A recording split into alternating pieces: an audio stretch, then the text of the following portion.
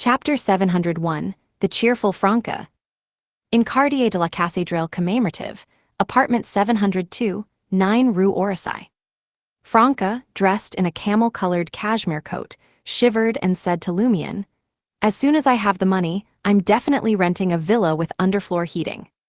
The concept of underfloor heating was proposed by Emperor Roselle. By laying metal pipes in the house during construction, boiling water could flow through them, providing summer-like warmth in confined spaces and keeping out the cold weather. This was a must-have amenity for Trier's current upscale residences. "Why would a demoness like you be afraid of the cold?" Lumion scoffed. He glanced at Jenna and noticed she was wearing a black cotton dress and dark makeup, as if portraying a witch or vampire in the little details of her daily life. "I'm not a pyromaniac. A demoness's black flames have no temperature," Franca retorted with a smile. Lumion casually settled onto the divan. "Aren't demonesses skilled with ice? Don't they have resistance to frost and cold?" Franca reclined in her recliner, pulled up a cashmere blanket, and chuckled. "I admit my performance just now was a little exaggerated, but Trier's winters really are cold.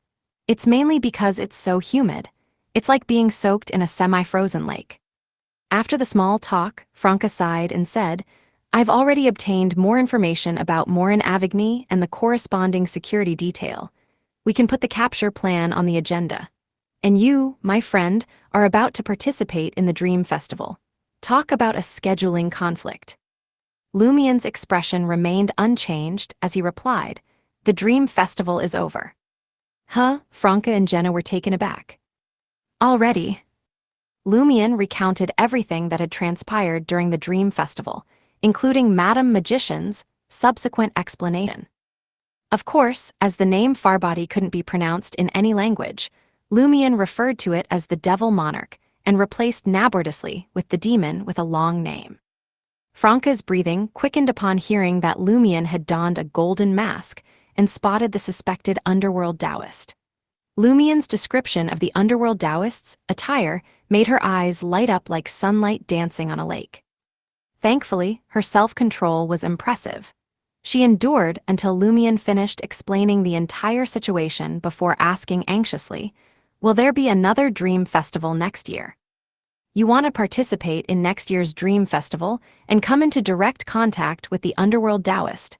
Lumion could guess Franca's thoughts. Franca nodded emphatically. "I believe that if the underworld Taoist can bestow the Evernight Pathway's power on Amandina, a demoness, shouldn't have any issues either. I wouldn't mind taking him as my master. Don't worry, as long as I remain lucid, I won't unleash my bestial instincts during the Dream Festival." She teased herself.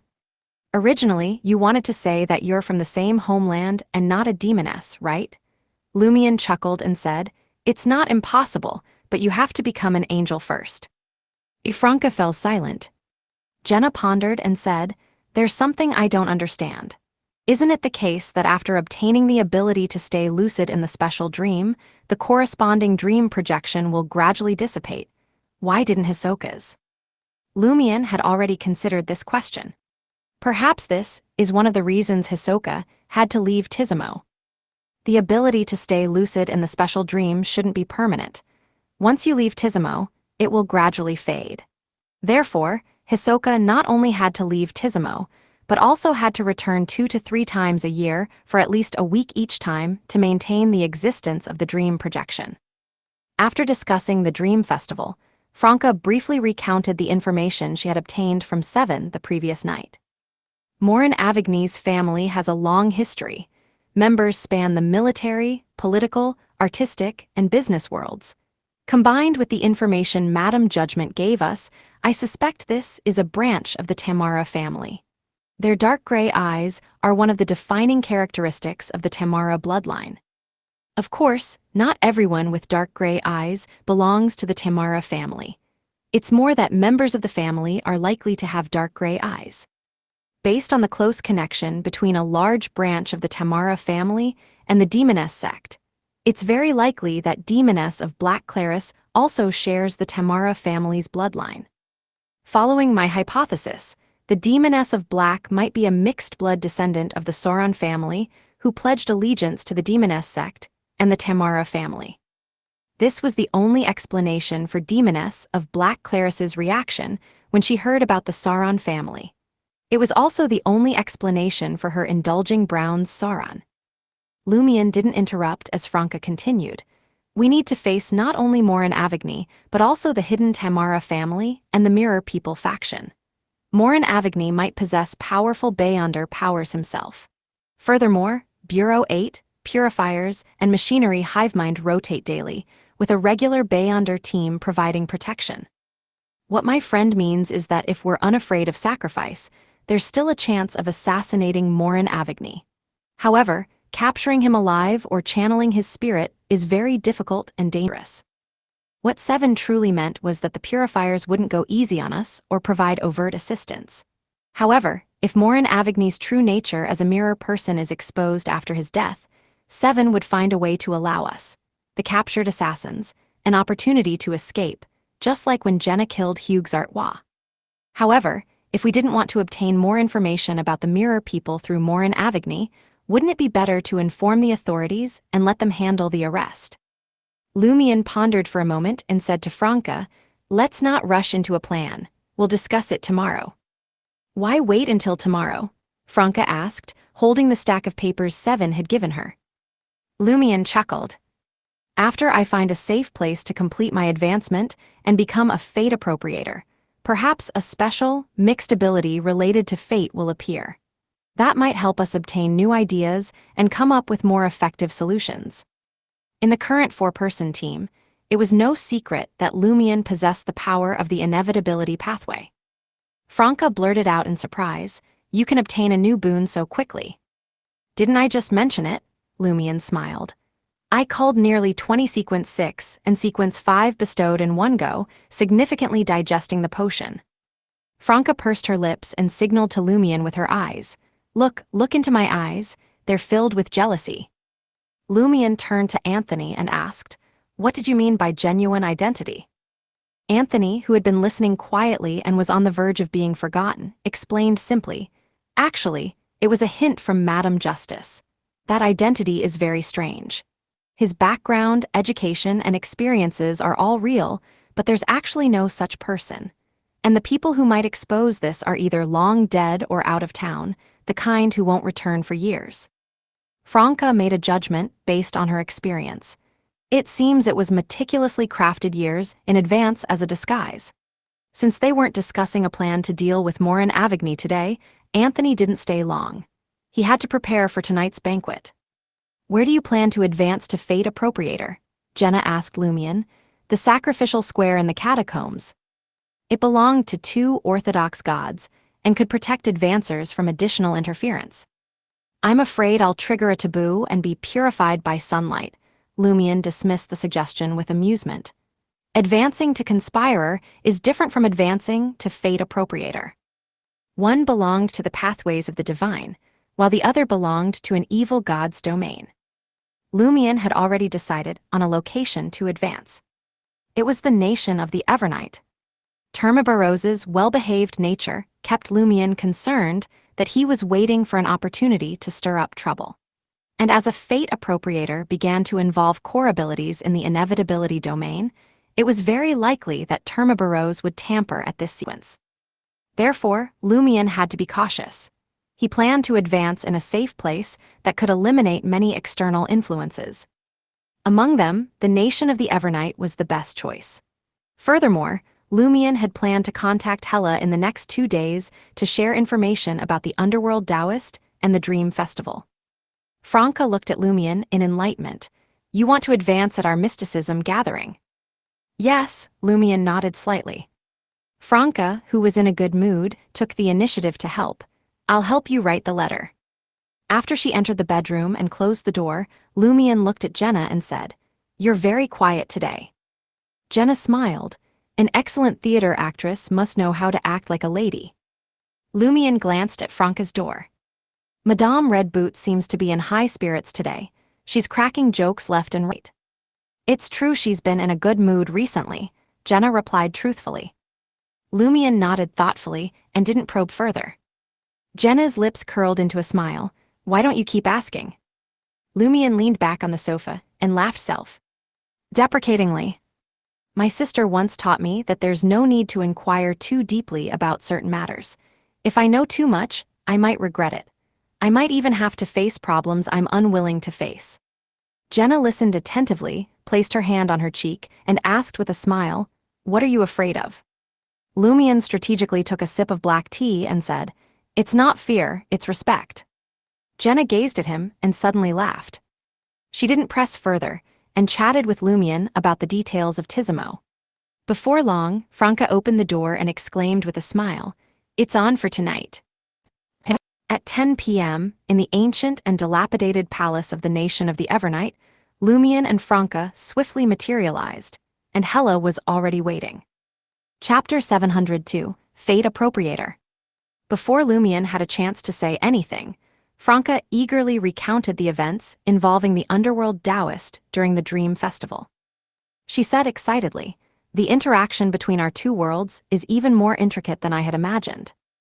Who would have thought there was another point of interaction beyond the Samaritan women's spring? And it's all tied to that mysterious, illusory river."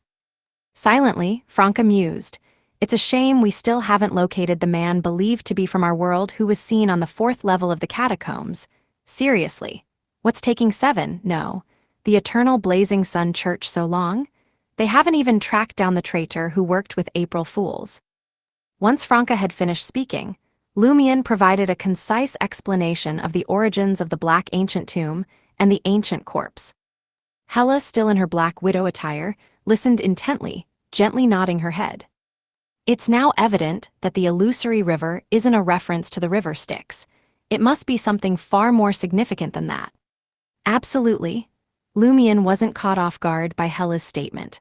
The Black Ancient Tomb doesn't just embody the power of the death pathway, it also represents the Evernight and warrior pathways. In the current world, all the legends surrounding the river Styx were connected to death. Lumion speculated that this might involve beings such as the celestial worthy of heaven and earth for blessings, the Mother Tree of Desire, and the Great Mother, who held multiple thrones linked to various pathways. Hela glanced at Franca, falling silent for a moment before speaking. If the armored shadow is right, the underworld Taoist is in a precarious state. If you intend to interact with him, you must exercise extreme caution and ensure you have an escape route from the corresponding area. The armored shadow had described the underworld Taoist as having sacrificed himself to enter the river, implying the sacrifice of one's physical form or life. "I understand," Franca let out a sigh. "I'll give this matter more thought once I reach sequence 5. As she sighed, a smug thought crossed her mind: the pleasure potion has been largely digested lately. Even without additional opportunities, I can start preparing for the Demoness of Affliction's advancement ritual within 2 to 3 months. I need to begin gathering the necessary potion ingredients now. I can't mention it, I mustn't mention it, I can't let Lumion know. Bragging would make me seem crass and disrespectful to Jenna." Lumion's curious gaze alternated between Hela and Franca a couple of times. He sensed that Madame Hela had something crucial to tell Franca, but refrained from doing so. It was rare for Lumion to perceive Madame Hela as having something on her mind. Her glance at Franca and few seconds of silence gave him the impression of hesitancy. Regrettably, Franca often has a carefree nature and doesn't pay much attention to details. Otherwise, she might be able to extract some information from her through direct questioning. Lumion's mind raced, and he concluded that if Madame Hela chose not to say anything at this point, she must have her reasons. Thus, he suppressed his curiosity and gestured towards the front of the dilapidated palace. "I'll get the ritual ready." "Sounds good," Franca responded with enthusiasm. While she had witnessed Lumion acquire ascetic powers that had taken place in 4th Epoch Trier, a myriad of dangers had intertwined, causing her to shudder with fear. She had to maintain constant vigilance of her surroundings, unable to appreciate the situation with the same level of ease as she could now. After a moment of contemplation, Lumion retrieved a metal canister from a hidden pocket and tossed it to Franca. "If things start going poorly for me later on, forcefully break through the wall of spirituality and throw this in front of me or on me." "Should I unscrew the cap for you?"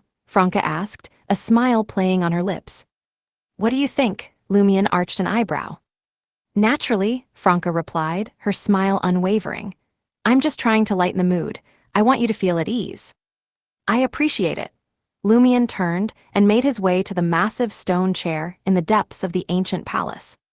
His intuition suggested that the huge, mottled stone chair might have a connection to Mr. Fool. This would enable him to draw Mr. Fool's attention during the impending ritual. As Franca and Hela watched Lumion arrange the corresponding items on the stone chair, setting it up as an altar and placing a lone gold pound reverently in front of the grayish-white candle, symbolizing the deity, Hela calmly remarked, "Don't be concerned about not receiving a response. The secrets will remain secret, while the rest will be revealed."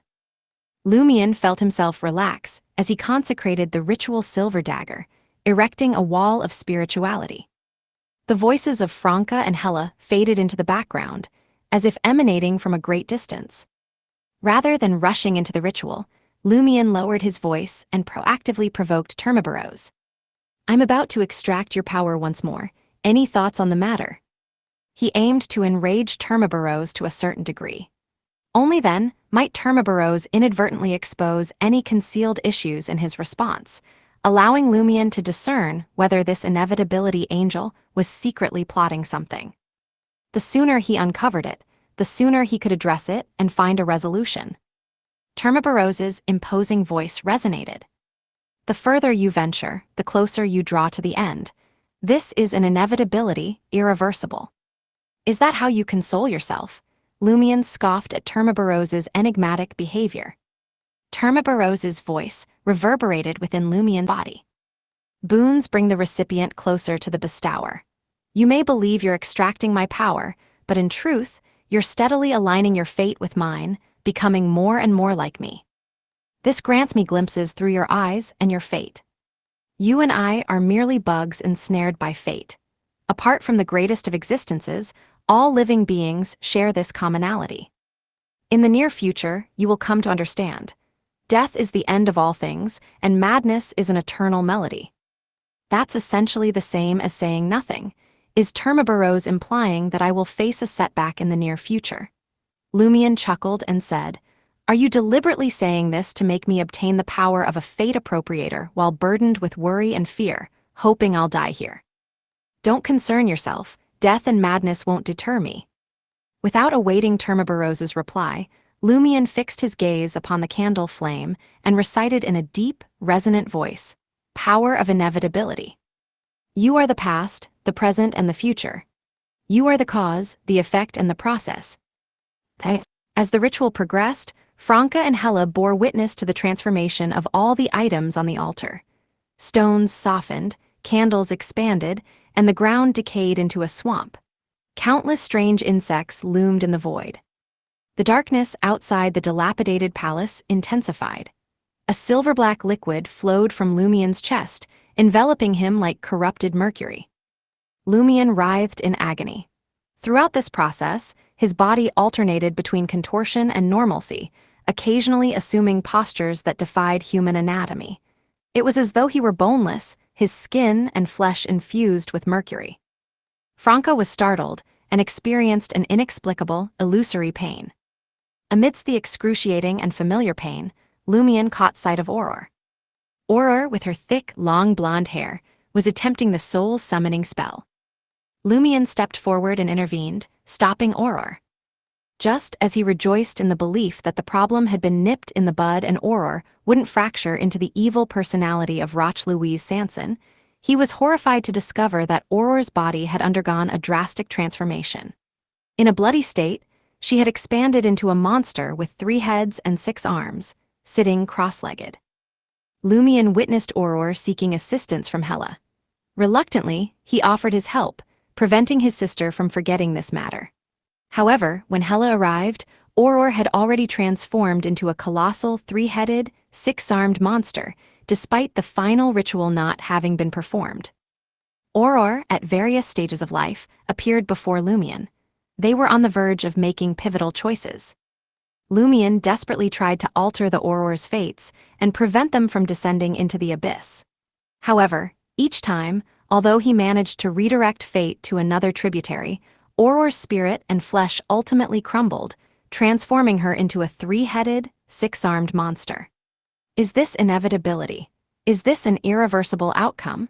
Lumien's eyes turned bloodshot as he made increasingly futile efforts. At that instant, he caught a whiff of an elegant and sweet scent, and a soothing chant echoed in his ears. Lumien quickly regained his senses and clarity of mind. The aurors before him abruptly vanished, leaving only the quietly burning candle flames. Instinctively, Lumien glanced behind him and realized that Franca and Hela were nearby. The wall of spirituality had been shattered. Simultaneously, Franca observed the flickering silver and iron. Black colors in Lumien's eyes before they merged and settled into a silvery black hue. Lumien exhaled, recognizing that he had evaded danger and successfully acquired the power of a fate appropriator. Yet, a profound sense of frustration and disappointment lingered within him. What he had just experienced in the illusion seemed to foretell the ultimate outcome of his desire to resurrect Auror. After 10 to 20 seconds, Lumien finally broke free from those emotions and regained his determination. How could anyone give up without even trying? Franca breathed a sigh of relief, screwed the cap back on, and asked with a smile, "How did it go? Any new abilities?" "You really don't consider yourself an outsider. How can you nonchalantly inquire about someone's new Beyonder powers?" Lumien silently criticized Franca as he meticulously observed his transformation. His eyes, which had just returned to normal, once again turned silvery black, reflecting the images of Franca and Hela. Then, he perceived the mercury-colored illusory river that corresponded to the two ladies. He saw the sparkling light representing their past and present river trunks and the numerous tributaries that had branched off from the present. The illusory river slowly advanced, devouring all the tributaries, leaving only one behind, transforming it into the main bulk. The main bulk continued to split into new tributaries. Lumien noticed that one of the tributaries, regardless of whether it belonged to Franca or Hela, emitted a faint black hue. Chapter 703, Fused Ability. Black, when it comes to luck, this color signifies they'll face a deadly calamity. If the hue isn't dense, could it mean the calamity is potentially fatal but avoidable, that there's a chance of overcoming it? Yes, I'll watch others going forward. I might spot dense black. Maybe that implies if the corresponding tributary is selected, a deadly fate is sealed. Lumien continued observing Franca and Hela's fates, forming a related hypothesis. Since the tributaries constantly shifted, Lumien couldn't fully grasp a target's future fate. He could only catch glimpses of a few possibilities. The black mark let him pinpoint the critical junctures. This wasn't covered in the mystical knowledge accompanying a fate appropriator's power. Lumien strongly suspected that once luck observation evolved into fate observation, it could merge with a Reaper's weakness investigation to create this unique ability. It was like exposing a target's physical and spiritual weak points, the tributary leading to their demise. As I suspected, the Hunter and Inevitability pathway's visual abilities have combined. Lumien used the chance to examine Hela and Franca's fate rivers, realizing he could perceive fragments of their past and present destinies, similar to when he used fallen Mercury to discern others' fates. The difference now was that he could see it directly, without extending his spirituality. With the right abilities, he could touch the ethereal river that shimmered with mercury-like ripples, woven from intricate symbols. Put another way, he could see part of a target's fate without their awareness. Naturally, compared to touching the corresponding fate river through abilities, there were clear limits to relying on eyesight. Most life scenes in the Mercury River were quite hazy in such cases. The nearer to the present, the sharper they became. Likewise, the less they involved high-level matters, the clearer they appeared. Franca and Hela's life scenes presented a vivid, striking contrast in this regard. Past and present fragments manifesting in Hela's fate river's mercury ripples seemed veiled in fog, while others appeared cloaked in night, making them indiscernible. Only a handful could be perceived. Franca's was far clearer.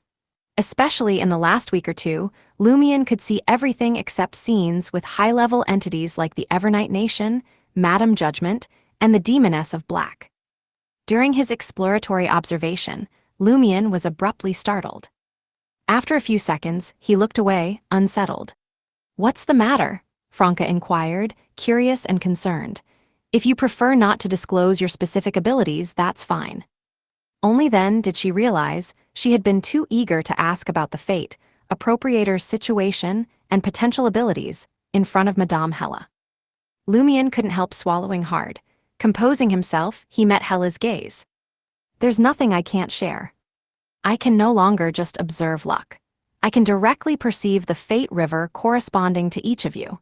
It ranges from the main course to the tributaries, but most is indistinct. I can only clearly detect it when actively using my fate-hunting ability, and there's a time constraint. Indeed, among the fate river tributaries I saw, one likely leads to death." Lumion succinctly recounted his initial theory, the hue of his eyes gradually normalizing. "If death isn't inevitable, it should be termed a death calamity," Franca remarked, focusing on the symbolic import of black. "Death calamity?" Lumion and Hella turned to Franca, awaiting clarification. Franca laughed self-consciously. "Simply put, if you navigate a catastrophe, crisis, or incident that could cause death, you might emerge alive." "I see," Lumion considered briefly before saying. "Then I'll dub this ability the Eye of Calamity, eyes that can perceive death calamities." The name mattered little to him. Its utility was paramount. Lumion then absorbed the mystical knowledge that had entered his body along with a Fate Appropriator's power. A Fate Appropriator's core actually lay in Fate Appropriation, split into 3 abilities. The first was Fate Appropriation.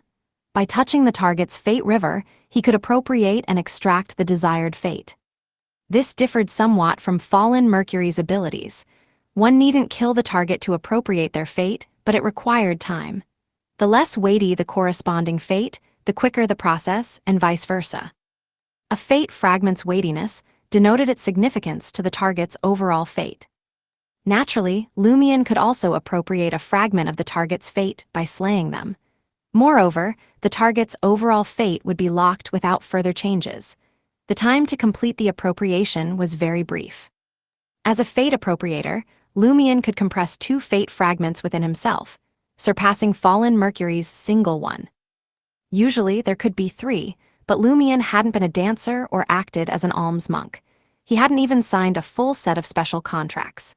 Meaning, during the Inevitability domain's initial trio of stages, he had seldom neared the power bestower in daily life. The fusion with the powers was comparatively weak. Had he not cultivated an ascetic's core spirit, perhaps he could have stored merely 1 fate fragment.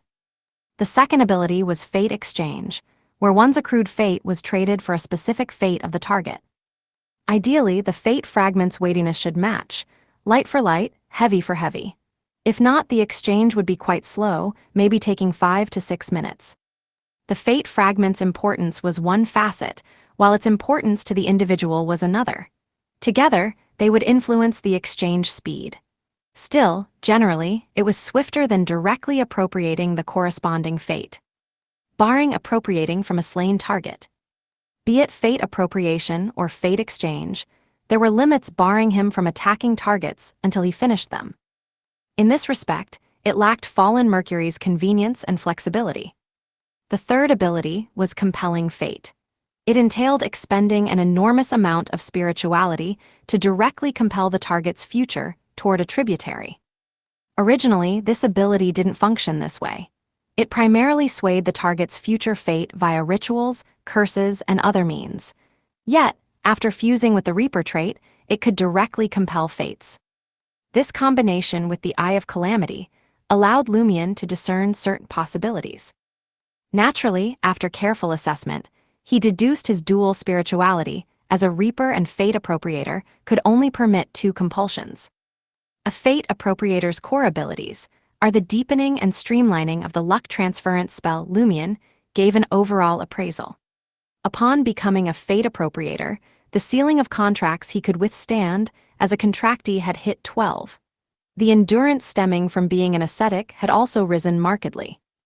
This spurred Lumion to mull, signing 2 to 3 more contractual abilities down the line to diversify his combat style and bolster his related trump cards. However, he wouldn't truly sign all 12, not even 10. That would surpass an ascetic's endurance.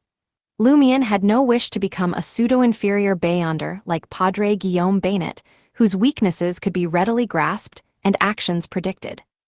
Another notable shift in an ascetic was the accumulation of external fate fragments. It had genuinely become a vital component of a fate appropriator. As for rituals such as the animal creation spell, they could be streamlined.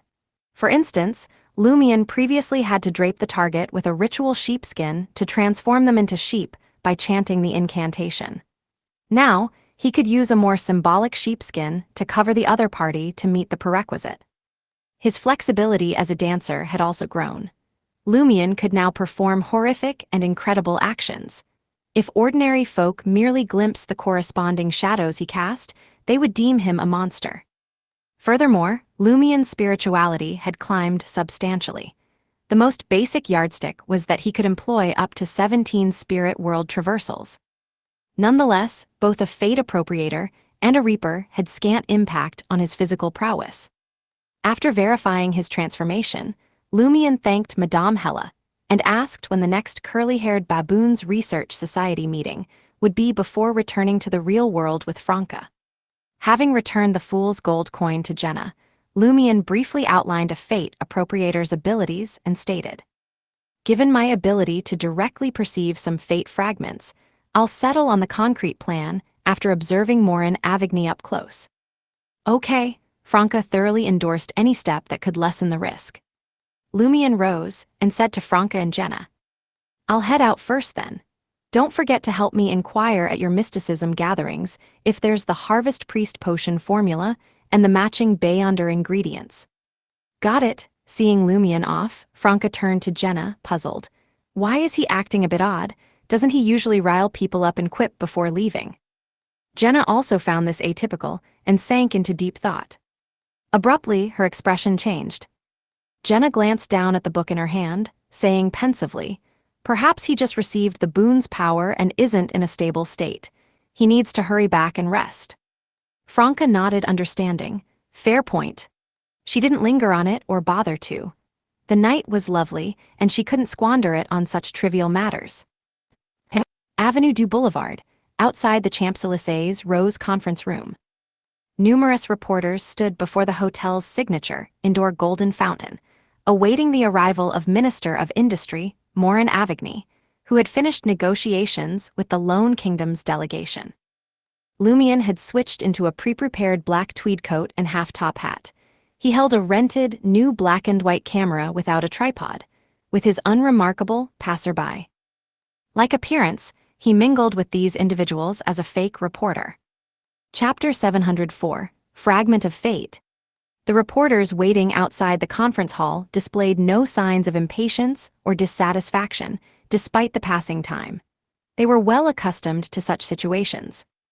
At last, the heavy doors of the Rose Conference Hall opened, revealing the Minister of Industry, Morin Avigny. Dressed in a sharp formal suit, his dark gray eyes and chiseled features stood out as he emerged alongside the leader of the Lone Kingdom's delegation. Snap, snap. A flurry of loud camera flashes illuminated the scene, and Morin Avigny responded with a graceful wave to the reporters. Lumion refrained from pushing his way to the front, choosing instead to observe Morin Avigny from a distance, hidden among the crowd. Shielded by the camera, his azure eyes rapidly shifted to a silver-black hue. Eye of Calamity.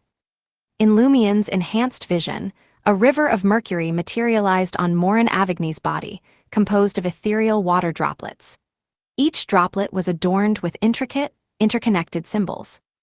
As Morin Avigny delivered a concise speech announcing various industrial cooperation agreements between the Inti's Republic and the Lone Kingdom, Lumion meticulously analyzed the Minister of Industries, past, present, and future, uncovering the fragments of fate concealed within each mercurial droplet.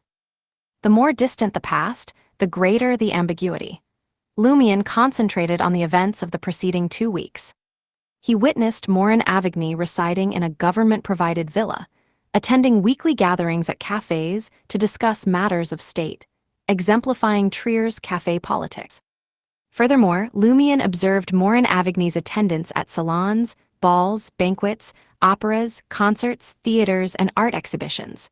The minister indulged in polo, poker, hunting in the suburbs, and flirtations with courtesans. He leveraged his position to secure favors, such as appointing the husband of one of his lovers as the deputy general manager of the Inti's Industrial Credit Bank's Southern Continent branch, a coveted role known for its prestige, generous compensation, and influence. The sole drawback was the necessity of leaving Trier for the Southern Continent for 2 to 3 years, initially without the companionship of spouse and children. These observations aligned perfectly with Lumian's preconceived notions of Trier's elite society. Amidst the hazy fragments, 2 particular instances captured Lumian's attention. In one, Morin Avigny sat alone in his study, perusing a document. Abruptly, he jotted down a note and reached into a nearby mirror. His hand, seemingly incorporeal, passed through the glass surface, depositing the note within. The other featured Morin Avigny's fleeting encounter with an unfamiliar individual during a hunting excursion in the West Logness forest. What piqued Lumian's interest was the thin, white fog enveloping this fragment, rendering it indistinct. This peculiar obscurity differed from the typical vagueness of most fate fragments. The first fragment confirmed Morin Avigny's identity as a mirror person. Among the 22 paths of the divine, demonesses proficient in mirror magic could not transmit information or objects through mirrors until attaining the rank of sequence 4 demigods. If Morin Avigny were a demigod-level demoness, his existence as a man would be impossible. Lumian could only surmise 2 possibilities. First, mirror people possessed an innate mastery over mirrors, surpassing even demonesses in the realm of mirror magic. Second, Morin Avigny had originally been a demoness at the demigod level who later consumed a higher sequence hunter potion, successfully transforming into a man. This implied that the Minister of Industry was at least a sequence 3 saint, if not an angel. Considering the intelligence gathered by Franca and the others, the information provided by 7, and the clearer fate fragments, Lumian concluded that Morin Avigny had never exhibited any hunter-related traits. He was undoubtedly a mirror person, albeit an extraordinary one. The second fate fragment intrigued Lumian due to its relative uniqueness. It might contain crucial information, but deciphering it eluded him for the moment. Shifting his focus to Morin Avigny's future, Lumian examined the myriad potential fate tributaries. As anticipated, one tributary bore a faint black tinge. This mercurial offshoot, like many others, rehearsed Morin Avigny's interview and subsequent return to the Ministry of Industry in a private carriage. However, it diverged when, upon entering his office and sitting for a while, Morin Avigny willingly stepped into the full-body mirror near the coat rack and vanished. Lumian's foresight extended no further. Based on his observations, Lumian deduced that if Morin Avigny ventured into the mirror world before noon, he would face a life-threatening calamity. Yet the probability of Morin Avigny taking such an action was minimal. Among the numerous fate tributaries, only one represented this possibility. Certainly, if Lumian disregarded the risk of exposure, he could harness nearly half of his spirituality to manipulate Morin Avigny's future, steering it towards that specific tributary. However, such an act would be futile. Morin Avigny's demise in the mirror world would merely prevent them from accessing his corpse and conducting the spirit channeling ritual. The Demoness of Black likely possesses the ability to enter the mirror world as well. However, with her as the spirit channeler, obtaining the relevant information would prove impossible. Even if Franca has fully earned her trust, certain knowledge would remain undisclosed until she attains a specific sequence. Lumian noticed Morin Avigny's posture signaling the conclusion of the interview, and his bodyguards began navigating through the reporters.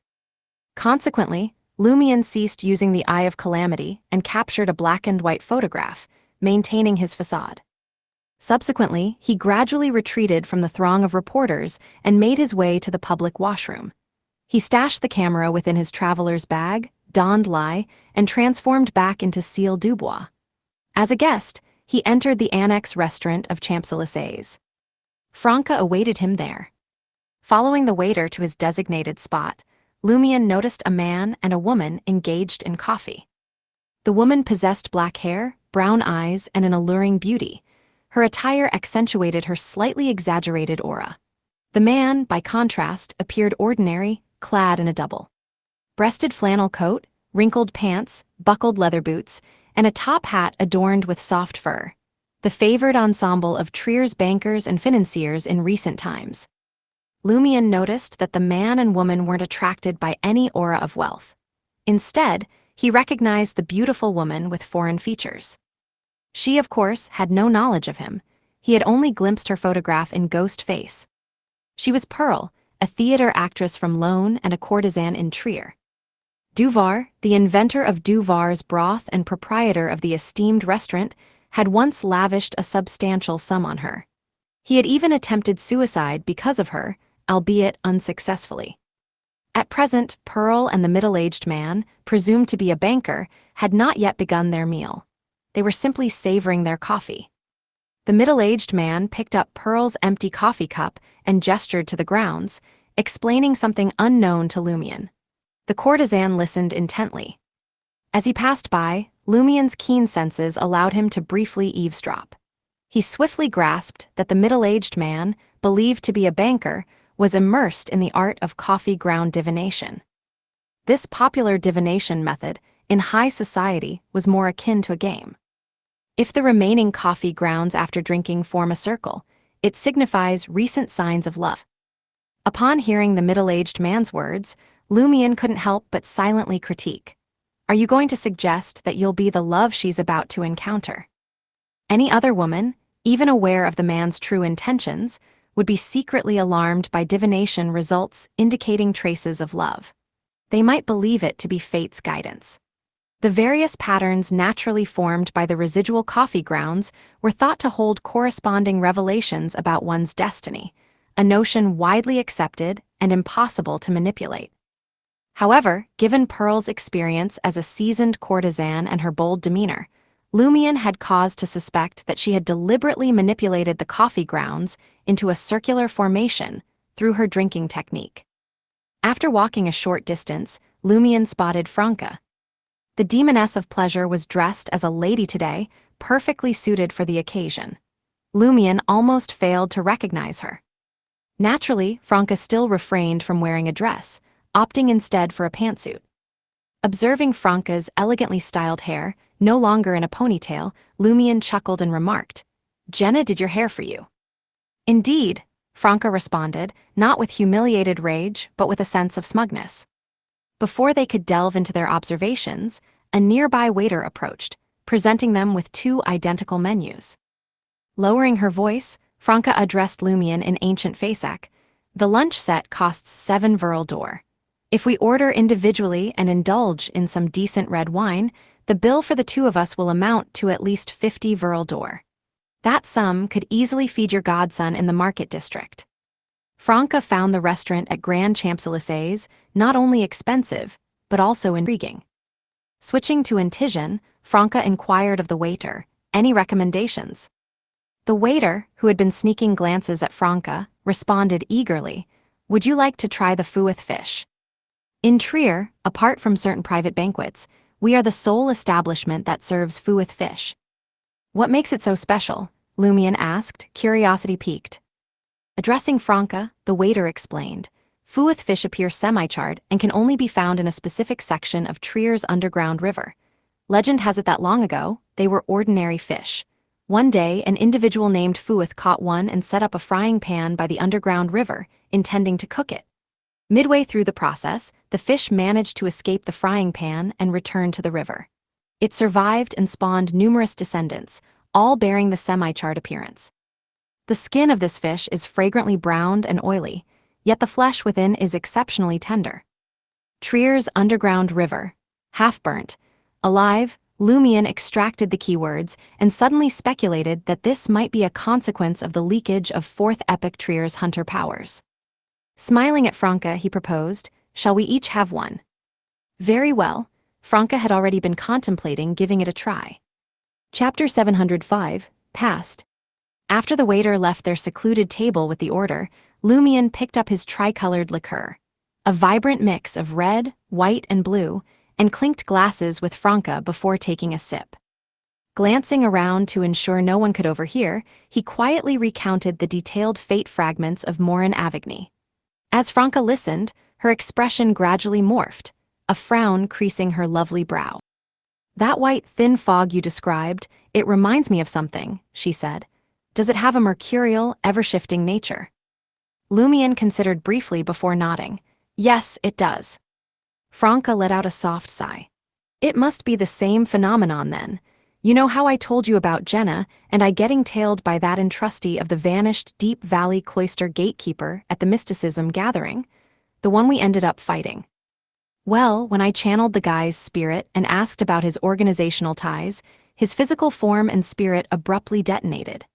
My mirror cracked from the blast, but right before shattering, it filled with that same thin, mercurial white mist." Franca paused, collecting her thoughts. "According to the intel I passed along, Seven ran into a similar fog during their investigation of Deep Valley Town. Albert Goncourt, the Carbonari's leader, was spotted there too. As you're aware, the Carbonari played a role in stoking the riots during the hostile plan. Their other leader, operating under the alias General Philip, spearheaded that particular scheme." Lumion swiftly connected the dots Franca was laying out. "So you suspect the Carbonari is in league with multiple evil god cults, this peculiar white fog being tied to one of them, and that Morin Avigny is also entangled with this group. Meaning our supposedly chance encounter with him in the West Logness Forest was anything but." "Precisely." Franca took another sip of her liqueur. "And what's the ultimate endgame for these mirror people? Surely not mere replacement of their originals." The mirror version of Gardner Martin had failed to succeed the real one, understandably using the hostile plan to deal with his counterpart. But Morin Avigny, also a mirror person, had quietly replaced the original for decades, even fathering an illegitimate daughter and living a cushy life. Why collaborate with cults? Smiling, Lumion replied, "The goals of mirror people as a whole versus as individuals are bound to differ. Investigating should reveal the former." Back in Fourth Epic Trier, Mirror Gardner Martin mentioned their loyalty and service to someone who holds all the answers. Learning that person's identity should tell us the mirror people's endgame. Franca concurred succinctly, "We can plan our next moves around this strange fog. Deal with Morin Avigny to get more info on the mirror people, which is already a lead. And capturing him or channeling his spirit could present other opportunities." Franca smiled. "Looks like Seven will be busy again." Their discussion of Morin Avigny complete, Lumion picked up some roasted pre-meal bread, chewing as he recounted his encounter with Courtesan Pearl and the coffee ground divination he'd witnessed. "She's unlikely to be a demoness," Franca concluded, a hint of disappointment in her voice. Based on Lumion's description and reaction to Pearl's appearance, she could tell the courtesan wasn't a demoness. Unless deliberately feigning ugliness, a demoness's charms were impossible to conceal. Even gay men couldn't resist sneaking a few extra glances. "Definitely not," Lumion suddenly paused, remembering something. Shifting to casual conversation, he asked, "Does coffee ground divination actually hold mystical significance? Can it truly provide revelation?" Franca finished her bread, took another sip of the colorful liqueur, and smiled. "Of course mysticism is involved."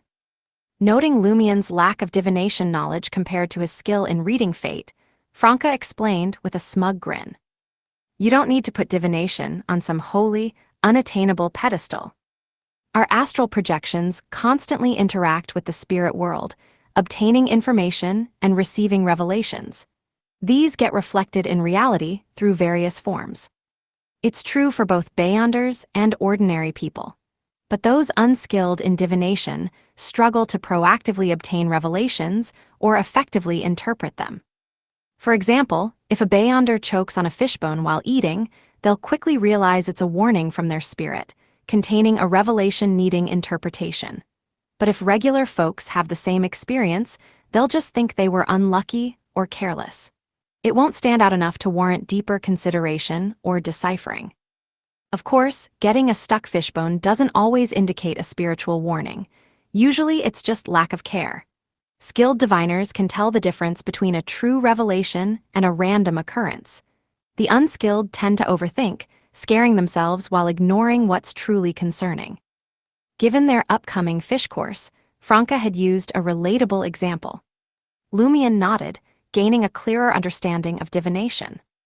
He asked thoughtfully, so without deliberate control over the drinking method, coffee ground patterns can reveal something, but ordinary people's interpretations may be inaccurate. Precisely, Franca said excitedly. In the most rational environment, the decades-popular coffee ground divination can come extremely close to reality. Each divination session can refine the standard interpretations until the meaning of every ground formation is definitively established. Then even regular people could interpret with reasonable accuracy. Sadly, reality is no bastion of pure rationality. Believers in coffee divination subconsciously work to make even mistaken interpretations come true. Non-believers plainly see the interpretations don't match up. These conflicting approaches get all tangled together, preventing the codification of standard, reliable answers. In the end, it's just a game. As they conversed, the waiter served the various dishes, clearing used plates as part of the set procedure. The fried fueth fish arrived as a later main course. Lumion cut a piece and tasted it, tender flesh with an intriguing blend of charred and oily notes, the pepper and salt seasoning just right. Delicious, Franca praised, and warming too. Lumion also felt a current of warmth spread through him as the fueth fish reached his stomach. Some special ingredients indeed, he concluded, teasing Franca. Just don't eat too fast, wouldn't want you choking on a bone. Franca laughed. You think a few bones can choke me? Glancing around to confirm the waiter's departure, she asked. I've been pondering something the last couple days. I still can't grasp the difference between using rituals and curses to influence a target's future fate versus directly compelling a fate change. I get the ritual part. It relies on the target's blood, close relatives, certain items, and mystically significant contact to alter their future fate. But how is that different from a curse? Lumion organized his thoughts before explaining. In the mysticism knowledge of fate appropriators, a curse is a curse of fate. Compared to rituals, curses are simpler, with fewer required conditions. But that significantly limits the ultimate effect. Nothing too outlandish can be achieved. Many bestowed of inevitability like to call this type of curse magnified fate. It can only target fate tributaries within the next 10 seconds and must align with the current environment and circumstances. Meeting those prerequisites enables the fate curse to succeed, and the targeted fate tributary needs a certain probability of manifesting in the first place, or the success rate plummets.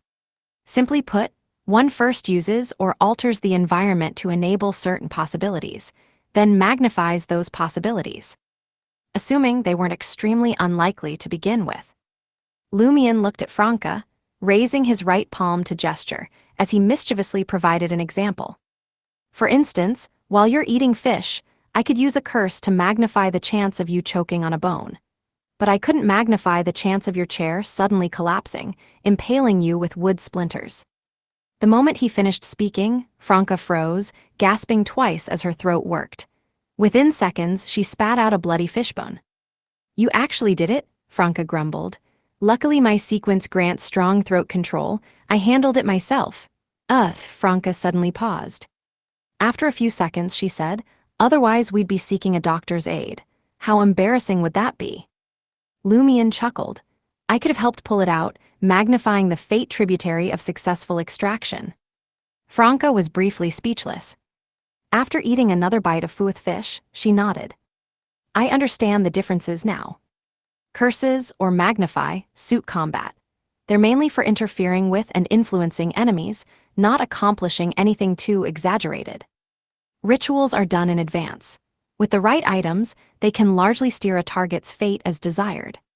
But only in a general direction, Lumion added. No real precision. I could make someone have a bad day, but not dictate the exact flavor of misfortune. Franca nodded. So compelling fate is like a streamlined ritual for live combat that still packs a punch. Perhaps even stronger and more precise effects, Lumion mused. Plus, many abilities transformed in unique ways when Fate, Appropriator, and Reaper fused, bringing with them the relevant mystical knowledge. I can't fully distinguish the inherent from the individualized. I only know the Eye of Calamity and Compelling Fate came from Reaper. They enjoyed the rest of their lunch. As the meal concluded, Lumion pointed to the half-eaten fueth fish, instructing the waiter, "I'd like this wrapped up to go." The waiter complied respectfully without question. Franca smiled teasingly. "How frugal of you." Lumion chuckled. "This is expected of a godfather. Besides, I'm curious what makes this fish so special." Chapter 706, The Utility of Delicacies. In another apartment on Rue Orsay, in the Quartier de la Cathédrale commémorative, Lumion placed the cold fueth fish in front of Ludwig. Ludwig's eyes lit up when he saw the pan-fried fish in the exquisite wooden box. He quickly turned to Lugano, who understood his meaning, and handed over a child's knife and fork he had found in the newly rented room. Lumion leaned back in his chair and watched as Ludwig sliced the remaining half of the fish into pieces, chewing and swallowing the meat along with the bones. Without waiting for Lumion to inquire, Ludwig narrowed his eyes, seemingly enjoying himself, and said, "The fueth firefish is a mutated fish resulting from the corruption leaking from 4th Epoch Trier.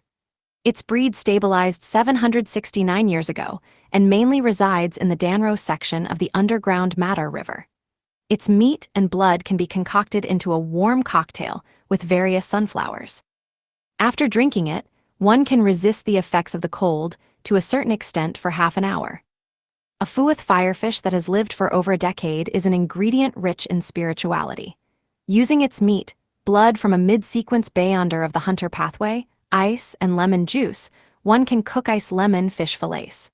After anyone eats them for the first time, they permanently enjoy reduced damage from flames. Eating them later will enhance the effect, but it only lasts for half an hour." Lumion nodded in enlightenment. In Franca's words, the first time it's eaten, it adds some permanent fire resistance. The subsequent enhancements are temporary. Lugano was taken aback. Ludwig actually knows cooking. Moreover, it involves cooking with superpowers. Can I help him get ingredients rich in spirituality and have him make similar delicacies for me? It seems capable of permanently enhancing some of my abilities. After Ludwig finished his meal, Lumion suddenly thought of something. Franca's ritual for advancing to the demoness of affliction involved being burned at the stake, without using a substitute, for 15 minutes and surviving without going mad. If Franca eats fueth firefish's ice lemon fish fillet to increase her fire resistance, although the pain won't abate, her chances of surviving the incineration will greatly increase. When the time comes, she can eat some more temporarily before the ritual. Lumion's thoughts raced as he quickly made up his mind. Today, he would head to underground Trier to search for fueth firefish that had lived for over a decade. From his traveler's bag, Lumion retrieved a map of underground Trier reconstructed from his memories, derived from the one Gardner Martin had once displayed. He searched for the location of the Danro section of the Madar underground river. As Lumion scrutinized the map, he asked Ludwig with a smile, "How do you know the precise name of the source? Do fueth firefish have knowledge of the rivers they inhabit?" Ludwig licked his lips, unsatisfied. "Indeed, they do. From years of fishing, humans inevitably mention the names of rivers and specific sections. Even if fueth firefish don't comprehend the meaning, they instinctively retain this information in their corresponding cells when repeatedly exposed to it." Interesting. Lumion had posed the question in jest, not anticipating such a serious response. Pointing to himself, he inquired curiously, "Will consuming the ice lemon fish fillet reduce the burn damage I sustain?" As a reaper, flames inflict relatively minimal damage to him. Ludwig picked up a minuscule remnant of the fish, no larger than a grain of rice, from the exquisite wooden box and presented it to Lumion. Only this much. Without hesitation, the boy promptly popped the morsel into his mouth. "Well, that's better than nothing," Lumion remarked with a smile and a sigh. He intended to secure a special serving of ice lemon fish fillet for himself, with additional portions for Jenna, Anthony, Lugano, and Ludwig. To accomplish this task, Lumion proactively inquired, How does a Fuith firefish that has lived for over a decade differ from its ordinary counterparts? Ludwig's response sounded as if he were reciting from a textbook. A Fuith firefish that has survived for more than a decade can grow to nearly a meter in length and tends to reside in caves at the riverbed. They rarely approach the surface, but exhibit a keen sensitivity to blood and spiritually rich food. These fish are highly aggressive and willing to take significant risks driven by their instincts. Their skin has hardened, rendering them impervious to fishing spears. Sharp teeth fill their mouths, enabling them to devour any humans who happen to fall into the river. Additionally, their blood possesses a distinct burning characteristic. After attentively listening, Lumion calmly assessed the information. Despite their longevity of over a decade, Fuith firefish did not possess Beyonder characteristics or acquire supernatural abilities through boons. They belonged to a species that had undergone corruption but had since stabilized. If they were to continue living in such an environment for tens of thousands of years, they might evolve into creatures with their own intricate society, akin to the baiting's black insect. As he put away the map and stood up, Lumion turned to Ludwig and asked thoughtfully before leaving. Apart from the permanent enhancements, does this special cooking method involve any adverse effects, such as corruption? Ludwig scrutinized Lumion and remained silent. Lumion suspected that Ludwig was internally mocking him. For someone already deeply corrupted, the concern over a minuscule amount of additional corruption seemed trivial. After a brief pause, Ludwig replied, "As a child, I lack understanding of such matters.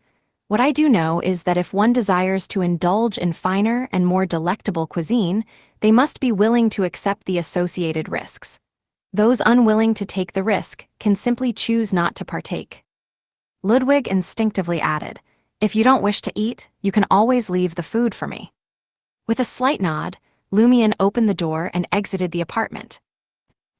In the depths of underground Trier, the Matter River flowed through a tranquil, deserted, and dimly lit cave, its gentle splashing echoing in the distance. Emerging from the shadows, Lumion, Franca, and Jenna made their way to the riverbank. One carried a carbide lamp, while the other two traveled empty-handed.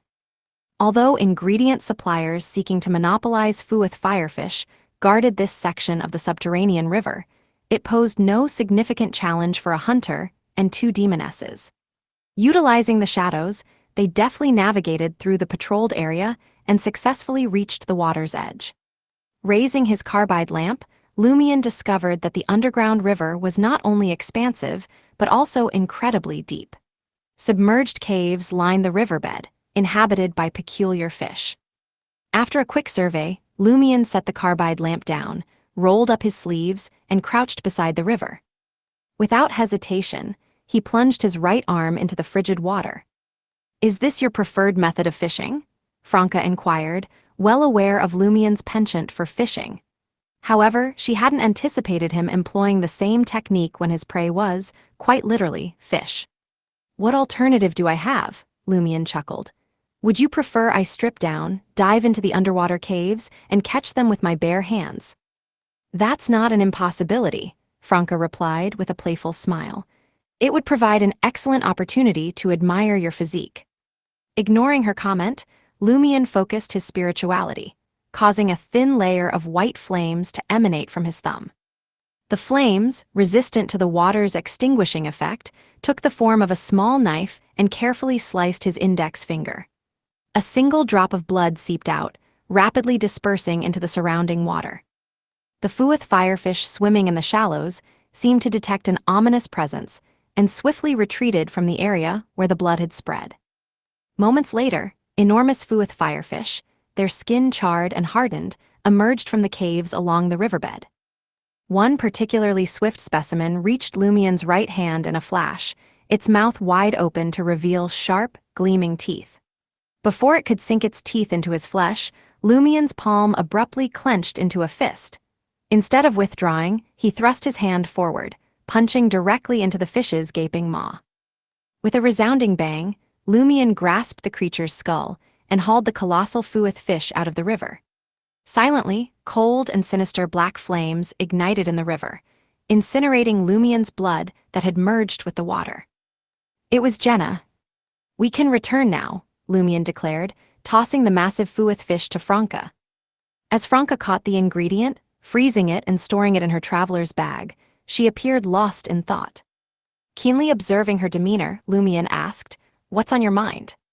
Pointing in a specific direction, Franca responded, "I remember that nearby, we entered a unique mirror world and acquired the classic silver mirror that granted Anthony and me access to fourth epic Trier." "Indeed," Lumion acknowledged, gesturing for Franca to continue. Averting her gaze, Franca expressed her thoughts. "I'm contemplating whether we could utilize the mirror world to stage an ambush against Morin Avigny. Specifically, I'm referring to the conventional mirror world that interconnects all the mirrors in this world. In the conventional sense, the mirror world functioned more akin to a conceptual amalgamation of doors rather than a tangible realm. It served as an intricate network of passageways linking various mirrors and enigmatic lands. In essence, if Franca could harness the mirror world and pinpoint the precise location, she could conceal herself behind the mirror frequently used by Morin Avigny and launch an attack the moment her target entered. "What is it that you truly wish to convey?" Lumion raised his eyebrows. Franca eagerly elaborated. "Considering that a portion of the corruption from fourth epic Trier has seeped into this area, giving rise to unique creatures like Fueth firefish and the extraordinary mirror world we previously explored, is it plausible that within this vast underground expanse, there exists a secluded corner influenced by the corruption of a select few high-level demoness powers over an extended period? Could it be possible for one to traverse through the mirror and enter the mirror world without attaining the status of a demigod demoness?" After a moment of serious contemplation, Lumion replied, "It's a possibility." Jenna's eyes darted around as she suggested, "Could it be the location where you discovered the special mirror? That area must have been corrupted by the power emanating from fourth epic Trier's mirror world." "We can investigate," Lumion said with a smile. "There's no need to rush. If it proves unsuccessful, we can bide our time. Once Hisoka's Beyonder characteristic is transformed into a sealed artifact, perhaps we can assume the form of wraiths and conceal ourselves within the mirror. However, I'm uncertain whether wraiths possess the ability to navigate the mirror world." "Let's prioritize the search," Franca declared, retrieving her mirror world fragment. She hoped that this item might provide some unique means of detection. Lumion glanced at the fragment and, after a brief contemplation, advised seriously, "Holding the mirror world fragment is unlikely to yield any benefit. Instead, take out the primordial demoness figurine." Chapter 707, Compulsion. In the dark, silent tunnel, Franca advanced slowly, holding the primordial demoness figurine made of bone. Her footsteps were so soft they were nearly inaudible. Lumion, clutching his carbide lamp, and Jenna trailed silently behind her. With a hunter's keen understanding of the terrain and memories, the three had finished exploring the area where they had obtained the classic silver mirror. They had even expanded their search to include the nearby underground tunnels and connected quarry caves. However, the primordial demoness figurine showed no abnormal reactions, and neither Franca nor Jenna sensed anything out of the ordinary. Franca sighed. "Well, this is disappointing. Bold assumptions leading to a shameful failure." She had no intention of giving up, but wanted to return to the surface first and contact Seven. She hoped to use the authorities' detailed records of underground abnormalities to search for any areas where a high-level demoness's power might be seeping out. Having experienced numerous mystical incidents, Lumion surveyed the area, pondering for a few seconds. "Let's investigate again. This time, I'll extinguish the carbide lamp." In mysticism, demonesses and the mirror world are always associated with darkness, evil, and quiet depth. Perhaps subtle reactions can occur in the absence of light. "Subtle reactions? What is this, a chemistry experiment?" Franca scoffed, but chose to comply. She turned to Jenna. "Hold your mirror world fragment in your hand. If we're giving this a shot, we should try everything." Jenna took out the mirror world fragment she had obtained from the Tamara family tomb, and Lumion turned the switch to extinguish the carbide lamp. The silent tunnel plunged into absolute darkness. As a hunter, Lumion couldn't see a thing. You can hold onto my sleeve, Jenna suggested calmly, or activate your spirit vision and follow our spiritual light. Lumion replied with a smile, that would make me look weak. I suspect you're deliberately showing off. Have you forgotten? I can gain night vision by changing my life form. Jenna was silent for a moment before retorting, damn it, would it kill you to be a bit nicer about it? She's right, Franca agreed. Jenna was just trying to help. It's fine if you don't want her assistance, but there's no need to mock her. That's a hunter for you. Lumion chuckled as he activated the black mark on his body, transforming into a shadow creature. He blended into the shadows and followed Franca and Jenna as they explored the area for the second time. As Franca passed a corner of a quarry cave, she suddenly felt the bone figurine in her hand tremble slightly. There's a reaction, she exclaimed joyfully. Lumion immediately left the shadows, transforming back into human form, his blue eyes tinged with silver black. In the absolute darkness, he saw the mercury rivers of fate belonging to Franca and Jenna. As his spirituality rapidly depleted from the brief observation, Lumion found a possibility among the tributaries, symbolizing Franca's future fate. This was something that might happen in 10 seconds or more. Furthermore, the probability of it occurring was extremely low, something curse, or rather magnify, couldn't influence. Without hesitation, Lumion extended his right palm toward Franca. Franca, with her night vision, witnessed his actions and noticed his silver-black eyes. She jumped in fright. "Doubly, what are you doing?" She didn't dodge, fully trusting Lumion. Lumion roused his spirituality, transforming it into a violent illusory river that surged out of his palm. Franca's fate was instantly thrust into a future by the mighty torrent. Compelling fate. Franca suddenly had an idea. Are you influencing my future, allowing me to successfully utilize the corrupted fate fragments here to make it a reality? Damn it, I really do have an idea. Maybe I should give it a try. Lumion, his spirituality greatly depleted, chuckled. Life is short, why not give it a try? Franca could clearly detect the mockery in his tone. She gritted her teeth. I'll deal with you later. As she spoke, Franca placed the primordial demoness's bone figurine on a protruding rock in a corner of the mine. Then she took out a mirror and placed it in front of the figurine. Lumion conjured a blazing white fireball and observed as Franca retrieved essential oils, extracts, perfume, and herbal powder from her traveler's bag, preparing for the ritual. Lumion turned to Jenna, who happened to look back at him. Franca simultaneously turned to face them. The three were taken aback for a moment before bursting into laughter. You two thought of it too, Franca said happily. Jenna shouldn't stay here. The primordial demoness might cast her gaze here later.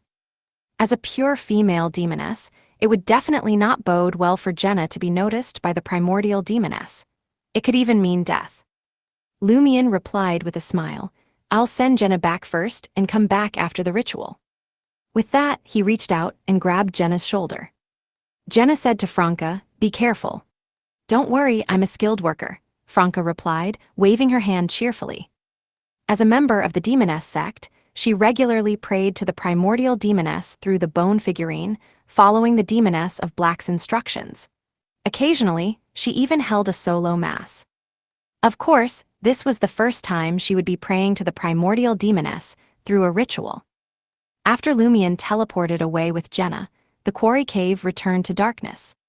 With the bone figurine, Franca decided to use a dualistic ritual. After lighting the candle representing herself, she drew her needs on a faux goatskin with the corresponding symbols and patterns, drawing upon her extensive mysticism knowledge. Following that, she sanctified the ritual silver dagger and created a wall of spirituality. She dripped rose essential oil, musk, and perfume into the candle flame. Franca's heart skipped a beat as the alluring, complex scent quickly entered her nostrils. She couldn't help but inhale deeply. After completing all the preparations, Franca took 2 steps back and recited the primordial demoness's honorific name in Hermes. The source of all catastrophes, the symbol of destruction and the apocalypse, the demoness who controls chaos. In the altar, a small amount of moss suddenly grew, entangling into vines that rose high, as if staring at Franca. The ground softened, and a frigid wind blew, causing Franca to tremble. Simultaneously, Franca sensed the fragrance in the area grow sweeter, carrying a warm charm that made her blush. This invigorated her specific desires, and charming scenes surfaced in her mind. Suppressing the heat in her body and shaking off her discomfort, Franca briefly recounted how Morin Avigny was a mirror person and how she wanted to capture him. Then, following the ritual's standard procedure, she said, "I pray for the power of the mirror. I pray for the power of chaos. I pray for God's protection. I pray for a fixed entrance to the mirror world to appear here. Roses, a herb that belongs to the demoness, please pass your power to my incantation. Musk, a herb that belongs to the demoness, please pass your power to my incantation." After reciting the incantation, Franca ignited the faux goatskin and placed it on the mirror in front of the bone figurine. As the faux goatskin burned away, Franca felt the candle flame dim, as if a layer of translucent mullioned glass had materialized around it. A strange power was activated, gathering in the mirror. The human head-sized mirror suddenly darkened, turning shadowy and illusory. It melded with the protruding rock where the figurine was placed and vanished. In the next moment, the candle flame returned to normal, and the fragrance lingering in the air still unsettled Franca. Her thoughts raced, requiring immense strength to control herself. After tidying up the bone figurine and other items, Franca took a deep breath and exhaled slowly. Damn it, just the charm and pleasure emanating from the ritual nearly made me lose myself. All I wanted was to approach the source of the charm and enjoy the pleasures bestowed by her. As expected of the primordial demoness, who controls pleasure and feminine charm. Damn it, I'm an idiot. Why did I take a deep breath? The smell here hasn't dissipated. I need to quickly confirm if there's an entrance to the mirror world before heading back to Jenna. As these thoughts raced through Franca's mind, she saw Lumien's figure swiftly materialize at the edge of the quarry cave. Franca jumped in fright. "Why are you back already?" Lumien chuckled. "You're in pretty good shape. Didn't I say I'd return after your ritual?" As he spoke, Lumien noticed Franca's lake blue eyes rippling under the dim candlelight, as if they could captivate one's soul. Lumien's words faltered. After a brief pause, he added, "Besides, Jenna was worried about you and asked me to come check on you. I believe the primordial demoness can understand that a demoness of pleasure has a friend who cares about her." "Yeah," Franca nodded gently, bit her lip, and pointed at the protruding rock. "That spot seems to have become a fixed entrance to the mirror world. Let's see if we can enter." Lumien didn't inquire further. He approached the protruding rock and, together with Franca, extended his right palm, pressing it against the cold stone. A faint light flickered, and the two vanished on the spot. After a brief moment of vertigo, a dark, illusory path appeared before Lumien and Franca's eyes. Surrounding them were numerous similar tunnels, intertwining to form a complicated and mysterious colossal spiderweb. Chapter 708, Remnant Influence. Is this an ordinary mirror world? Lumien gazed at the dark, illusory paths around him that resembled a mosquito landing on a complicated spiderweb. For some reason, he felt a surge of fear, as if a colossal, warped, pitch-black spider could crawl out from the depths of this strange land at any moment and drag him and Franca into the darkness that symbolized destruction. Is every illusory path connected to a mirror? Franca's voice suddenly echoed in Lumien's ears, so close he could hear her breathing. Simultaneously, Lumien caught a whiff of a warm, sweet fragrance. His blood vessels inexplicably pulsed, and his body and mind relaxed slightly. At some point, Franca had moved to his side, her eyes flickering as she surveyed their surroundings. Lumien nodded slightly. "In theory, yes." "No," Franca rejected her speculation. "They might also be connected to some mysterious alternate space." "That's right," Lumien recalled his understanding of the mirror world. He exhaled and took a step forward. "I believe those situations should also be connected to mirrors that belong to those mysterious alternate spaces." Without waiting for Franca's response, he pointed at the dark illusory path ahead and said, "Before understanding the mirror world's coordinates and location, recklessly traversing this place is likely very dangerous. If we're lucky, We might only end up at the wrong mirror and have no choice but to return to the real world. If we're unlucky, we'll reach a mirror representing a dangerous place. When we leave, we'll have to face terrifying enemies. If we're super unlucky. At this point, Lumion paused. Franca squeezed to his side and asked in a soft voice, "What happens if we're super unlucky?" "We will vanish from this mirror world forever. We won't be seen alive, and if we're dead, our corpses will go missing." Lumion composed himself and took another step forward. All of a sudden, he sensed the dark, illusory path morph into a massive vortex, tugging him into its depths. Franca experienced a comparable sensation, her spirituality sending her a powerful warning. They both stepped back in unison, evading the absorption of the fearsome vortex. "How treacherous," Franca sighed. "Just getting close to these illusory paths without going further can make you plummet into an unknown mirror. Maybe we can only count on the luck of winners in a situation like this. Let's hope our destination isn't too terrible. Your magnify or compelling fate abilities should come in handy." Lumion nodded.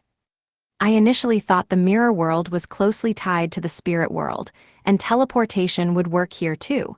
But from what I can see, while there is a connection, it's not strong enough to enable my teleportation. It's not that I can't teleport, but it's way too risky. There's nearly a 100% chance of getting lost. Without comprehending the abilities associated with the mirror world, I don't suggest using this place to ambush Morin Avigny, unless we're aided by a high-level demoness or a high-level apprentice." Noticing Franca nod pensively, Lumion sighed in relief and intentionally taunted, "Have you recovered?" "Huh?" Franca was startled momentarily before her embarrassment morphed into anger. "What other option do I have? When I use a ritual to seek aid from the primordial one, I'm inevitably impacted. Sometimes I'm lured, sometimes I'm in pain, and sometimes I'm dejected, as if I've temporarily developed a mental disorder. Sometimes I go rigid for a while, as if I've been petrified."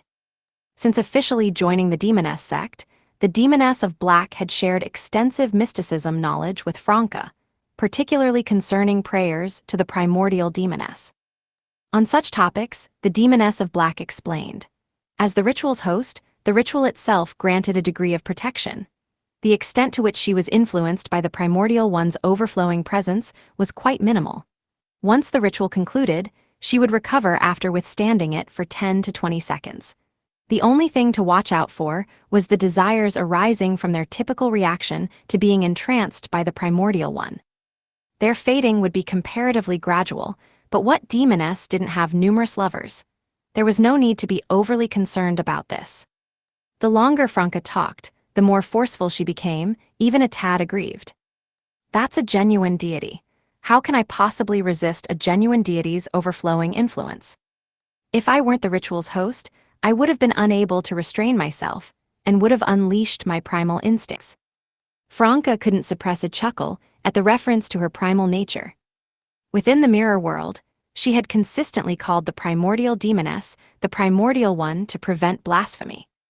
After pondering for a moment, Lumion replied, "Praying to a different genuine deity won't lead to anything comparable unless someone present is blasphemous. It's the primordial one's fault for being in such a terrible state." Franca had already come up with the justification. "Don't assume you can withstand it simply because you're an ascetic. If you had been there, and not the ritual's host, I would have witnessed your primal nature erupt." At this juncture, she appraised Lumion and grinned. "It's not like you didn't react. Were you worried you couldn't restrain yourself, so you purposely exposed me and created an awkward situation?" Subconsciously, Franca's breathing turned labored again. Lumion scoffed.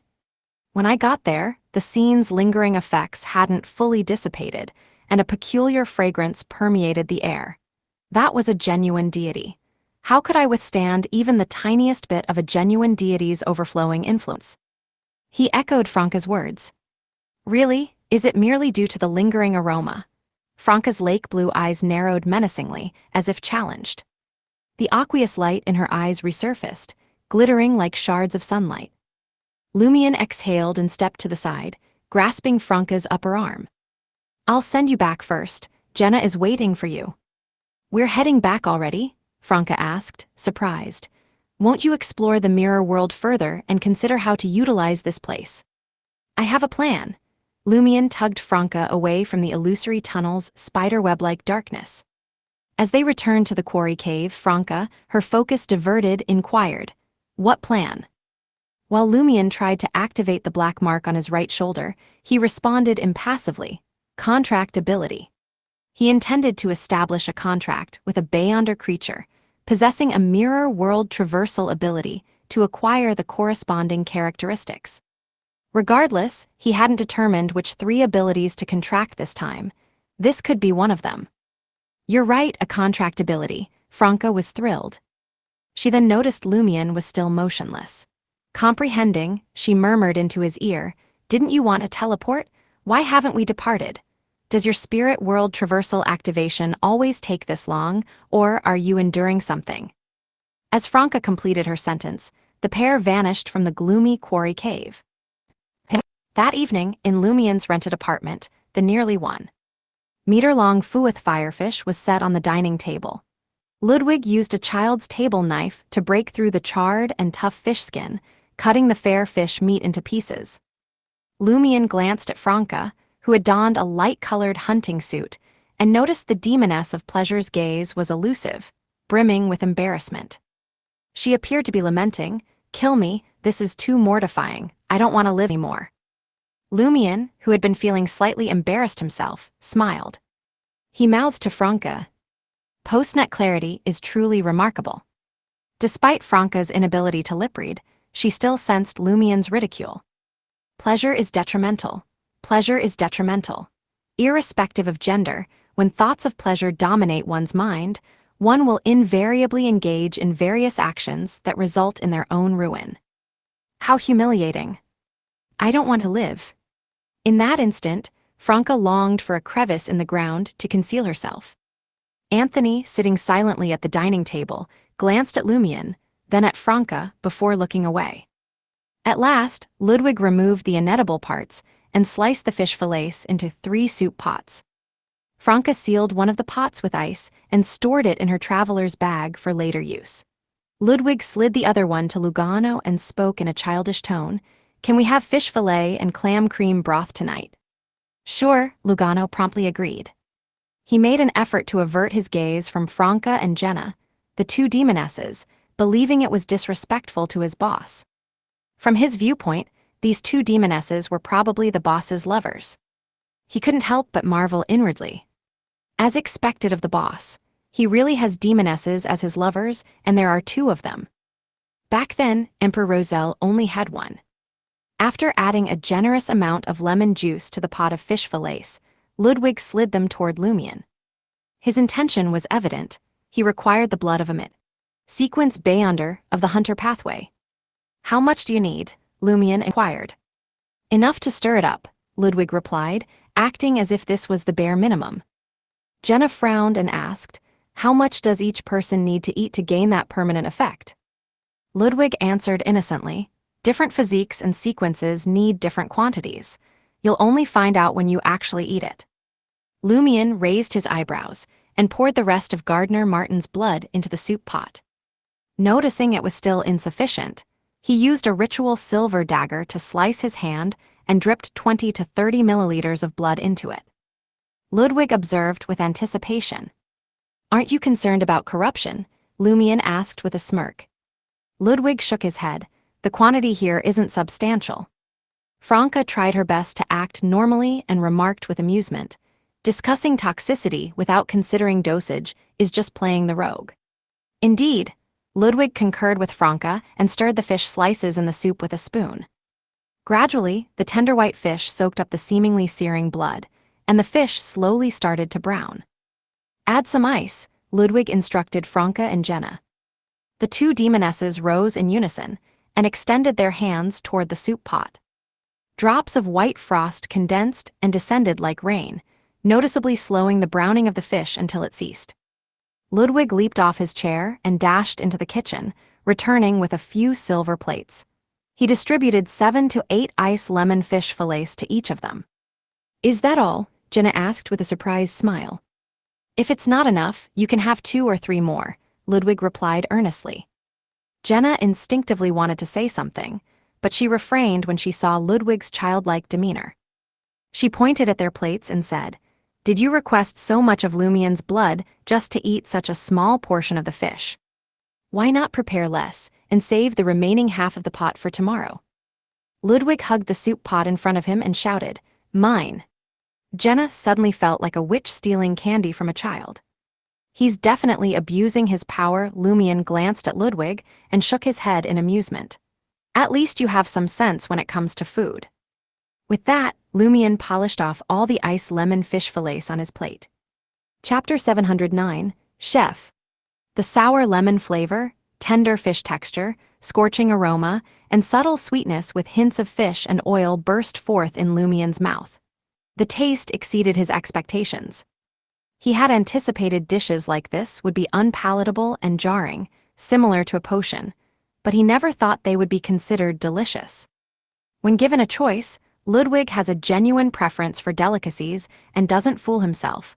Lumien chewed and swallowed the 7 or 8 fish slices. A mild burning sensation spread from his throat to his stomach, reminiscent of drinking a glass of liquor. The sensation quickly faded, and nothing unusual happened. "That's it worked." Lumien glanced at Ludwig. Ludwig shook his head. "Give it another 2 to 3 minutes for your stomach to absorb it." "So fast?" Franca asked, surprised. She respected mysticism, but having taken potions before, she knew they worked instantaneously. Ludwig's delicacies, however, seemed to require digestion and absorption by the stomach, contradicting how the organ typically functioned. Plus, the stomach didn't absorb everything. Ludwig responded seriously. A chef's creations can be rapidly absorbed by the stomach. Chef Lumien nodded, deep in thought.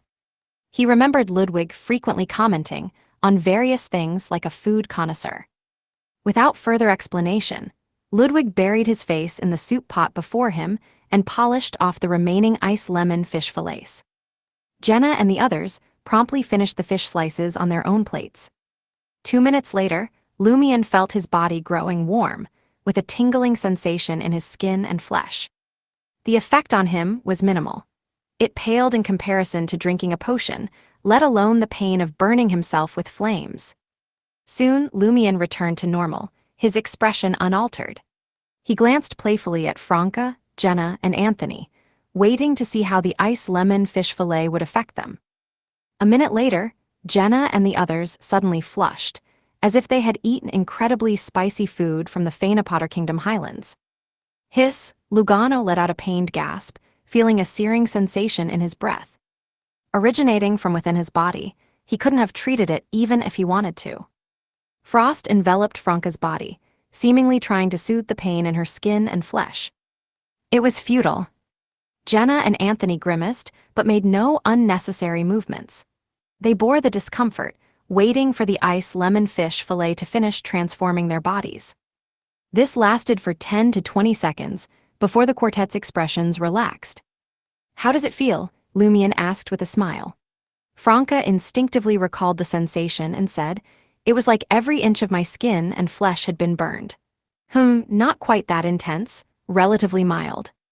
While speaking, she took a matchbox from her traveler's bag and experimentally lit 2 matches. She held them to the back of her left hand for a bit. Franca's expression gradually contorted. She endured the pain in her left hand momentarily before pulling it back and shaking it. The matchbox fell to the ground. "It still hurts." Franca reported the experiment results to Lumien and Jenna through gritted teeth. Ludwig hastily replied, "It doesn't reduce pain." "How's the wound?" Jenna asked, concerned. Franca immediately checked the back of her left hand, seeing only slight burn marks on her pale skin with minimal physical damage. "It works, even though the flame temperature wasn't that high, to begin with." Franca's expression eased. Across the dining table, Anthony carefully considered his words before saying, "I think I'm a bit more irritable than usual, but within reasonable limits." Jenna added, "I'm grumpy too, but not drastically." Franca and Lugano confirmed experiencing the same thing. Swallowing the ice lemon fish fillet, Ludwig explained, "That's to be expected. Effectiveness comes with corruption." Jenna and Franca turned to Lumien. Lumion spread his hands, smiling. I don't feel any different. For him, the ice lemon fish fillet's corruption was negligible. Franca wasn't sure whether to feel envious or sympathetic. After a moment's thought, she said, this is like a milder version of being a contractee, tolerating certain negative effects in exchange for corresponding beyonder traits. Sure, the effects are noticeably weaker, but the upside is it's passive. Plus, the negative effects are minimal. Going forward, when you get similar ingredients, you need to clarify the permanent and negative effects. You can't just eat everything. Choices have to be made. Otherwise, things can easily go wrong. Lumion glanced at Ludwig and said, that depends on the individual. Maybe a chef, or the gourmet pathway, had sequences that mitigated the corresponding impact, akin to alms monks and ascetics who were contractees. Franca grasped Lumion's implication and continued excitedly. Dishes and concoctions without permanent effects are like various apothecary pathway agents. I've always envied contractees. I wanted the freedom to mix and match abilities, creating a unique character build. Now, without accepting an evil god's boon, I finally have a chance, albeit a diluted one. Jenna's heart raced, and the two demonesses gazed at Ludwig, eyes shining. To them, he was no longer the gluttonous monster Child Lumion had described, but a beyonder chef deserving of their care and attention. Ludwig concentrated on eating the leftover ice lemon fish fillet, not reacting further. In a quarry cave in underground Trier, Franca, Jenna, and Anthony stood beyond the spirituality wall, observing Lumion conduct the ritual to acquire new contract abilities. Having thoroughly reviewed Madame Magician's information on spirit world entities, and possessing the strange creature knowledge granted by the boon, Lumion swiftly identified two potential contract targets with mirror travel abilities. The first was a spirit world being called Bloody Jack. According to the information, in the Lone Kingdom's south, some mysticism enthusiasts and folklore academics were playing a divination game when they spotted a blurry figure in the mirror wielding a large axe, drenched in blood. This figure would emerge from the mirror, assaulting and slaughtering everyone present. The second was the Doratra diamond maggots, mentioned in the contractee's mysticism knowledge. They could grant mirror traversal in exchange for sacrificing a crystallized meteorite. The drawback was that one's body would become denser and shorter. Lumion undeniably wanted to summon Bloody Jack, but wasn't certain if it possessed an ability akin to mirror traversal. Gazing at the three lit candles, Lumion stepped back twice and chanted in ancient Hermes, "The fool that doesn't belong to this era. You are the ruler above the gray fog. You are the king of yellow and black who wields good luck. I beseech your shelter. I pray for your attention. In the name of the great fool, I summon the peculiar creature that wanders about the unfounded, the slaughterer hidden in the mirror, Jack from the bloody world." The bluish-black candle flame instantly swelled, forming an illusory door adorned with enigmatic patterns amidst the pervasive, eerie gray mist. The door gradually opened, and darkness poured out, engulfing the mirror Lumion had placed on the altar. The mirror abruptly levitated, pointing directly at Lumion. Within, an indistinct figure in a blood-stained old jacket dragged a massive axe. Opening his mouth, Lumion made his throat and chest resonate as he spoke the mystical language of fate. Silver-black words akin to symbols materialized in midair, descending onto the faux goatskin at the altar's edge, forming a concise and ominous contract. Upon the contract's formation, Lumion connected with Bloody Jack, comprehending its abilities and traits. He listened to its demands. Bloody Jack possessed 3 mirror-related abilities and traits, which Lumion named Mirror Mark, Mirror Concealment, and Mirror Traversal. Mirror marks could invisibly mark a mirror, inverted from reality, to pinpoint a target. Mirror Concealment allowed the user to hide within the dark tunnels, avoiding being pulled into another mirror. Mirror Traversal enabled swift passage through the illusory tunnels. Bloody Jack's demand was the sacrifice of 99 living humans. Lumion pondered briefly, concluding that Mirror Mark was the optimal choice. Locating targets was paramount, and Mirror Traversal could be substituted with Spirit World Traversal. Rapid travel wasn't essential when he could arrive directly. His eyes suddenly glinted silvery black, mirroring Bloody Jack's river of fate. He wasn't seeking information about Bloody Jack. Instead, under the ritual's protection, he aimed to verify something. After a quick observation, Lumion switched to Ancient Hermes and asked Bloody Jack, "Can I alter the request?" He was unsure if Bloody Jack would comprehend or respond, but asking was harmless. If not, he would have to write to Madam Magician, inquiring about other suitable mirror entities. Having asked, Lumion immediately employed Magnified Fate, gaining a sharper view of Bloody Jack's fate for the next 10 seconds. Feigning nervousness, he moved his right hand as if to touch his face. He magnified a fate tributary. 2 to 3 seconds later, Bloody Jack's thoughts reached Lumion through the connection forged by the mystical language of fate. "Pull me out of the mirror." Lumion raised his eyebrows and stepped forward twice, extending his right hand toward the mirror hovering above the altar. The moment his finger touched the glass mirror, he felt it dissolve into nothingness. As Lumion fully inserted his palm into the mirror, a cold, damp, and distinctly sticky hand abruptly grasped his wrist. Chapter 710, Communication. Lumion wasn't surprised when his wrist was grabbed by the wet hand. He even chuckled, "Not bad, you only stained my wrist, not corrupt my entire arm." As he spoke, he pulled back with all his might, feeling the abnormally heavy force opposing him. Lumion's muscles swelled, and his body appeared to grow slightly larger. At last, he saw the bloody figure in the jacket being dragged out of the empty mirror. A bluish-black mist materialized, permeating the faux goatskin containing the ominous contract. The contract burst into flames on its own, morphing into silver-black symbols and words. They linked together from end to end, creating an intricate and illusory pattern that abruptly passed through his clothes and settled between Lumion's chest and abdomen. Having pulled Bloody Jack out of the mirror, Lumion had fulfilled the other party's request, and the contract was automatically fulfilled.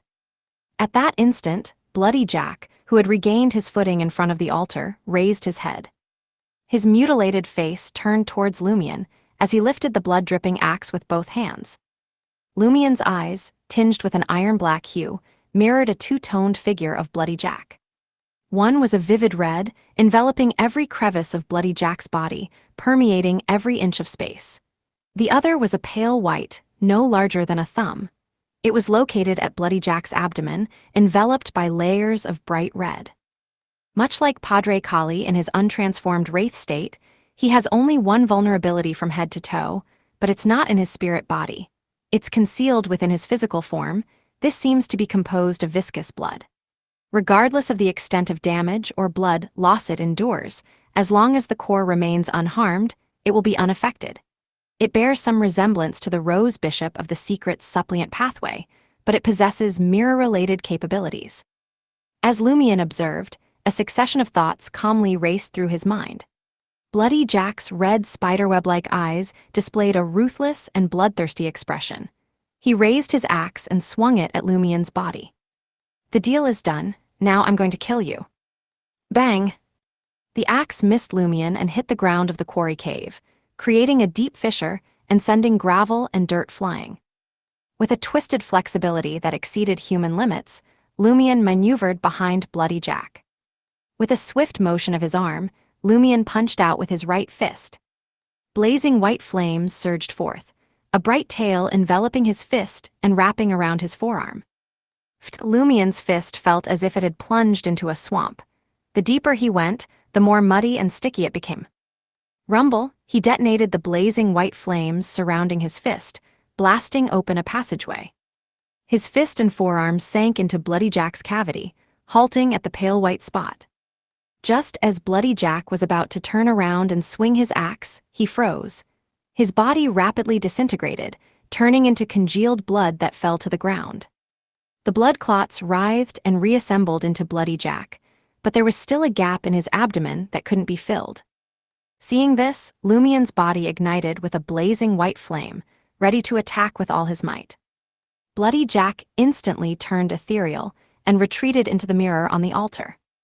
Lumion chuckled and abandoned the pursuit, ending the summoning ritual at a moderate pace. His objective had been achieved. He had acquired the contracted ability, Mirror Mark.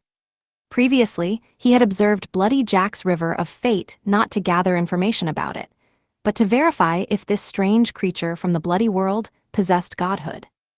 If Bloody Jack didn't have godhood, Lumion could complete some risky transactions with him to circumvent the requirement of 99 living sacrifices.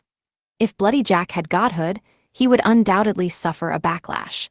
However, he was protected by the ritual and under Mr. Fool's gray fog supervision, so he wouldn't be significantly affected. It was precisely because he was aware of this that Lumion dared to agree to drag Bloody Jack out of the mirror, allowing him to no longer be restricted by the ritual. It turned out that as long as the contracted party could communicate normally, the price to pay when signing the contract would be significantly lower. Of course, there was no way to avoid the negative effects entirely. Although Lumion obtained the Mirror Mark, it would also make him more susceptible to attracting abnormal events and strange dangers related to mirrors. As the crack created by Bloody Jack spread to the wall of spirituality, causing it to gradually disintegrate, Franca took the opportunity to curiously inquire about what had just transpired. Lumion gave a brief account of his negotiation with Bloody Jack and smiled. I worked hard to reach Sequence 5, so that these evil creatures would be able to communicate with me calmly. Franca couldn't resist laughing. You call that calm? With a sigh, she said, if it weren't for dealing with Morin Avigny, the Mirror Mark wouldn't be a wise choice. You wouldn't have much use for it normally. It's like wasting a contract slot. This was due to Lumion's lack of mirror-related abilities. Without a fixed mirror world entrance, he couldn't pass through mirrors, let alone use the Mirror Mark to locate his target. Lumion wasn't bothered by it. The sealed artifact corresponding to the Hisoka Beyonder characteristic might have the ability to transform into a wraith. The Mirror Mark could be used to complement it. Let's hope that's the case, Franca said, sighing. This is why contractees can't compare to shepherds. Once you sign a contract and gain an ability, you're stuck with it. Even if that ability becomes useless, it still takes up a slot and brings the associated negative effects. Many contracted abilities were acquired to fulfill specific needs for a limited time. After that period, they often became useless. For instance, Lumion's niece face could only be used occasionally as an illusion during combat after he obtained the Lie earring. Lumion smiled. Who says I can't get rid of it? Franca was caught off guard. Lumion's lips curved into a bright smile.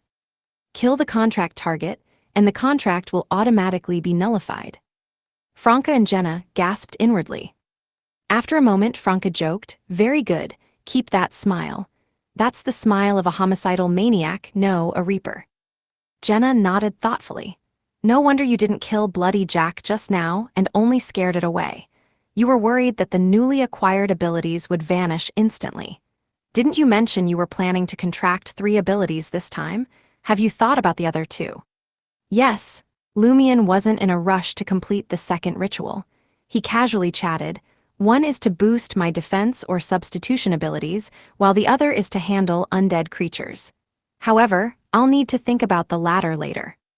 The former addressed his lack of physical defense, while the latter made up for his insufficient means to deal with wraiths and undead creatures. Substitution abilities, Franca said, smiling. Just sign a contract with a wraith or specter formed by a demoness or a mid-sequence seer Beyonder after their death.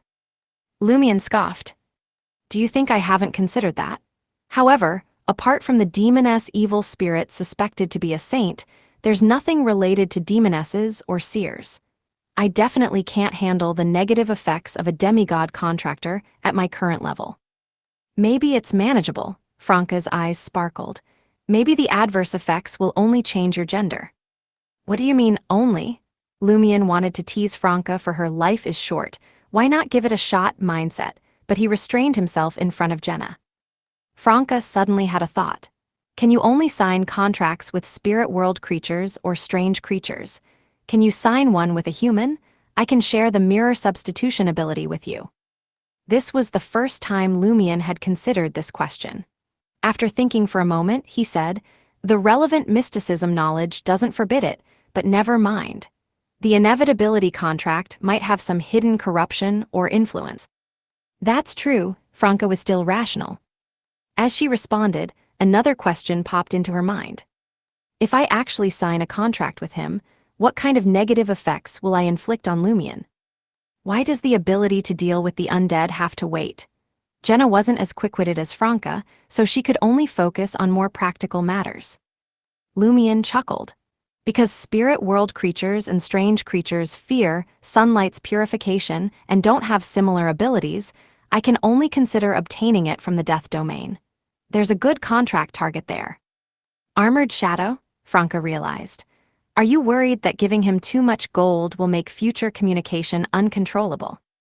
Lumion nodded and replied, additionally, I'm also waiting for the sealed artifact made from the Hisoka Beyonder characteristic. If it's related to a wraith, I won't need the corresponding contract ability. After chatting for a while, Lumion reconstructed the Wall of Spirituality and began his second summoning. This time, he summoned a peculiar creature wandering above the world, an unimaginably sturdy being, a colossal creature that never rests.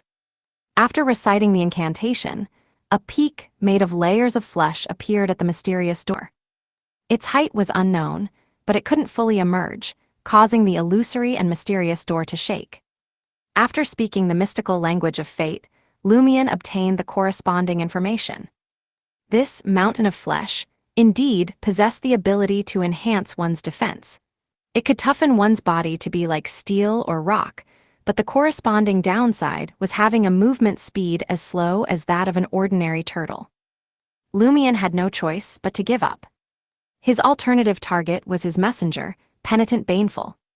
According to the messenger information provided by Madam Magician, Baneful had the ability to bring his shadow to life and switch positions with his body at critical moments.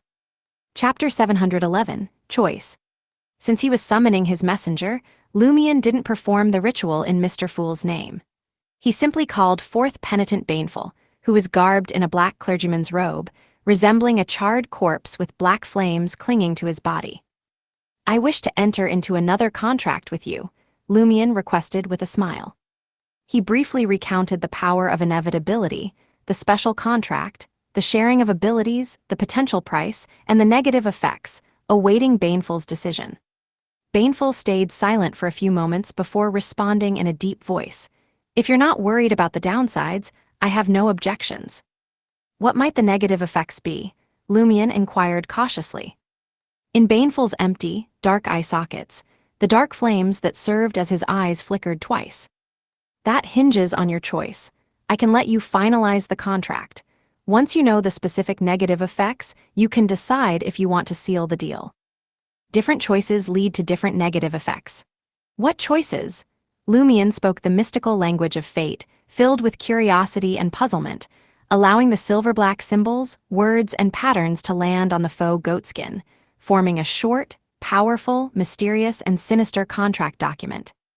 Through the connection forged by the mystical language of fate, Lumion sensed Baneful's traits and abilities. The penitent's powers were intimately tied to shadows and darkness, but most of them seemed to be submerged in murky depths. Lumion could sense their presence, but he couldn't discern their nature. The two abilities floating above the surface were shadow animation and spirit world traversal. Their characteristics were ancient corpse. Perfect, shadow animation is just what I need. Baneful probably showcased it specifically for me. He's quite unique, completely different from spirit world entities like Headless Bride, Abscessed Hand, and Human-Faced Mantis. It's much more straightforward to truly communicate with him, as Lumion mused. He gained a deeper understanding of shadow animation. This was an active ability that could animate the shadows of oneself and others. The former could be used to swap places with the body and evade fatal damage when dodging was impossible. The latter would ensnare the corresponding target, hindering their movements, but it couldn't inflict much harm or completely restrain the opponent. Activating it swiftly to produce instantaneous effects was its greatest strength. Otherwise, it couldn't shield from death or injury. Its drawback was that it could only maintain the activation of one shadow at a time. As a substitute, if the animated shadow perished, Lumion would have to wait for the sun to rise or set before the shadow would reappear. Shadowless individuals would be deathly afraid of sunlight and instinctively dread it. In the past, my emotions and desires were volatile, and now I'm piling on a fear of sunlight. If I really run into mid-sequence beyonders of the sun pathway in the future, won't I be too terrified to even open my eyes? Thankfully, this is a downside that only kicks in after losing the shadow substitute. It's not permanent. Lumion looked at Baneful and asked sincerely, "What sacrifice do you require? Or rather, what price must I pay?" So far, he still hadn't figured out the negative repercussions of signing a contract with Baneful. Penitent Baneful, with only a thin layer of charred skin clinging to his bones, replied, "Any mystical item in your possession." Anyone, is this the so-called choice? Picking a mystical item to offer directly shapes the ultimate negative effects. Lumion had an epiphany as he took stock of the mystical items he carried. His knee-jerk thought was the Pride armor. After all, he couldn't effectively use the sealed artifact at present. However, looking at Baneful's charred corpse, he felt that he wasn't just sacrificing an item but attempting to off his messenger. Furthermore, while he couldn't use the Pride armor for now, Franca, Jenna, and Anthony could. Lumion had already taught them the corresponding usage techniques. At the crux of it all was a single mantra: don't wear it yourself. Only utilize the negative effects by letting the target trigger them. As for proactively triggering higher-level negative effects in exchange for indiscriminate area of effect damage, there was no way to teach that. It had to be improvised based on the environment and the enemy's traits. After all, demonesses likely relished this method. It was brutally effective in bullying targets without substitute-type abilities.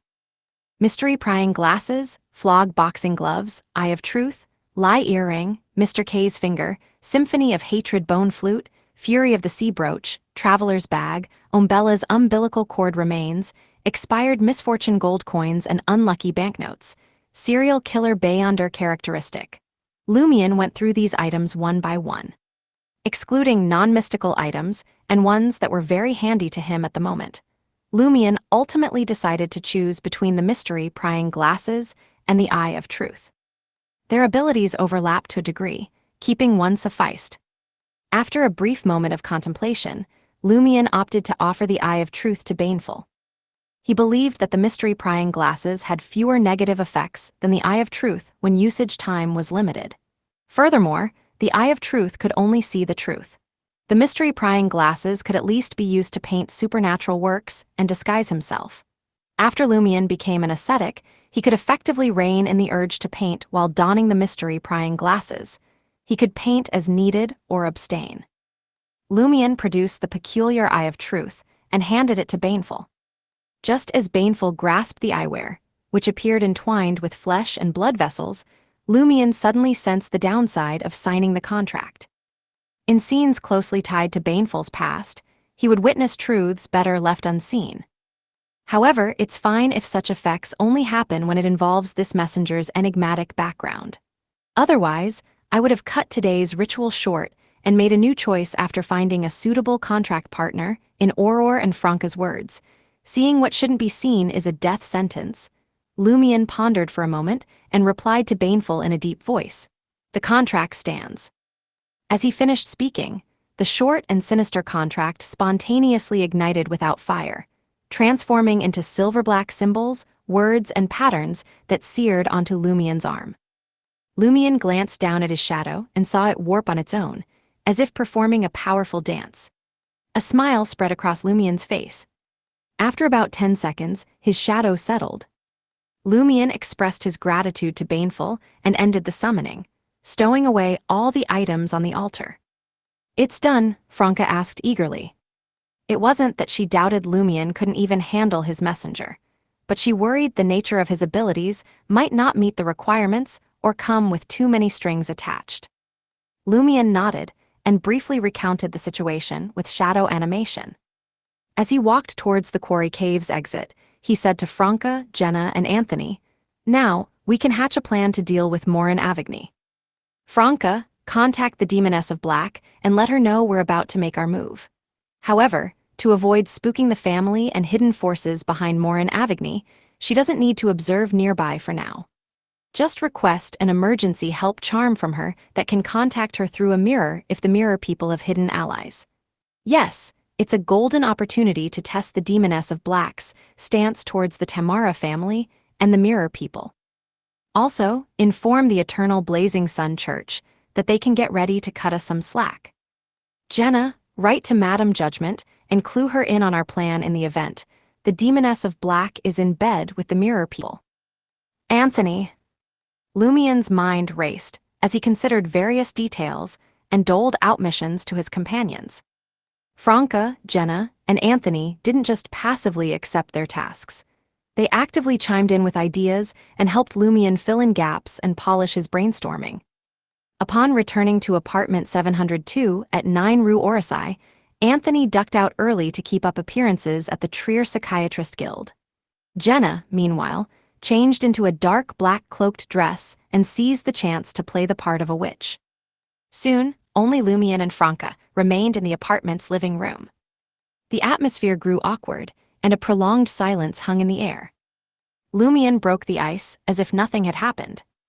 How's Jenna coming along with digesting the witch potion? Franca breathed a sigh of relief and said, not bad. She's found her groove acting as a witch. Ask around the market district, and you'll hear whispers of witches appearing in the dead of night to punish rowdy drunkards. Some claim to have fallen into an icy river. Some wake up the next day aching all over, while others get splitting headaches come evening and don't dare drink anymore. What they have in common is they all ran into someone dressed as a witch. Yes, some drunkards even vanished into thin air. Franca's voice trailed off, replaced by a tone fit for telling ghost stories. The missing ones committed serious offenses.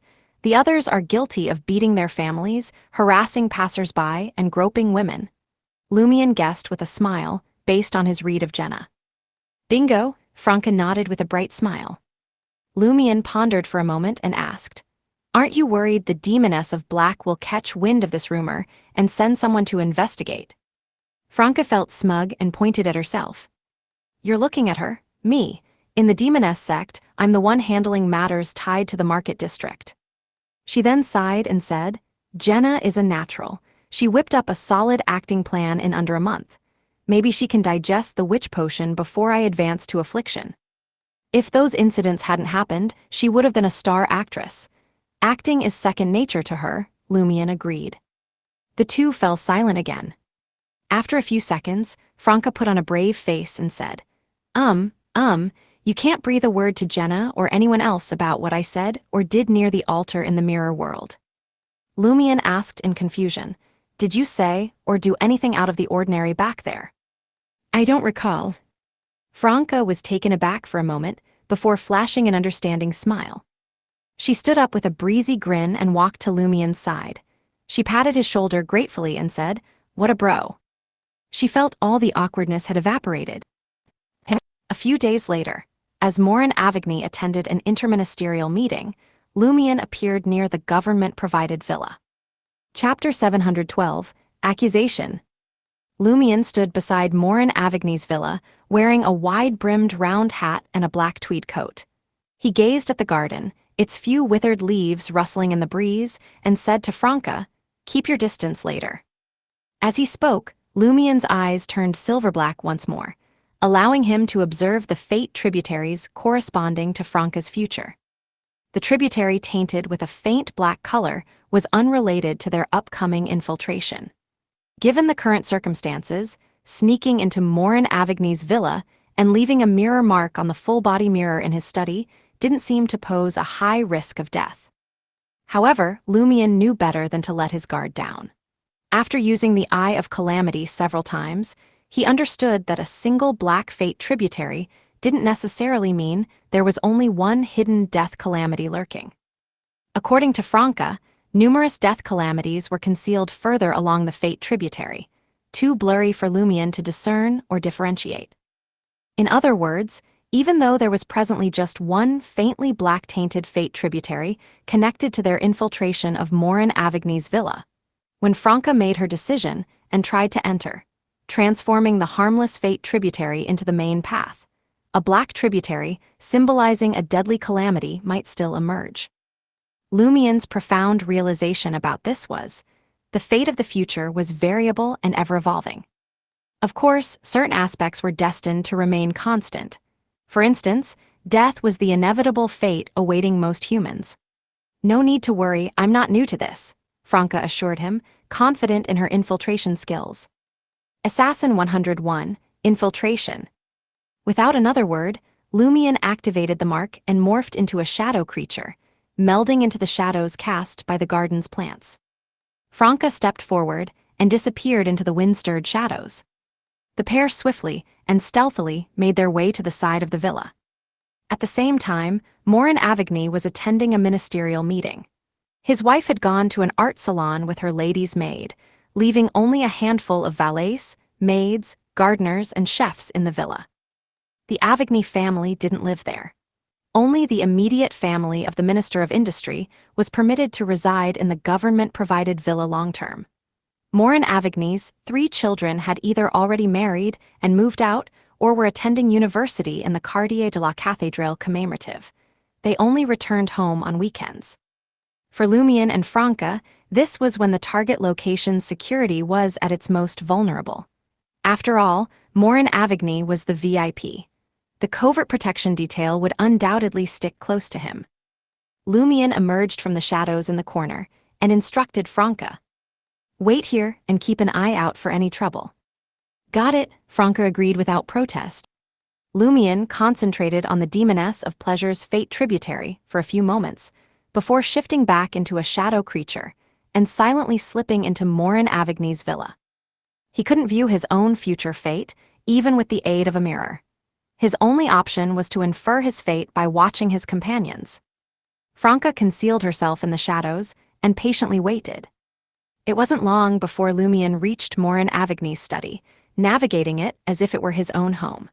He had witnessed Morin Avigny use the full-body mirror there to access the mirror world on multiple occasions. As for his familiarity with the layout, that was thanks to the detailed security map provided by Seven. The winter sunlight around 4 p.m. was dim. The study was a mix of light and darkness, evoking a strong sense of dusk. The silence had long been a constant melody in this space.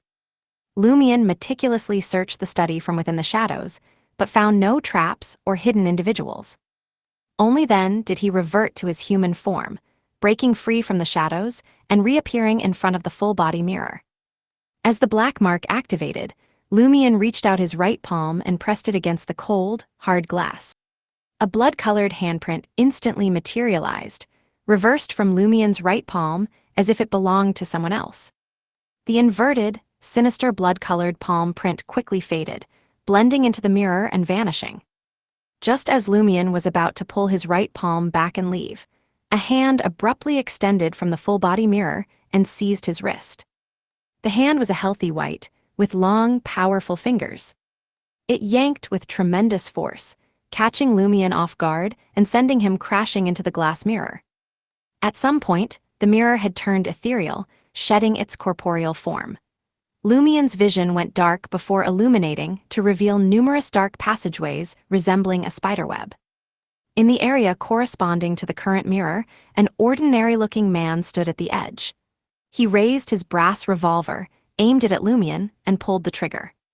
Clad in a dark tweed suit and a half-top hat, with a glass-like cufflink fastened to his sleeve, he wore a faint smile, as if mocking Lumion for not anticipating the possibility of Morin Avigny's bodyguard hiding in the mirror. Bang! A bullet gleaming with ghostly green light shot towards Lumion. Lumion's figure abruptly vanished. The bullet struck the afterimage he left behind and flew into one of the dark, empty tunnels. In the next instant, Lumion swiftly materialized behind the ambusher, and without hesitation, harumphed. 2 beams of white light shot out from his nose and struck the ambusher. The ambusher's eyes snapped shut, and he crumpled to the ground. Midway through, his eyes darted around and he snapped out of his daze. Thud, he crashed to the ground, transforming his body into a shadow. The shadows disintegrated and spread in all directions, entering various dark tunnels. Immediately after, the ambusher stealthily materialized in an empty passageway, his form shrouded in faint white fog. Lumion's figure was reflected in his misty eyes. Before Lumion could sense it and turn to look, The ambusher spoke in a strange language that could stir the forces of nature. "You're guilty." Lumion had never encountered this language, but he clearly understood its meaning. His body suddenly froze, as if under an invisible restriction. The ambusher opened his mouth again. "You blasphemer." Suddenly, the entire mirror world froze, and the dark, ethereal passageways transformed into tiny amber insects. Once again, Lumion heard a terrifying voice that seemed to come from an infinite distance. Vaguely, he saw three figures. The three figures sat cross-legged, one facing left, one looking straight ahead, and the other looking right. Their hands were in different postures. One was heavy, one real, and one ethereal. They were in three different states, constantly moving, changing, and interchanging around a silver circle. A majestic and resounding voice reverberated, causing Lumion's mind to buzz as he lost consciousness. Amidst the blurry, vivid pain, the dazed Lumion felt a familiar burning sensation on his left chest. His right palm alternated between burning and freezing. Gradually, he regained consciousness. In a dark tunnel that had solidified, the ambusher witnessed silver-black warts erupting from Lumion's body, emitting sinister patterns that resembled viscous liquid. At some point, a strange, cold wind swept through the surroundings. Darkness squirmed in the depths of the different tunnels, as if a monster was about to crawl out. The ambusher's body stiffened, becoming increasingly sluggish, with a faint white fog barely discernible within. After an unknown period of time, the man finally survived the most dangerous moment. He felt his body again and regained his vision and hearing. As Lumion's warts and patterns faded, the ambusher instinctively felt a lingering fear. How did he commit blasphemy? Which deity did he blaspheme against? Why didn't he lose control? I've never encountered such a situation before. The Beyonder powers possessed by the ambusher allowed him to discern the target's crimes and accuse him of various charges. The damage and effects of different crimes were completely different, and the accuser couldn't predict them beforehand. They could only make a guess based on their experience from previous cases. This was the first time the ambusher had encountered a situation where he nearly succumbed to the overflowing influence of the deity after the sinner was punished by a deity for blasphemy. Fortunately, he recovered before the target. The ambusher raised the brass revolver once more and aimed it at Lumion, who was hunched over in pain. Just as he pulled the trigger, Lumion's head snapped up, his expression contorted with ferocity. Bang! A bullet shimmering with starlight shot out from the muzzle, locked onto the target's body. Almost simultaneously, Lumion's shadow came to life and flipped upward. Cracked! The black shadow shattered like a mirror. Along with the starlight, it caved in and was obliterated. After briefly disappearing, Lumion materialized behind the ambusher and harumphed once more. He had used shadow animation in time, and the shadow had triggered Franca's mirror substitution. This was why Lumion had Franca infiltrate the villa and stay outside. Relying on mirror substitution required maintaining a certain distance. It turned out his shadow could also share mirror substitution. Two beams of white light shot out, causing the ambusher to close his eyes again. This time, Lumion didn't give the enemy a chance to quickly wake up. He extended his right foot and blocked the enemy, preventing him from falling. Simultaneously, he drew his revolver and pressed it against the target's forehead.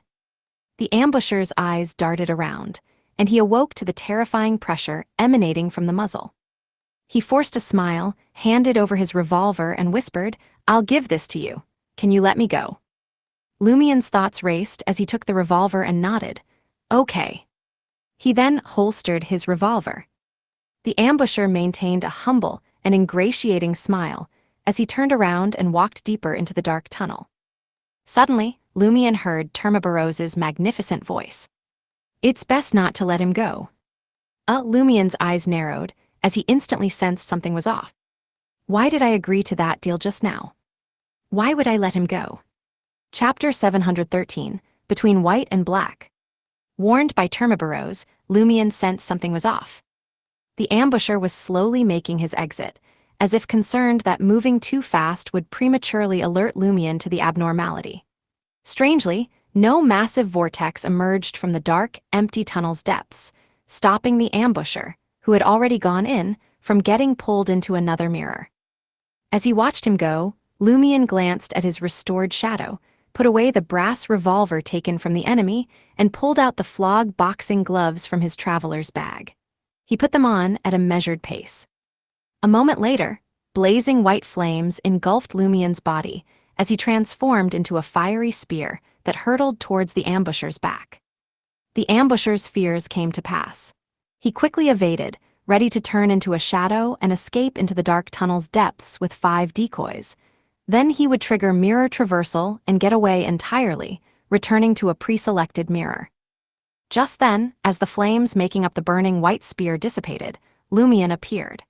The ambusher's shadow came alive, ensnaring the body that hadn't fully transformed into a shadow, briefly keeping it from dividing into 6 separate forms. It was forced to remain in place. Lumion advanced and dashed in front of the terrified ambusher. He alternated punches, starting the flogging. Bang! Lumion's initial punch heightened the ambusher's fear, and the target narrowly freed himself from his shadow's entanglement. Bang! Lumion's next punch instantly set off the enemy's already tense fear. This wasn't chance. The ambusher's fear clearly exceeded normal levels in this situation. Lumion, his eyes silver-black, foresaw the corresponding future and exploited this vulnerability. Fear played out in his mind as he punched. Thus, the first punch worsened the situation, and the second significantly raised the odds, successfully triggering the fear. The ambusher went rigid, heart briefly ceasing from the detonating fear. His mind blanked, and blood poured from his nose. Seeing this, Lumion took out the ritual sheepskin from his traveler's bag and threw it over the ambusher's head. Right after, he spoke the activation incantation in Hermes, sheep. Amid a dark flash, the ambusher turned into a sheep with light white and gray wool. Lumion stared at the fearful sheep with bloodshot eyes. Removing the flog boxing gloves and returning them to his traveler's bag, he grinned and said, "So, you think I'll release you for a measly gun?" Lumion then stooped down, scooped up the limp sheep, and went back to the mirror in Morin Avigny's study, trying to exit. Unable to enter or leave mirrors, he wasn't certain he could depart so simply. If not, he would utilize the pre-prepared mirror mark and spirit world traversal to go directly to the unique, permanent mirror world exit in underground Trier. Then he would teleport to locate Franca. This would avert any issues behind the mirror. Lumion's vision faded and brightened as he emerged in Morin Avigny's study with the frightened sheep. He rushed to the window and warily opened it. Sure enough, Franca had exited the shadows and waited by the small windowsill. Realizing Lumion's mirror substitution had shattered, Franca quickly chose to investigate and check if her partner required aid. "You okay?" Franca whispered. "We'll discuss it later." Lumion threw her the sheep. Franca promptly caught the sheep and vanished into the shadows with it. In no rush to go, Lumion donned gloves and took care of the various traces he had left behind. Soon, Franca returned, using the primordial demoness figurine, her mirror, and demoness black magic to handle the anti-divination and anti-prophecy part. In an abandoned tunnel, close to the permanent mirror world entrance in underground Trier.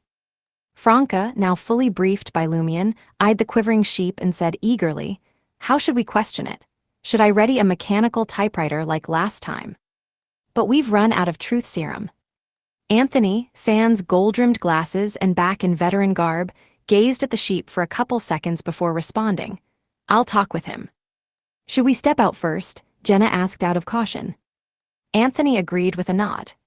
"I don't mind you observing, but he'll feel more at ease with less people, facilitating communication. Concerned our attendance will scare him and impact the hypnotism." Lumion spun around pensively and exited the sealed dark tunnel alongside Franca and Jenna. Soon, the sheep appeared with Anthony, no longer as scared and nervous. "You may cancel the animal creation spell," Anthony told Lumion, smiling. "He realizes we're acting in his best interest and wishes to assist, provided we avoid topics that will impact his faith in a deity and directly affect his life. He'll speak honestly and amiably." The sheep nodded gravely, confirming Anthony's words. Lumion faced Franca and Jenna, seeing matching emotions in their eyes. A hypnotist is truly terrifying. A spectator is truly terrifying. Indeed, Lumion reflected inwardly. Looking at the sheep, he uttered the Hermes incantation, His Grace. With a dark flicker, the sheepskin automatically vanished, and the ambusher materialized before Lumion and the others, half-crouched. Putting away the sheepskin, Lumion inquired with a smile, "What's your name?" "Jebus Lada," the ambusher answered nonchalantly, like talking to a buddy. Holding the carbide lamp, Lumion warmly asked, "Were you guarding Morin Avigny?" "Yes," Jebus Lada replied frankly. "Mainly to conceal myself behind the mirror and watch the outside.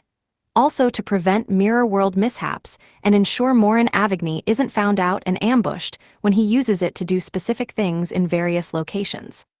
Security is fairly tight. No clear weak points," Franca muttered, taking the lead in displaying her demoness of pleasure charm. Grinning, she asked, "Which organization do you belong to?"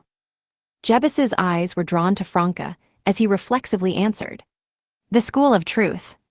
"Truth?" Lumion arched an eyebrow. Jebus didn't face him, gaze flitting between the two demonesses. "Yes, truth." Growing serious, he addressed Franca and Jenna in a proselytizing tone, "What do you believe this world's backdrop is?" Without waiting for the demoness's response, he continued, "It's not white or black, not light or darkness.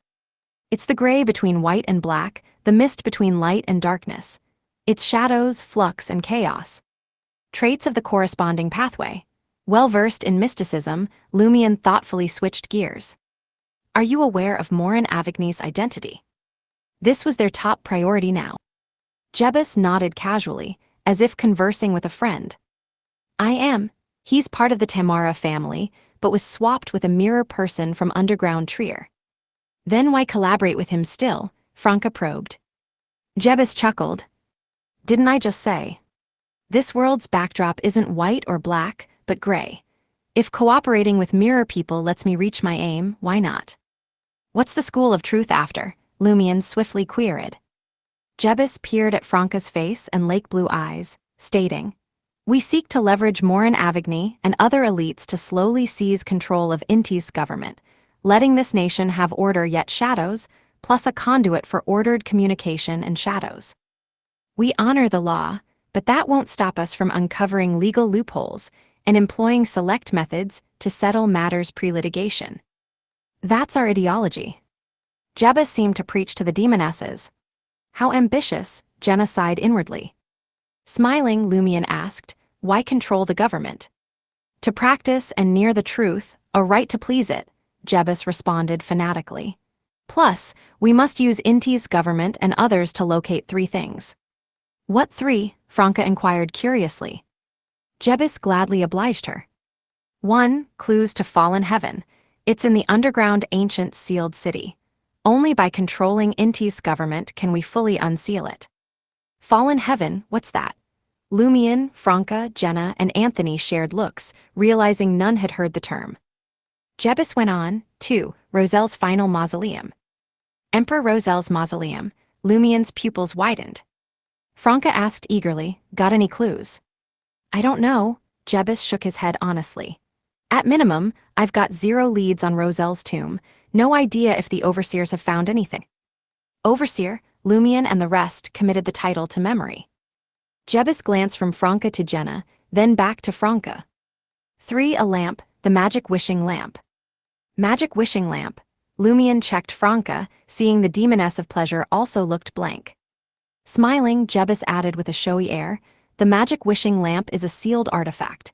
Its number is 0 to 5. Chapter 714, The Fractured Tamara Family. Jebus eagerly observed Franca and Jenna after mentioning 0 to 5, hoping to witness expressions of shock and terror on their faces. Considering the immense power demonstrated by this Beyonder team, they surely grasped the gravity of a Grade 0 sealed artifact. It was a horrifying object capable of obliterating not just Trier, but potentially the whole world. The higher the serial number of a Grade 0 sealed artifact, the more dangerous it would be. And now, they were talking about 0 to 5. While Franca and Jenna were intrigued and surprised, their reaction didn't match Jebus's expectations. Instead of responding to Jebus, they turned their attention to Lumion. Despite not having seen or dared to read the details, they had learned from Lumion that Ludwig, the monstrous child, had stolen sealed artifact information from the Church of Knowledge and given it to Lumion as payment for a deal. The information pertained to 0 to 1. 0 to 5, Lumion raised an eyebrow. To his knowledge, sealed artifacts probably didn't have serial numbers in ancient times. Even if they did, they were individual actions of different churches. It wasn't until the end of the Fourth Epoch, or the beginning of the Fifth Epoch, that the 7 ruling churches established the current sealed artifact classification rules and numbered the ones under their control. Among them, due to the immense danger posed by Grade 0 and Grade 1 sealed artifacts, the Orthodox churches had agreed to share general information with each other and unify their serial numbers without duplicates. In other words, it was impossible for both the Eternal Blazing Sun Church and the Evernight Goddess Church to possess a 0 to 5 sealed artifact. In the entire world, only the magic wishing lamp could be called 0 to 5. When the 7 churches first numbered their Grade 0 sealed artifacts, they undoubtedly ranked them according to the level of danger, time of appearance, and intrinsic uniqueness. Subsequent acquisitions would be named in the order they were sealed. This way, there was a high likelihood that the dozens of Grade sealed artifacts at the top of the list would adhere to posing greater danger and having greater uniqueness the lower the serial number. For 0 to 5 to be ranked 5th among the countless Grade sealed artifacts spoke volumes about its terrifying power and significance. Of course, based on these rules, the Grade sealed artifacts with the lowest serial numbers might not necessarily be weaker than those with higher serial numbers. Lumion looked at Jebus and said in a relatively calm tone, 0 to 5, a terrifying item ranked 5th among all Grade sealed artifacts.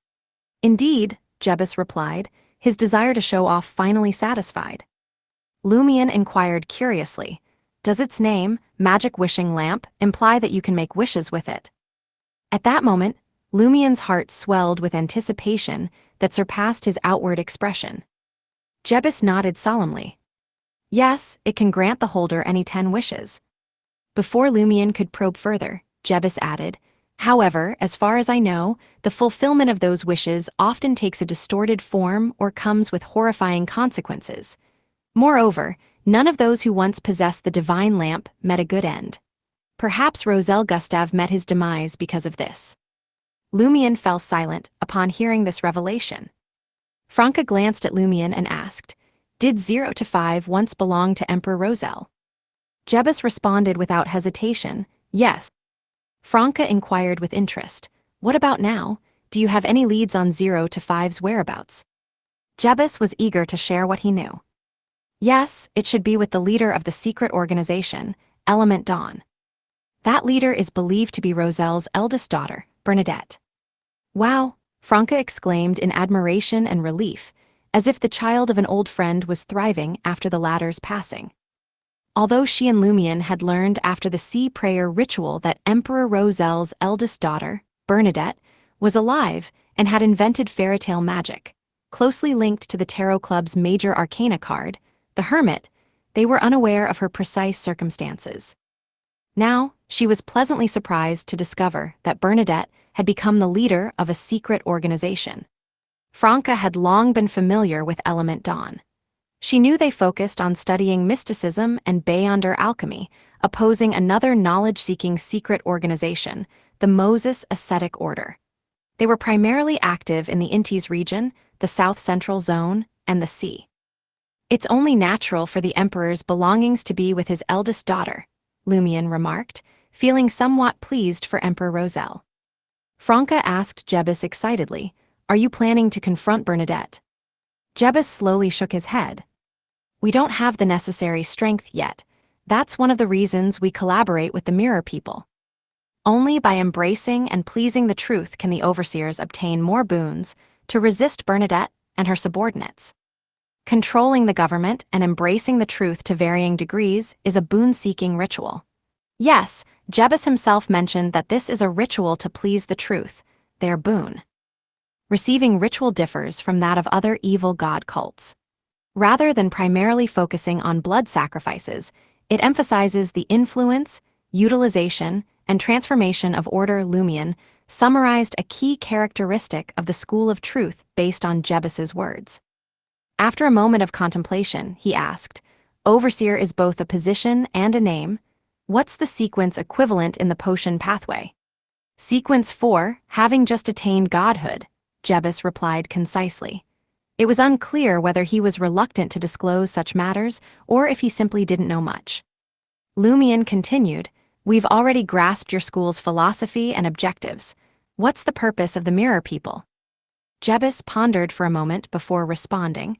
"They also want to break the seal of the ancient underground city. Only by breaking the seal can they enter the depths of the special mirror world where they originally resided and find something of great importance, but it has nothing to do with us. They've been allowing more Mirror People to sneak out and replace the originals. I'm not sure if they have any other motives. Apart from Morin Avigny, which other Mirror People do you know?" Franca didn't conceal her desire to know the answer. Jebus shook his head. "Ever since we reached a collaborative agreement with Morin Avigny, he's had the other Mirror People change their positions and identities. He's the only one who can contact them." "How did you discover that Morin Avigny is a mirror person?" Lumion sought additional clues. Jebus chuckled.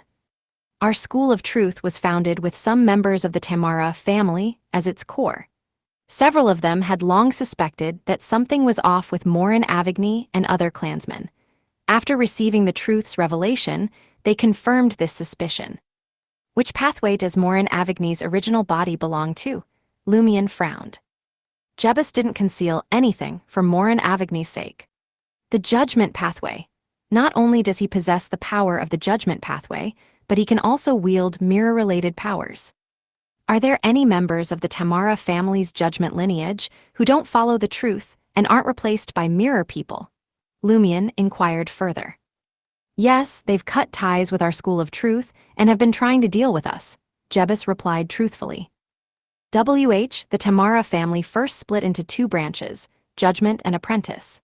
Then, the Judgment branch splintered into three parts: those who believe in the truth, those replaced by the Mirror People, and those who adhered to their original traditions. However, the ones with the connection between the Apprentice branch of the Tamara family and the Demoness sect are more likely to be replaced by the Mirror People. Has that branch also fractured? Why is the Tamara family constantly splintering? Even if the Tamara family doesn't fracture, there's still the risk of being replaced by the Mirror People. Could this stem from some unresolved mysteries of the fourth epoch? Lumion analyzed and speculated based on the available information. "What's Morin Avigny's approximate sequence?" Jenna asked, noticing Lumion's silence. "Sequence 5, Jebus answered Jenna's question with a smile. "Sequence 5, Disciplinary Paladin, Franca, under the guidance of Madame Judgment, a major arcana card holder, was well-versed in the Arbiter pathway. Sequence 9 was Arbiter, Sequence 8 was Sheriff, Sequence 7 was Interrogator, and Sequence 6 was Judge. Disciplinary Paladin with Mirror Magic and Mirror World. Related abilities." Lumion looked at Jebus and asked with a smile. "You're not a mirror person or a demoness. Why can you freely enter and exit the mirror world without being affected by the dangers there?" Jebus pointed at the glass cufflink on his sleeve. "This is an item given to us by Morin Avigny. It allows us to enter and exit the mirror world and use the connections between mirrors to traverse without being absorbed into other mirrors. I can still use it 5 times. "Very good. It will be ours in the future. Yes, let's call them Mirror Cufflink." At that moment, Franca had already thought of a name for the cufflink. Lumion nodded and replied, "If your abilities correspond to a potion pathway, what would Sequence 9 be called?" Given the looming potential conflict with the School of Truth, Lumion didn't let the opportunity to understand the other party's Beyonder powers slip away. A proud smile graced Jebus's face. "It's Broker. We are the gray between white and black, the fog between light and darkness. We are the bridge between order and shadows." "Could you say something more comprehensible?" Franca muttered under her breath. Lumion smiled and asked without hesitation, "What abilities does broker possess?" Chapter 715, Shadow Merchant. Jebus reorganized his thoughts and said, "We can become more attuned to certain needs and find suitable candidates to fulfill them. We can also facilitate the corresponding transactions through our words and connections." With his conspirer's mind, Lumion pondered seriously for 2 seconds before fully grasping Jebus's true meaning. Amused, he said, "Put it in simpler terms that are closer to mysticism." Jebus glanced at Franca and Jenna and eagerly explained, "I have 2 primary abilities. One is called gray perception. I can more acutely sense the gray areas between white and black, including my desire and need to enter that gray domain. The other is exceptional eloquence. This includes mastery of language and the ability to observe others' expressions and decipher their words." "That's it?" Lumion asked, raising his eyebrows. "That's it," Jebus replied candidly with a shake of his head. "Don't brokers charge fees for their services?" Lumion inquired with a smile. "Before reaching a deal, we will agree on a price with both parties. Sometimes, we don't even ask for one. It's mainly to establish and maintain relationships." Jebus answered seriously, "None of this involves any superpowers." I had thought a broker's Beyonder powers could derive corresponding benefits from every transaction they facilitate, including Beyonder enhancements. However, this is clearly an exaggeration. It doesn't seem to belong to Sequence 9. The 2 abilities Jebus mentioned are very fitting for those at Sequence 9. From the looks of it, brokers and spectators are quite similar. They can hardly participate directly in Beyonder battles and are considered more supplementary support. Lumion nodded in enlightenment. Franca asked with interest, "What's Sequence 8? "It's Shadow Merchant," Jebus replied with a smile as he gazed at the demoness of pleasure's face. Without waiting for Franca to inquire further, he took the initiative to explain. "We can detect mysterious creatures and dangerous entities hidden in darkness and shadow while remaining safe from their attacks, thereby allowing us to reach certain deals with them." Jenna couldn't help but ask, "Invulnerable to hidden mysterious creatures and dangerous entities? Isn't this ability too powerful?" Jebus replied with a smile, "That's usually the case, but you can attack the other party first or secretly exert any influence that's disadvantageous to them. You can't harbor malice when striking a deal, lest the other party discovers it. Furthermore, you'll suffer indiscriminate damage if embroiled in a battlefield. You can't make creatures engaged in combat stand down." "What if you see something you shouldn't?" Lumion asked after some thought. "I will endure the corresponding corruption," Jebus answered without attempting to boast. "So it seems a shadow merchant possesses an aura that prevents nearby creatures from harboring malice towards them," Franca realized. Jebus praised, "Madame, your summary is better than mine. However, it's not that you don't generate malice at all, but that you reduce their malice to a certain extent. The higher the other party's level, the weaker the effect. In other words, interacting with those mysterious creatures and dangerous entities to reach a deal is still risky and requires courage." At this point, Jebus chuckled. "Taking risks is a necessary quality for successful merchants." "From the looks of it, you embody that," Lumion deliberately provoked. "Of course," Jebus replied proudly. "I've made deals with many dangerous creatures and obtained valuable items. Then, through new deals, I used them to exchange for more useful items from believers of the Great Mother, the Mother Tree of Desire, and other Beyonders. These include bullets that can absorb life, bullets that cause a target's implosion, and bullets that can impregnate a human, among other things." Bullets that can impregnate a human. Lumion was suddenly traumatized. He was grateful he hadn't given Jebus a chance to fire that bullet. Franca and Jenna felt an inexplicable fear, their bodies turning cold. Even Anthony's expression shifted slightly. Jebus's gaze swept across Franca, Jenna, Lumion, and his friend Anthony. He said solemnly, "Using our connections with various creatures, we shadow merchants can assist you in obtaining anything you desire, as long as you pay a sufficient price. Of course, we can't guarantee success in every transaction." "I want the Sequence 4 potion formula of the Hunter Pathway," Lumion said with a smile. Jebus fell silent for a moment before saying, It will take an extremely long time to find someone who can provide the corresponding formula through multiple intermediaries. The one who ultimately makes the deal with you might even pose a danger to you. Lumion had only been joking. He deliberately sighed and said, "Then let's put that aside for now. What other abilities does a shadow merchant possess? Your abilities can't be limited to just reducing the malice of surrounding creatures and detecting hidden entities." Jebus finally met Lumion's gaze. "I've used some of them in my battles with you, including concealing myself in shadows, transforming into a shadow, and creating fake shadows. They're more protective abilities. I collectively call them shadow utilization."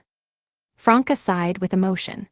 Shadow merchants can utilize not only symbolic shadows, but also shadows in reality. Encouraged, Jebus continued, "We can also sign contracts with the shadows of both parties as witnesses, directly connected to each other's souls. If we violate the contract, the shadows will harm our spirits. It's like a powerful curse." "I see," Franca recalled the fellow she had encountered earlier.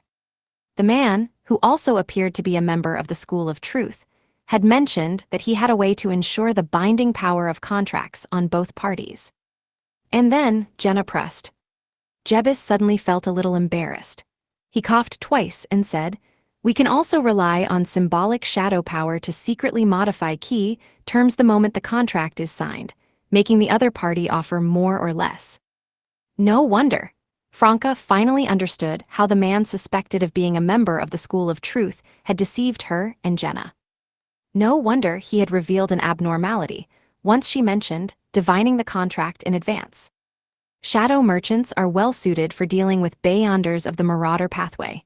I wonder which side will ultimately suffer. Lumion didn't give Franca a chance to criticize the shadow merchant. He chuckled and questioned, "What about Sequence 7? "Sequence 7 is Prosecutor," Jebus introduced, as if trying to compensate for the shadow merchant's dark image. "A prosecutor has two abilities. One allows them to discern a target's crimes, but they can't witness the process. The other is based on the first ability. First, declare the other party guilty, then point out the specific crime." Franca turned puzzled. "How can this crime be determined? It can't be based on Inti's law, can it? If we meet in the Lone Kingdom, won't your abilities be useless? Do they automatically adapt to local laws?" This seemed to be the first time Jebus had been asked this question. After more than 10 seconds of thought, he replied, "It's likely an act recognized as a crime by most humans. It includes blasphemy, murder, rape, fraud, theft, and so on. Nothing more detailed or categorized." Franca remained unconvinced.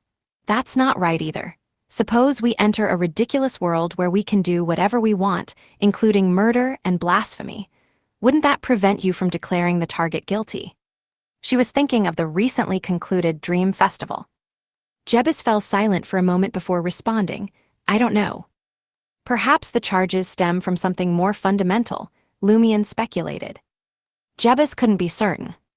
Franca could only look at him and say, "Continue." Jebus took a moment to recall where he had left off. After pointing out the crime, the target will receive the corresponding punishment from the world itself or some entity. The exact punishment depends on the severity of the target's crime.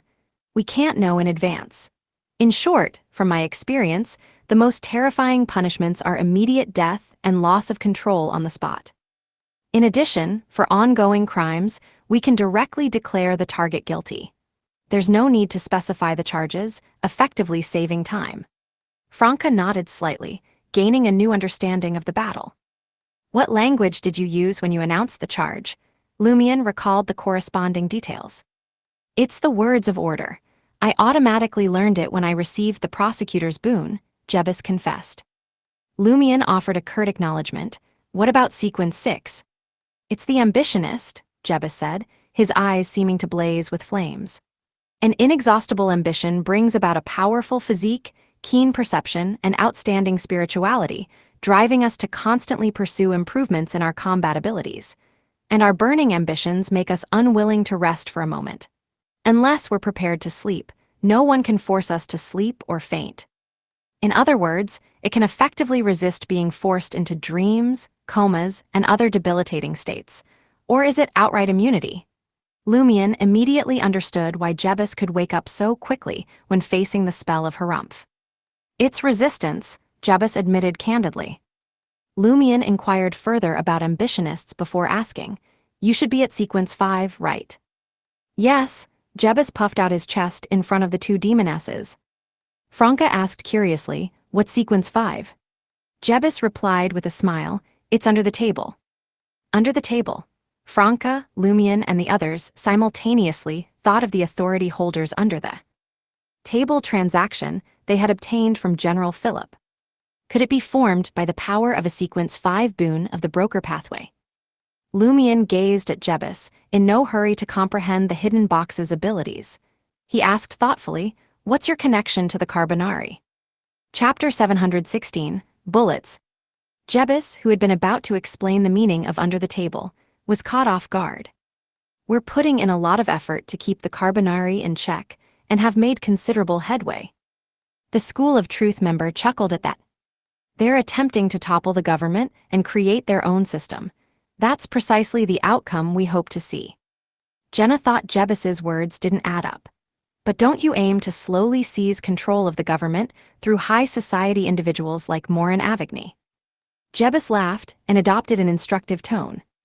"A wise merchant wouldn't risk everything on a single venture. The same principle applies to exceptional ambitionists." Hearing this, Lumion abruptly shifted the topic. "From what you've described, ambitionists primarily enhance their bodies, perception, and spirituality. It doesn't appear to involve their intellect." Before Jebus could reply, Franca responded with a grin. "Who says ambitionists require intelligence? It's not the same as being a conspirer. Ambitionists prioritize ambition over the capability to actually achieve it. Exceptional intelligence isn't a prerequisite for them. We've encountered many foolish ambitionists throughout history." The pair's back and forth left Jebus speechless. Fortunately, Lumion didn't dwell on the subject. He turned the conversation back to the Carbonari. "Has Albert Goncourt already sided with you?" "Most likely," Jebus answered uncertainly. "I don't handle the Carbonari." "Was it because of you brokers that the Dreamseekers charity group formed ties with the Carbonari?" Lumion thought of General Philip. Jebus grinned again. Philip was a man with grand aspirations who had long aimed to bring various secret organizations together. As brokers, shadow merchants, and ambitionists, we definitely had to help him. Regrettably, while his scheme was successful, others took advantage of him. He also disappeared in the ancient underground city. Incidentally, I'm not sure if you know, but it's actually 4th Epic Trier. "You guys," Franca had a thought but kept it to herself. She merely sighed. Only then did Lumion inquire about under the table. "What extra capabilities do you gain at sequence 5? Jebus kept his eyes fixed on the two demonesses. "Under the table is the sole ability, but there are 2 ways to utilize it. The first is to establish an unseen and tranquil under-the-table atmosphere in combat and emergency scenarios. You can forcibly meet your demands by offering the enemy valuable items, but you can't injure them or impact their state in any other way. Additionally, you must behave normally. If not, the enemy who agreed to the under-the-table deal can easily detect that something is amiss and snap out of it. Such under-the-table transactions aren't guaranteed to work. The target's inclination and experience in the gray domain determine the success rate. The broker sequence's gray perception ability can assess this. If you're up against an unshadowed of the sun pathway, success is nearly impossible even without the suppression of godhood. Unshadowed referred to the sun pathway sequence 4. Lumion had a realization. "You previously made me release you through such an under-the-table transaction." "Correct," Jebus said frankly. "You have extensive experience with the gray domain and a strong inclination in that respect." On Lumion's behalf, Franca complimented Jebus, saying, "You have a talent for reading people." Gray perception may be an ability acquired as a sequence 9 broker, but it's incredibly useful, Jebus bragged, seeming objective. Jenna pressed, "And the other under-the-table transaction?" Jebus answered with a smile, "That requires a certain amount of time. It's not suitable for combat or emergency situations. In simple terms, we'll utilize a barely sealed space as the operating target to create a genuine under-the-table scenario. will be on one side of the transaction under this table. The mysterious creature or dangerous entity concealed in the shadows and darkness will be on the other side, but we won't know their identity beforehand. We also won't be able to sense who the other party is during the transaction. It could be an entity we've previously dealt with or one from the unknown. Essentially, in this under-the-table state, where you don't know the counterparty or how your needs will be fulfilled through the transaction, you can achieve the desired result by stating your request and offering the item the other party desires. How this is accomplished isn't relevant. Can the transaction only involve two parties? Jenna asked inquisitively. No, it can be a three-way deal, a four-way deal, or even more. Just follow the under-the-table transaction rules. Jebus didn't hold back on sharing his mysticism knowledge. The transaction may not succeed either. It depends on the task's difficulty and the limitations of the provided traded items. Also, don't assume those mysterious creatures and dangerous entities will honor their promises. There's no lack of con artists among them who can find ways to circumvent under the table's restrictions. Are there additional risks after using under the table to complete a particularly challenging task? Jenna thought of her authority holder's under the table transaction. Jebus nodded gravely. Yes, it depends on which mysterious creature or dangerous entity helped you and if it has malicious intentions. I once had a week of misfortune and was almost caught by the purifiers. Jenna nodded pensively and pondered inwardly. It seems the authority holder's under-the-table transaction is a variant of the standard under-the-table ability. Instead of the counterparty making the requests, it's us offering something valuable. However, it can only simplify complex issues and ease difficult ones. It can't directly complete tasks. There are significant limitations. The cost of using it is encountering a transaction involving demons and other sinister beings. What information do you have about overseers? Lumion posed a new question when he noticed the under-the-table discussion was nearly over. Jebus appeared troubled and didn't answer. Seeing this, Lumion switched topics. What items are you carrying? Jebus glanced at Franca and took out a few assorted items from his concealed pocket. This is a healing agent obtained from the Great Mother's believers. These are the coma gas, awakening gas, and confession concoction acquired from the Mother Tree of Desire's followers. Healing agents, sedatives, mysticism-smelling salts, and truth serum. These are all precious items. Lumion gave a small nod at the 4 metal canisters with various labels. His gaze then moved to Jebus's other palm, where 6 bullets rested. The 6 bullets were brass, but their surface patterns and colors differed. One looked normal, one had a luminous tip, and one appeared to be corroded by potent acid. One flickered with a dark green light, one radiated a brilliant starlight, and another had a faint luster as if it had been matted many times. Jebus introduced them with enthusiasm. These are the impregnating bullet, poison bullet, putrid bullet, weakening bullet, implosion bullet, and deprivation bullet. I traded for them from various deity believers. Intrigued, Franca pointed at the ordinary bullet from a distance. Is this the impregnating bullet? Indeed, people and animals shot by it will inevitably become pregnant, and the corresponding symptoms will swiftly manifest, Jebus said, a tinge of fear in his voice. It affects both males and females indiscriminately, Franca inquired. Yes, Jebus said with certainty. Franca made a sound conveying a mix of contempt, fear, and fascination. Jenna asked worriedly, it looks like a regular bullet. What if there's a mix-up? Jebus shook his head. You won't make that mistake. It's lightweight, as if made of wood or soil. Phew, Lumion and Anthony let out a sigh of relief. Lumion pointed at the matte bullet. Is this the deprivation bullet? What does it do? The effects of the other bullets seemed straightforward, but Lumion wasn't sure about the deprivation bullet's purpose. Those struck or grazed by it will lose 1 Beyonder power within 15 minutes. As for which one, it's unpredictable, Jebus answered honestly. This can complement a fate appropriator's abilities of designating the deprivation. Lumion appraised Jebus and asked, do you have any other items? As a shadow merchant, don't you possess any mystical objects? Jebus explained embarrassedly, I recently received the under-the-table boon. To complete the corresponding ritual and please truth, I traded all the items I had acquired, leaving only these. A merchant's rule is that you can buy and sell anything. Poor slab, Franca mocked disappointedly. She then said to Jebus, "Give us all these items.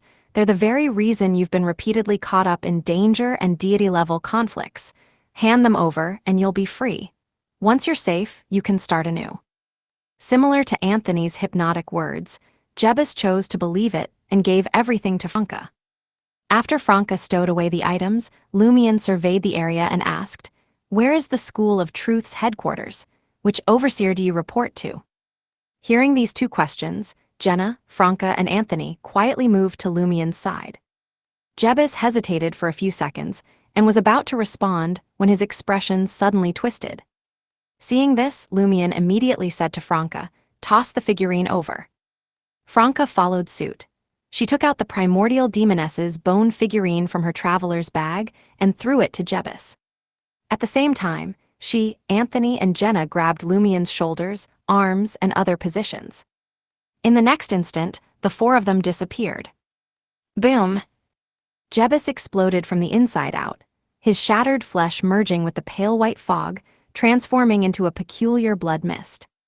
The blood fog slowly descended, circling the primordial demoness's bone figurine before seeping into the soil. After a few seconds, Lumion and the others teleported back. Chapter 717, Supervision. 717, Supervision. "Why did he just blow up like that?" Lumion muttered, frowning as he watched the blood slowly soaking into the soil. He gripped the carbide lamp tightly. His two questions hadn't been intended to end Jebus's life. He had simply wanted to carefully test the limits, one step at a time. Anthony calmly explained, "The fundamental rule of hypnosis is to never directly threaten the subject's life. So when Jebus was asked something that would seriously endanger him, he either would refuse to answer or the shock would jolt him awake, breaking the hypnotic hold.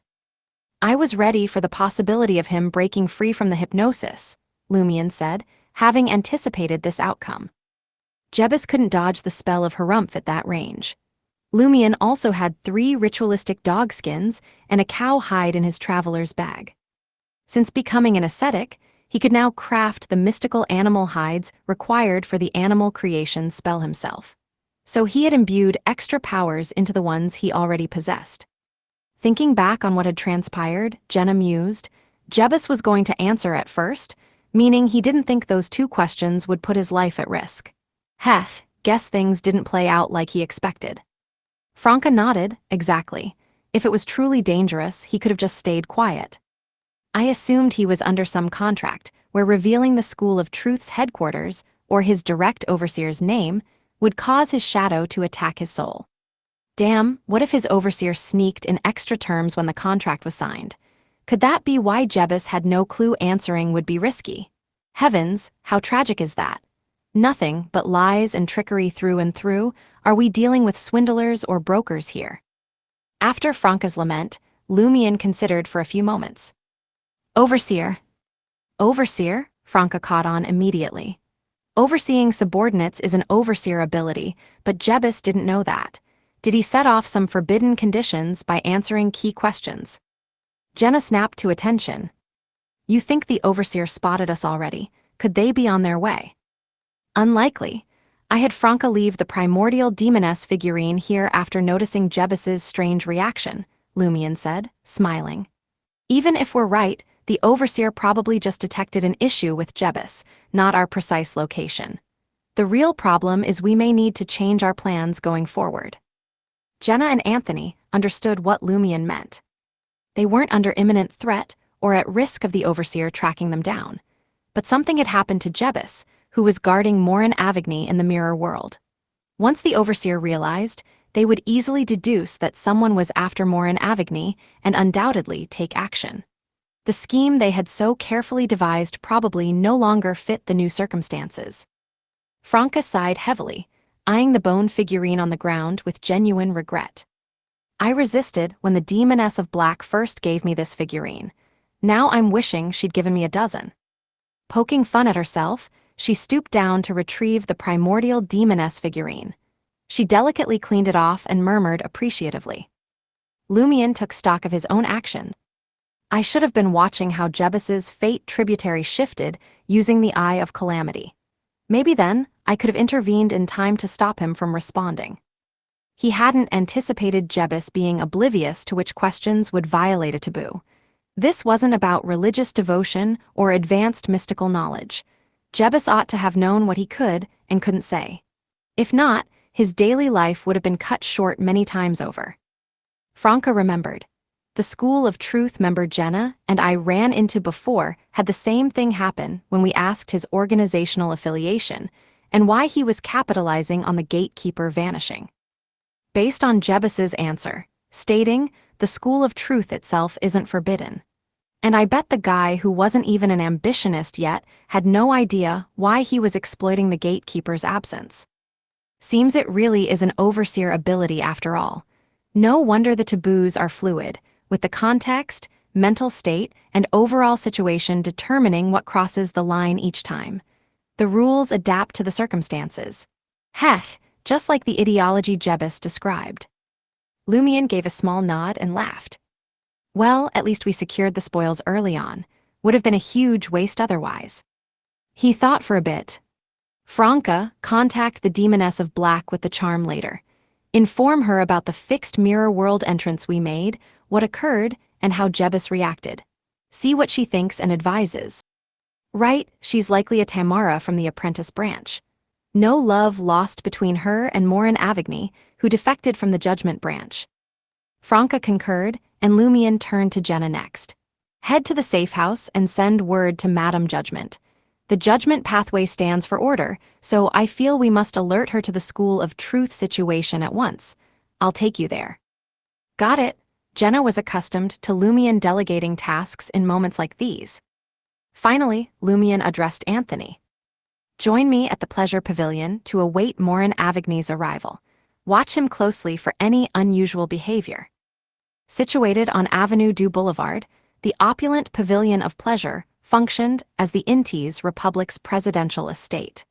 Morin Avigny was due to attend a ministerial meeting convened by the president there. Anthony inclined his head slightly to convey his assent. Observation was a spectator's forte, after all. Inside the quarry cave, housing the mirror world's fixed entryway. Franca leaned against the wall, her night vision active. She produced a compact and a charm fashioned from ashen stone. Clasping the charm, Franca infused it with her spirituality. Reciting the Hermes activation phrase, she intoned. Eyes. Wreathed in obsidian flames, the rock-like grayish charm flared to life. Franca touched it to the compact's glass, causing the mirror to lose solidity and turn incorporeal. The burning charm sank through without resistance, vanishing from sight. Moments later, Franca sensed a presence surround her. A mass of dark locks then rose from the makeup mirror's surface. The rippling black tresses obscured her view. As the hair fully emerged, Franca tightened her grasp, and Clarice took form before her. The Demoness of Black's own hair remained immaculately tied up, with no trace of the ominous raven strands. Even having met her prior, Franca couldn't suppress a rush of awe at Clarice's allure. The woman possessed a breathtaking beauty that effortlessly ensnared any who beheld her. Clarice regarded Franca, her melodic voice gentle as she inquired, "You have an update?" Composing herself, Franca detailed her suspicion of corruption seeping out of underground Trier. She had ventured to a particular sector bearing the primordial demoness figurine, ultimately pinpointing the target site. She elaborated on beseeching the primordial one via the figurine, obtaining a reply, and securing a permanent gateway to the mirror plane. A rare glimmer of approval showed on Clarice's face. Your instincts are sharp and your mind keen. Impressive that you conceived of and accomplished this. Perhaps you too shall rise to be a colored demoness one day. Demoness of yellow, Franca grumbled to herself. She went on to outline the scheme she had hatched with Lumion's crew, withholding specifics about the Tarot Club and portraying the mirror mark power as an item. Clarice listened attentively without comment. Franca recounted the offensive against Lumion amid his probe, his triumph over Jebus, and the bounty of intel gleaned through a spectator. The demoness of black nodded. Your lovers are quite capable, the hunter in particular. Here Clara smirked. The taste of a hunter isn't bad either. The higher their sequence, the more intense and brave they grow. Emperor, even an elite demoness has perused your clandestine annals. Every demoness probably owns an edition. Franca wavered between finding Emperor Roselle's plight humorous or pitiable. It certainly has its perks. Franca played along, smiling and trying to mask her chagrin. The demoness of black proceeded. However, both you and he erred. Upon amassing adequate knowledge, you should have ceased questioning without delay. The wiser course was to first ambush Morin Avigny, seize him, then interrogate further. Agreed, Franca accepted the demoness of black's reproach.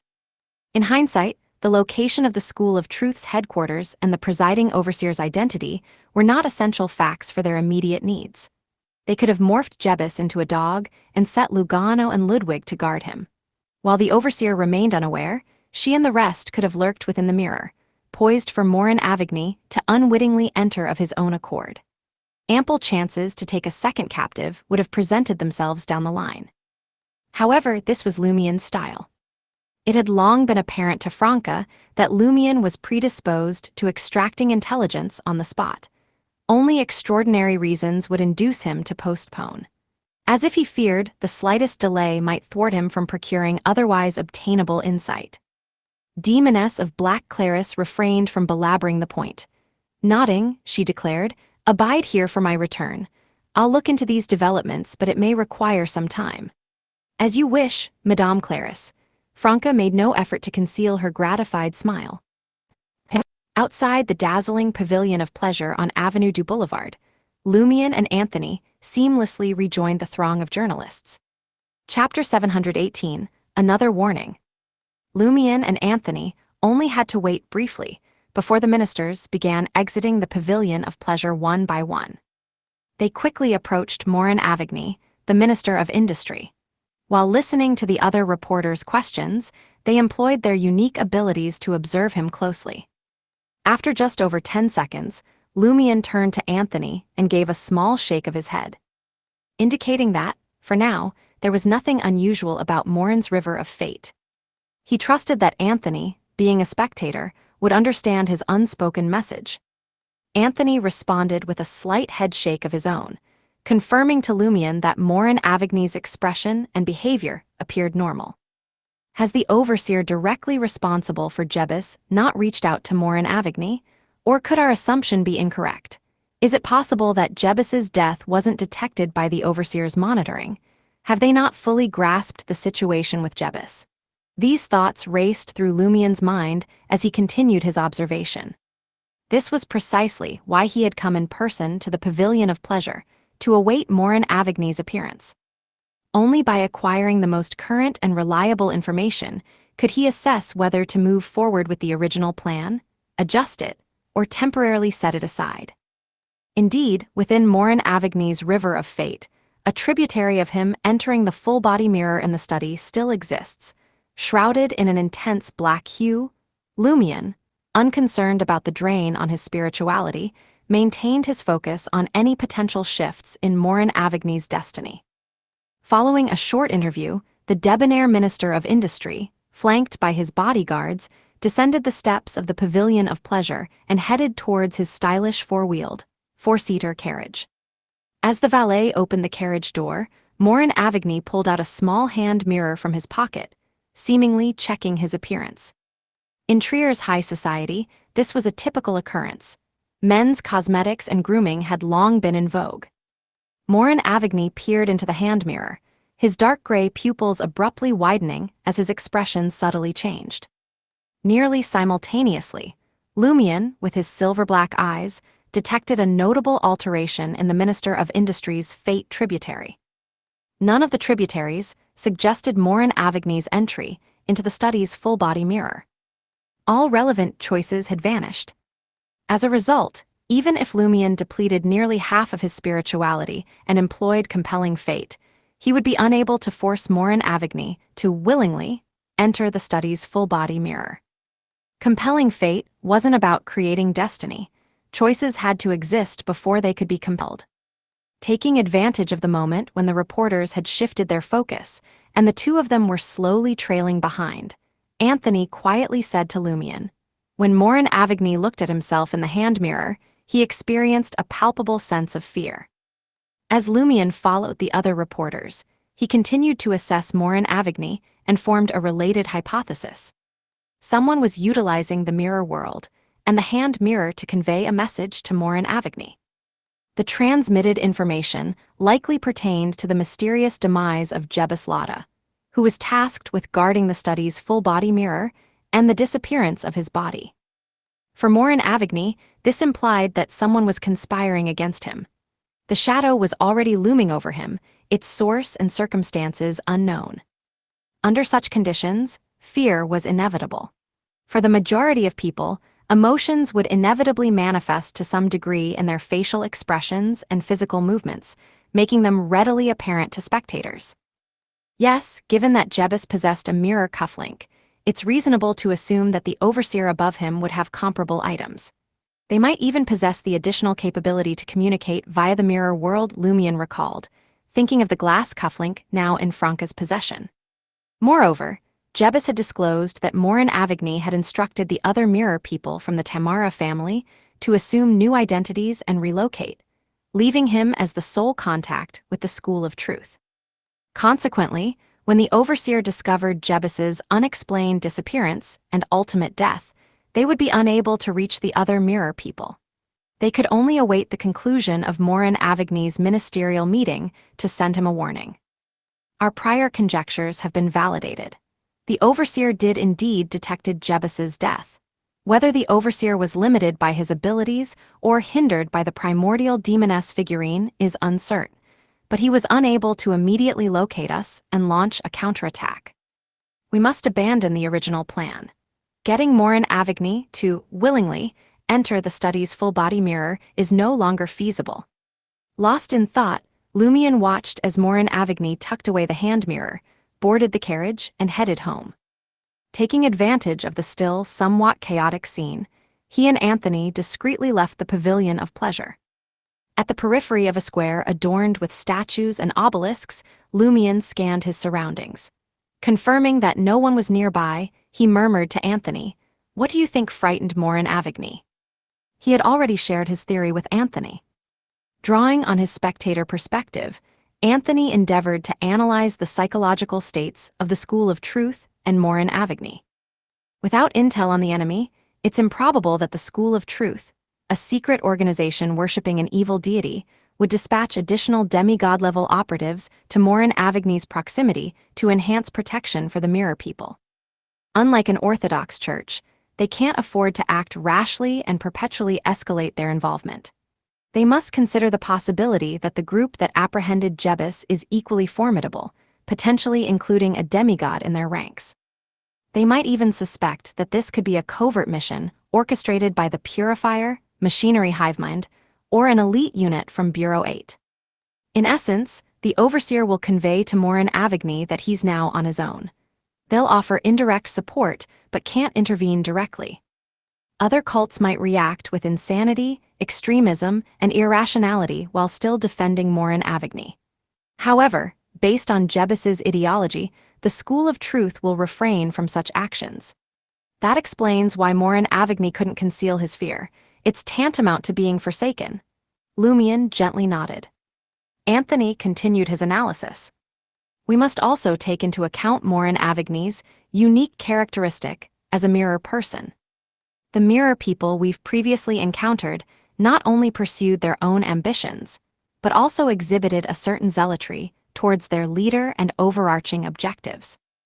Based on my observations, while Morin Avigny is undeniably terrified, he managed to exercise some restraint. Upon entering the carriage, he appeared resolute and determined. Lumion comprehended and remarked, "Is he contemplating self-sacrifice? He'll promptly alert the other mirror people and urge them to swiftly conceal themselves. As for himself, he's under the strict protection of officials, rendering escape impossible. His only option is to remain in place, visible to the enemy faction, hoping that his fortune is sufficient and the official protection proves effective." In times like these, protection becomes another form of confinement. Anthony shifted the topic. Which tributary turned black following the change in Morin Avigny's fate? Lumion shook his head. Nothing at present. This is an exceptionally unique situation. It signifies that it will manifest only when Morin Avigny makes a new choice, branching into a new fate tributary. At this juncture, Lumion exhaled slowly and stated, I don't perceive any other opportunities at the moment. It would have been good if the Overseer had acted rashly and protected Morin Avigny. The Demoness of Black should be awaiting him. Let's locate Jenna and Franca first. In the quarry cave housing a permanent entrance to the mirror world, Franca, who had been patiently waiting, witnessed black hair re-emerge from the mirror, descending strand by strand. Demoness of Black Claris materialized and spoke softly.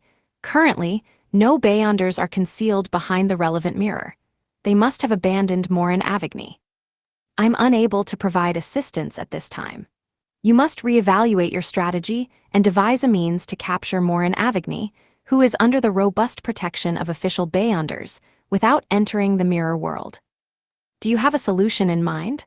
Franca wished to inquire but refrained out of concern for offending the Demoness of Black.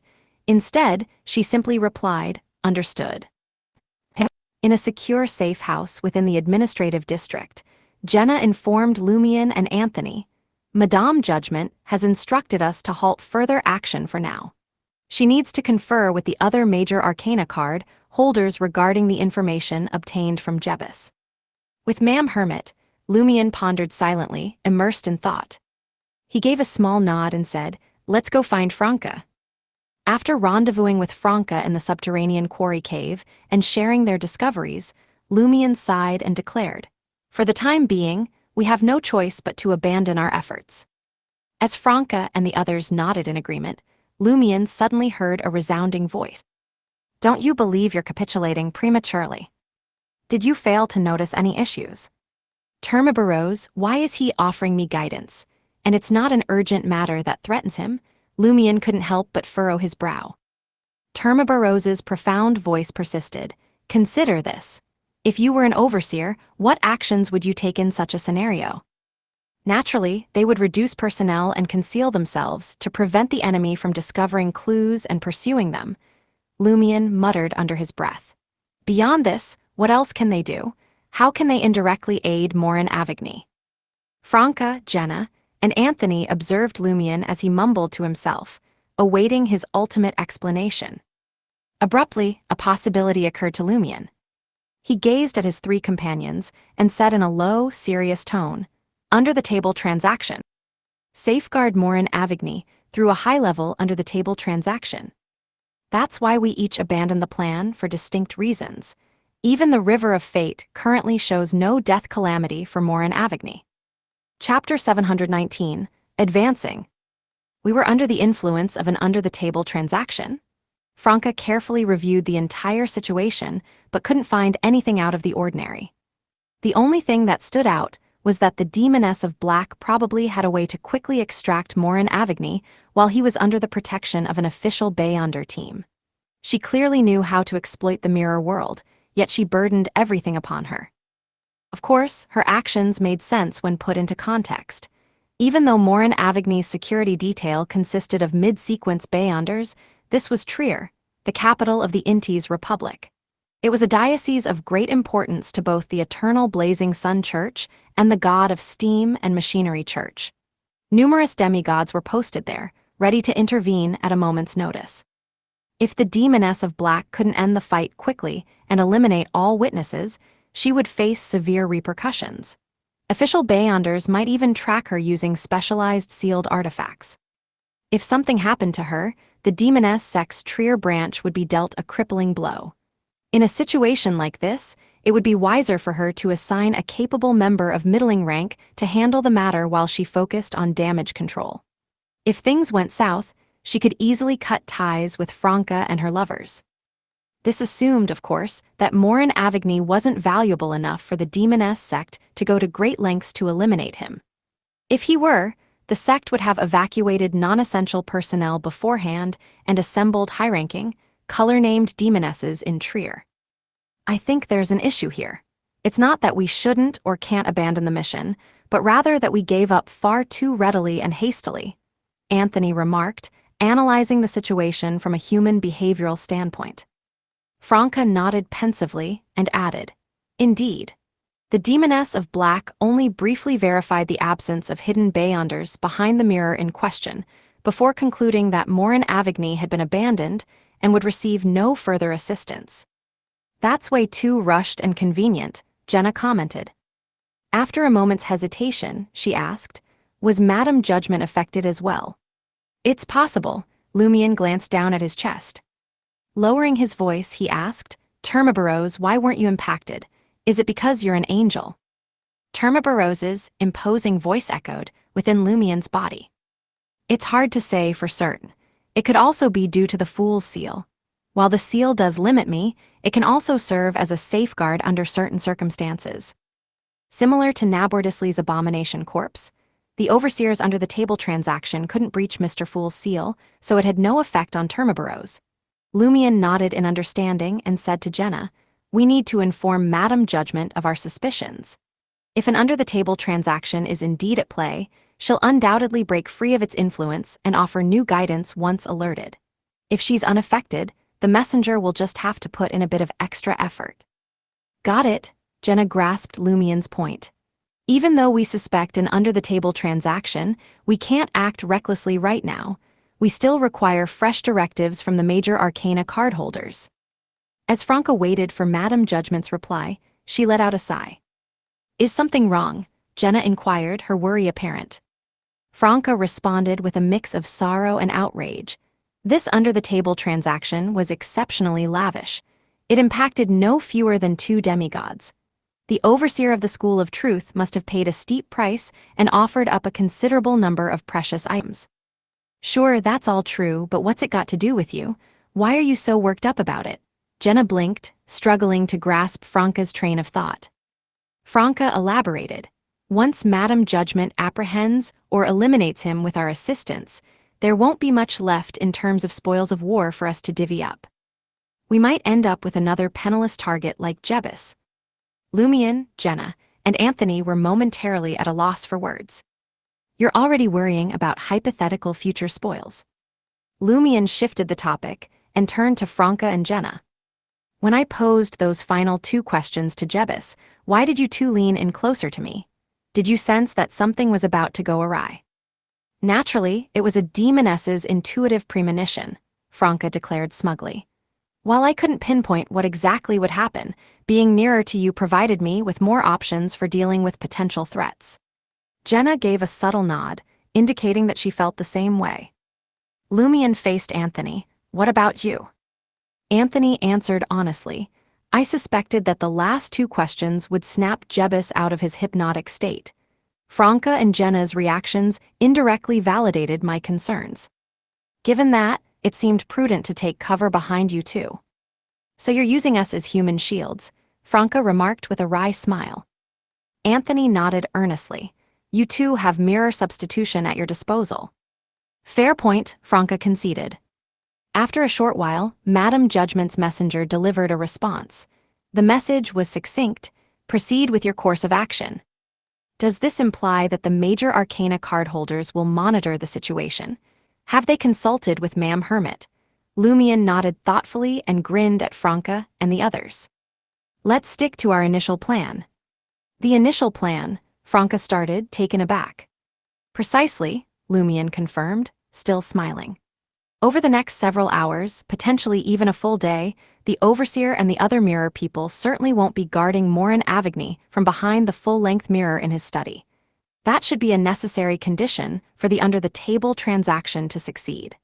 The Demoness of Black has already inspected those locations, and the Overseer is unaware of when she might do so again. He needs to allow sufficient time. Put another way, if we conceal ourselves within that mirror, we'll be safe from disruption and harm." Jenna's brow furrowed slightly. "But doesn't the heart of the issue lie in the fact that Morin Avigny won't be entering the full-length mirror anytime soon? How can we ambush him?" Jenna abruptly trailed off, as if a thought had just occurred to her. Lumion's grin widened. "The Overseer may resort to an under-the-table transaction, but so can we." Indeed, the authority holders under the table transaction. Franca immediately grasped Lumien's implication. Lumien planned to harness the authority holders under the table transaction to plant the idea in Morin Avigny's mind to re-enter the full-length mirror. As for how an under-the-table transaction would enable such an arrangement to work, that wasn't their concern. Even the overseer probably didn't know the inner workings of the under-the-table transaction. Under-the-table dealings were, in a sense, a black box. With magic mirror divination verifying the level of risk, Lumien, Franca, Jenna, and Anthony ventured into the enigmatic and shadowy realm via the mirror world entrance affixed to the jutting rock.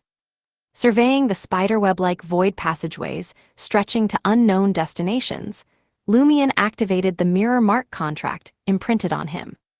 He then addressed Franca and the others. I can detect the full-length mirror and determine its precise whereabouts. In that case, let's make our way there immediately. Franca pulled up her assassin suit's hood once more and latched onto Lumien's arm. She had already donned the mirror cufflink, but why squander one of its uses when other means were available? As soon as Jenna and Anthony grabbed hold of him again, Lumien triggered the spirit world traversal mark and teleported through one of the dark, vacant passageways to a deep, black aqueous light. The aqueous light signified a mirror, with a corresponding hazy zone linked to myriad illusory tunnels akin to spiderwebs. Lumien peered into the dark aqueous light and observed the scene through the glass mirror. It was undoubtedly Morin Avigny's study. Franca likewise recognized the target's position and breathed a sigh of relief. I'll handle the under-the-table transaction. Allow me, Lumien smiled. Given what transpired earlier, I might encounter demons even without the authority holders under-the-table transaction. In that case, I might as well use it freely. He was alluding to the events surrounding Nabordisly. Very well, Franca yielded to Lumien's reasoning. Then I'll cover the cost. She produced 5,000 Veril d'Or worth of gold from her traveler's bag. Lumien accepted without protest and said to Jenna and the others, the transaction I aim to complete is to instill in Morin Avigny the notion of entering the full-length mirror in his study. Then, I'll employ compelling fate to transform that notion into reality. This is far simpler than directly compelling Morin Avigny to enter the mirror. The price will undoubtedly be lower. Understood, Jenna retrieved the authority holders under the table transaction from her backpack. The small, dark wooden box still had 8 uses remaining. Lumien grasped Franca's pouch of gold coins in his right hand and reached through the membrane-like curtain. He then felt 5 damp, wrinkled fingers. They swiftly closed around the pouch containing the gold coins. Lumien's expression remained neutral as he articulated his request in Hermes. After a brief pause, the wrinkled, moist palm returned the pouch of gold coins. Lumien glanced up and apprised Franca and the others of the development. Franca promptly understood. It's demanding more money. Her heart sank as she produced additional banknotes and gold, but the slightly cold, wrinkled palm kept rejecting the payment. Lumien contributed tens of thousands of Veril d'Or, yet the transaction still wouldn't go through. Could it be that under the table doesn't desire money or gold? Jenna recalled Jebus's insights regarding the broker pathway. Perhaps it requires a mystical item, Lumien pondered, considering what he could offer. Franca deliberated for a moment before suggesting, what about the blood gold ring? It has considerable drawbacks, and we've hardly used it. The blood gold ring had come from Mad Lady and corresponded to some of the capabilities of a sequence 6 Rose Bishop of the secret suppliant pathway. The 4 of them conferred for a while before deciding to attempt the transaction with the blood gold ring. The moment the blood gold ring touched under the table, the 5 fingers of the palm clenched firmly and withdrew, taking the ring with them. This indicated that the deal had been finalized. Phew, Lumien exhaled in relief and remarked, I'm curious to see how the under-the-table transaction will unfold. Franca pressed a hand to her chest and prayed to Mr. Fool, please don't let us run into any swindlers. Praise the Fool. Chapter 720, Unexpected Helper. The word swindler hung in the air, leaving Lumien and the others in stunned silence as similar thoughts raced through their minds. Surely they couldn't be that unlucky, right? Jebus had warned them about the possibility of running into swindlers during an under-the-table deal, but Franca's previous experiences with authority holders' under-the-table transaction had always been reliable. Plus, the blood gold ring had been accepted this time around. If Lumion hadn't been personally overseeing the transaction, he would have used the Eye of Calamity to assess the likelihood of it being finalized and look for ways to interfere. But for now, the four of them had no choice but to wait patiently. Hidden behind the dark, watery light, they watched the scene unfolding in the study through the glass mirror. As the night wore on, Lumion and his companions nibbled on the rations he'd packed for Ludwig in his traveler's bag to keep their hunger at bay. Close to 10 p.m., Morin Avigny strode into the study, leaving the wooden door wide open. He sank into an armchair beneath the gas wall lamp, grabbed a book from a nearby pile, and began casually flipping through it. The purifier team tasked with his protection remained stationed at the door as usual, never setting foot inside. Morin Avigny had always insisted on this arrangement.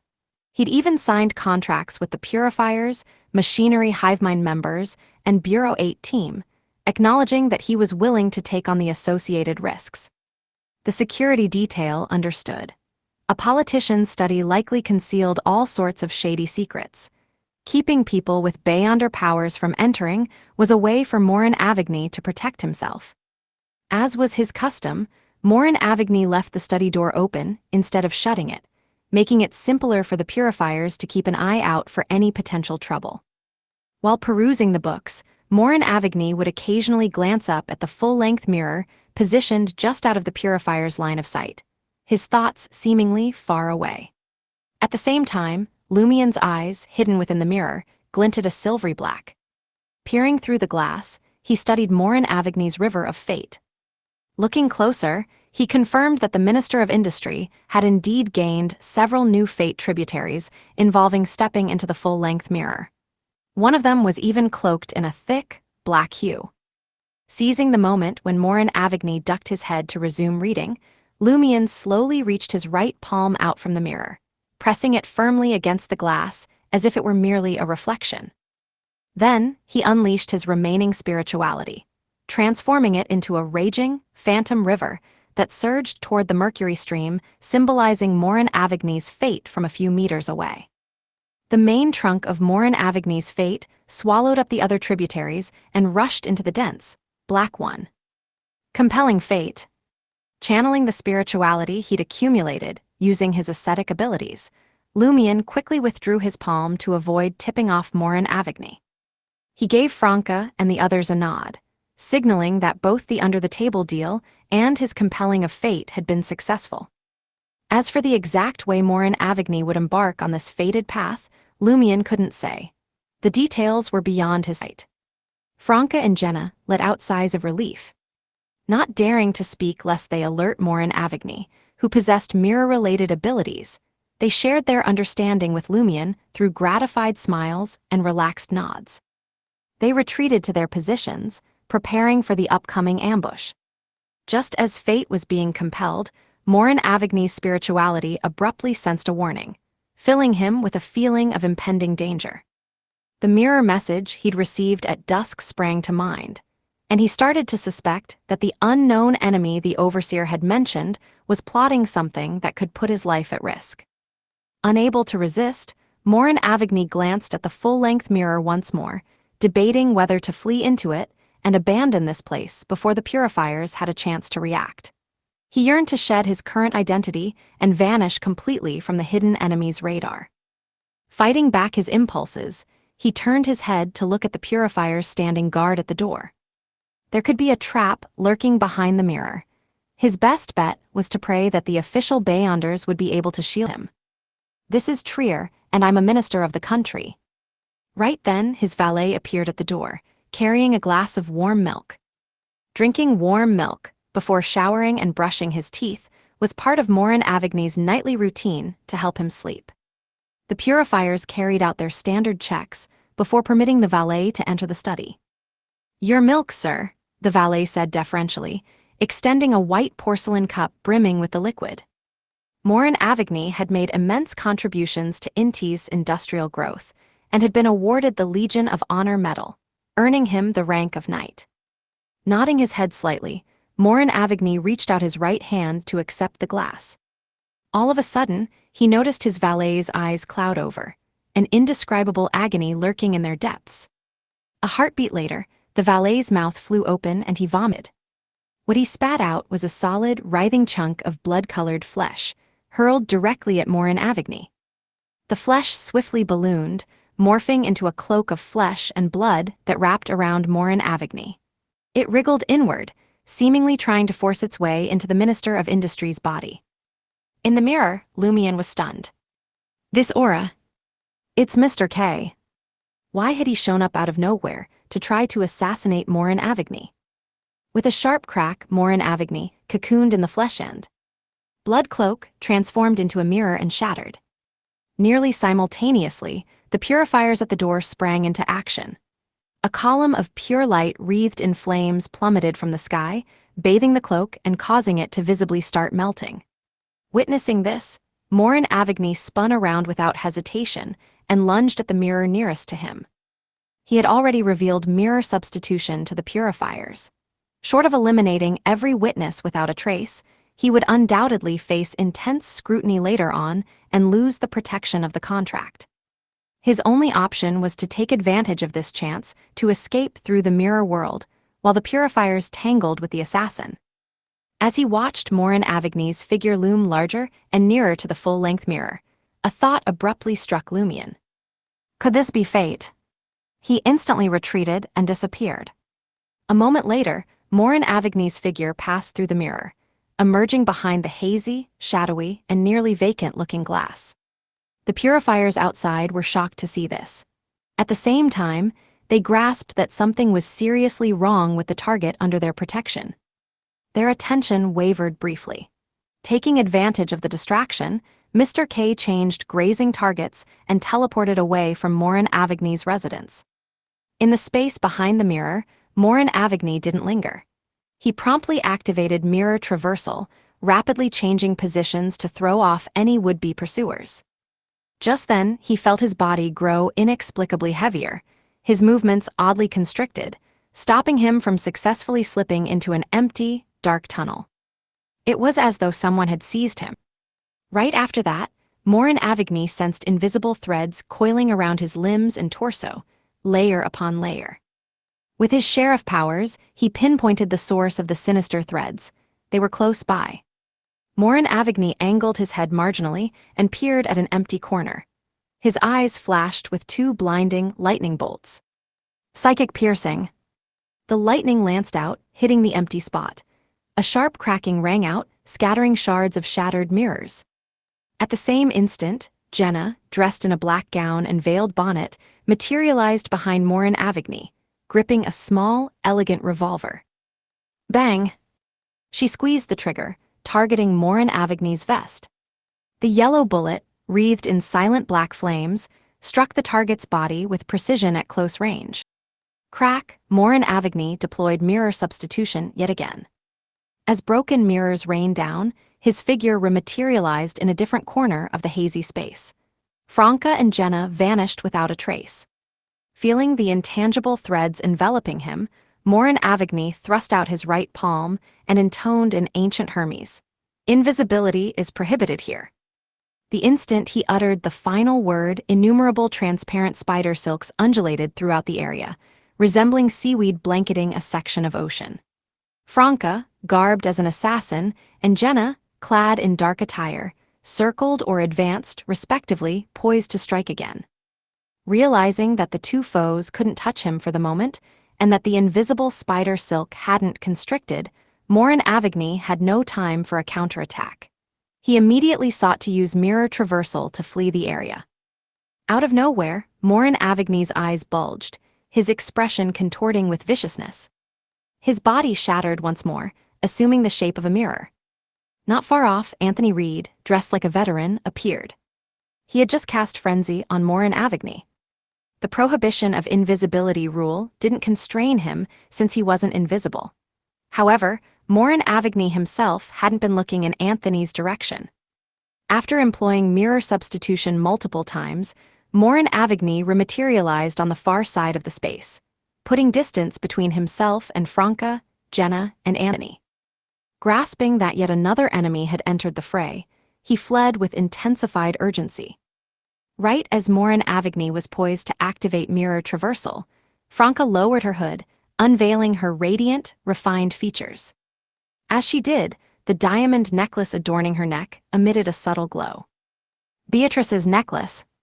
Morin Avigny's body flushed with heat, his gaze magnetized to Franca's lake-blue eyes, her high, delicate nose bridge, her fair, flawless skin, and her lush, crimson lips. For an instant, his desire to escape slipped his mind. The activation of Beatrice's necklace didn't pose a direct threat to Morin Avigny's life, so it failed to trigger mirror substitution. Morin Avigny lacked the time to deploy it himself. His cravings had already swelled beyond his control. Chapter 721, Exhausting the Substitutes. A demoness of pleasure didn't possess an innately proactive charm, but she could maximize her allure to irresistible levels. Even under normal circumstances, her magnetism could make most men unable to shift their gazes away, their breathing growing labored as their minds raced with desire. Morin Avigny had certainly never been an ascetic, and his lust was already inflamed by Beatrice's necklace. His focus was solely locked on Franca now, imagination running wild with tantalizing possibilities of what might happen next. Heart-pounding, blood-surging, his movements were affected, swift but erratic. A dawn-like glow emanated from Morin's body, marking Franca as the target of his righteous punishment. This enhanced his influence and offensive power against the tempting demoness. As he selected her for punishment, Morin seemed to grow taller in Franca's eyes, striking fear into her heart. She sensed he was a formidable figure who could end her existence with a mere thought.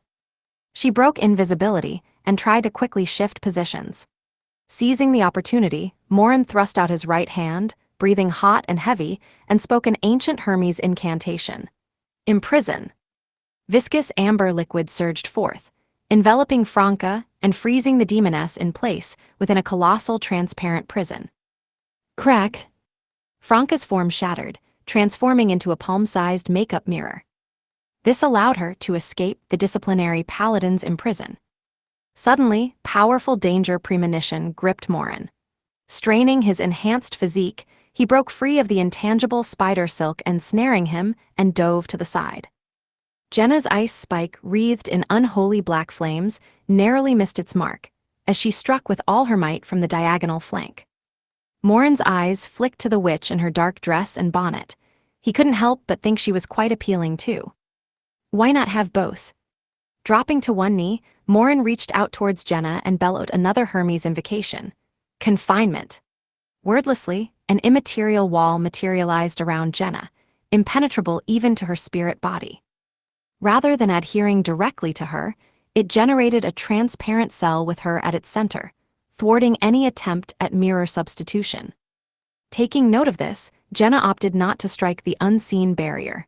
Instead, she enveloped herself in a layer of frost. Beyond the frost was another layer of frost. A delicate vacuum formed, transforming Jenna into a frozen statue. Confinement. Morin Avigny didn't immediately press his advantage against Jenna. His bloodshot eyes fixed on Franca as he confined the space surrounding the demoness of pleasure. Franca remained unresponsive as black flames surged forth from her form.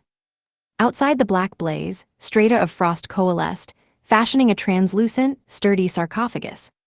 Transparent spider silk wound around her, cocooning the frost in spirals. Morin Avigny, though perplexed by the demoness of pleasure's peculiar behavior, took satisfaction in the success of his confinement, circumventing the effects of mirror substitution. His movements somewhat warped, he lunged at Franca. His mind raced with the powers he would unleash next and the consequences of bringing her under his control.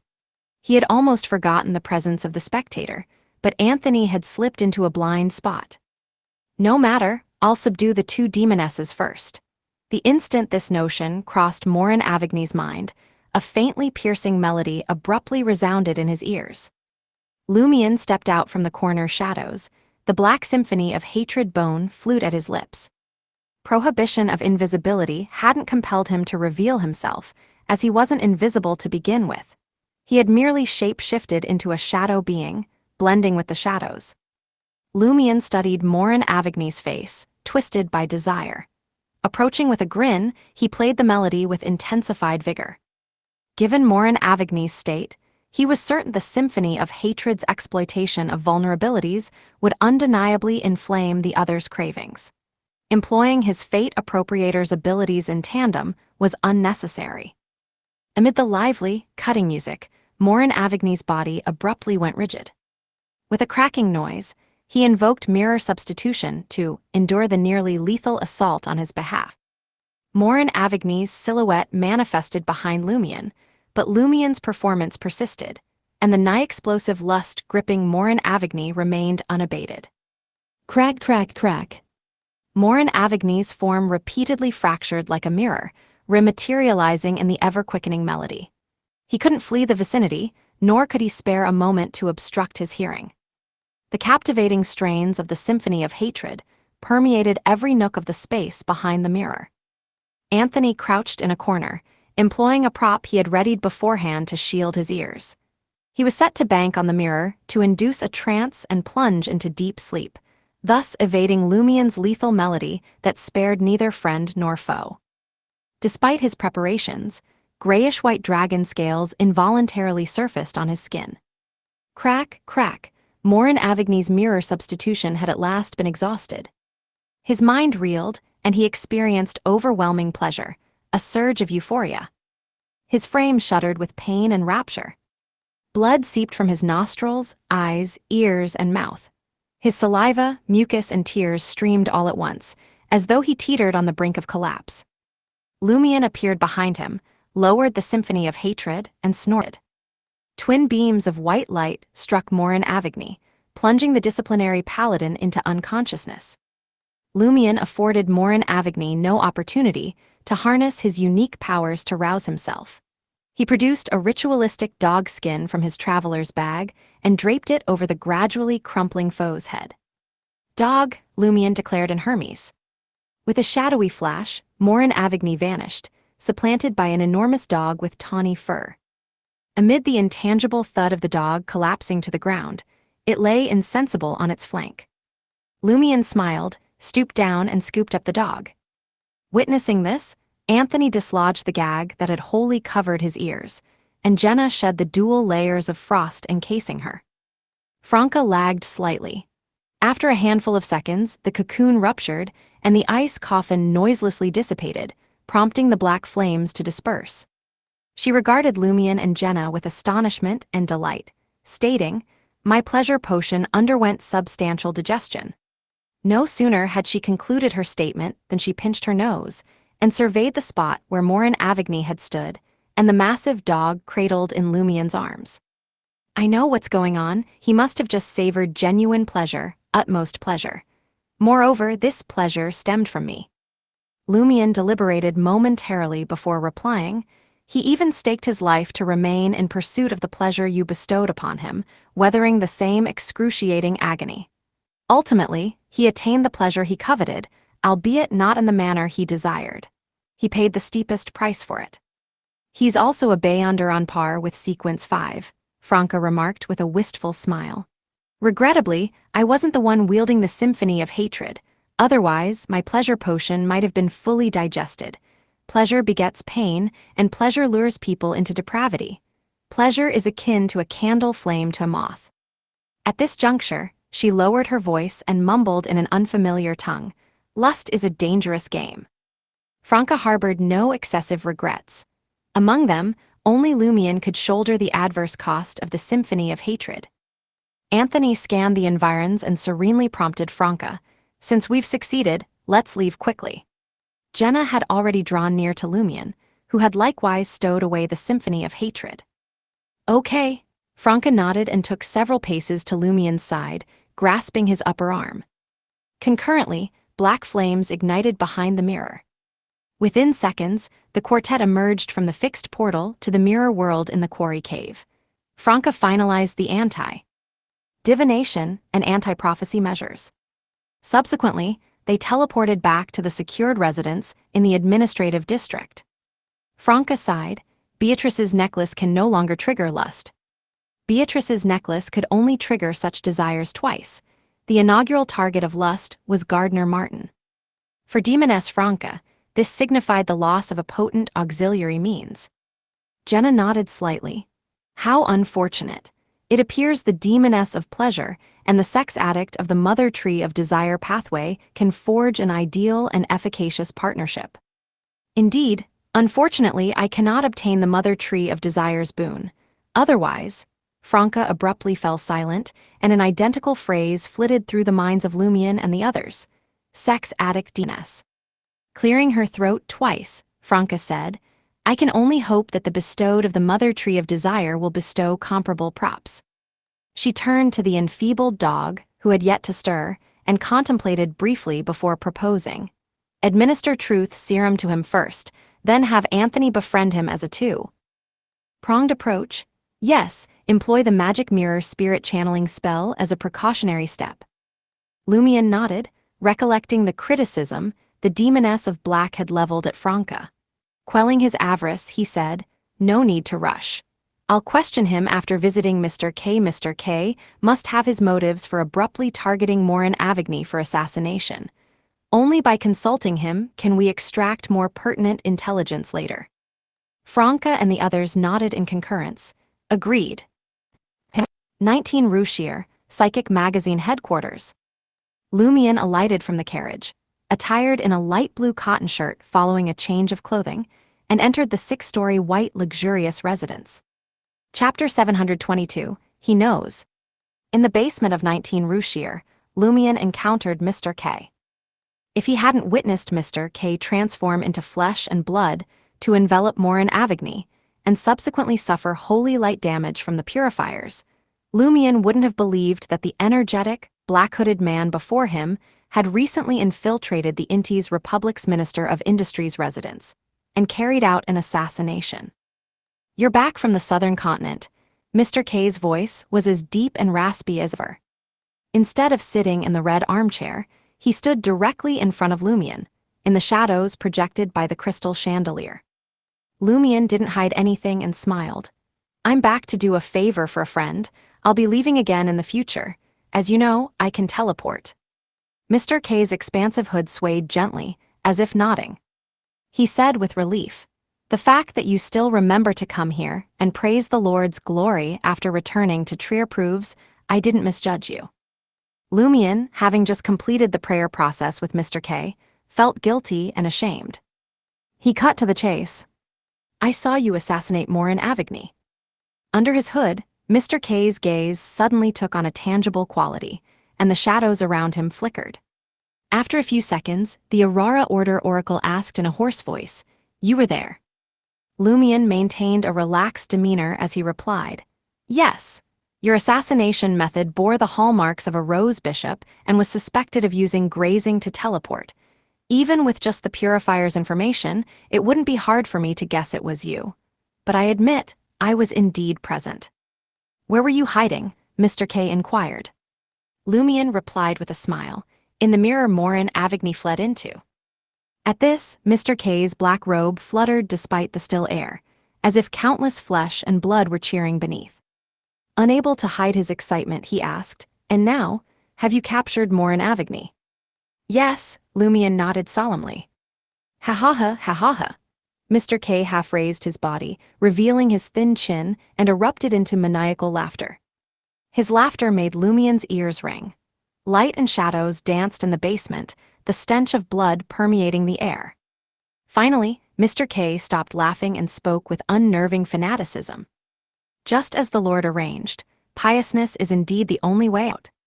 He began tracing a cross on his chest. Praise you for creating all. Praise you for bearing the world's sins. Lumion also praised the Aurora Order's true creator. Mr. K smiled and sighed. I had planned to assassinate Morin Avigny in the coming days, but hadn't set a date. However, when I saw him at the window this evening, gazing at the distant scenery, I sensed something off about his emotional state. Fearing something might go wrong, I hastily launched the operation and failed. I was about to repent to the Lord and shoulder my sins when you arrived and told me you had captured Morin Avigny. What does this signify? It means the Lord has prearranged everything. We need only pray, act, and do things with devotion. Nothing else matters. With piousness, failure is a stepping stone to success. Without it, even success leads to failure. In previous conversations with Mr. K, Lumion had always felt a language barrier. He understood the words, but couldn't truly grasp the fanatical state. But this time, his heart raced and a chill ran down his spine. Could the under-the-table transaction I initiated through the authority holder's under-the-table transaction be connected to the Aurora Order's Lord? Is that why Morin Avigny suddenly risked leaving through the study mirror? Why he came to the study to assess the environment, weighing the risks as he feigned reading? So, after I compelled Morin Avigny's fate, Mr. K hurried to the study to assassinate him, forcing him to flee to the nearest mirror, the full-body one we hid in. During the transaction, we paid with the blood gold ring, derived from the Beyonder characteristic of a sequence 6 rows bishop of the secret's suppliant pathway. Lumion chose to share his feelings with Mr. K, but concealed his fear and the power of compelling fate. He attributed all the developments to the authority holder's under-the-table transaction. Despite his frenzied laughter, Mr. K remained composed. Solemnly and fanatically, he said, "The Lord watches, the Lord listens, and the Lord knows." Lumion had heard Madam Magicians say similar words before, but hadn't felt their weight. He hadn't even been troubled, knowing it was futile. But now, every hair on his body stood on end, a chill running down his spine. He sensed eyes watching him from every shadow. The more he experienced and learned, the more acutely he felt the terror and oppression of those 3 short sentences. After a few seconds, Lumion praised the true creator again and asked, "Mr. K, why did you assassinate Morin Avigny?" "My friends and I dealt with him because the real Morin Avigny is dead. The active one is a mirror person. What about you?" "Mirror person? No wonder he has mirror substitution. That's precisely what I didn't anticipate, causing the assassination to fail," Mr. K sighed with realization. Pacing back and forth, he told Lumion, "Recent cases in Intis have led to an organization called the School of Truth. They use degenerates from cults and official organizations to achieve certain goals. For example, a descendant of Poli vanished mysteriously, and closely monitored pages from Roselle's diary disappeared. Poli, one of Emperor Roselle's 4 horsemen of the apocalypse, a descendant of his has vanished." Lumion's eyelids twitched at the thought. Jebus Lotta had mentioned the School of Truth's 3 goals: finding clues about the fallen heaven, Emperor Roselle's final mausoleum, and 0 to 5, the magic wishing lamp. The 4th Epic Trier seal had just been breached. For now, Inti's official organizations were unlikely to overlook anything. As for 0 to 5, Emperor Roselle's eldest daughter Bernadette held it. The School of Truth admitted they couldn't handle the element Dawn Leader yet. They wanted more boons before trying. In other words, 2 of the 3 targets required long-term planning from the School of Truth. That left clues about Emperor Roselle's final mausoleum. Jebus mentioned having no relevant clues himself. Whether the Overseer did was uncertain. Combined with Mr. K's account, Lumion had a bad feeling. Could the School of Truth already possess crucial clues about Emperor Roselle's final mausoleum? Mr. K continued, "We're investigating these matters, as is Element Dawn. We recently discovered Morin Avigny's involvement in some cases. He seemed to be a key figure in the School of Truth. Then why assassinate him instead of capturing him?" Lumion felt Mr. K's previous actions aimed to kill Morin Avigny. Mr. K chuckled raspily. "Killing him is simpler than capture, and after his death, an abnormality will undoubtedly occur. The official Beyonders will find a way to communicate with his spirit. Then, the authorities will investigate the School of Truth to thwart their plan. Isn't that our goal? Plus, we can shadow the authorities to track down School of Truth members. You and Aurora Order Oracle have also learned to report and exploit the authorities." Lumion found it amusing. If not for needing more information about the Mirror people, he, Franca and the others could have simply forced Morin Avigny to show signs of abnormality, avoiding so much trouble. Lumion delved into more details with Mr. K, increasingly sensing the School of Truth was close to locating Emperor Rosel's final mausoleum. Without delay, he expressed his urgency to return and interrogate Morin Avigny to prevent mishaps. "Do you need my help?" Mr. K inquired. Lumion responded with a smile, "Not for now. We have a hypnotist, the Bliss Society's truth serum, and a demoness skilled in spirit channeling." He didn't mention also having fate appropriator abilities. During fate appropriation, Lumion could see all of Morin Avigny's past and present fates and most fate tributaries. But the duration was limited, only allowing extraction of the most pertinent information. "All right, let me know if you need anything." Mr. K sized up Lumion with admiration. Finding a secluded spot to teleport back to the safe house, Lumion surveyed the area and said to Franca, "Use Mirror Cufflink's ability to take us back to the underground quarry cave. This would prevent accidents from affecting the neighborhood." Lumion had already teleported multiple times that day and even altered Morin Avigny's fate. Previously, he had played the Symphony of Hatred and triggered a series of weakness assaults. The immense expenditure left him with spirituality for only 7 to 8 more teleports and no further accumulation. In this situation, using Beyonder items when possible was only natural. Understanding Lumion's state, Franca didn't hold back on the Mirror Cufflink's charges. She only asked Lumion to carry the colossal dog and keep it from touching her. She then made the glass cufflink on her blouse glow, leading Lumion and the others into the room's mirror. Through the dark, empty tunnel, they appeared in the quarry cave with a fixed entrance to the mirror world.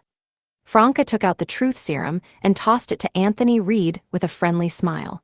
"Feed some to Morin Avigny and have a good chat with him."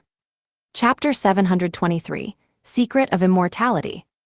After some time had passed, Anthony Reed guided the shriveled brownish-yellow dog back to the quarry cave that housed a fixed entrance to the mirror world.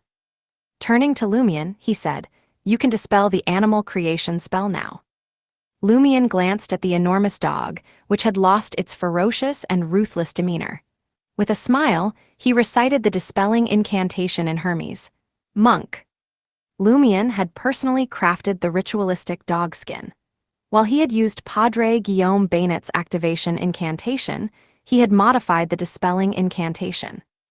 Initially, Lumion wanted to use the name of Jayaman Sparrow, one of his 2 idols, as the dispelling incantation. However, since Jayaman was Mr. Fool's angel of redemption, uttering his name in Hermes might have unusual consequences and seem blasphemous. Consequently, Lumion discarded that idea.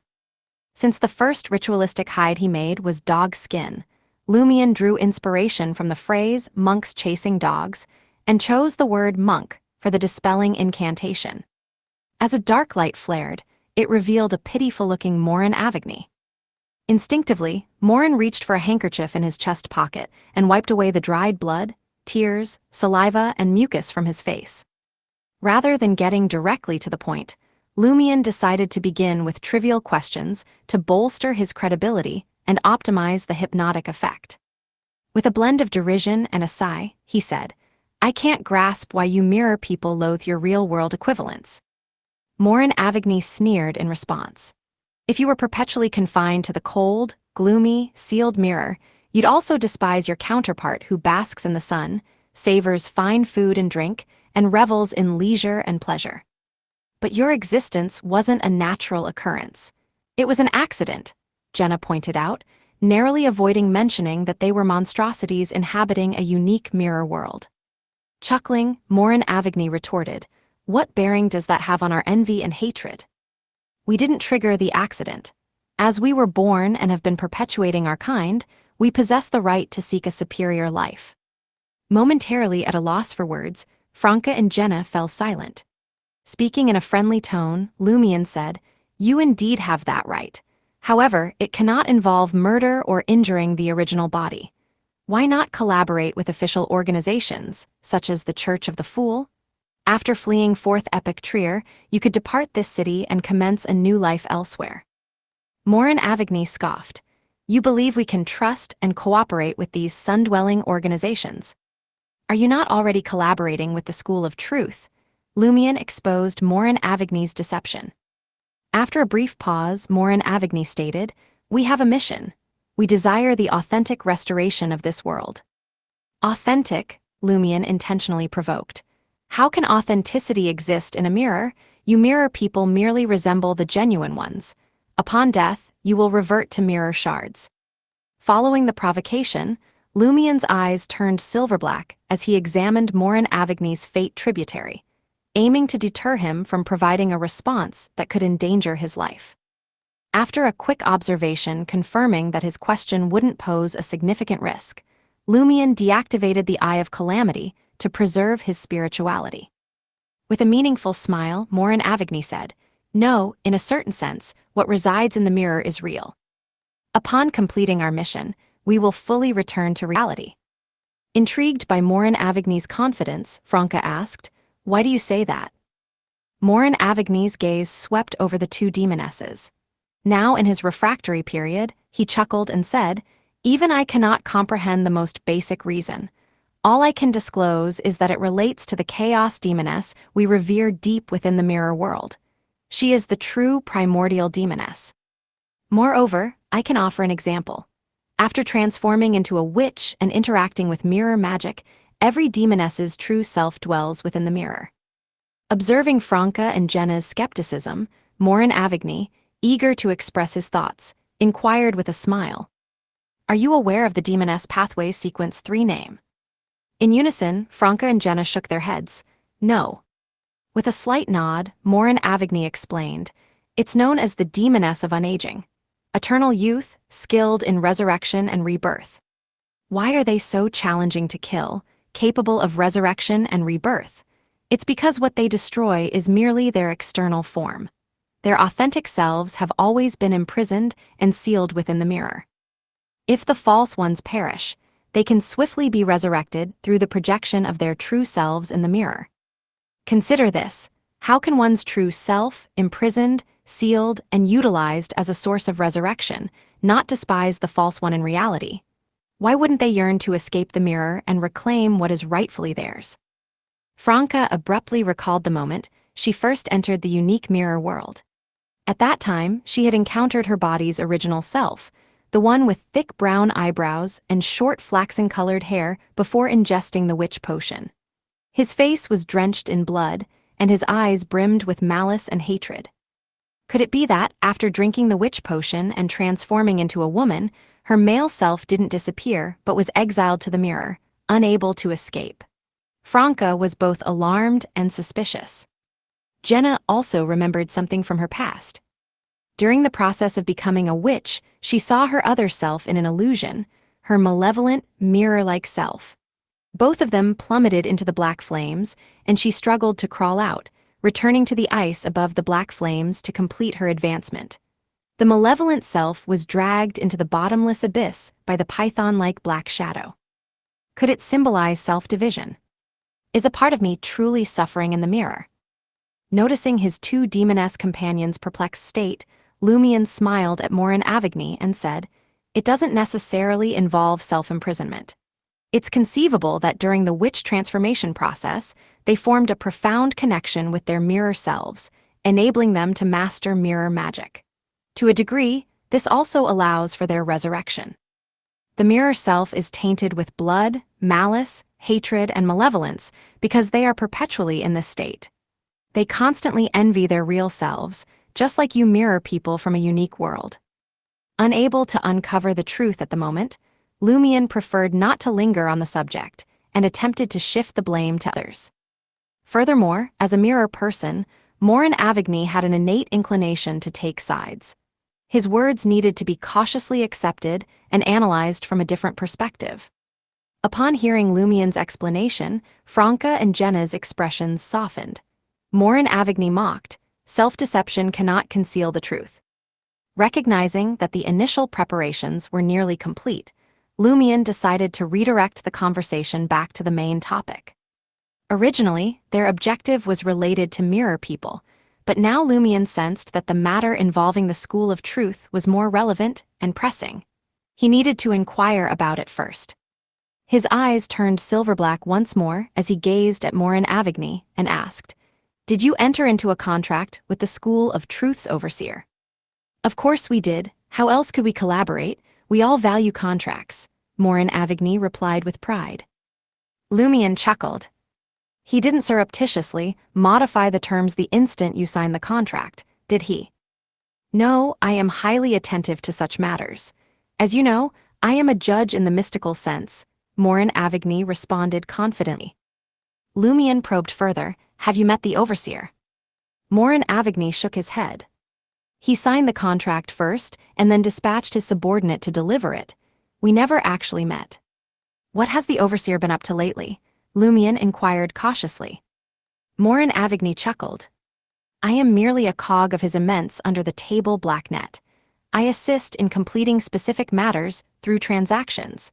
I am unaware of what those matters allude to or the motivations behind them. Yes, he once mentioned that he intended to use individuals like me to weave an invisible and massive vortex. He could infuse his strongest desires into it and achieve results. A few days ago, he casually remarked that the vortex is on the verge of taking shape." "The vortex is about to take shape." Lumion continued to monitor the changes in Morin Avigny's fate tributary, and, after some contemplation, asked, "How do you and the overseer typically communicate? Is there a special contingency plan in case of an emergency?" This was something he needed to ascertain as quickly as possible. The abrupt attack on Inti's Minister of Industry, Morin Avigny, and his enigmatic disappearance was breaking news. It wouldn't take long for the news to spread. When that happened, the overseer would undoubtedly learn about it and promptly sever his original communication channel.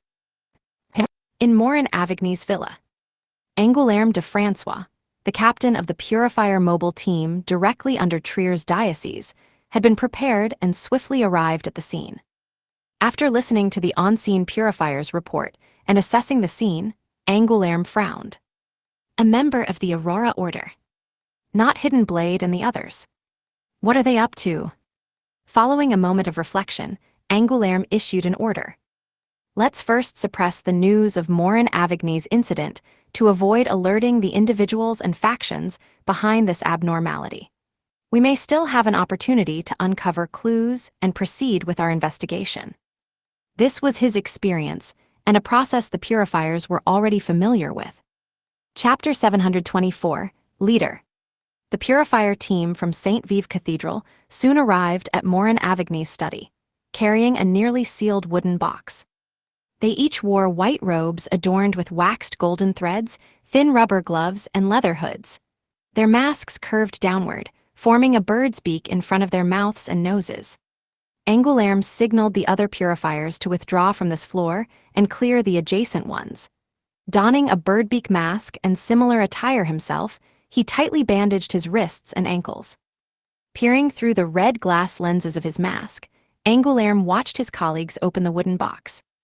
Mirrors of the perfect size lined the inner layer of the box on all sides: top, bottom, left, right, front, and back. In the center, surrounded by the mirrors, stood a milky white stone statue half the height of a person. It portrayed a beautiful half-naked woman, her dress torn away to the waist. Despite the female figurine's broken arm, her other hand alluringly covered her navel. Her captivating figure and exquisite facial features stirred an inexplicable heat within Angoulême. A sudden urge to kiss her flooded his mind, a desire for an intimate encounter with the stone statue. Not daring to breathe deeply, he forced himself to maintain control. He recognized this as a Grade 1 sealed artifact under the Trier Diocese, serial number 82, known as the Ulamos statue. This Grade 1 sealed artifact could gradually entice nearby creatures to obsess over it, spreading various illnesses, some common and others mystical in nature. Left unchecked, the statue's influence would transform its surroundings into a nightmarish landscape of agony, living beings wailing, writhing, and perishing in horrifying ways. The relentless plague would expand, unleashing a widening catastrophe. Angoulême had requested 1 to 82 for its ability to guide other creatures into the mirror world. Strictly controlling exposure time was crucial to prevent the spread of illness and obsession. The two purifiers gently lifted the Alamos statue and carried it to the full-body mirror in the study. Angoulême and his two other teammates approached, placing their palms on 1-82's shoulders. In perfect synchronicity, they magically phased through the glass mirror, vanishing from Morin Avigny's study.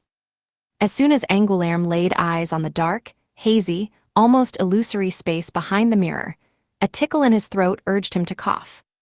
Sigh, a soft exhalation escaped his lips. Their attire couldn't isolate the disease spread by the Alamos statue. Its sole purpose was to minimize the rate at which they succumbed to genuine infection. Weakened yet inexplicably excited, Angoulême and his teammates investigated the area behind the mirror. They quickly discovered numerous dim mirror fragments scattered about. A battle took place here. Morin Avigny had to use mirror substitution multiple times, but there's no sign of blood, bodily fluids, hair, or any other traces, one of the purifiers concluded. Angoulême's heart raced as he speculated. A battle? Someone ambushed Morin Avigny in the mirror. Impressive hidden blade. It seems Morin Avigny couldn't escape right away, and multiple mirror substitutions were shattered. There's a high chance he was captured. Angoulême analyzed seriously before pivoting to misdirection. I see. The Aurora Order never expected the assassination to succeed. The assassin's only objective was to drive Morin Avigny into this mirror, where the rest of the Aurora Order awaited him. The other purifiers concurred with this theory, nodding in agreement.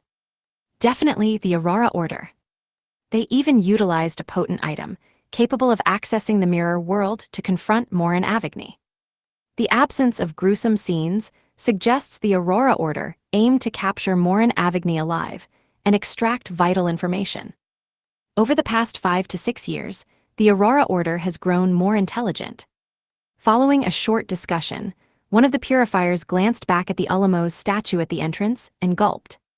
We need to leave now. Return 1-82 to the mirror box. I can't endure it any longer. Angoulême agreed. Back in the real world, they sealed 1-82 once more and removed their cumbersome attire. At last, he sighed with relief, feeling utterly exhausted in both body and mind.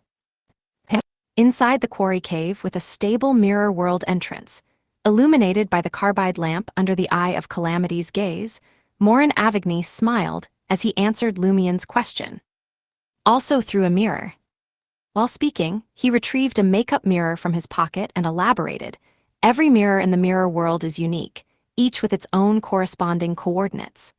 I provided him with my mirror's coordinates, and he reciprocated with the coordinates of a mirror on his side. With this arrangement, I can harness my abilities and the mirror world to transmit information to his mirror for a set duration. He contacts me in the same manner, but relies on the Beyonder item I gave him. An IP address, I suppose, Franca muttered in a language unfamiliar to anyone present. Lumien smiled warmly and inquired, would you be willing to share the Overseer's mirror coordinates with us? Morin Avigny shook his head. It's indescribable and impossible to write down. Only those like us from the mirror world can perceive it, or demonesses with godhood, demonesses of despair. Sequence 4 Demoness of Despair, and Sequence 5 is Demoness of Affliction. These two sequences sound unpleasant. Uncomfortable to act, but the subsequent Demoness of Unaging is quite impressive. Franca gleaned information about the Demoness pathway from Morin Avigny's words. How can the Overseer perceive it then? Jenna asked. Morin Avigny smiled. He can't perceive it either, but his Beyonder item can record and use it. Franca smiled and raised her sleeve, revealing the glass-like mirror cufflink. Taken aback, Morin Avigny's expression shifted to one of relief. You're the ones who killed Jebus. The Overseer killed him, Lumien clarified sincerely. We had no intention of killing him. We even wanted to befriend him, but the Overseer used a mysterious power from afar to end his life. I fear you may suffer the same fate. Morin Avigny fell silent for a few moments before stating, it can record it. He referred to the mirror cufflink's ability to record the Overseer mirror's coordinates. Franca wasn't surprised at all. I knew it would work. When she had used the mirror cufflink earlier, she realized the mirrors in the mirror world gave her a crystal-clear sense of the mirror world's entrances in the vicinity. There was the full-body mirror in Morin Avigny's study and a few other unknown mirrors. Franca suspected the mirror cufflink would instinctively record the corresponding coordinates of each mirror. Morin Avigny continued, "You won't be able to find the Overseer directly through that mirror. I've long suspected the mirror is actually with one of the Overseer's subordinates. Naturally, that subordinate must be very close to the Overseer. Otherwise, it would hinder the transmission of information." Just like many members of the curly-haired baboons research society, the contact points reserved for Madame Hella's messenger are isolated from their real lives. Lumion nodded slightly and said, "That's not an issue. We can visit them one by one, as long as they're truly close. Can you provide us with those coordinates?" Morin Avigny fell silent. The effects of hypnosis and truth serum battled fiercely against his resolve. This was a disciplinary paladin's principle and corresponding restrictions. Observing the shifts in his fate tributary, Lumion smiled and said, "You can think it over. Let's discuss something else first." Having witnessed Morin Avigny's potential loss of control, he intended to inquire about other information.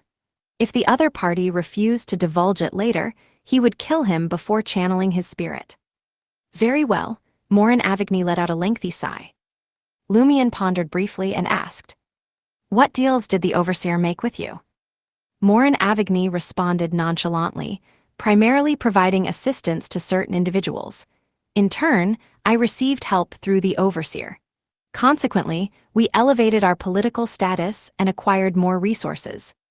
This is a common practice among politicians, but with the Overseer, it's even more covert, less detectable, and effective.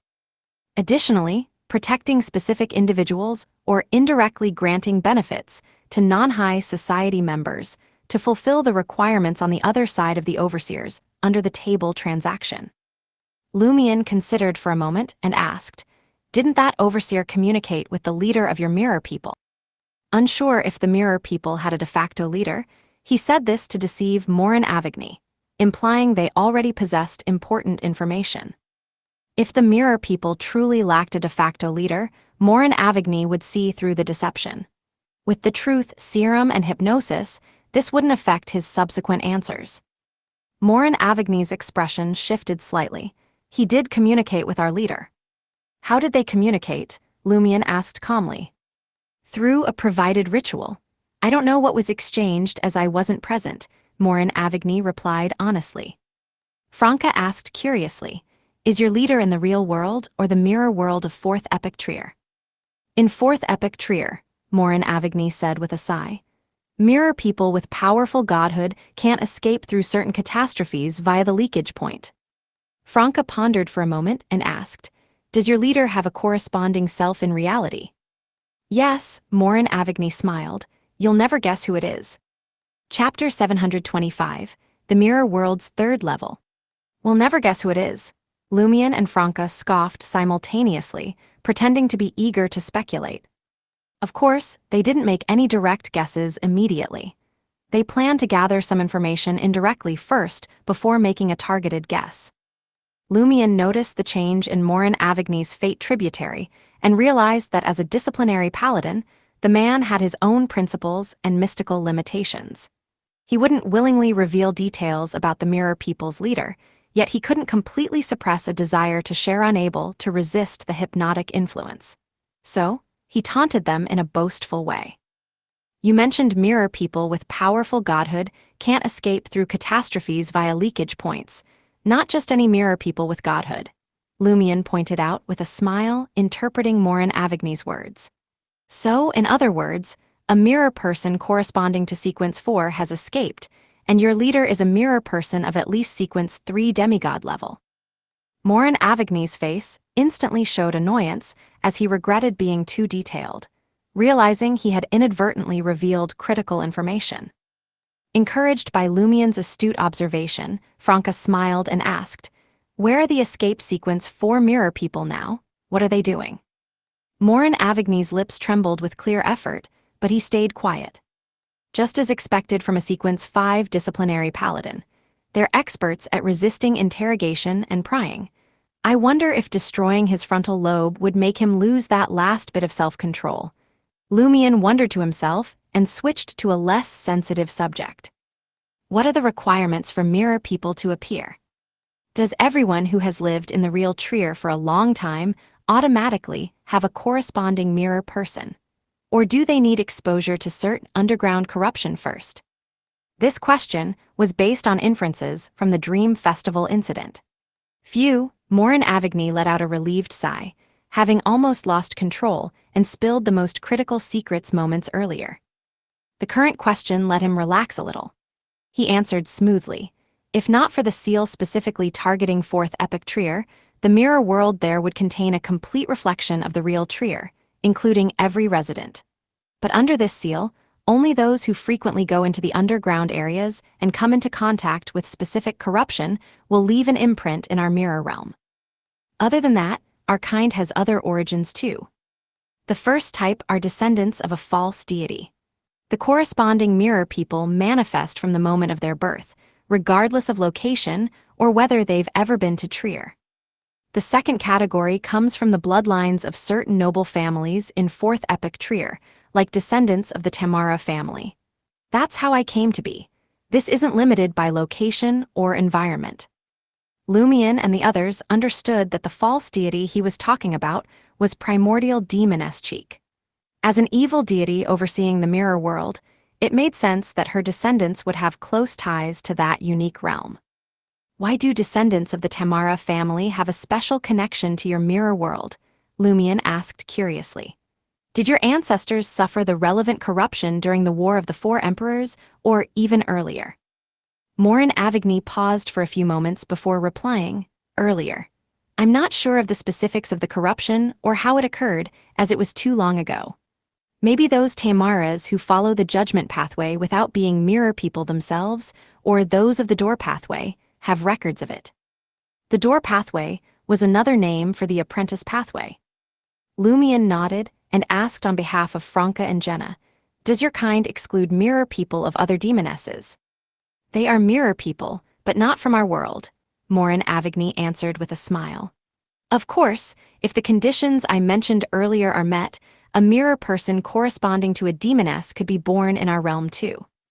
I see. Franca and Jenna nodded slightly as Lumion changed the topic. What are the mirror people who left the underground doing? His question was broad, not specifically referring to the godhood-level mirror people. Morin Avigny struggled for a moment before responding. Most of them stay in Trier. They either use the original's identity to advance their status in various industries and organizations, or they hide in the shadows, secretly developing their factions.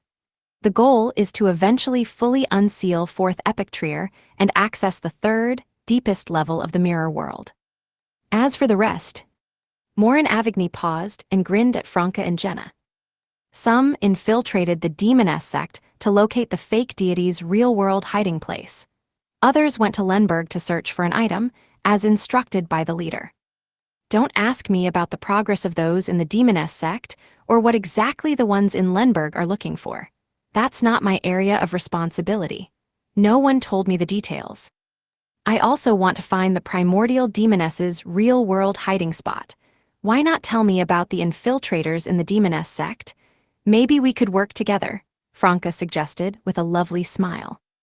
Morin Avigny's expression said it all. The more beautiful the woman, the more deceptive. I won't fall for it. I don't know their identities either. Only the leader has all the information. All right then. Franca's eyes darted around as she continued. What did you mean by the third level of the mirror world?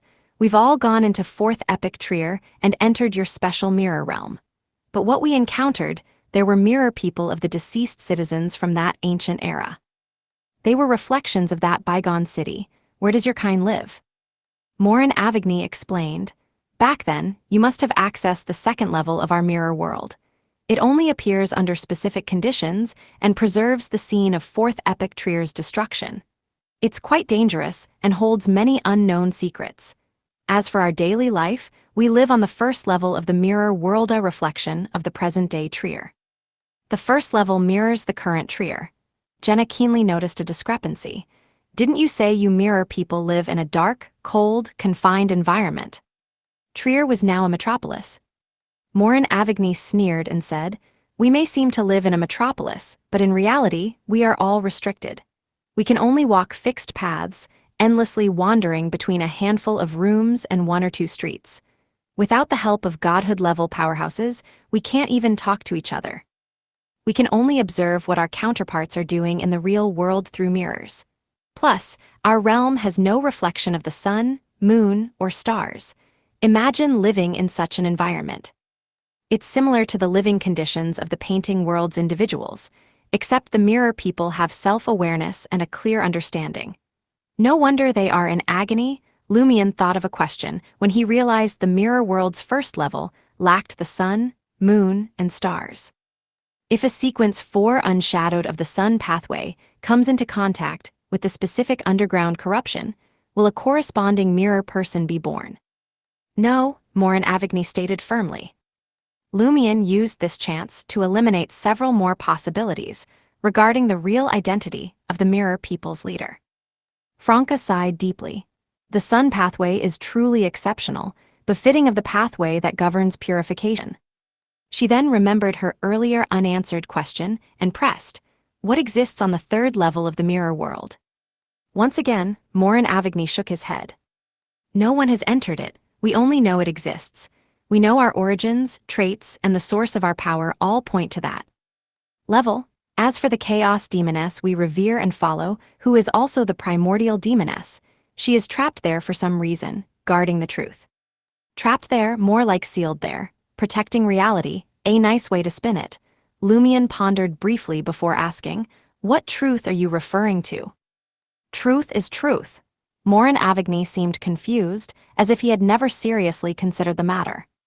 Seeing that he lacked an answer, Jenna brought the conversation back to the mirror people's connection to reality. Puzzled, she asked, "If the original person in reality dies, what happens to the mirror person? And the other way around?" Morin Avigny's lips twisted into a warped smile. "Normally, if the me in reality dies, I'll die along with him. But if I send my real self into the mirror world beforehand, the impact of his death on me will be minimal. The reverse holds true too. When I was still in the mirror world, if an invader killed me, the me in reality would merely get sick and be weakened for a time. Going forward, if he didn't come into contact with the specific underground corruption again, no corresponding mirror person would exist. If I escape to the real world and am killed there, the real me won't be affected at all." Franca hissed and said, "So instead of killing Morin Avigny directly, you found a way to drag him into the mirror world." "Exactly. I waited for him to savor the darkness, coldness, isolation, and loneliness before ending him," Morin Avigny confirmed with a smile.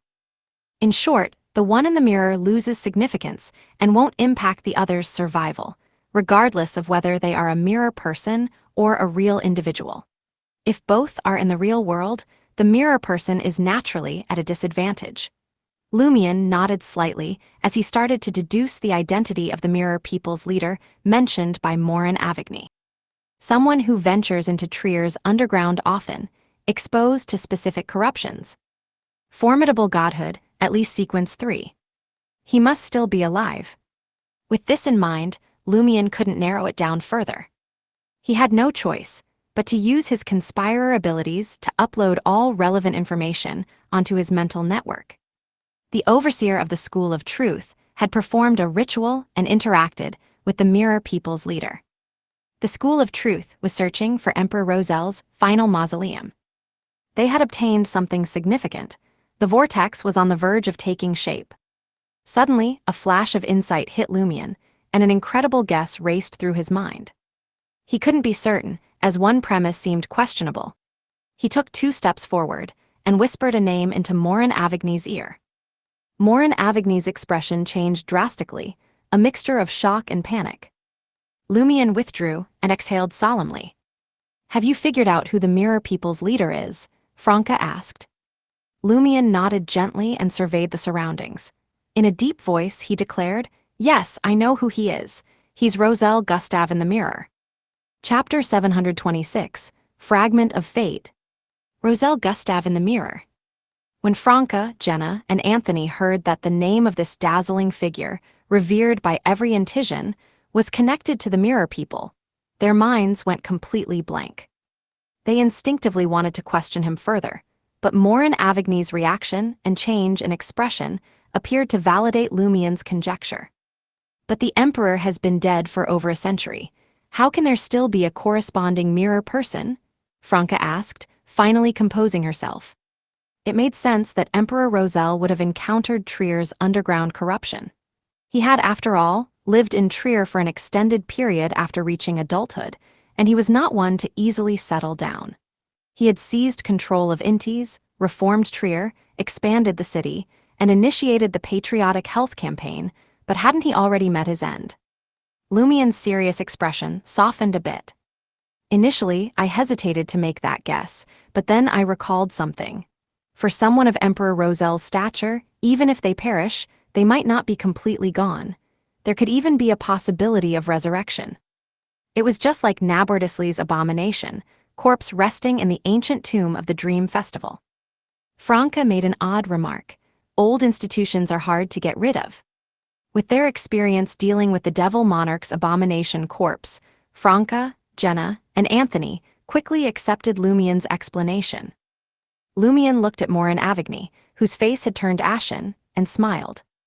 I made a bold hypothesis and meticulously verified it. When I shared my guess with him, he willingly confirmed it. Morin Avigny's lips trembled, wanting to defend himself, but he held back. He believed that the more he tried to explain, the more he would end up helping these people. His urge to confide led him to add, "Now, do you understand that our mirror people are also incredibly powerful? If we can fully break the seal of Fourth Epoch Trier, we will be as strong as any Orthodox church." Franca disregarded Morin Avigny's showy remark and muttered to herself. No wonder the church's demigods refuse to personally go underground and resolve the various abnormalities here unless the seal of Fourth Epoch Trier is badly damaged. This isn't about fixing abnormalities, it's about making more of them. Even though the demigods of the Eternal Blazing Sun Church didn't have to fear the birth of their corresponding mirror people, Trier's underground corruption extended beyond just the mirror world. Isn't the underground of Trier excessively vile and horrifying? This was assuming that Fourth Epoch Trier was relatively well sealed. What had the Four Emperors, particularly Blood Emperor Alistair Tudor, done during the War of the Four Emperors? The issues they left behind more than 1,000 years ago were still incredibly terrifying. We often venture into Trier's underground and have even entered Fourth Epoch Trier and the unique mirror world. Could there be a corresponding special mirror person? No, it's not a matter of whether there is one, but rather that there definitely was one. They had encountered it before. Lumien ignored Morin Avigny's boasting and turned to Jenna. Our investigation into the mirror people has yielded significant progress. Combined with the Overseer, who evidently possesses godhood, what unfolds next is beyond our ability to intervene. As soon as we acquire the coordinates of the Overseer's mirror, promptly report the entire situation. Jenna curtly acknowledged his words and laughed self-deprecatingly. Actually, I'm dying to report it now. From her viewpoint, although she was unsure why the School of Truth was searching for Emperor Roselle's final mausoleum or what their intentions were, given the strong probability that they had already obtained vital information and collaborated with the Mirror Roselle, the situation had obviously become very urgent, and it was certainly not a positive development. You can begin writing now. Lumien gave a slight nod and shifted his gaze to Morin Avigny. He planned to appropriate the other party's fate. Fate appropriation was not his objective.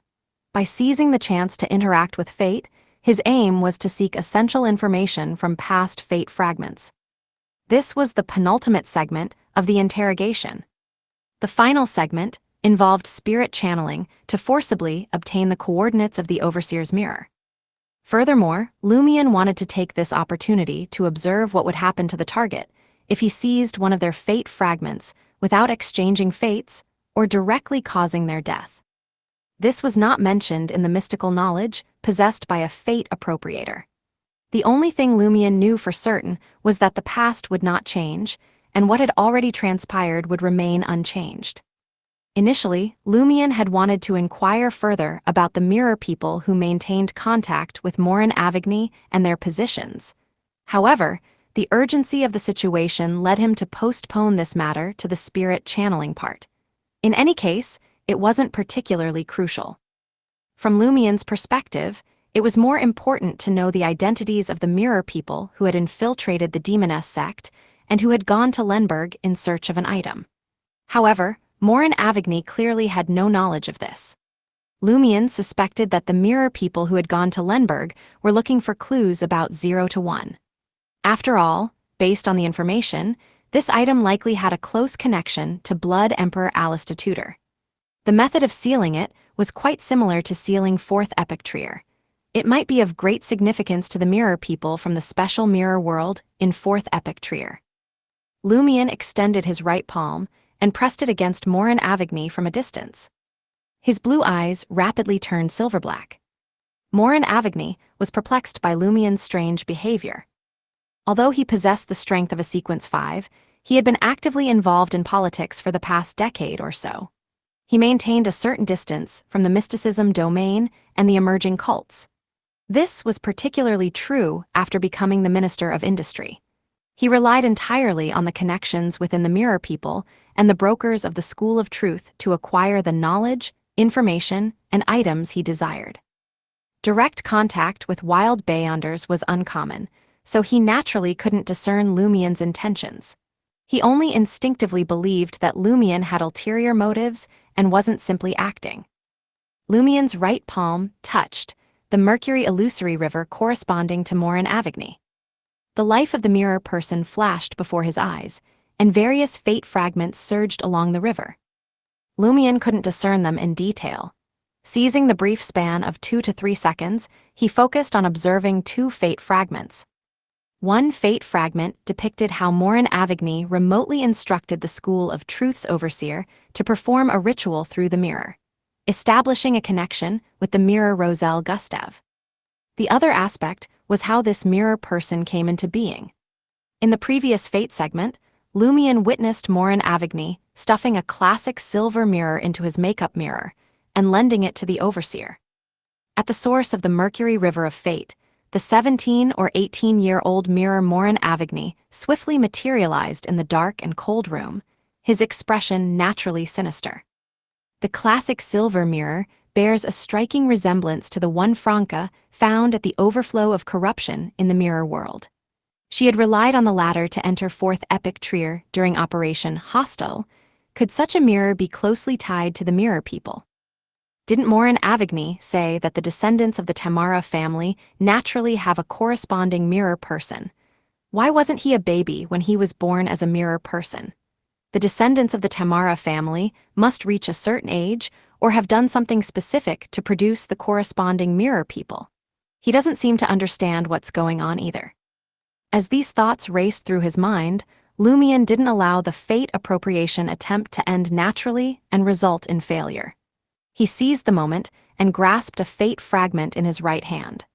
Through the spew of his spirituality, he slowly extracted the abnormally heavy target from the Mercury. Colored Illusory River. The fate fragment corresponded to the scene of Morin Avigny's lust exploding under the symphony of hatred. As time passed, Franca and Jenna asked about the other mirror people to divert Morin Avigny's attention, and the fate fragment finally left the Mercury River. Consequently, the hole that had appeared was neither filled nor rewoven. Empty chaos occupied it, emitting a thin fog. After storing the obtained fate fragments into his spirit body, Lumion carefully observed Morin Avigny's transformation. As he waited, he muttered inwardly, "The fact that we caught Morin Avigny remains unchanged. Him drinking the truth serum and being hypnotized remain unchanged. We haven't forgotten what he just said." Yes, this fate appropriation took a total of 3 minutes. The fate fragment depicting his eruption of lust weighs heavily in Morin Avigny's entire life. After all, it caused his fate to take a sharp turn for the worse. Appropriation requires a distance of 15 meters. Obtaining the target's blood is unnecessary. While stirring fate and waiting for completion, I can't attack the target, but I can stay away. It's more convenient to kill him directly. the appropriation can be completed in a matter of seconds. As Lumion reviewed, Morin Avigny's weakened aura gradually filled up, and his face flushed. The bloodstains and tears on his face vanished. Yes, there was no eruption of lust, so no severe injuries. Lumion harumphed as Morin Avigny's face lit up with pleasant surprise. 2 beams of white light struck Morin Avigny, knocking him unconscious. Simultaneously, Jenna and Franca, who had been closely monitoring Lumion's movements, aimed their revolvers at the yet-to-collapse Morin Avigny's head. Amidst the gunshots, the disciplinary paladin's head exploded like blood-colored fireworks. Lumion didn't complain about Franca and Jenna not giving him a chance to cull. He didn't want to waste his spirituality on culling.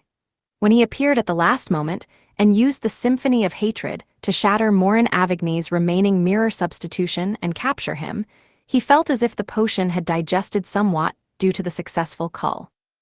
Thud! Morin Avigny's lifeless body crumpled to the ground, and Franca prepared to channel the spirit. Chapter 727, Arrival. As Franca prepared the ritual, she considered her options and said to Lumion, "The Overseer's mirror coordinates are indescribable and can only be procured through mystical means. The magic mirror spirit channeling spell isn't capable of that. I intend to use standard spirit channeling instead." While the magic mirror spirit channeling spell she had developed greatly extended the duration of the channeling and the number of questions the spirit would respond to, it was constrained by relying on the mirror as a medium, forfeiting the chance for other types of interaction. Regular spirit channeling drastically restricts the intel we can gather, Lumion thought briefly and said, "For the first question, we should have him provide the coordinates of the Overseer's mirror. Second, ask about the whereabouts of the classic silver mirror utilized for the ritual and leader communication. Third, inquire about the identities and locations of the mirror people in contact with him, ranked by importance." Once the third question was answered, the spirit channeling ritual would come to its natural conclusion. Lumion suspected Morin Avigny might not have time to introduce every mirror person under his command. Hence, he asked for them to be prioritized based on the criticality of their role and responsibilities. "A classic silver mirror?" Franca asked, puzzled. "Yes, Morin Avigny has a mirror akin to the classic silver one you used to own. It's vital for communicating with Mirror Roselle," Lumion explained succinctly. While speaking, he crouched and rummaged through Morin Avigny's pockets. Unfortunately, the Minister of Industry carried only a handful of large bills and some loose change, totaling 3,212 Verl d'Or. Besides the money, there was an elegant golden mechanical pocket watch, a meticulously embroidered handkerchief, and a wallet crafted by a private designer and artisan. But not a single item imbued with Beyonder powers. Lumion couldn't resist mimicking Franca's inner thought, "Poor slob." He realized that as the sitting Minister of Industry, Morin Avigny was under the watchful eye of official Beyonders. He was unlikely to carry mystical items, Beyonder weapons, or anything that might reveal his abnormality. As a Sequence 5 disciplinary paladin of the Judgment Pathway, disclosing this to the 2 churches would raise difficult questions about how he obtained the potion formula and Beyonder characteristics at that level. When signing the contract, he would at most acknowledge being a Beyonder of a related pathway without specifying the sequence. This cost him the chance to procure items openly, forcing him to rely on brokers, something official Beyonders couldn't be privy to. Morin Avigny didn't require the Overseer's assistance with the under-the-table deal to access mystical items, as mirror people could transfer objects through mirrors. If he genuinely needed an item for a specific purpose, he could reach out to his Mirror World associates and have them send it over, returning it promptly after use. Lumion sighed, pocketed the cash, watch, and other belongings, and rose to his feet. With Franca's spirit channeling preparations complete, Lumion turned to Jenna, still composing her letter, and asked, "You shot without hesitation earlier. Did it weigh on you at all? This wasn't a battle. We'd been engaged in friendly conversation with Morin Avigny for a while now. I even started to feel like we were becoming friends." Jenna glanced up at Lumion while writing on a protruding rock of the cave wall. She laughed softly. "Worried I'll bottle up my emotional turmoil and cause issues down the line. planning to play psychiatrist and offer me counseling. Anthony Reed, who had been observing silently, living up to his role as a spectator, scratched his nose self-consciously. That seemed to be his job. However, he could discern that Jenna and Franca were not in need of counseling. Lumion didn't tackle Jenna's question head-on. With a smile, he remarked, "You haven't taken many lives yourself. Had we not pulled the trigger, would you have taken action? Despite feeling you had befriended Morin Avigny, I think you wouldn't have flinched at blowing his head off," Jenna retorted, a smile playing on her lips. Lumion let out a derisive snort. "I'm not like you. I've killed more people than I can count." Jenna met his gaze again.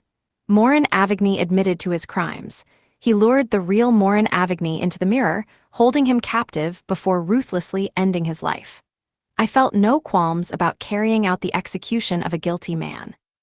"You've changed," Lumion let out an exaggerated sigh and quipped.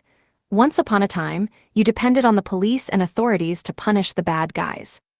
Jenna didn't have a chance to respond, as Franca had finished her spirit channeling. In the wavering dark green candlelight, Morin Avigny's spirit took shape above his corpse, perceptible to those who had activated their spirit vision. Franca acted swiftly. Withdrawing the glass-like mirror cufflink from her sleeve, she addressed Morin Avigny's spirit. "Give me the coordinates of the Overseer's mirror." Morin Avigny's indistinct, menacing face twisted in anguish. But stripped of life, he no longer had the ironclad self-control to resist the commanding pull of the spirit channeling. He stretched out his right hand, motioning for Franca to hand over the mirror cufflink. Anticipating this, Franca passed him the mirror cufflink.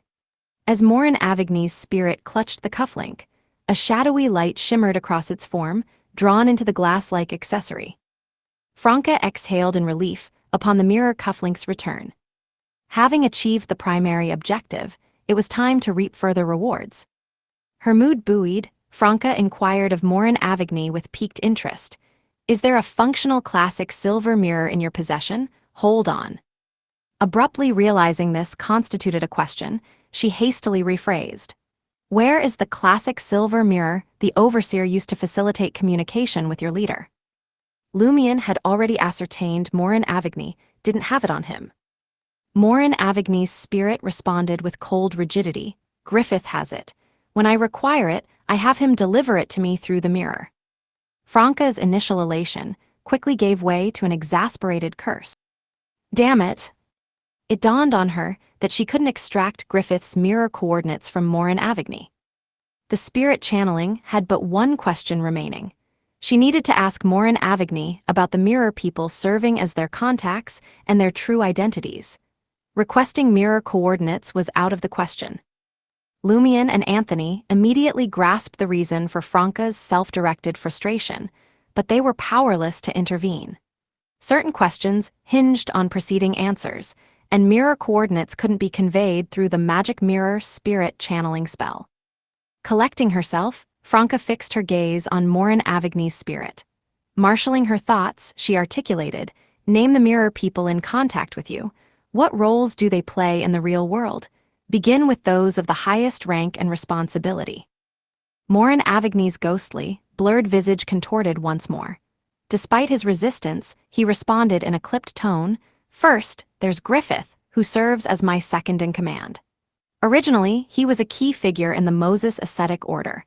With our assistance, he's steadily elevating his position within the Order.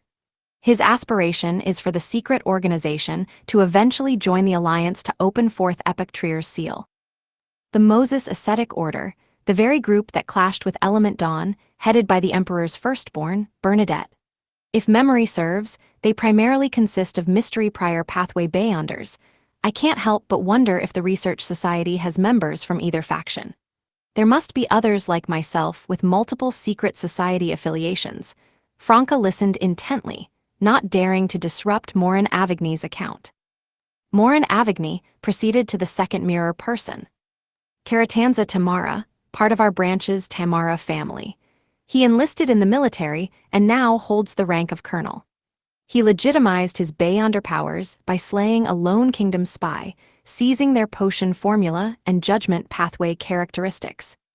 Palia, a ore scholar originally. She infiltrated the Trier Cave Association to mask our attempts at uncovering a vulnerability in the seal. Sport, Trier's deputy commissioner of police and a member of the police commission. His original self was purposely corrupted during an operation. Subsequently, Griffith and Caratanza orchestrated an ambush, dragging him into the mirror and allowing the mirror world Sport to emerge and assume his place. By this point, Morin Avigny's spirit had become increasingly insubstantial, on the brink of dissipation. At that instant, Jenna concluded her letter and pivoted to face Lumion. "I'll now summon Madame Judgment's messenger." The words had scarcely left her mouth when an ethereal voice, seemingly originating from a great distance, reverberated in the ears of Jenna, Lumion, and the others. "Summoning won't be necessary." A shared premonition compelled Lumion, Franca, Jenna, and Anthony to direct their attention to the side of the quarry cave. In the chamber's dim illumination, supplied only by carbide lamps and candles, dazzling starlight coalesced in the void, rapidly tracing the outline of an enchanting door. Noiselessly, the door swung open, revealing an enormous pumpkin carriage drawn by a multitude of gray rats. 3 women occupied the carriage's interior. One was Magician, resplendent in a beige gown with a high collar adorned with golden embroidery.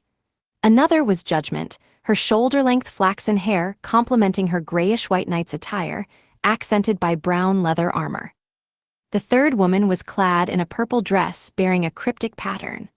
A celestial globe and sundry items dangled from her waist, and refined spectacles perched upon her nose. Clasped in her left hand was a peculiar lamp, its surface golden like a kettle and adorned with enigmatic designs. Chapter 728, Tracking. Lumion, Franca, and Jenna's eyes widened as they caught sight of the strange golden lamp, making a bold conjecture. Could it be 0 to 5, the magic wishing lamp? Yes, the pumpkin carriage is one of Major Arcana Ma'am Hermit's trademark symbols. She has close ties to Element Dawn's leader, Emperor Roselle's eldest daughter, and the current owner of 0 to 5, Bernadette. It isn't outside the realm of possibility that she might have borrowed the magic wishing lamp. As these thoughts raced through their minds, they heard Anthony's respectful greeting. "Good evening, Madam Magician, Madam Judgment." Snapping out of their momentary trance, Lumion and the others quickly followed suit with their own greetings. "And this is Ma'am Hermit," Magician added briefly. Once the introductions were complete, the woman in the beige dress with a gold-embroidered high collar retrieved a bottle of dark red wine from the void and said to Franca, "Hand over that cufflink. Once you do, you can all head home and get some rest." Confronting the School of Truth's overseer was clearly a battle at the demigod level. It wasn't something Lumion and company could get involved in. Franca had no intention of forcing the issue. She handed the glass-like cufflink to Madame Magician. In exchange, Madame Magician gave her the wine bottle containing a faint dark red liquid. This is a mystical item that restores stamina and spirituality after drinking it. But remember, you can only have it once a day. Don't go turning into a drunkard. Just one more sip, and you'll become a drunkard. Franca and the others instantly understood the deeper meaning behind Madame Magician's final warning.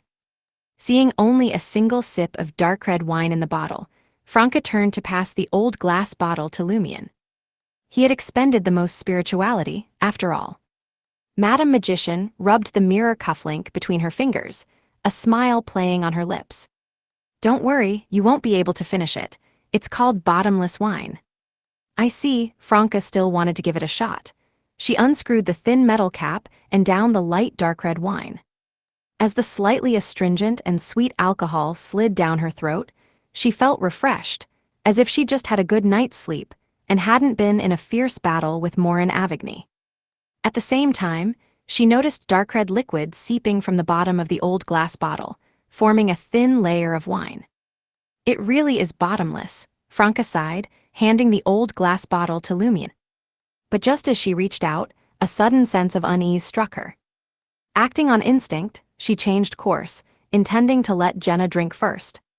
Yet upon further reflection, she realized something was even more off. Because she still had to pass it to Lumion afterward. Never mind, never mind. No point getting caught up in trivial matters, Franca muttered in her native tongue. Instead, she circled her finger around the bottle and managed to form a thin layer of frost. As the frost naturally fell away, Franca passed the bottomless wine to Jenna. Jenna drank the dark red wine, mimicked Franca's actions, and then handed it to Lumion. Franca breathed a sigh of relief. Lumion paid no mind to the demoness's odd behavior. He was more concerned about the strange actions of Ma'am Hermit and Madam Magician. Ma'am Hermit's eyes, obscured by lenses, grew dark but remained unfocused, as if staring into a vast expanse.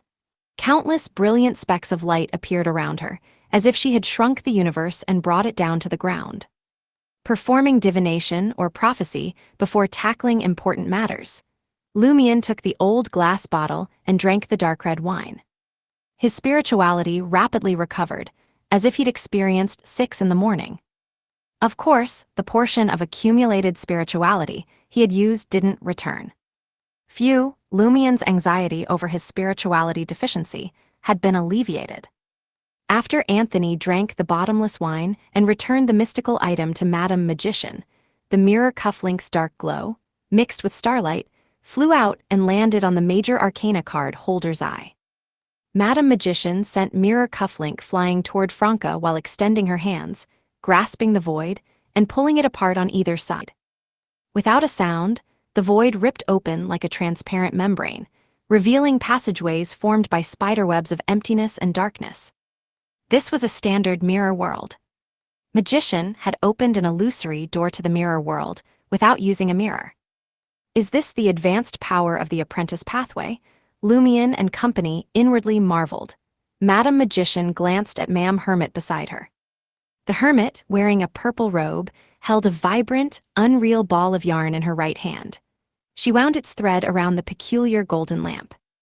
Then, the major arcana card holder tossed the vivid and illusory ball of yarn through the illusory door Magician had opened, into the mirror world's dark and ethereal tunnels.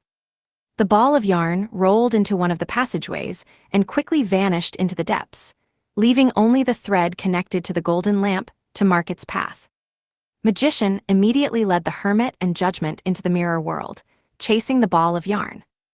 After their figures disappeared from the mirror world, the forcibly torn void rapidly closed. Franca muttered again, "I think I've heard the story about a yarn ball before, but I can't recall its name." Lumion turned his attention back to Morin Avigny's corpse. "You want to bring him back for your godson to eat?" Franca said with contempt. "Let's not even discuss whether Ludwig should be eating humans in the first place. A mirror person's flesh will gradually turn back into mirror fragments. Do you really want Ludwig to be eating glass shards?" Lumion shook his head. "I'm considering whether I should take Morin Avigny's makeup mirror." After tracking the vibrant yarn for a while, the 3 major arcana card holders reached a country villa matching the mirror's coordinates and spotted the target mirror on a desk. It was also a makeup mirror. They didn't pause. They followed the ball of yarn and walked through the spirit world. In a mere 2 to 3 seconds, they returned to reality and saw the vivid and illusory ball of yarn come to a halt in a dark cathedral lacking a deity's statue. Beneath the cathedral's dome, humans hung in the air, gently swaying in the wind. Some were old, some were young, and some were gentlemen wearing half-top hats. Some were beautiful ladies in vintage dresses, some were tall and muscular like giants, and some were covered in wet, sticky scales resembling fish. What they all had in common was their firmly closed eyes, suspended by invisible ropes, looking like hanged corpses. In the cathedral's depths, a man in his 30s with average facial features and dark hair sat in a wooden black armchair. His aura and soul felt both familiar and unfamiliar to Magician. It was familiar because she recognized Loki, the head of April Fools, who had been compelled to exhaust his resurrection times. It was unfamiliar because the other party had been stained with an odd sensation.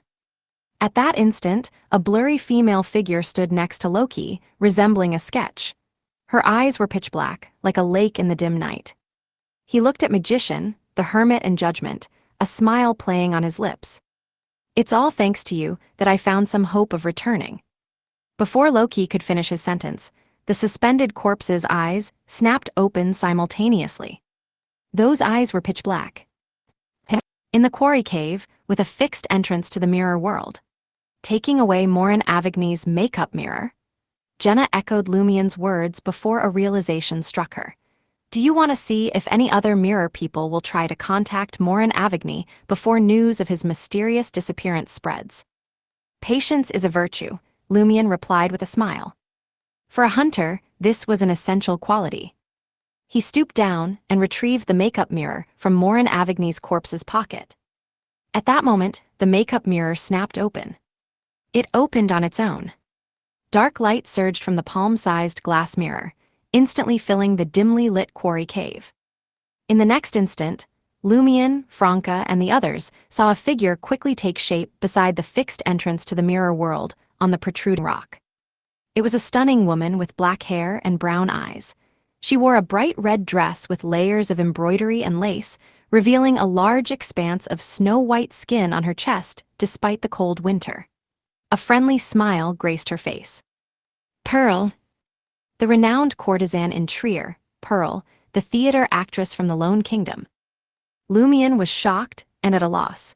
He hadn't expected to encounter this flamboyant courtesan in such a setting. Franca, Jenna, and Anthony also found the situation surreal and hard to believe. Almost simultaneously, Lumien recalled two key facts related to Pearl. The first time he had observed Morin Avigny, Pearl had been on a date with her new lover in the hotel's annex restaurant. All courtesans were standard, textbook brokers, political brokers. Combining these 2 points, a guess formed in Lumien's mind. Could Pearl also be a member of the School of Truth? Could she be the overseer that Jebus directly reported to, the bestowed of an evil god at the demigod level? If that's the case, where did Madam Magician and the others end up? Who were they tracking? Flee, we must flee immediately. At that moment, Pearl looked at Lumien and the others, a smile forming on her lips as she uttered the words of order. Your crimes remain unpunished. Chapter 729, Purpose. Franca had already concealed herself by the time she recognized Pearl. Her plan was to circle around and use the mirror to reflect Pearl's figure, hoping to curse her. If the curse failed, it would at least create an opening for Jenna to sneak up from the shadows and assassinate the target. Though not as cunning as Lumien the conspirer, both Jenna and Franca instinctively sensed that the sudden assaulting Pearl was incredibly dangerous, even more so than Morin Avigny. However, they didn't go so far as to suspect her of being an overseer or demigod. As Pearl uttered the words of order, Franca felt slender, snake-like entities emerge from the surrounding shadows, enveloping her despite her invisibility. Swoosh, swoosh, swoosh, razor-sharp icicles burst from the ground like soldiers thrusting their spears. Franca quickly leaped up, pressing one hand against an icicle to tumble out of the area. She narrowly avoided impalement, hanging precariously from the icicle's tip. Before Franca could regain her footing, black flames shot out from the shadows, hurtling directly towards her. The serpentine creatures around her constricted, binding her in layers. With no time to react, Franca could only watch helplessly as the black flames consumed her. At the same moment, a figure stepped out from the shadows, Clarice, wearing an elegant black court dress with her hair in a sophisticated bun. However, the demoness of Black's face was blurry and dark, unlike a living person.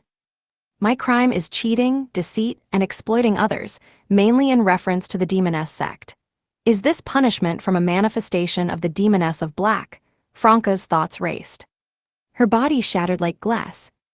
Mirror substitution. Jenna, while stealthily hidden, also encountered a strange foe. It was a clergyman from the Eternal Blazing Sun Church, dressed in a white robe adorned with golden threads. Not only were his facial features hazy and unrecognizable, but his physique was also constantly shifting in subtle ways. A blaze of sunlight descended, banishing the shadows in the area and exposing Jenna's body. Realization dawned on Jenna. My crime is believing in multiple deities and betraying the eternal blazing sun. So, an abstract embodiment of the church's clergyman is punishing me. Jenna quickly rolled to the other side of the quarry cave, dodging the clergyman's attack. Anthony was not forgot. Just as he prepared to use psychological invisibility to approach Pearl and send her into a frenzy, a whip wreathed in silver lightning lashed out at him. A crackling sound echoed in Anthony's mind, both illusory and real, sending a sharp pain through his soul. Every hair on his body stood on end. If not for his incredible self-control, he would have screamed. Before him stood a middle-aged man in a black uniform and white shirt, dressed as a Trier police officer. My crime stems from my transgressions as an information broker, so I'm up against Trier's police. Most Trier police officers lack beyonder powers, yet this Punisher directly wields abilities in the Arbiter domain. As Anthony conjured grayish-white dragon scales on his body, he deftly ran and rolled, seeking a chance to use psychological invisibility. The already dim surroundings around Lumion suddenly darkened further, as if something was about to take shape, filling him with a profound sense of dread. Just as the terrifying entity was about to emerge, it abruptly disintegrated. Even the surrounding gloom and fear dissipated like melting snow. Is my crime too severe for a Punisher to manifest directly? Lumion guessed, considering Franca and the others' situations. Behind him, spears of blazing white flame materialized and shot towards the flamboyantly dressed Pearl like a volley of arrows. The flaming spears formed a majestic and fierce forest, providing cover for Lumion's true attack. He had already drawn his revolver, gently flicking the cylinder with his finger. 3 of the 6 bullets he had obtained from Jebus were loaded. Lumion needed to use implosion bullets now. Only by employing these special bullets in combination with his cull ability did he have a sliver of hope of injuring Pearl, whom he suspected to be the Overseer. Bang! Lumion's eyes blazed with an iron-black intensity as the starlight-shimmering bullets wove between the blazing white flame spears, speeding towards Pearl's neck. Pearl stood beside the fixed entrance to the mirror world, her amiable smile unwavering. The corners of her mouth curled up. How dare you attack an Overseer? As the self-proclaimed Overseer uttered her first word, Lumion's starlight bullet abruptly changed course, hurtling towards his own neck. Likewise, the blazing white flame spears strangely returned to Lumion's side, engulfing him. Before Lumion could teleport, an implosion bullet struck him, causing his body to collapse bit by bit. Cracked! He transformed into a mirror, shattering into countless fragments that vanished without a trace as they gathered uncontrollably. After the battle with Jebus, Franca had provided Lumion with another mirror substitution. Pearl showed no surprise. She sighed and smiled. Personally, I'd prefer you die now and release that angel. It would greatly benefit our common cause. Unfortunately, the one who made the under-the-table transaction with me insisted on capturing you alive. Lumion materialized in a corner of the quarry cave, catching Pearl's words. Instantly, numerous guesses flooded his mind. Under-the-table transaction. Pearl is the Overseer directly above Jebus. She evaded pursuit from the major Arcana card holders by completing another high-level under-the-table transaction. And for this, she must capture me and take me somewhere. When did she find out about Morin Avigny's situation? Was she monitoring his residence? Or did she receive information from other sources? Surely the Purifiers are professional enough to keep the news under wraps, right? Why capture me alive? Who wants me alive? To use me as a sacrifice, like Susanna Mad Eyes? Or could the person engaging in Pearl's under-the-table transaction be a sufferer from the Sinner's organization? Someone who doesn't want Termaboros to break free from the seal, but instead wants to control this angel and use him as an ingredient for advancement. No, that's not right.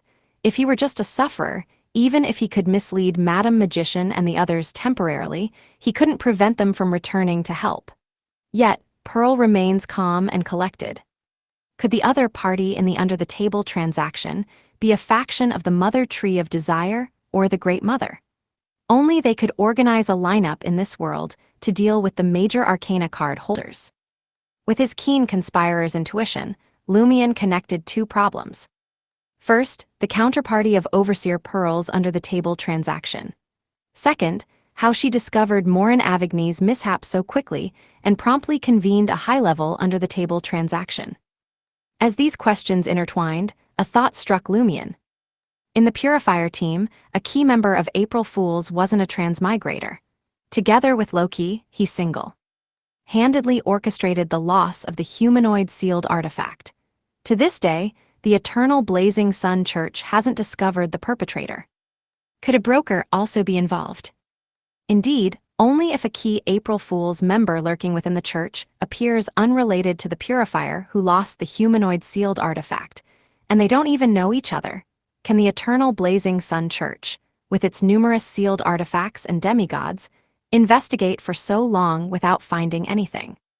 From the Eternal Blazing Sun Church's perspective, the Purifier who lost the humanoid sealed artifact truly committed a momentary mistake. He had no motive for the crime and no links to April Fools.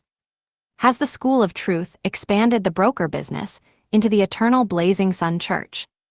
It's true, only Unshadowed won't be embroiled in gray transactions, and most Purifiers can't reach Sequence 4. Similarly, not all Cardinals are from the Sun pathway.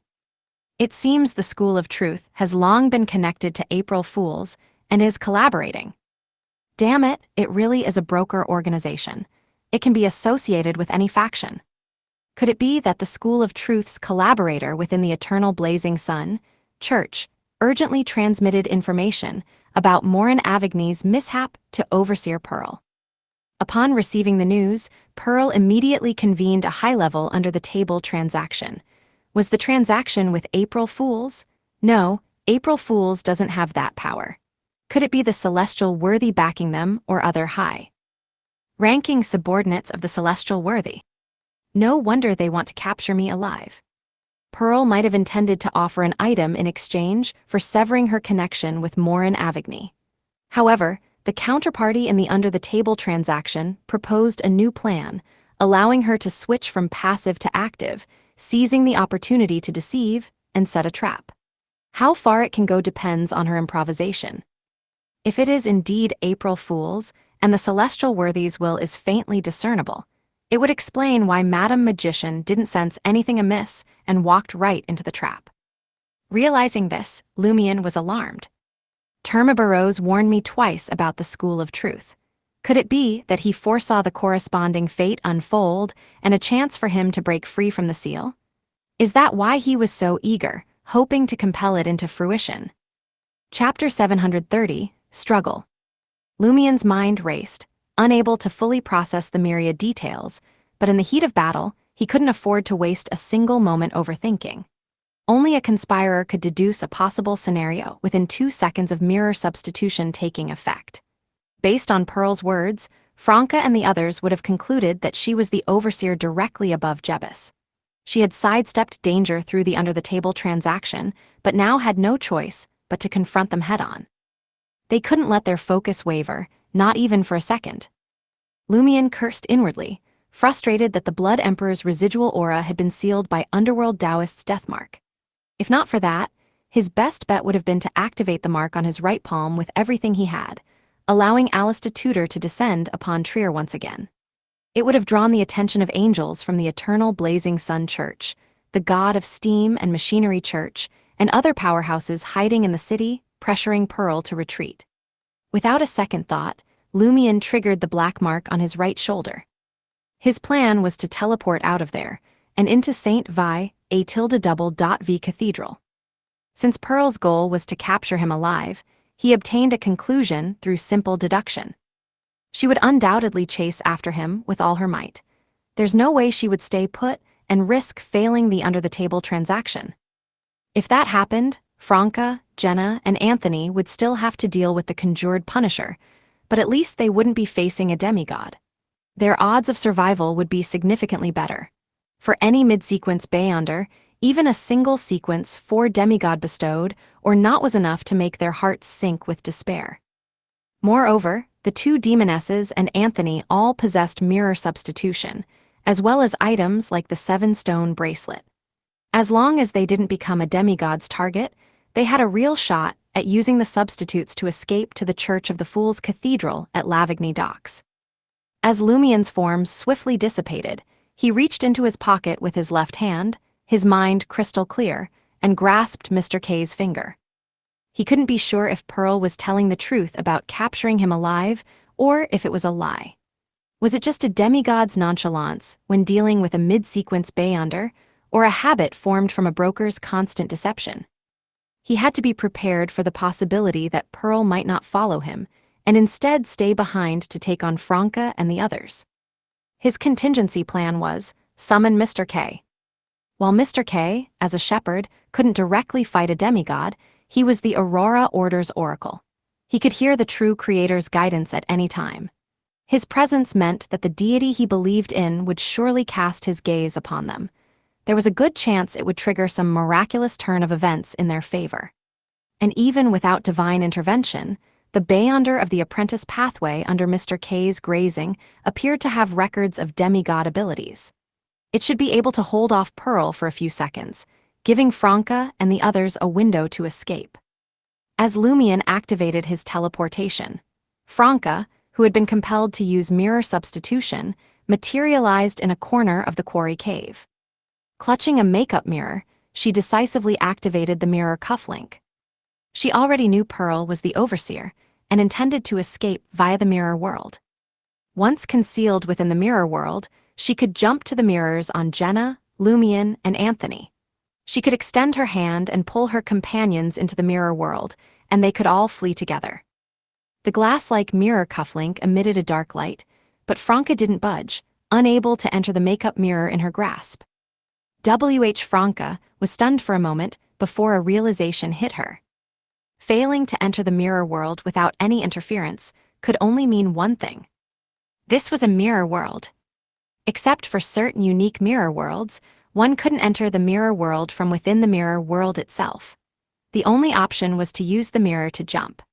Mirror worlds came in two varieties. The first was conventional and universal, not a true world. It was a concept of doors amalgamated into a dark void passageway linking all mirrors. Wherever mirrors and their surfaces existed, such mirror worlds with no discernible boundaries could be found. The second type was special mirror worlds. They relied on the conventional mirror world and leveraged specific corruption or corresponding abilities to take shape. Some were permanent, others temporary. Their characteristics closely mirrored the real world, projections of one facet of reality, but each had its own unique limitations and rules. The mirror world in 4th Epic Trier belonged to the latter category. It contained only a projection of Trier, a sprawling metropolis, and excluded other regions. Moreover, it was split into 3 distinct levels. This mirror world was also special, but on a smaller scale. It was merely a projection of the quarry cave, likely generated by some ability. As a veteran shadow merchant, Pearl had a long-established partnership with the mirror people.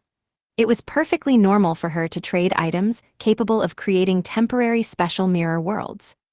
Recalling the dark light emanating from Morin Avigny's mirror just before Pearl's arrival, Franca's suspicion was confirmed. Just as she was about to warn Lumion and the others, she saw the demoness of Black's punishment projection seize the moment to reflect herself in a mirror. Franca's pupils dilated as she activated mirror substitution. In an instant, she transformed into a mirror, engulfed by pitch-black flames from within. Smack! The mirror slammed into the ground, shattering into countless fragments. At the same time, Lumion's figure rematerialized in place. His teleportation had failed. This was indeed a special mirror world.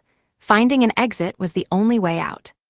Mr. K's finger had already expanded, morphing into a mass of flesh and blood that enveloped Lumion's body, forming a vibrant red cloak that covered him from head to toe. With a sickening sound, Lumion's body was pierced by grotesque wounds, as if struck by invisible arrows. It was only thanks to the protection of the flesh and blood cloak, transformed from Mr. K's finger, that he managed to survive. Otherwise, he would have been forced to animate his shadow to absorb those fatal injuries on his behalf. Of course, he still had one more mirror substitution up his sleeve, courtesy of Jenna.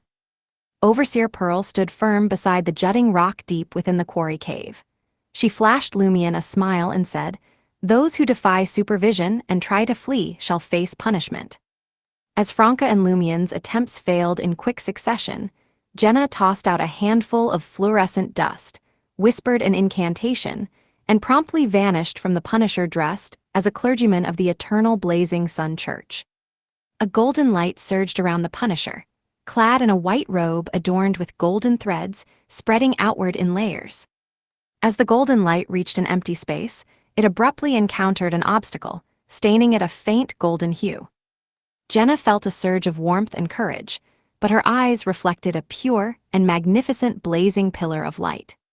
Crack! The pillar of light struck her, transforming her into a mirror and shattering her into pieces. Anthony seized the chance to activate psychological invisibility once more. However, the Trier police incarnation didn't overlook him, as if it could detect the scent of sin on him. 2 bolts of lightning shot forth from the Punisher's eyes, piercing Anthony's soul. Anthony's eyes bulged, his mouth agape, but he couldn't even muster a scream. He stood paralyzed, rooted to the spot. Death, Trier's police incarnation, uttered a single ancient Hermes word. Clenching his right hand into a fist, he lunged at Anthony, leaving an afterimage in his wake. Bang! Imbued with a peculiar force, the fist collided with Anthony's head in an inescapable blow. Crack! Anthony shattered into countless glimmering mirror fragments.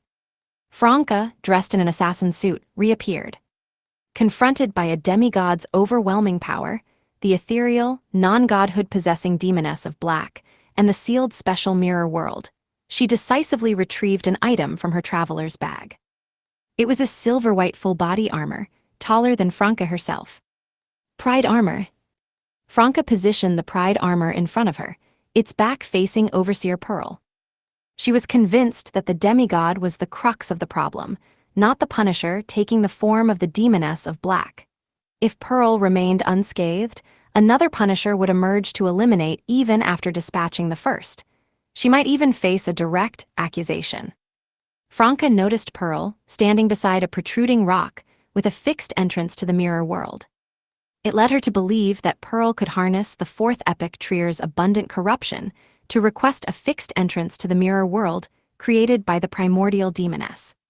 Not only would it allow them to enter and exit the conventional mirror world without relying on their inherent characteristics and abilities, but it would also serve as the gateway to this special mirror world.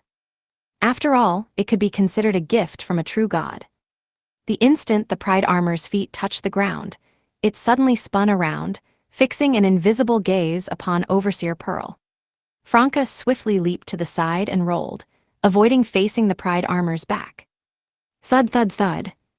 The silver-white full-body armor charged towards Overseer Pearl, condensing a broadsword of light in its hand. In the dark cathedral bereft of a deity's sacred emblem, a pea rapidly grew, transforming into a multitude of thick turquoise vines that converted the area into a lush paradise of plants and an otherworldly forest. They separated the suspended corpses, preventing them from approaching the hermit. Judgment, who had remained silent, extended her right palm, her eyes glowing with a copper-gold luster. She spoke gravely in ancient Hermes, "Marionettes are prohibited here." The animated corpses abruptly ceased their movements, and Magician tore open the void before her, tainting it with resplendent starlight, forming an enchanting door. Beyond the door was the portrait of a woman, Loki, who had undergone a bizarre transformation. Loki reached into the air and pulled out a figure. The figure was a woman with a voluptuous build, dressed in a black gown. A golden crown encrusted with jewels adorned her head. She had curly chestnut hair, blue eyes, a high nose bridge, and slightly thin lips. She exuded a demoness-like allure from the inside out. Chapter 731, Another Good Job. In the depths of the shadowy cathedral, Loki conjured a figure out of thin air. The scene unfolding beside him was vividly reflected in the eyes of the major arcana card holders: Magician, Judgment, and Hermit. On the wall of aqueous black stone bricks, a painting depicted a woman in a bright red dress adorned with intricate embroidery and lace. Her black hair was styled in an elegant high bun, and her face bore a mysterious, frozen smile. Her brown eyes seemed transfixed on the vivid, illusory ball of yarn before the hermit and the peculiar golden lamp connected to its other end. The woman remained within the mural, silently observing the scene. At the same time, the mature lady with a golden crown, exuding the allure of a demoness, was pulled from the air by Loki. She turned her piercing blue eyes towards the hermit, who had just entered the cathedral's depths through the starlight door. As her long, chestnut hair billowed, each strand thickening, she too seemed fixated on the hermit. Prophesying a grim future, the hermit quickly shielded herself with the magic wishing lamp. Then, arching her back slightly, she sprouted pure white, illusory feathers reminiscent of a swan's. Fairytale magic, ugly duckling. Even an ugly duckling could transform into a swan. This power allowed saints, who had not yet reached the angel level, to reveal their incomplete mythical creature forms. The pristine swan feathers abruptly turned a grayish-white and hardened into falling rocks. The hermit's exposed skin split open, revealing grotesque, sinister crevices. Within the crevices, flesh and blood writhed, giving rise to black and white eyeballs. The eyeballs petrified and fell away, only to be replaced by new ones. Yet, the magic wishing lamp before the hermit remained untouched. The black-clad empress's body suddenly became ethereal, her form dissipating into a torrent of knowledge that surged towards Magician, dressed in white with golden embroidery. Magician appeared beside Loki in an instant, but a deluge of information immediately emerged from the void behind her. Vanishing, the magician reappeared, simultaneously, in 9 different locations throughout the cathedral, her form flickering incessantly. Upon realizing that their target was the woman in the wall painting, she attempted to escape the shadowy cathedral by force, but each effort led her back to where she began.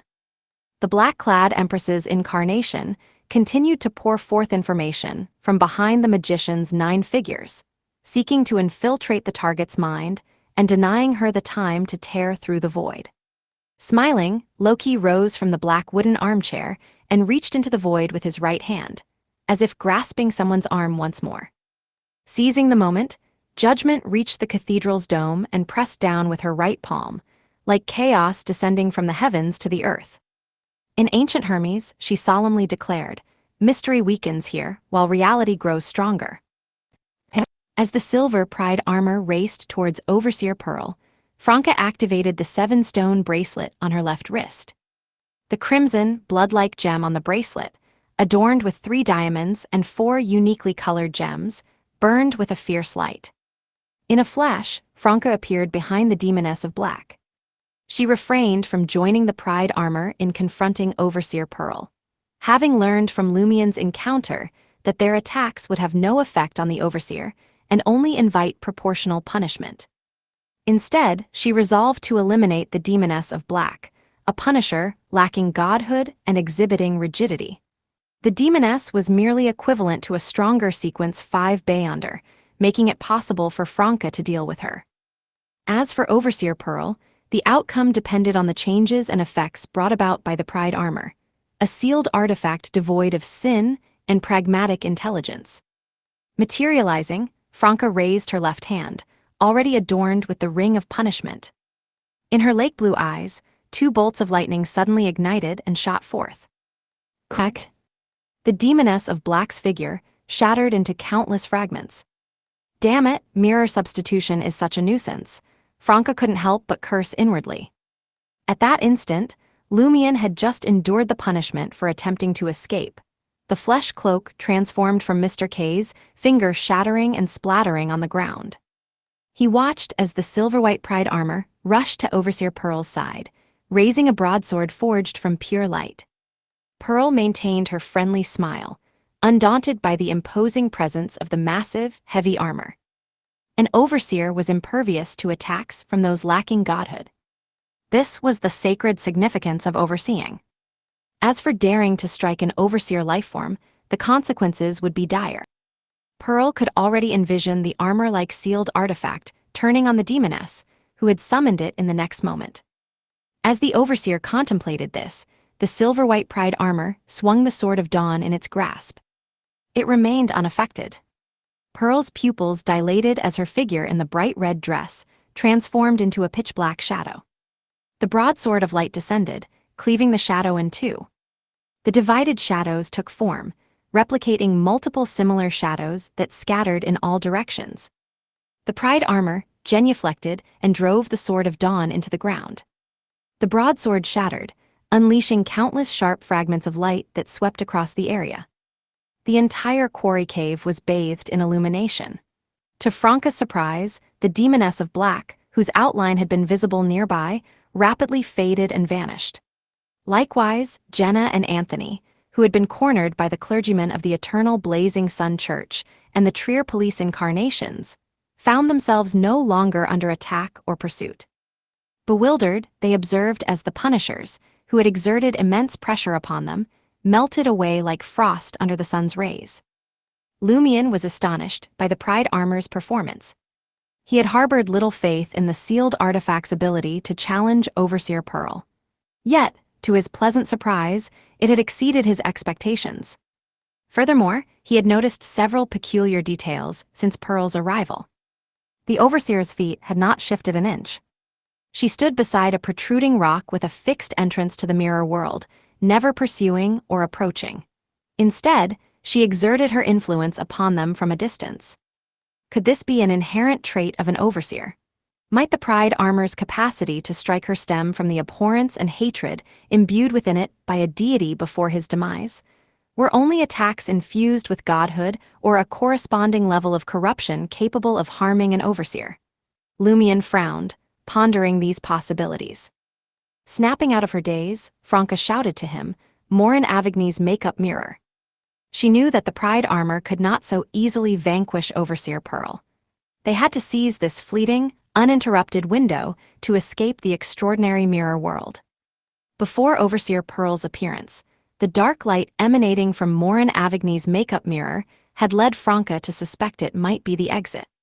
Franca trusted that Lumion grasped the full import of her concise words and refrained from elaborating further. The blue gem on her 7-stone bracelet emitted a sea-like glow. In an instant, she materialized beside Jenna, grasping her arm. A diamond on the 7-stone bracelet illuminated. Teleport. Franca and Jenna teleported to Morin Avigny's corpse and the nearby makeup mirror. Meanwhile, Lumion readily understood Franca's message. He activated the black mark on his right shoulder and teleported to Anthony's side. Without hesitation, he grabbed his teammate's arm and teleported once more. Their destination, Morin Avigny's already open makeup mirror. However, upon appearing near Morin Avigny's corpse, Franca and Lumion were stunned to discover that the makeup mirror had become illusory and unreal, as if it were a mere projection of the original item. At that moment, they heard Overseer Pearl's voice once again. You stand guilty, you have harmed an Overseer. As her voice echoed, the silver-white full-body armor ascended, and the void behind it ruptured into darkness. Propelled by an unseen force, the Pride Armor plummeted into a centipede-like crack resembling a void scar, falling into a pitch-black abyss that extended as far as the eye could see. It vanished entirely from Lumion and his companion's sight. Judgment, exile. Fragmented shadows swiftly converged beside the protruding rock with the fixed entrance to the mirror world. Overseer Pearl, garbed in her red dress, reappeared. Holding a makeup mirror in her hand, she smiled and said, Did you believe I would leave the exit intact? I replaced it with a counterfeit long ago. Lumion, Franca, Jenna, and Anthony's expressions shifted slightly. As these thoughts raced through his mind, Lumion, already grasping Anthony's arm, swiftly activated the black mark on his right shoulder. He and Anthony vanished in an instant beside Morin Avigny's corpse. Franca made a similar effort, causing the emerald in her 7-stone bracelet to emit a transparent green light. However, just as she blinked with Jenna to a corner of the quarry cave, Pearl's words of order resounded in her ears. You stand guilty, you attacked an Overseer. Franca was the one who had unleashed the Pride Armor. As Franca prepared to use the 7-stone bracelet to depart her current location, she suddenly witnessed the surrounding void freeze and transform into layers of amber, encasing her and Jenna within. This was a cage from which even teleportation could not provide escape. It encompassed the entire area, and even if Franca and Jenna attempted to employ mirror substitution, they would remain confined within its boundaries. Judgment, confinement. Overseer Pearl averted her gaze, searching for Lumion and Anthony. She surveyed the surroundings, but found no trace of the two. Chapter 732, Protection and Trust. Pearl swiftly focused and took her overseer position, carefully observing the different sections of the quarry cave. The area was shrouded in darkness, with only a carbide lamp lying on its side, providing a faint bluish-yellow light. As she looked around, Pearl spotted Lumion and Anthony. They were both located at the quarry cave's exit, which marked the isolated boundary of this unique mirror world. It wasn't a viable escape route, leaving them trapped. Lumion stood facing Pearl, wearing the flog boxing gloves with iron-black spikes. He gripped a brass revolver in his hand. Anthony took cover behind him, their backs almost touching. The hypnotist, however, wasn't standing. He was down on one knee, using a blank sketchbook propped on his right thigh as a surface to quickly draw something with a short pencil. Bottle of fiction. Lumion and Anthony found themselves inside a bottle of fiction, formed from the quarry cave's exit. But this was pointless against Pearl, who had a complete overview of the current mirror world. She could easily see where Lumion and Anthony were hiding. As she watched the scene unfold, Overseer Pearl felt a strange, unsettling aura, as if it involved a gray domain. Lumion, as the team's leader and most powerful member, appeared to be buying the spectator more time. Whether he was gambling on her unwillingness to kill him, hoping to capture him alive so he could be used as a shield, it was evident that the spectator's actions were critical. Lumion believed it could either harm her, an overseer, or help them evade an overseer. Without hesitation, Pearl fixed her gaze on Lumion and Anthony within the bottle of fiction and declared in the words of order, "An overseer sees all secrets." The moment she uttered those words, the bottle of fiction at the quarry cave's exit quietly disintegrated. However, Pearl noticed that while Lumion was no longer shielded by the bottle of fiction, Anthony still remained inside one. The overseer's words had failed to dispel it. Confirming this detail, Lumion smiled. The bottle of fiction surrounding Anthony was created using him as a base. His spread legs and the ground created a symbolic doorway. Lumion's body arched slightly as he faced Overseer Pearl. His smile twisted as he muttered under his breath, "Yes, Anthony is carrying out a crucial task under my guidance. But to break the bottle of fiction made from a living person like me, you must defeat me first. Anyone trying to harm Anthony will have to go through me. I am now Anthony's shield. I am the wall that protects him." Pearl's smile diminished slightly as she regarded Lumion with a grave expression. "You stand guilty. You murdered someone." Murder? Lumion's heart skipped a beat. He wasn't surprised by the fact that he had killed someone, but he didn't expect Overseer Pearl to charge him with such a crime. No matter the form of the ensuing punishment, the ultimate outcome was set in stone. A murderer met his end. "Doesn't she want to take me alive?" Lumion had voluntarily become Anthony's shield, believing that Pearl wouldn't risk killing him. This would limit many of her abilities. He hoped to buy time until Anthony finished the sketch on the Beyonder painting album he had gotten from Bard. The album's purpose was to bring drawings to life or manifest special effects for a period. Unexpectedly, this plan fell apart from the start. Of course, Lumion didn't bet everything on the possibility of the Overseer only wishing to capture him alive. It was impossible for him to defeat a demigod, but he had some hope at buying time. A muffled thunderclap resounded in the low ceiling of the quarry cave. Silver-white lightning serpents sprang forth, intertwining into a tree of lightning as wide as a barrel, aimed at Lumion. Before the thunder echoed and the lightning struck, Lumion had already lifted his hand, pointing the brass revolver at the world's punishment. His blue eyes turned iron-black, but he couldn't perceive any weakness in the terrifying lightning. His only option was to channel blazing white flames into the revolver, and the bullet about to be fired. Bang! As the threatening silver-white tree of lightning hurtled down, a bullet glowing with dark green flames shot from the muzzle, colliding with the immense lightning bolt. Weakening bullet. This was the weakening bullet he had obtained from Jebus. Instantly, the barrel-thick lightning bolt shattered the dark green bullet and the blazing white flames encasing it. A blinding silver-white light engulfed Lumion. Boom! A horrifying roar assaulted Anthony's ears, causing his body to shudder involuntarily, nearly deafening him. He remembered the night the cultists attacked the army camp. Gunfire, cannon blasts, screams, and shouts came from every direction, overwhelming him with panic and fear. It had left a profound psychological scar that took years to heal. Now, he felt as if he had been transported back to that moment. Anthony gathered himself and looked at the blank sketchbook before resuming his sketch. The pencil in his hand rustled as it moved. He could still vividly recall Lumien's body language. "Unless I die and someone steps over my corpse, no one can harm you."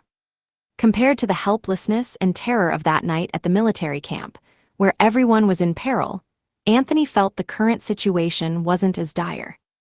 At the very least, I have a dependable companion. At the very least, someone is willing to risk their life to protect me. Amidst the innumerable silver lightning serpents, Lumien's body first fractured into mirror shards, then charred and crumbled into dust, the mirror substitution Jenna had provided him. Lumien's figure reappeared, standing firm in his spot with his legs slightly parted. Rumble, the thunder in the sky didn't fade with the previous punishment. A new round of execution was brewing. Since the overseer had prosecuted, the punishment would persist until the target was well and truly dead. Lumien's scalp prickled, and his black hair stood on end from the lingering electricity in the air. Seconds later, an even more magnificent and terrifying colossal lightning bolt silently descended. Already clenching his teeth, Lumien tossed aside his revolver and raised his hands, allowing the flog boxing gloves with iron. Black thorns to precisely meet the lightning's tip. Blazing white fireballs materialized above him. The flog boxing gloves could withstand an attack imbued with godhood at the cost of shattering or cracking. Boom!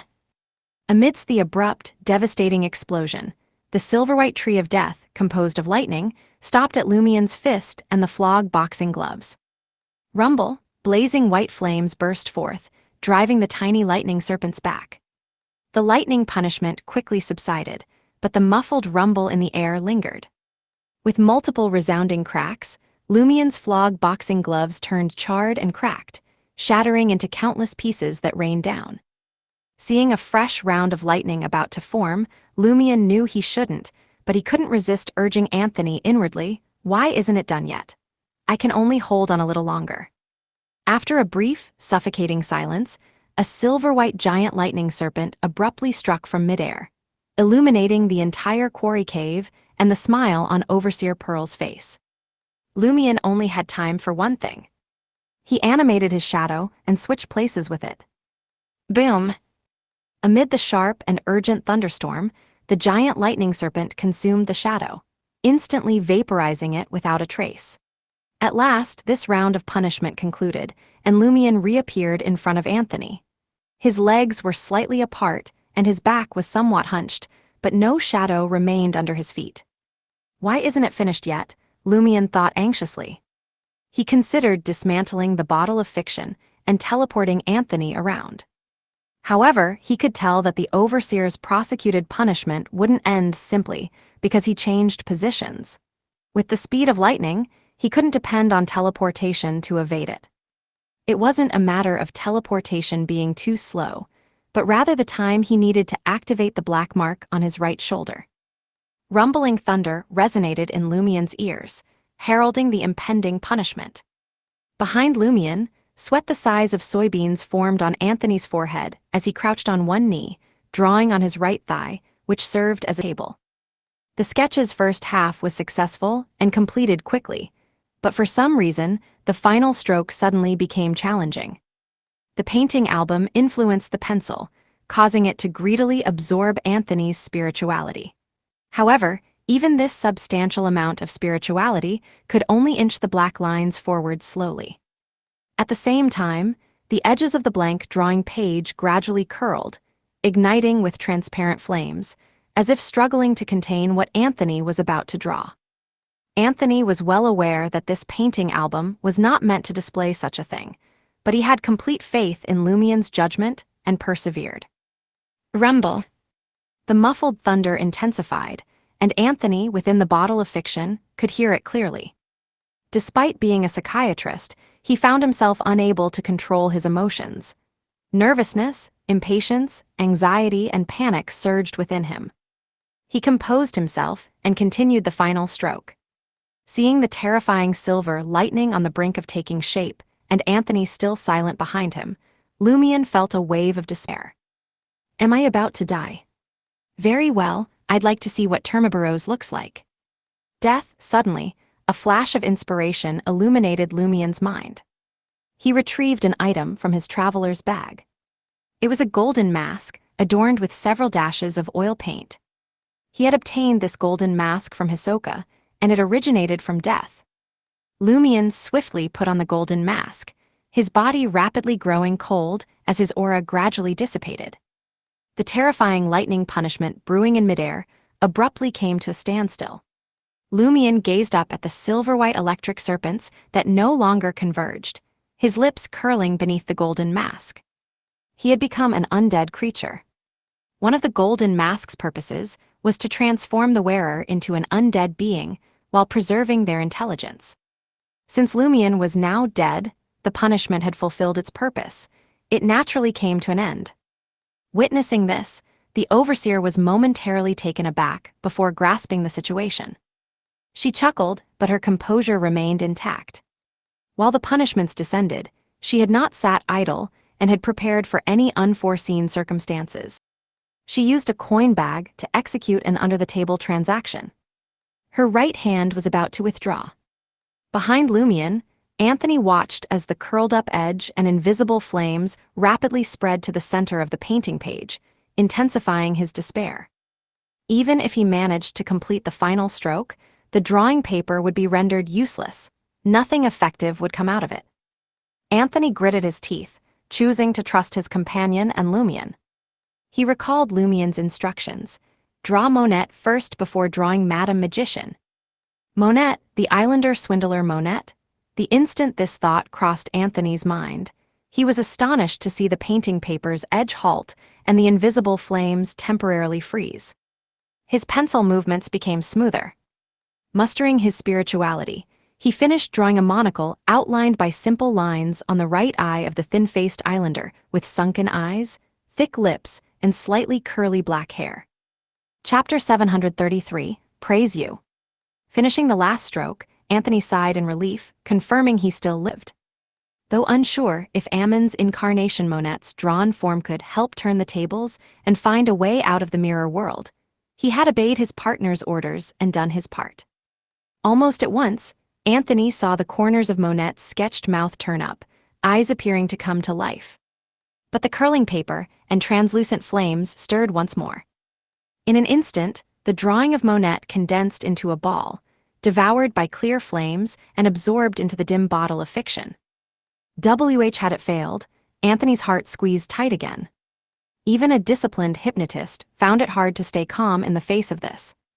Right then, Overseer Pearl, still next to the jutting rock, pulled her right hand from the under-the-table bag of coins. The transaction was made. Lumion's group would teeter on the edge of sleep. Pearl looked back at her target. Lumion stood firm, wearing a gold mask painted black and white. His aura was gone, body radiating an icy breath of death. But Lumion's now blue eyes stayed open. As an overseer, Pearl knew something was wrong. About to act, a thick darkness swallowed her, snuffing out the carbide lamp. Pearl's eyes shut as she swayed unsteadily. She fell asleep. Somehow, the sleep effect meant for Lumion's team had hit her instead, leaving them untouched. Seeing this, Lumion felt shock, then immense joy. He sensed a strange power, pulsing from the bottle of fiction he had made with his body. Did it work? Had Anthony done it? As expected, the entity's prior actions sought to help his father. And his father is on our side against heretics. Lumion quickly deactivated the bottle of fiction, ready to teleport to the sleeping Pearl. He would get Morin Avigny's mirror and try to escape through the mirror world's set entrance. If he could just get out, he could find help to make Pearl leave. Just then, Pearl's coin bag and Morin Avigny's mirror fell to the ground. Smack! Morin Avigny's mirror broke, cracking the entire mirror world barrier. Pearl, driven by flaming ambition, woke up with a start. As Lumien's hopes sank, a shadow raced out of the shattered mirror. It combined with strewn bits of flesh and blood, instantly reforming into Mr. K in his black robe. When the mirror world took damage, the Aurora Order Oracle felt his finger and teleported on instinct, turning to shadow to slip through the cracks. In the dark cathedral in an unknown location, Magician blinked over and over, unable to shake off the flood of random information. As she blinked, starlight filled her eyes, solidifying into a weird, ancient stone wall clock. Clang! Grand, majestic chimes echoed in every nook of the cathedral. An old, mottled phantom appeared in the era stone wall clock, split into 12 sections, each crossing grayish-white or bluish-black symbols. Clang! The chimes carried an unspeakable, invisible torrent through long ages past, freezing all present. The horrifying torrent of information froze. Hermit, changed into an incomplete mythical creature, stopped cold. Judgment, floating over the cathedral, turned to a statue. Loki's hand, reaching into the void, also paused, failing to pull out a silhouette. In this frozen state, the Starlight and Magician's eyes changed again. Countless complex Mercury symbols appeared, quickly joining into a huge, unreal, scaleless serpent. The silver-white giant snake, layered with dense patterns and symbols, made connected cylinders with different markings. The next second, the Mercury serpent bent to bite its tail before it began slowly turning. The massive torrent of information started to reverse, going back the way it came until it turned back into the woman in the black dress with the gold crown. The black-dressed woman faded, becoming a ghost and a floating, oddly captivating tarot card. In the end, both went back to the void and disappeared. Fallen rocks flew back to Hermit's body, turning back to eyes or pure white. Hermit quickly lost her terrifying look that would make anyone go mad. Judgment returned to the surface, going back past the door as the mystery-weakening limit faded. Loki drew back his hand, settling into the pitch-black wooden chair. In the fractured special mirror world, Overseer Pearl saw the hooded, black-robed Mr. K and his many sins upon waking up. Oddly, the criminal who had done worse things than Lumien only had a small gray spot. This suggested that finishing an under-the-table transaction with Mr. K would be hard, as if it needed certain conditions. It seems to come from extreme devotion. All under-the-table transactions can only keep going with the permission of the one he has faith in. As Pearl's mind raced, she glared at Mr. K and said with the words of order, "You stand guilty. You murdered someone." The space over Mr. K went dark at once, as something awful took shape. Having heard Lumien talk about Jebus's powers, he knew a deadly punishment was coming. He quickly changed his grazing target, using devil transformation and Rose Bishop's flesh and blood magic to endure the unknown attack. But in a flash, the growing penalties vanished, as if going to an unknown place. The scary pressure, like thick smoke, blew away in fierce winds. Mr. K was stunned for a moment before exploding in crazed laughter. "Haha, Kahase. I'm guilty, but the Lord carries my sins. I'm innocent to this world." Amid the laughter, Mr. K changed grazing targets. Layers of unreal doors showed up in his eyes. Many doors to different places came together, turning into ghostly books. The book materialized in front of Mr. K, pages flipping fast. "I came, I saw, I recorded." As the ethereal voice rang out, the illusory book stopped on a page. In an instant, Mr. K turned into a 2 to 3 meter tall half-giant in cold black armor, holding a pitch-black sword. He sprinted towards the overseer. "Praise you," Mr. K roared, slicing down with the sword of darkness. Pearl's face went grim, seeing the prosecution had no effect on Mr. K. Of course, as a demigod, though caught off guard, she knew what to do. Amid Mr. K's wild laughter, she stressed with the words of order, "An overseer is protected." The black-armored half-giant used all his might, slashing at Pearl's head with the dark broadsword, but an unseen barrier blocked it. The barrier cracked. Mr. K's body quietly fell apart.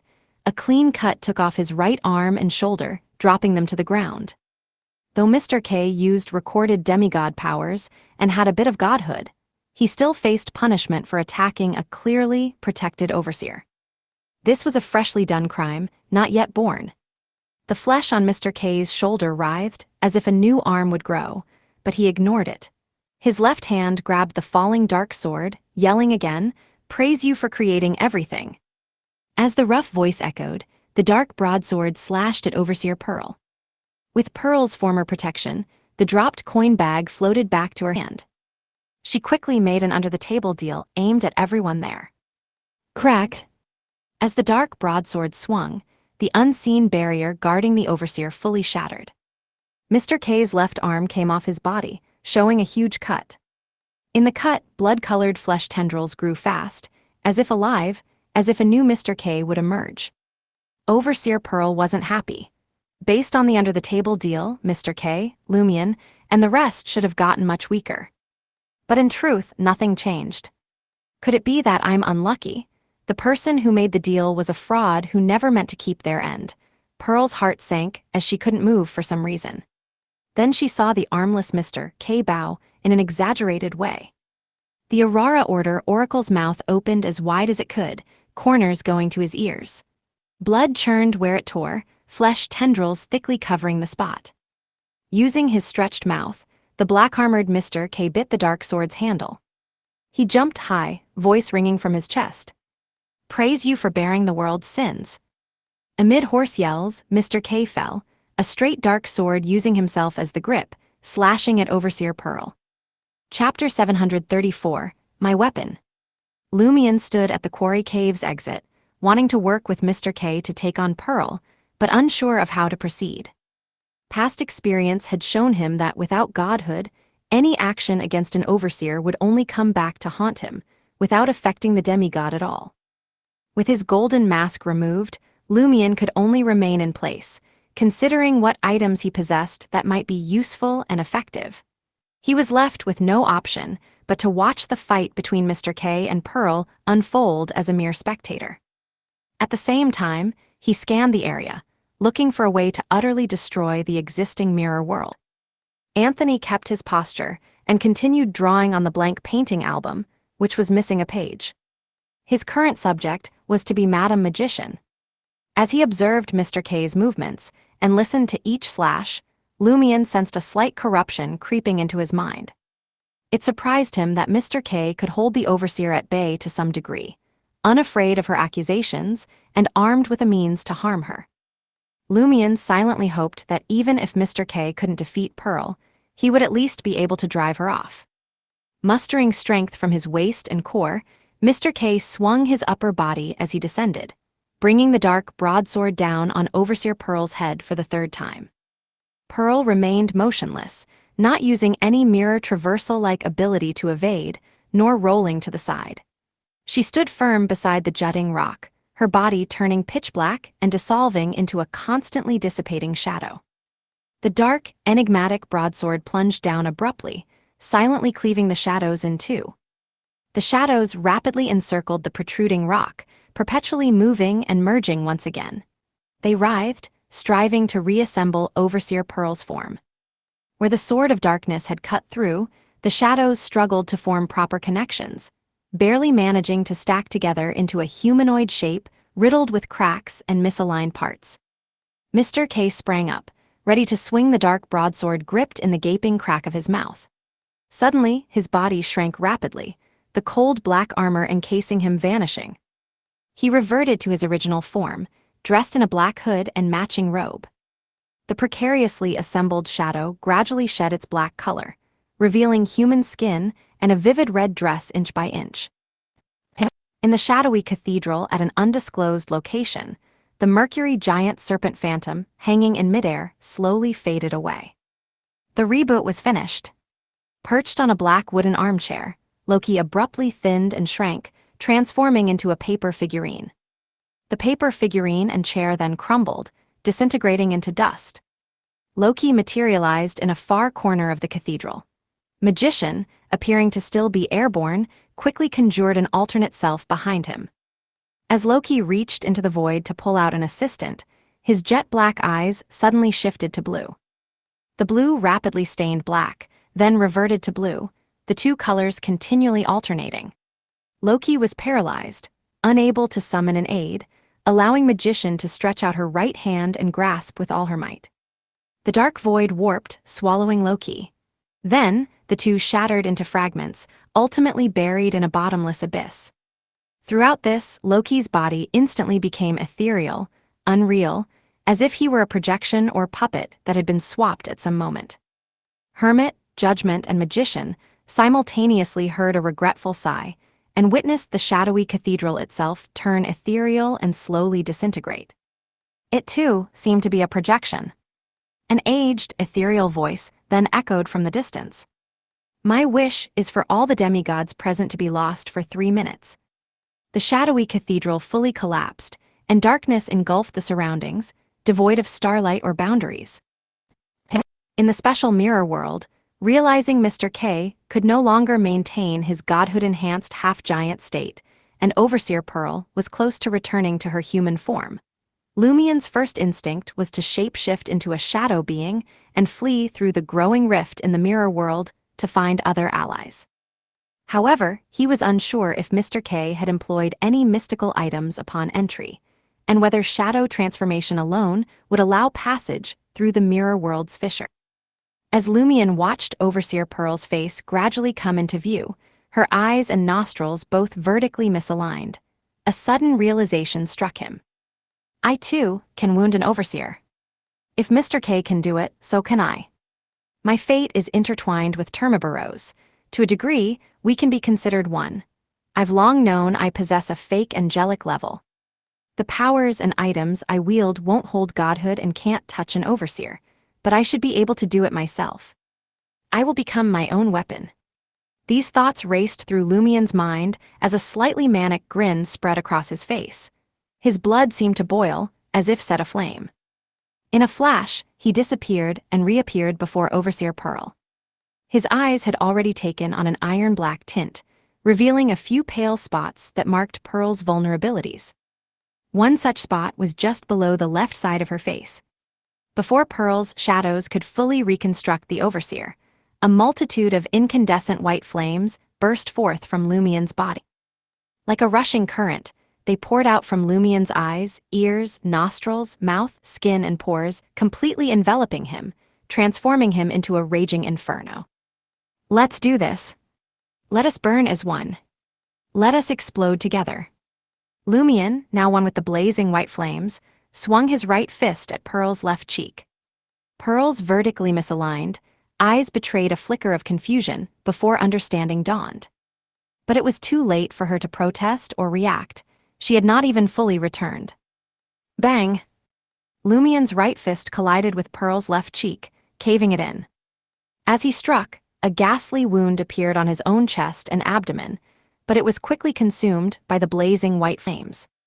Pearl felt the pain, but it was not a mortal blow. At that instant, Lumien's face, wreathed in blazing white flames, displayed a sinister and frenzied smile. It actually works. I can truly use myself as a weapon to strike an overseer. Boom! He detonated his right arm, using the incandescent white flames he had pre-injected to make it explode. His right fist, propelled by a fierce, blazing white wave of flames, pierced Pearl's left cheek and penetrated her skull. Cull! Crack, the special mirror world, with its dark barrier and numerous cracks, let out a shattering sound. It rapidly disintegrated and fell apart. Lumien's head took an invisible blow, his skull caving in and teeth falling out. Deprived of his right arm, he was hurled through the air, his entire body wreathed in blazing white flames. His face twisted in agony, yet his eyes shone with elation. Success! He beheld a horrific, blood-red wound on the left side of Overseer Pearl's face. Within the wound, a pale white fog intermingled with the grayish-white brain. The shattered fist had ripped it asunder and set it ablaze. As the blazing white flames faded, Overseer Pearl's remaining right eye dulled, and her body slowly crumpled. The cage imprisoning Franca and Jenna quickly disintegrated. Mr. K, observing this, nodded approvingly. Lumien is like me. The fighting style is quite alike. The only shortcoming is that he did not loudly praise the Lord during the final blow. At the same time, Lumien's head buzzed, and he nearly blacked out. He collapsed to the ground, on the verge of losing consciousness. He managed to stay awake only because he had undergone significant digestion of the Reaper potion. It felt as if he had completed another massive cull by the ancient tomb during the Dream Festival. Lumion was initially thrilled, but then he forced himself to stand, shocked and suspicious. He knew the digestion must have resulted from his culling of Overseer Pearl, but shouldn't a demigod suffice for him to fully digest the Reaper potion? Lumion extinguished the incandescent white flames burning within and without. With his left hand, he retrieved the healing agent and lie earring obtained from Jebus from his traveler's bag, all while examining Overseer Pearl's corpse. Just then, the special mirror world completely collapsed, and they found themselves back in reality, inside the quarry cave with a fixed mirror world entrance. Next to the protruding rock where Pearl had stood, there was no corpse or white fog to be seen. Lumion spotted an oil painting hanging on the corresponding rock wall.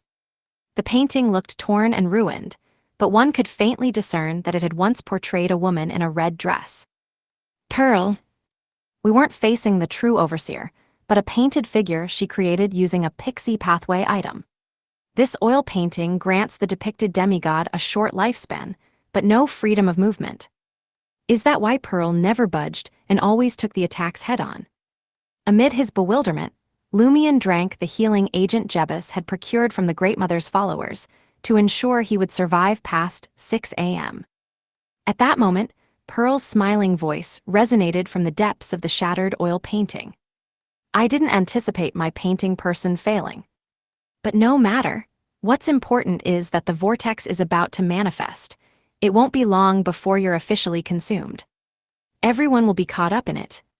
Pearl's voice gradually faded into the depths of the oil painting, thwarting Mr. K's attempt to track her through teleportation.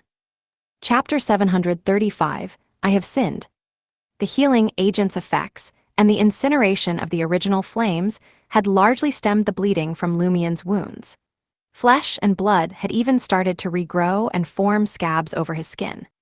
Putting on the lie earring, Lumion tried to shift the gruesome hole in his chest and abdomen to a less vital location.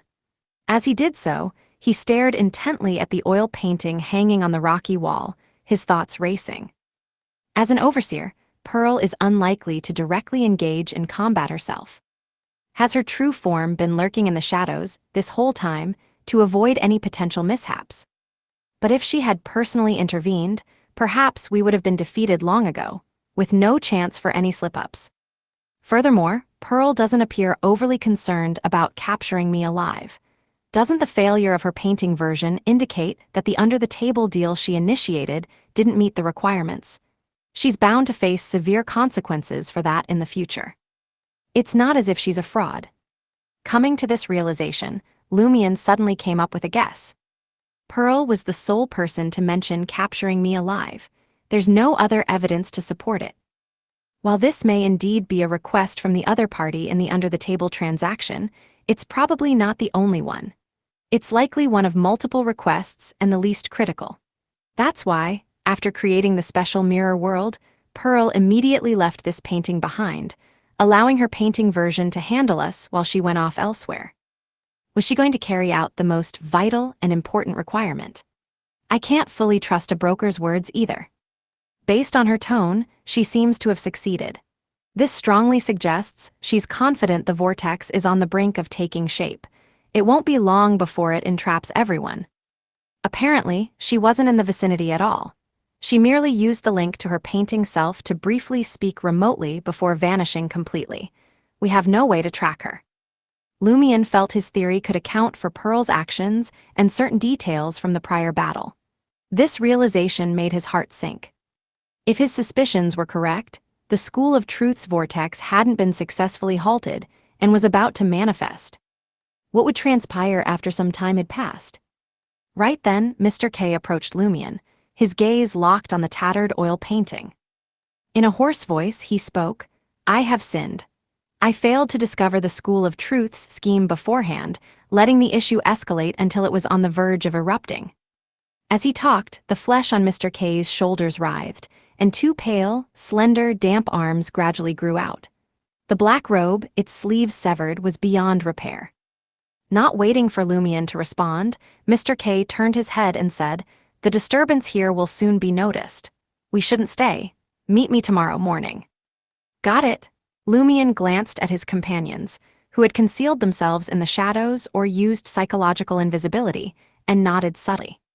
He also intended to head to the safe house as quickly as possible to avoid any accidental attacks by official Beyonders. Once Mr. K teleported away, Franca, Jenna, and Anthony came out of hiding. "We should get back to the safe house now," Lumion said decisively. Franca nodded and said with regret and sorrow, "I wonder where Pride armor was sent. It would be such a shame if we truly lost it." If Pride armor hadn't hit Overseer Pearl's painted self, compelling her to alter her life form and indirectly making the transformed Punishers disappear, even if Lumion could have still found a way to lure out the Islander swindler, Monette, they wouldn't have survived the following stages. In that case, he would face not only Pearl's punishment, but also Anthony's Punisher. For Lumion and the others, Pride armor had performed exceptionally. It was a sealed artifact of tremendous value. Nobody wanted it to be lost. If it were human and smart, it could find its way back. But now, Lumion sighed, grasping Anthony's shoulder with his left hand. Suddenly, dazzling starlight emerged from the void, rapidly forming a dreamlike door. The door opened, and out came Magician, Judgment, and Hermit. Surveying the scene, Magician noticed Lumion's dire condition, one arm missing. With an odd expression, she asked, "You were attacked." As she spoke, the quarry cave, lit solely by the carbide lamp's glow, darkened, as if an unseen curtain had been pulled around it.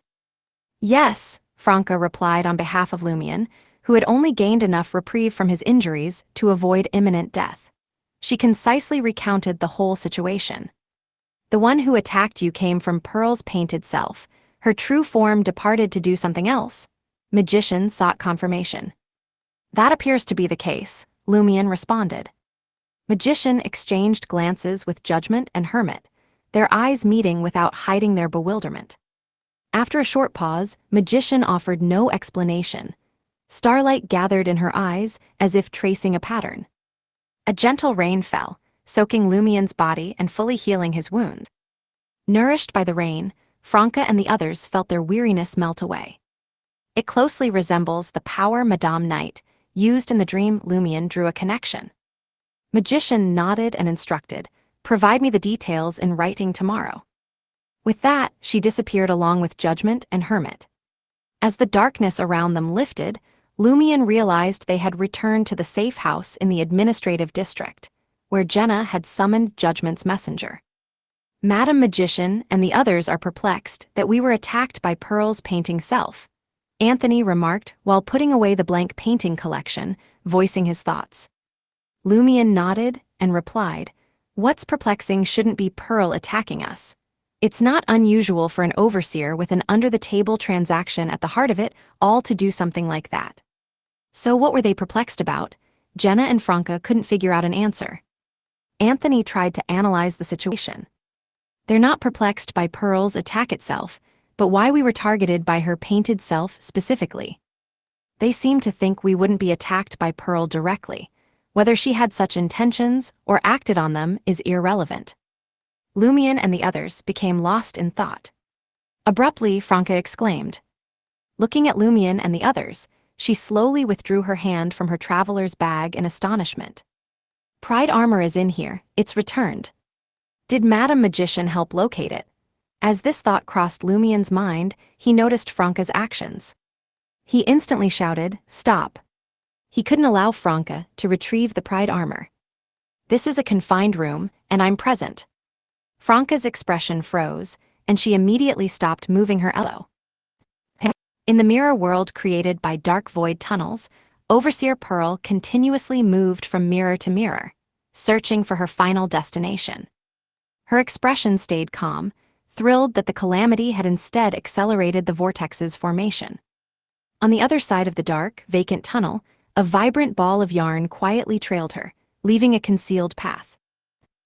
The next morning, having sent the letter to Magician, Lumion reached Psychic's headquarters and met Mr. K in the basement. Both their limbs had been restored, Clad in an enormous hood and black robe, Mr. K disregarded this. In a grating voice, he told Lumion, "Come with me somewhere." For what purpose? Lumion's demeanor toward Mr. K had become more at ease after their collaboration the previous night. Mr. K nodded and explained, "First, I wish to atone for this incident. Second, through the idol, I want to notify the Lord that you've grown and can serve as his envoy. He will make preparations when the moment is right. Have faith in the Lord and trust him completely." Just going to a location with the true creator's idol? That's okay, it would be problematic if I actually had to encounter a god. Lumion bowed his head humbly and said, "It would be my honor." Mr. K came up to him, grasped his arm, and transported him into the spirit world via teleportation. Traversing dense layers of colors and innumerable indescribable transparent beings, the pair arrived at a cathedral. The cathedral seemed to be located in a deep valley. Its surface was a watery black, decorated with many human bones. The top resembled the eternal blazing sun church's cathedral, forming a hemispherical shape.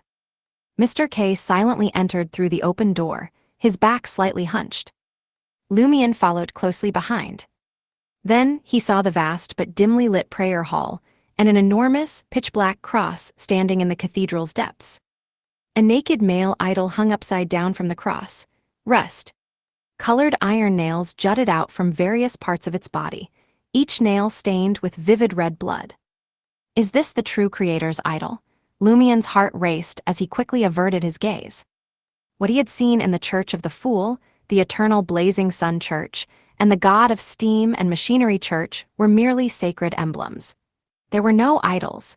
He had assumed Mr. K was referring to the sacred emblem as an idol. Mr. K walked until he was 4 to 5 meters from the idol and halted. Lumion trailed slightly behind and stopped. As he made his way from the entrance, he got a clear look at the hanging idol's face. Its nose, mouth, and ears were quite blurry, with only a rough outline. However, its eyes were very distinct and tightly closed, as if enduring all the pain and guilt. Mr. K drew a cross on his chest and cried out in a raspy voice, praise you for creating everything. Praise you for shouldering the world's sins." Lumion followed suit in offering praise. Abruptly, his head spun, and his eyes burned with a sense of familiarity. Lumion's spiritual intuition alerted him that the negative effects of the baneful contract had been triggered. The effect was, in scenes intimately connected to Baneful's past, he would witness truths better left unknown. This place is closely tied to Baneful's past. Was he once a clergyman of the true creator?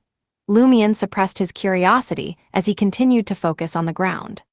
Suddenly, his eyes froze. He spotted a blurry, lizard-like creature.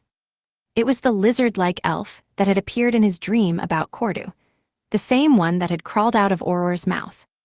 It might have influenced Auror, stopping her from seeking Hela's help in time. At the conclusion of the Tree of Shadow incident, the lizard-like elf had also made an appearance. Why was it present now, in the true creator's cathedral? As Mr. K sprawled on the ground, pressing his face firmly against the watery black stone bricks, Lumion instinctively looked up. He witnessed the huge pitch-black cross transform into an illusory shape, as if it loomed over a mountain range's peak. On the indistinct figure hanging upside down, lizard-like elves crawled in and out, circling and dancing. Lumion watched the scene in a daze, as Mr. K's slightly muffled voice resounded in his ears. "Oh, merciful Father, I implore your mercy for the transgressions I've made." End of volume. Sinner. Chapter 736, Night. Can you accept such an outcome? Inside an empty house in Quartier de la Cathédrale commémorative, Angoulême de François, wearing a lion headdress, stood by the window, gazing down at the gas street lamps below, patiently waiting. After losing contact, he and Hidden Blade had switched emergency communication methods. They aimed to quickly re-establish contact, even without Madame Hela's messenger. Early the previous morning, as soon as he had wrapped up the Morin Avigny case, he immediately tried to locate Hidden Blade. Finally, Hidden Blade Franca, dressed in her assassin outfit, emerged from the shadows. Angoulême cut right to it and asked, "Did you take down Morin Avigny?" Otherwise, Franca replied with a smile. Although Overseer Pearl's vortex warning hung over Franca's head like a sharp blade, preventing her from relaxing just because Morin Avigny was dead and she had the intel, Franca wouldn't let it ruin her mood or make her solemn or anxious. The major arcana card holders would naturally worry about something so serious, and she and the others just needed to follow orders and complete the missions. No point fretting. Plus, the intel they obtained was crucial and valuable. Either the Eternal Blazing Sun Church or the Demoness sect would definitely be grateful. Franca was filled with anticipation over this. It really was you guys, Angoulême couldn't help but sigh. Hidden Blade and her team really acted fast. They had mentioned dealing with a government minister, and not long after, they actually attacked and succeeded. Franca covered for Lumion, saying, "We were waiting for Morin Avigny to walk into the mirror himself. Surprisingly, the Aurora Order suddenly assassinated him, forcing him into our trap early." Combined with the scene details, Angoulême slightly nodded and said, "So it was just a coincidence." This aligned with what the purifiers had confirmed. Angoulême then asked, "So where's Morin Avigny now?" "Dead," Franca said with a tongue click. "He was definitely a mirror person and gave us lots of important intel." "What intel?" Angoulême quickly asked. Franca chuckled and raised her right hand, gently rubbing her thumb and index finger together. "Where's my informant fee?" Angoulême said in exasperated amusement, "Don't forget I contributed a lot to the Morin Avigny operation. Even if I don't get spoils, it's no problem to hear the intel, right?" Franca, who always prided herself on fairly splitting loot, awkwardly cleared her throat. Just kidding, but that intel is super important. Your superior will definitely reward you. Don't forget to help me collect my fee." "Get to the point," Angoulême replied in a deep voice. It wasn't that he was stingy about the fee, but Hidden Blade had twice emphasized how crucial the intel was, making him eager. Franca omitted Tarot Club and Aurora Order details, but started from capturing Jebus to Overseer Pearl's painted self appearing and Lumion's theory about the whole situation. Initially, Angoulême stayed relatively composed.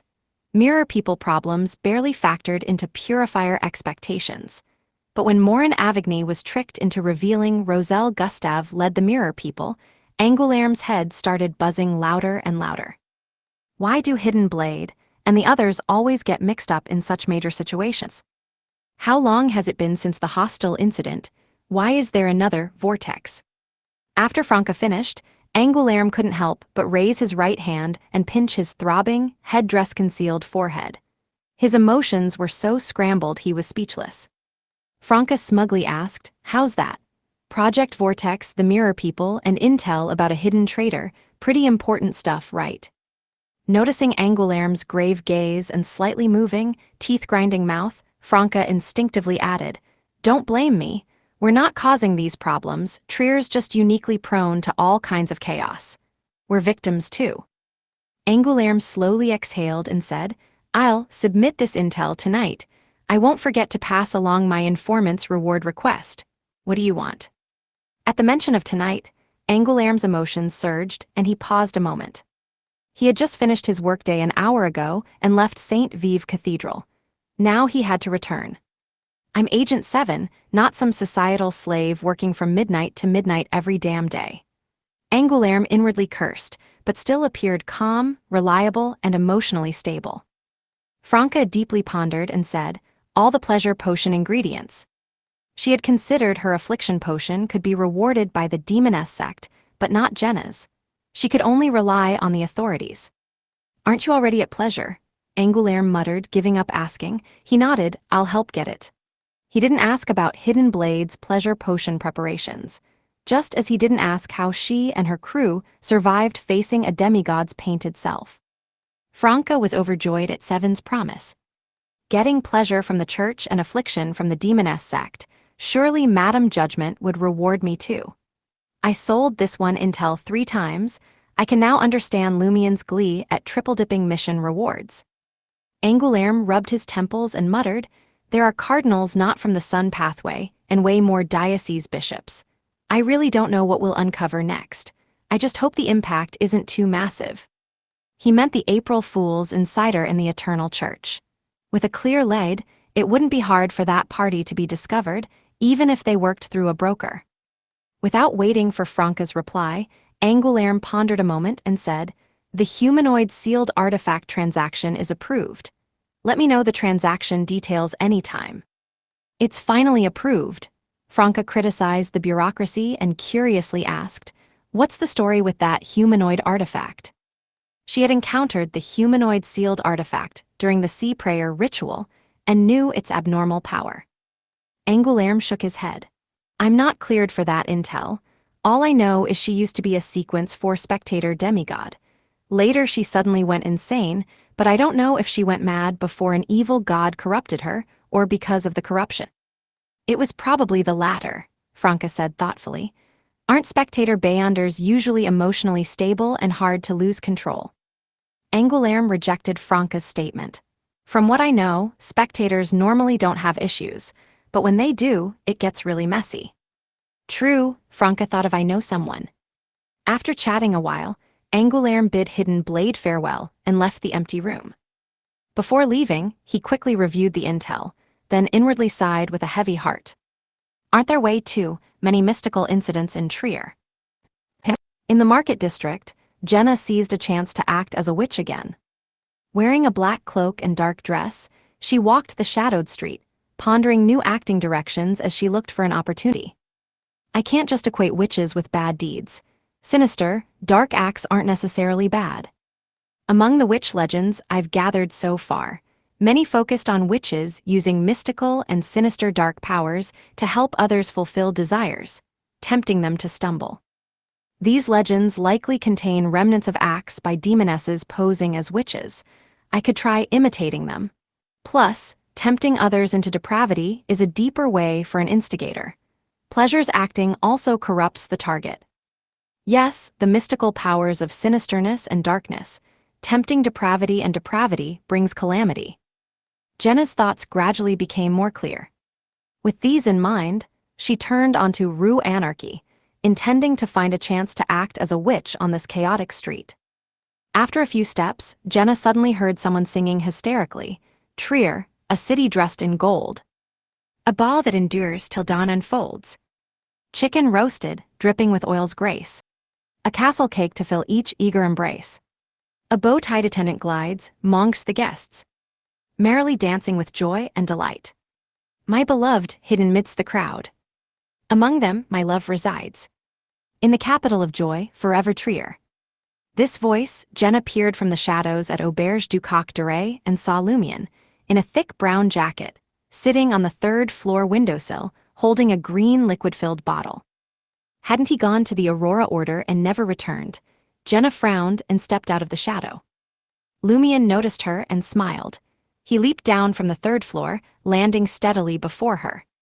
"Why are you here?" Jenna asked with concern. Lumion smiled casually.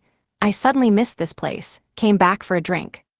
Sensing Lumion's strange excitement, Jenna pondered a moment then asked, "Did something happen?" "No," Lumion denied quickly. He emphasized, "I'm fine."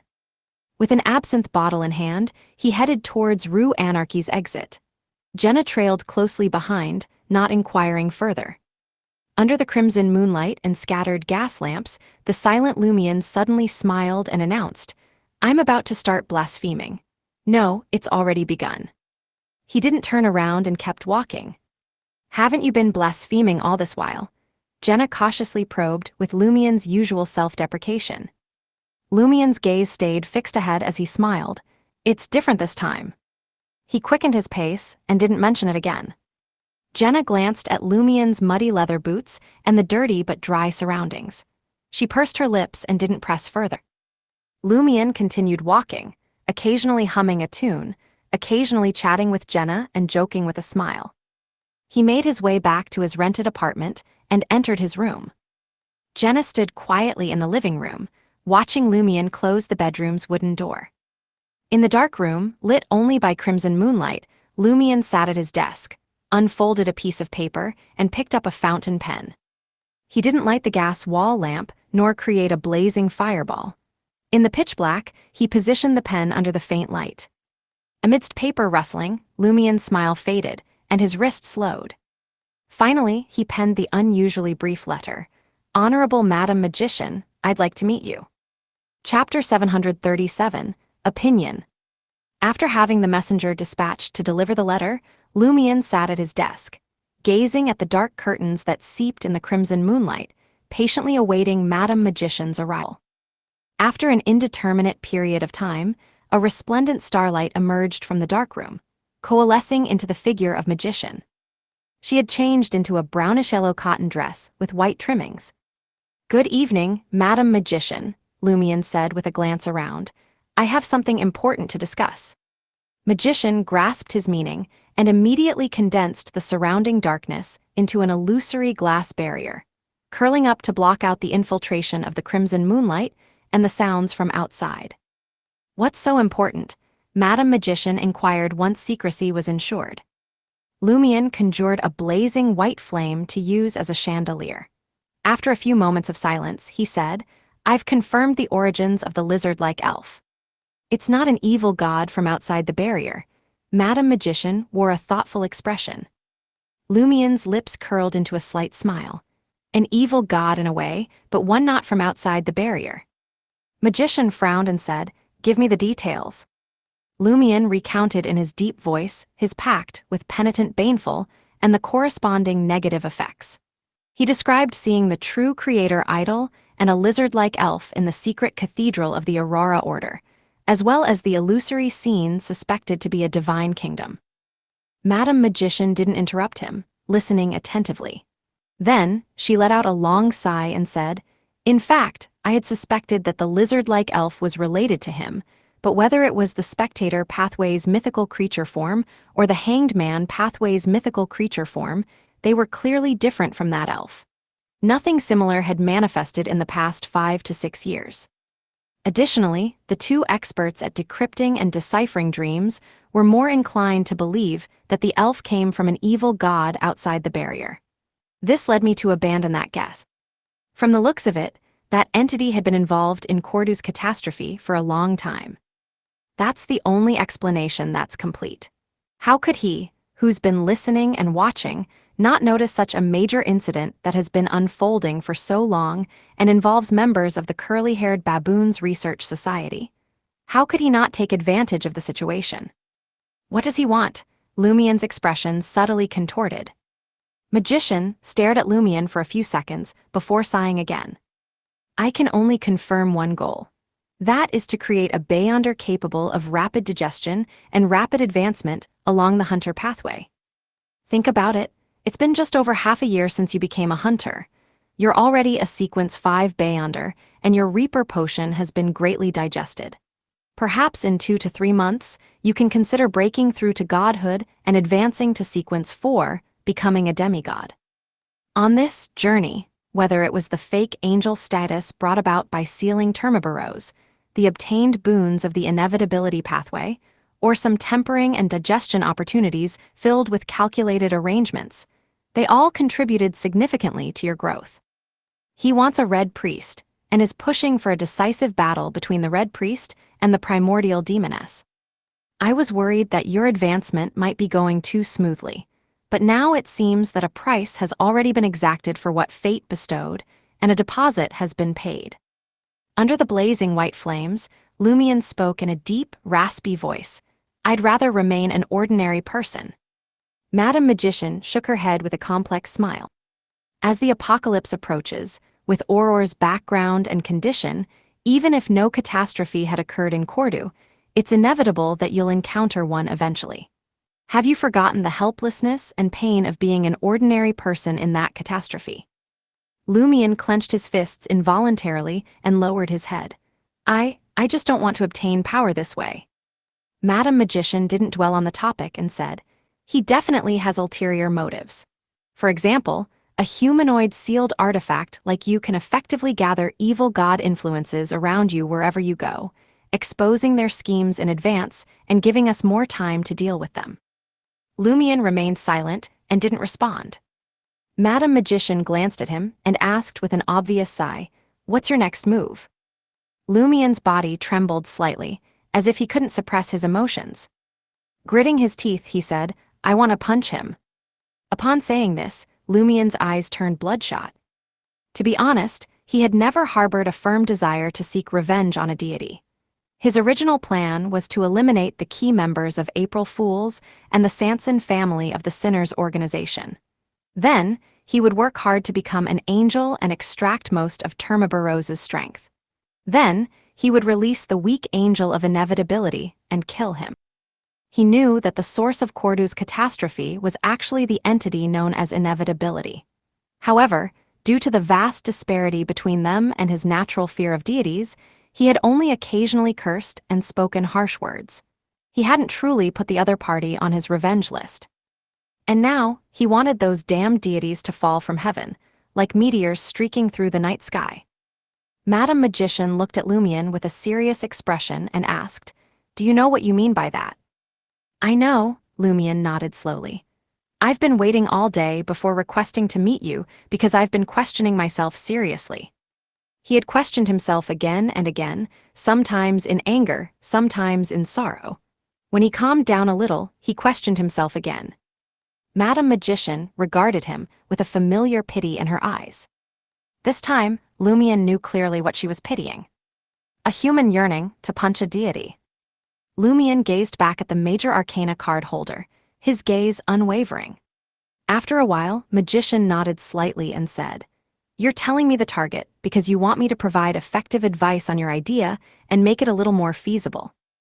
"Yes, my suggestion is that before Mr. Fool awakens to some extent, endure your impulses and work hard to improve yourself.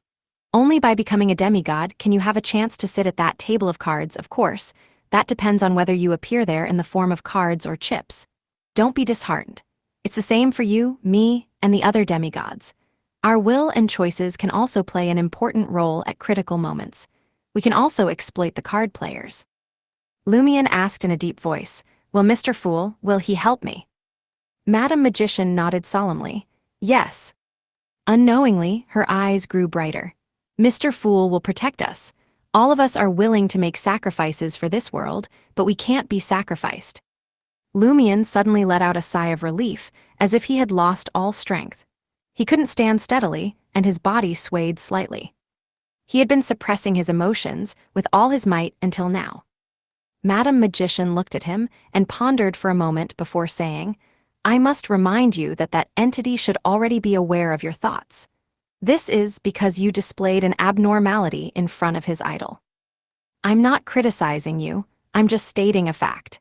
In that situation, even clowns and spectators would find it difficult to control their emotions and expressions, let alone an ascetic like you."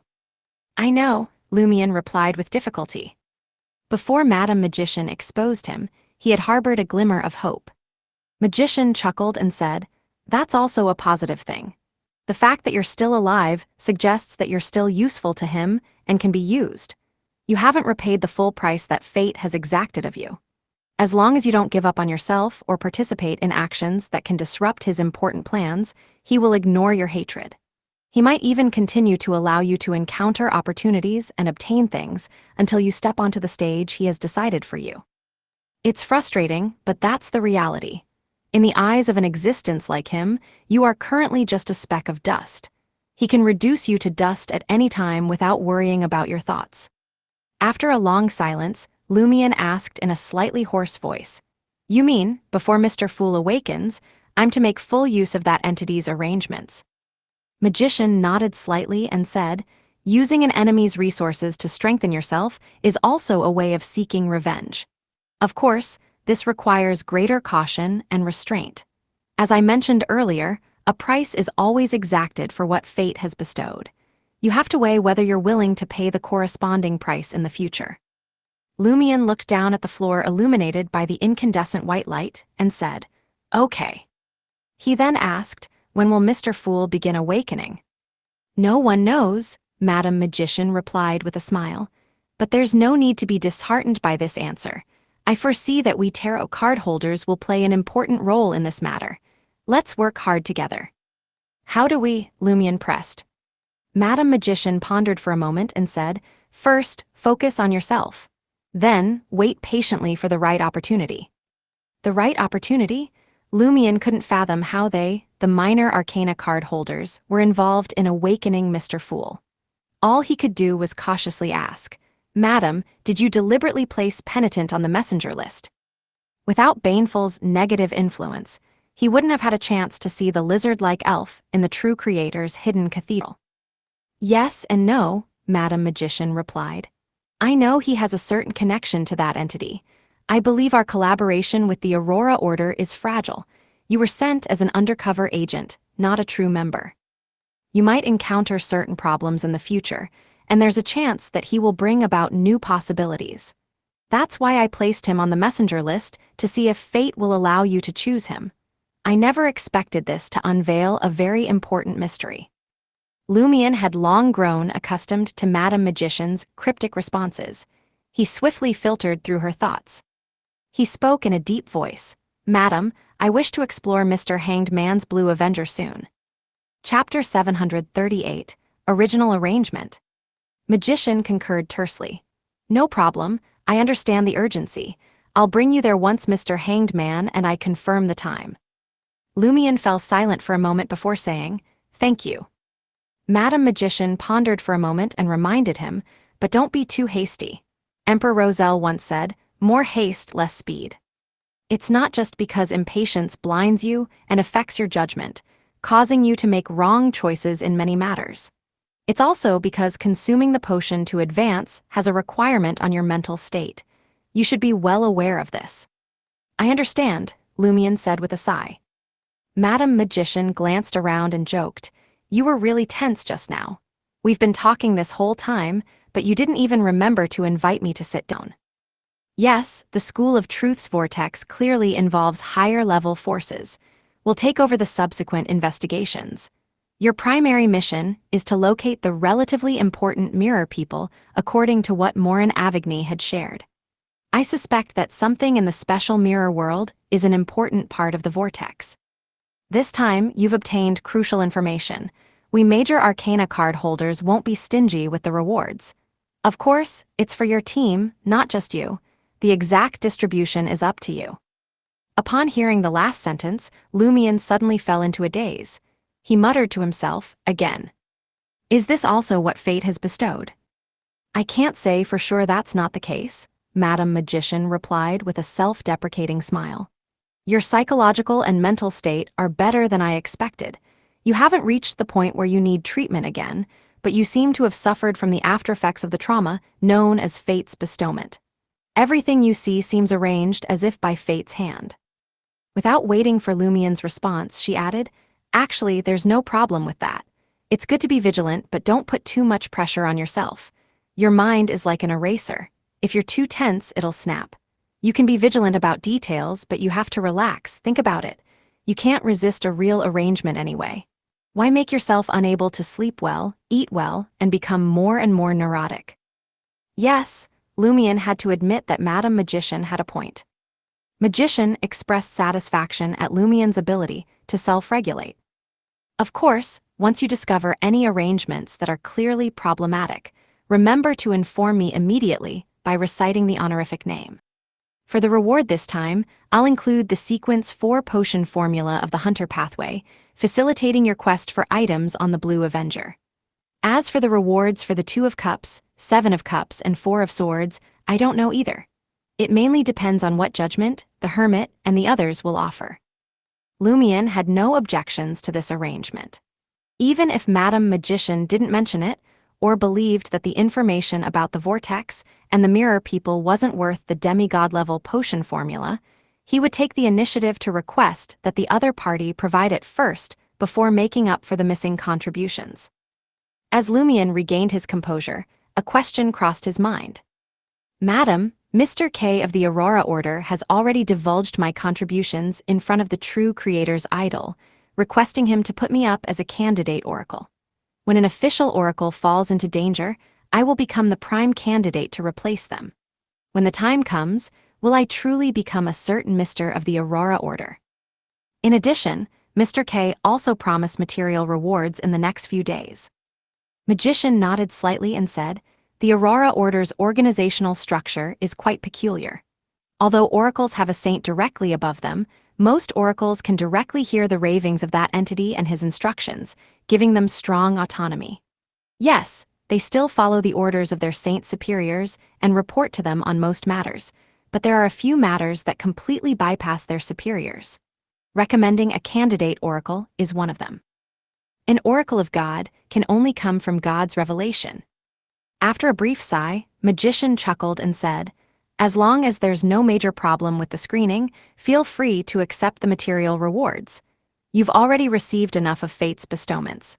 Any more and there won't be any substantial changes." I don't think being an oracle will happen. The Aurora Order's oracles have a fixed preaching area. It can't beat letting you run around and trigger various hidden dangers of evil gods. It will help you digest the potion, us. At this point, Magician's expression gradually turned odd. Lumion wasn't in a hurry to inquire. He waited for the Major Arcana card holder to take the initiative to explain. After a few seconds, Magician maintained her expression and hesitantly said, "Perhaps that person's original arrangement was for you to be a certain mister for a while." The Hunter Pathway Sequence 4 is known as Iron-Blooded Night. It makes all consumers transform into men. Its ritual requires the formation of a team of at least 30 people. They should be able to comprehend your intentions based on your gaze and actions after long periods of nurturing, as though all of you are nearly one. The higher the team's strength and tacit understanding, the better the effect of the ritual. Think about it. What's the most striking characteristic of the Aurora Order? It's fanaticism. After becoming a certain mister, you will undoubtedly have your own jurisdiction and a large number of subordinates. They are fanatical and will completely follow the orders of a deity's oracle like you. With some training, they can fulfill the requirements of the ritual. What you need to worry about is how to increase their strength and tacit understanding to make the ritual more effective. The original plan was for me to become an oracle after digesting the Reaper potion, allowing me to establish a team to complete the ritual as quickly as possible. How can I carry out this ritual now? Franca and the others are without a problem, but there are too few of them. Lumion couldn't help but frown. Upon seeing this, Madam Magician chuckled and said, "The Church of Knowledge, well-versed in the Hunter Path, offered an alternative. Of course, the prerequisite is that you can tame Ludwig. Angels can offset most quantity requirements." Angel level. Lumion finally obtained information about Ludwig's power from Madam Magician. Yes, Madam Magician didn't elaborate further. Taming Ludwig. All I can do now is bribe him and give simple commands. Lumion fell deep into thought. Madam Magician glanced at him and said, "You can wait until you digest the Reaper potion and visit the City of Exiles, Morora, before deciding which method to use to meet the ritual's requirements." "Right, let's discuss the vortex details through letters." Lumion nodded and watched as Madam Magician vanished into thin air. Gazing at the gradually expanding dark border, he closed his eyes and recalled everything he had seen and heard that day. Unbeknownst to him, he clenched his fists tightly, and blazing white flames surged from his fists, burning fiercely. Jenna sat in an armchair in the living room, quietly waiting for Lumion to open the door and leave. The sound of gnawing and chewing echoed from the dining room. Lumion carried the unfinished bottle of absinthe to the balcony, settled into a chair, and took a sip. Jenna approached him with light footsteps and observed him for a few seconds. "You're in better shape." "You can tell that too," Lumion asked nonchalantly, without turning his head. Jenna pulled up a chair and sat down, sneering. "Your silent and reserved demeanor makes me feel more at ease than your previously excited and talkative demeanor." Lumion gazed at the night outside the balcony and remained silent for a long time. Jenna didn't ask any questions either. Suddenly, Lumion spoke in a deep voice. "I saw that lizard-like elf." Jenna had heard him talk about Cordu and understood what it meant. She said in surprise, "Didn't you go to the Aurora Order to meet Mr. K? Why, is that lizard-like elf related to the Aurora Order?" "It stems from the one they believe in." Lumion's voice seemed to emerge from the depths of darkness. "No wonder." Jenna suddenly understood Lumion's previous state. Madam Judgment mentioned that the one the Aurora Order believes in is close to Mr. Fool in power. It wasn't something mortals could face directly, let alone exact revenge on. After a brief silence, Jenna understood and said, "Did you just meet Madam Magician? You've grown quite smart after drinking the witch potion." Lumion turned to Jenna. Jenna couldn't help but ask, "Can't hunters speak nicely?" She paused for a moment before adding, "What did Madam Magician say?" "She said to endure it for now and wait for Mr. Fool to wake up before considering what to do next," Lumion replied simply. Jenna tersely acknowledged, momentarily at a loss for words. After a moment, she stood up and went to Ludwig's side in the dining room to retrieve a glass from the balcony. She snatched the bottle of absinthe from Lumion's hand and poured a third of it for herself. Jenna had just taken a sip of the dreamy green liquid when her face instinctively furrowed. "Heck, why do you people like to drink absinthe? It tastes awful." As a former showy diva, Jenna had drunk plenty of alcohol, but she still couldn't accept the taste of absinthe. Lumion scoffed, but didn't offer an explanation. Jenna casually chatted, "I once read a book about a writer whose name I can't remember. He said that those who enjoy absinthe either use it to pretend they are experienced or use it to reminisce about their experiences." Lumion listened quietly, picked up the bottle, and took another mouthful. The slightly burning alcohol slid down his throat, leaving behind a familiar bitterness. Chapter 739, Reminder. In the Quartier de la Cathédrale commémorative, apartment 702 on 9 Rue Orsay. Franca waited a while for Jenna to return. She sniffed and asked in confusion, "Have you been drinking?" Didn't Jenna say she was going to the market district to find an opportunity to act as a witch? Could it be that she had been deliberately drinking and engaging in sting operations to carry out law enforcement? Jenna removed her black cloak and said to Franca with a solemn expression, "I ran into Lumion." "Huh?" Franca was taken aback. "He's in the market district. Didn't he go to the Aurora Order to meet Mr. K? I thought he hadn't returned because he was being tested and preparing to choose a reward." Jenna didn't hold back and recounted Lumion's condition and words in almost complete detail. "Is that so?" Franca's emotions became complicated. She understood Lumion's current feelings and sympathized with the plight of Muggle Auror. She still remembered that the ancient sun god, suspected to be from the Third Epoch and whom the Aurora Order believed in, had returned in some form. There was a high chance that the ancient sun god was an earlier transmigrator, a transmigrator like them. Transmigrators harming transmigrators. It's the way of the April Fool's group. Likewise for the ancient sun god. Franca sighed silently and decided to summon Madame Hella's messenger later. She would inform the vice president of the curly-haired baboons research society about the School of Truth's vortex operation and the true creator's role in the catastrophe at Cordu, and request a gathering of all members soon. It wasn't that she wanted to publicly warn all members of the curly-haired baboons research society at the gathering about the true creator and the ancient sun god. Certain matters could become catastrophic if people below a certain level knew about them. After all, that entity possessed the ability to know whenever he was mentioned. Franca hoped to raise the vigilance of Hella and the other organizers of the curly-haired baboons research society before indirectly alerting the other members through them. Furthermore, Franca found the overseer of the School of Truth formidable, but that wasn't the most terrifying aspect about her and her accomplices. Franca's greatest unease stemmed from the broker's ability and willingness to unite the evil god sects, which had been in disarray, fighting independently and even attacking each other. The hostile plan was the embryonic form of such a change, and perhaps the Vortex incident represented the outcome in a stepped sequence. Facing the evil god cults that had begun to collaborate, Franca wanted the factions she associated herself with to take action and collaborate as well. To this end, she was willing to share information about the Vortex and the Mirror People with Madame Hella, a demigod likely backed by the Evernight Church, free of charge. She had already written and sought Madame Judgment's opinion on this matter, and her response was affirmative. "How is he now?" Franca asked with concern, contemplating whether to drink with Lumion until dawn to express her support and comfort him. "He's fine for now," Jenna replied after a few seconds of contemplation. "Perhaps it's also because the one the Aurora Order believes in is far superior to him.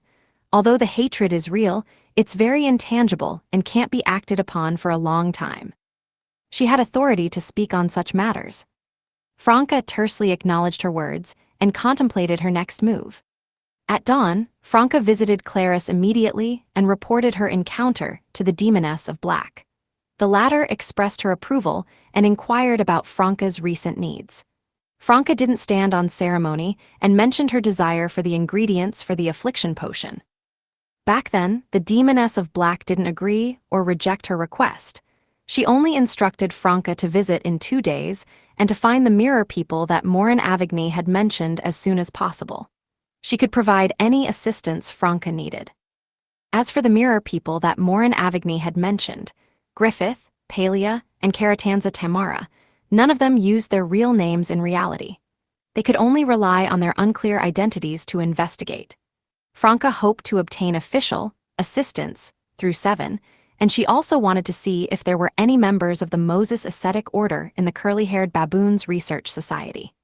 This was one of the reasons why she had requested a full-scale gathering soon.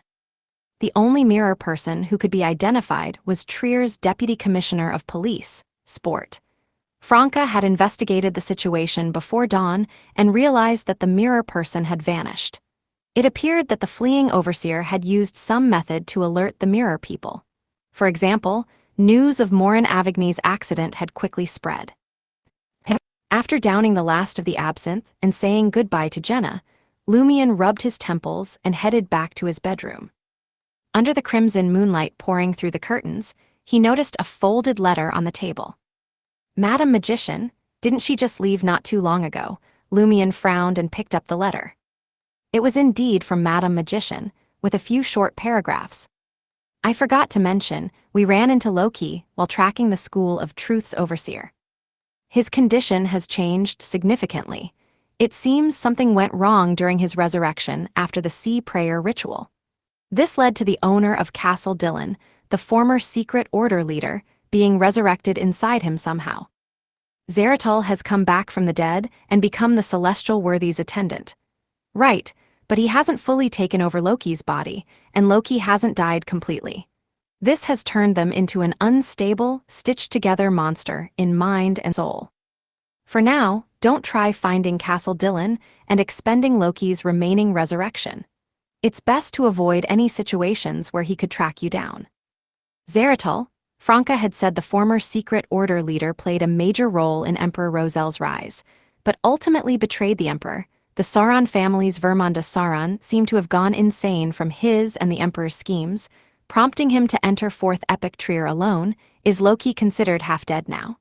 When Zeratul fully controls his body, he should be completely dead. What a shame. Lumion regretted not finishing off Loki's final life himself, but didn't feel too disappointed or indignant. He had already caused Loki's demise twice, after all. After burning the letter, Lumion pondered for a moment, then left the bedroom. He sat across from Ludwig, who wore yellow cotton pajamas and a matching nightcap, watching the boy quickly nibble on a cold bone-in steak. Ludwig stayed unfazed by Lumion's gaze, continuing his feast. After nearly a minute, Lumion probed, "Are you willing to call me Godfather?" Ludwig glanced up at him, then lowered his head, scooped up some banana puree, and spooned it into his mouth. Lumion changed the question. "Are you willing to follow my orders, accept my commands, and build a tacit understanding here?" This time, Ludwig didn't even look up, his mouth constantly moving. Lumion silently watched as he slowly took something out of his traveler's bag. It was a mercury eyeball in a glass jar, a sequence 7 lucky 1 Beyonder characteristic of the monster pathway. It had recondensed after the flog boxing gloves shattered. Ludwig immediately looked up. Ignoring Ludwig's gaze, Lumion leisurely pulled out the serial killer Beyonder characteristic and a few other items, placing them on the dining table in front of him. Then he smiled at Ludwig, who wore the yellow cotton nightcap, and said, "Are you willing to call me Godfather?" Ludwig fell silent for a few seconds before saying in a low voice, "Godfather." Lumion probed further. "Are you willing to follow my orders, accept my commands, and build a tacit understanding here?" Without hesitation, Ludwig replied, "I am." As he spoke, his eyes were fixed on the pile of items before Lumion. Lumian sighed silently. He could rely on food to control someone, but couldn't rely solely on food. Otherwise, it'd be so easy for Ludwig to ignore him when there was no food around. This likely didn't meet an iron-blooded knight's ritual requirements. Deep in thought, Lumian pointed at the pile and smiled. Since you've admitted to being my godson, you can choose one item. But there's a condition. You have to answer 2 or 3 of my questions. Ludwig hesitated a moment, then spoke with a stern look. Okay. Which one do you want? Lumian asked kindly. Looking around, Ludwig yearned for every item, but was reluctant to abandon any. Finally overcoming himself, he pointed at the serial killer Beyonder characteristic and said, "That one. You really want that Beyonder characteristic. Can it be turned into some magical dish or cocktail?" Lumian put away the other items and smiled at Ludwig. First question. What pathway does your Beyonder power belong to? What are its characteristics? What's your rough sequence level? He hoped to gain inspiration for taming the sealed angel based on Ludwig's Beyonder pathway information. Ludwig muttered under his breath, "That's 3 questions." Lumian pretended not to hear. Seeing his protests were futile, Ludwig could only pick up some beef and mutton to munch on. He mumbled, "Yes, yes." It seemed he couldn't recall the original name, so he had to find another term for it. "It's the gourmet pathway." Lumian wasn't surprised at all. "No wonder you're always acting like you're savoring delicacies and ingredients." Ludwig added earnestly, "To put it simply, it's a way to get superpowers by being hungry and eating. What corresponds to your sequence 9 is tramp. You lose everything and are always searching for food, barely surviving. Could you be the ultimate tramp embodiment? You'd even lost your mind, only never forgetting to eat. From that description, I can't tell what abilities a tramp has," but Lumian didn't mock him. Rather than detail the tramp sequence, Ludwig said, "Sequence 8 is glutton." Chapter 740, Depriver. 740 Depriver. "Glutton," Lumian said approvingly, "quite the image." Ludwig ignored Lumian's mockery and continued with the brief introduction. At this sequence, hunger truly becomes ingrained in our bodies, allowing us to evolve around it. What kinds of evolutions are there? Lumian was concerned that Ludwig would only mention this about gluttons, just as he had described the tramp sequence. Therefore, he took the initiative to inquire. Ludwig paused for a few seconds to swallow his food. Then, he stuffed a small piece of lemon cake into his mouth and replied in a muffled manner, "Internal organs that are better suited for digesting food and absorbing energy. Stronger, more powerful teeth, a bite force and appetite that exceed normal limits. This will help us obtain different abilities from food more efficiently.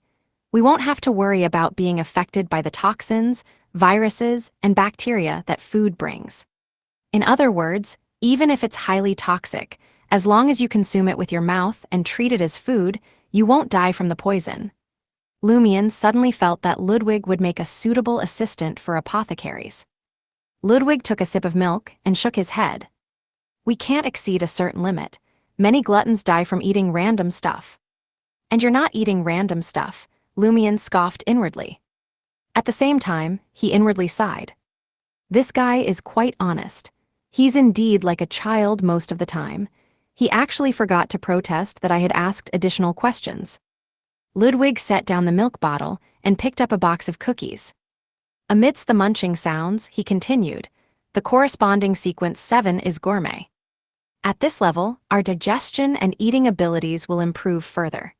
We can discern which ingredients are edible, which are inedible, which ingredients can bring about special effects, and which ingredients need to be combined with others."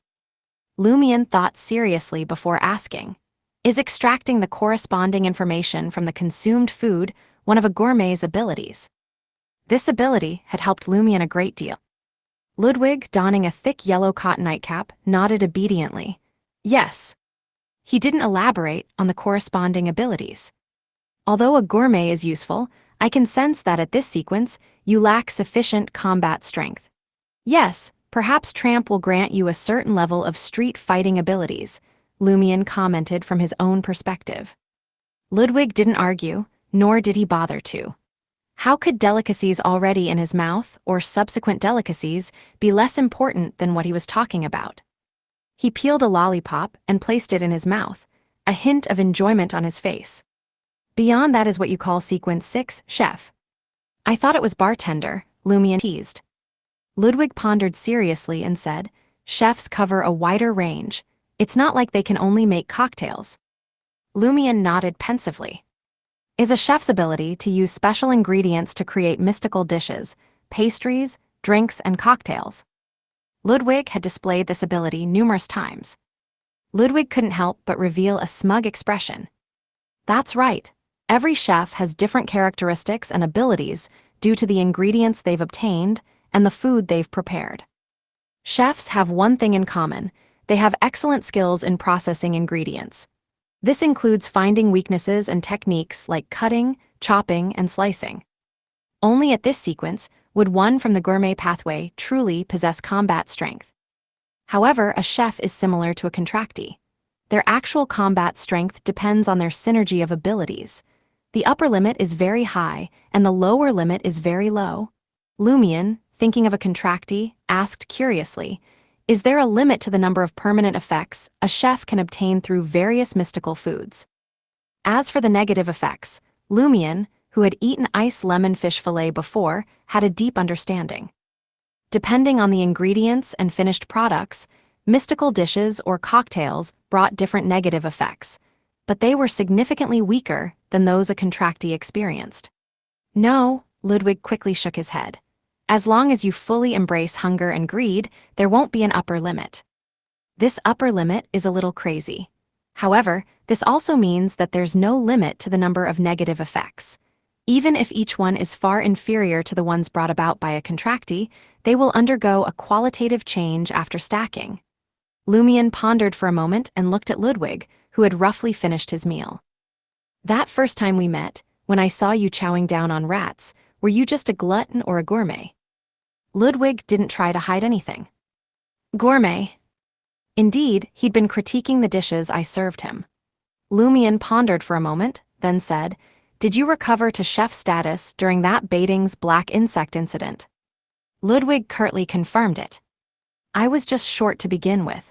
Eating a Baiting's black insect was all it took to advance. What's the next sequence?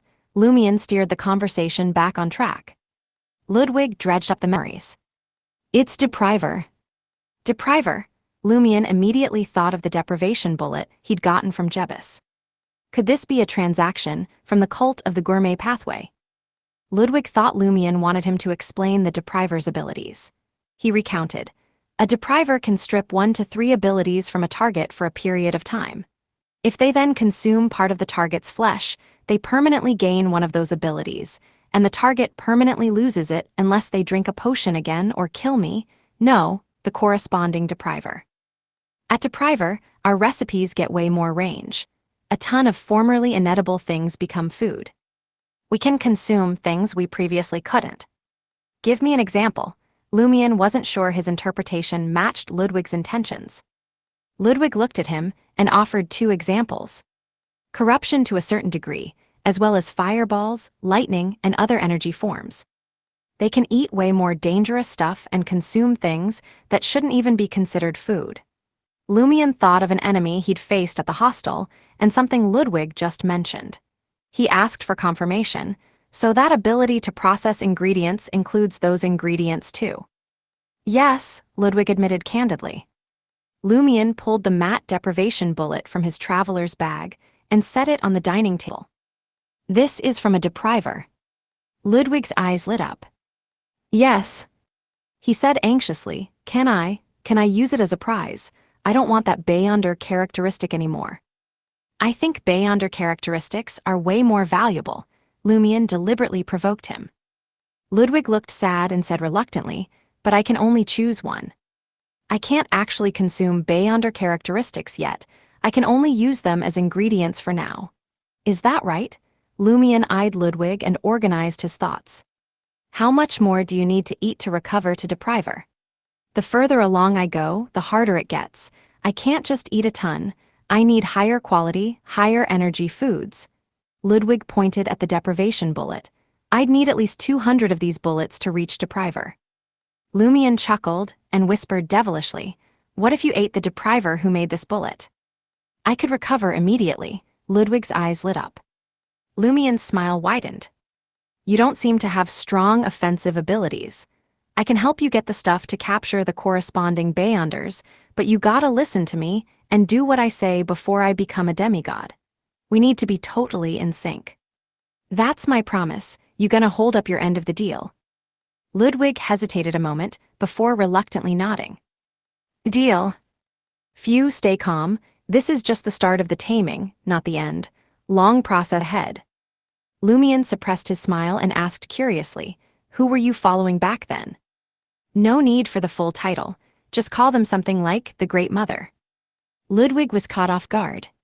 His expression shifted a few times before tears streamed down his face. He wailed like a child. "I don't remember. I've forgotten everything." Hearing his cries, Lugano emerged from the guest room in a thick coat. The doctor immediately noticed Lumion and asked in confusion, "Why is he crying? Is this really the terrifying cannibal from the Dream Festival?" Lumion chuckled in response. "I showed him Delicacies, but didn't give him any." "All right." Lugano looked between them in confusion before retreating back to his room. Lugano's brief appearance made Lumion remember an item, and he had a dangerous thought. He pulled the remains of Umbella's umbilical cord from his traveler's bag and consulted Ludwig, who'd gradually stopped sobbing.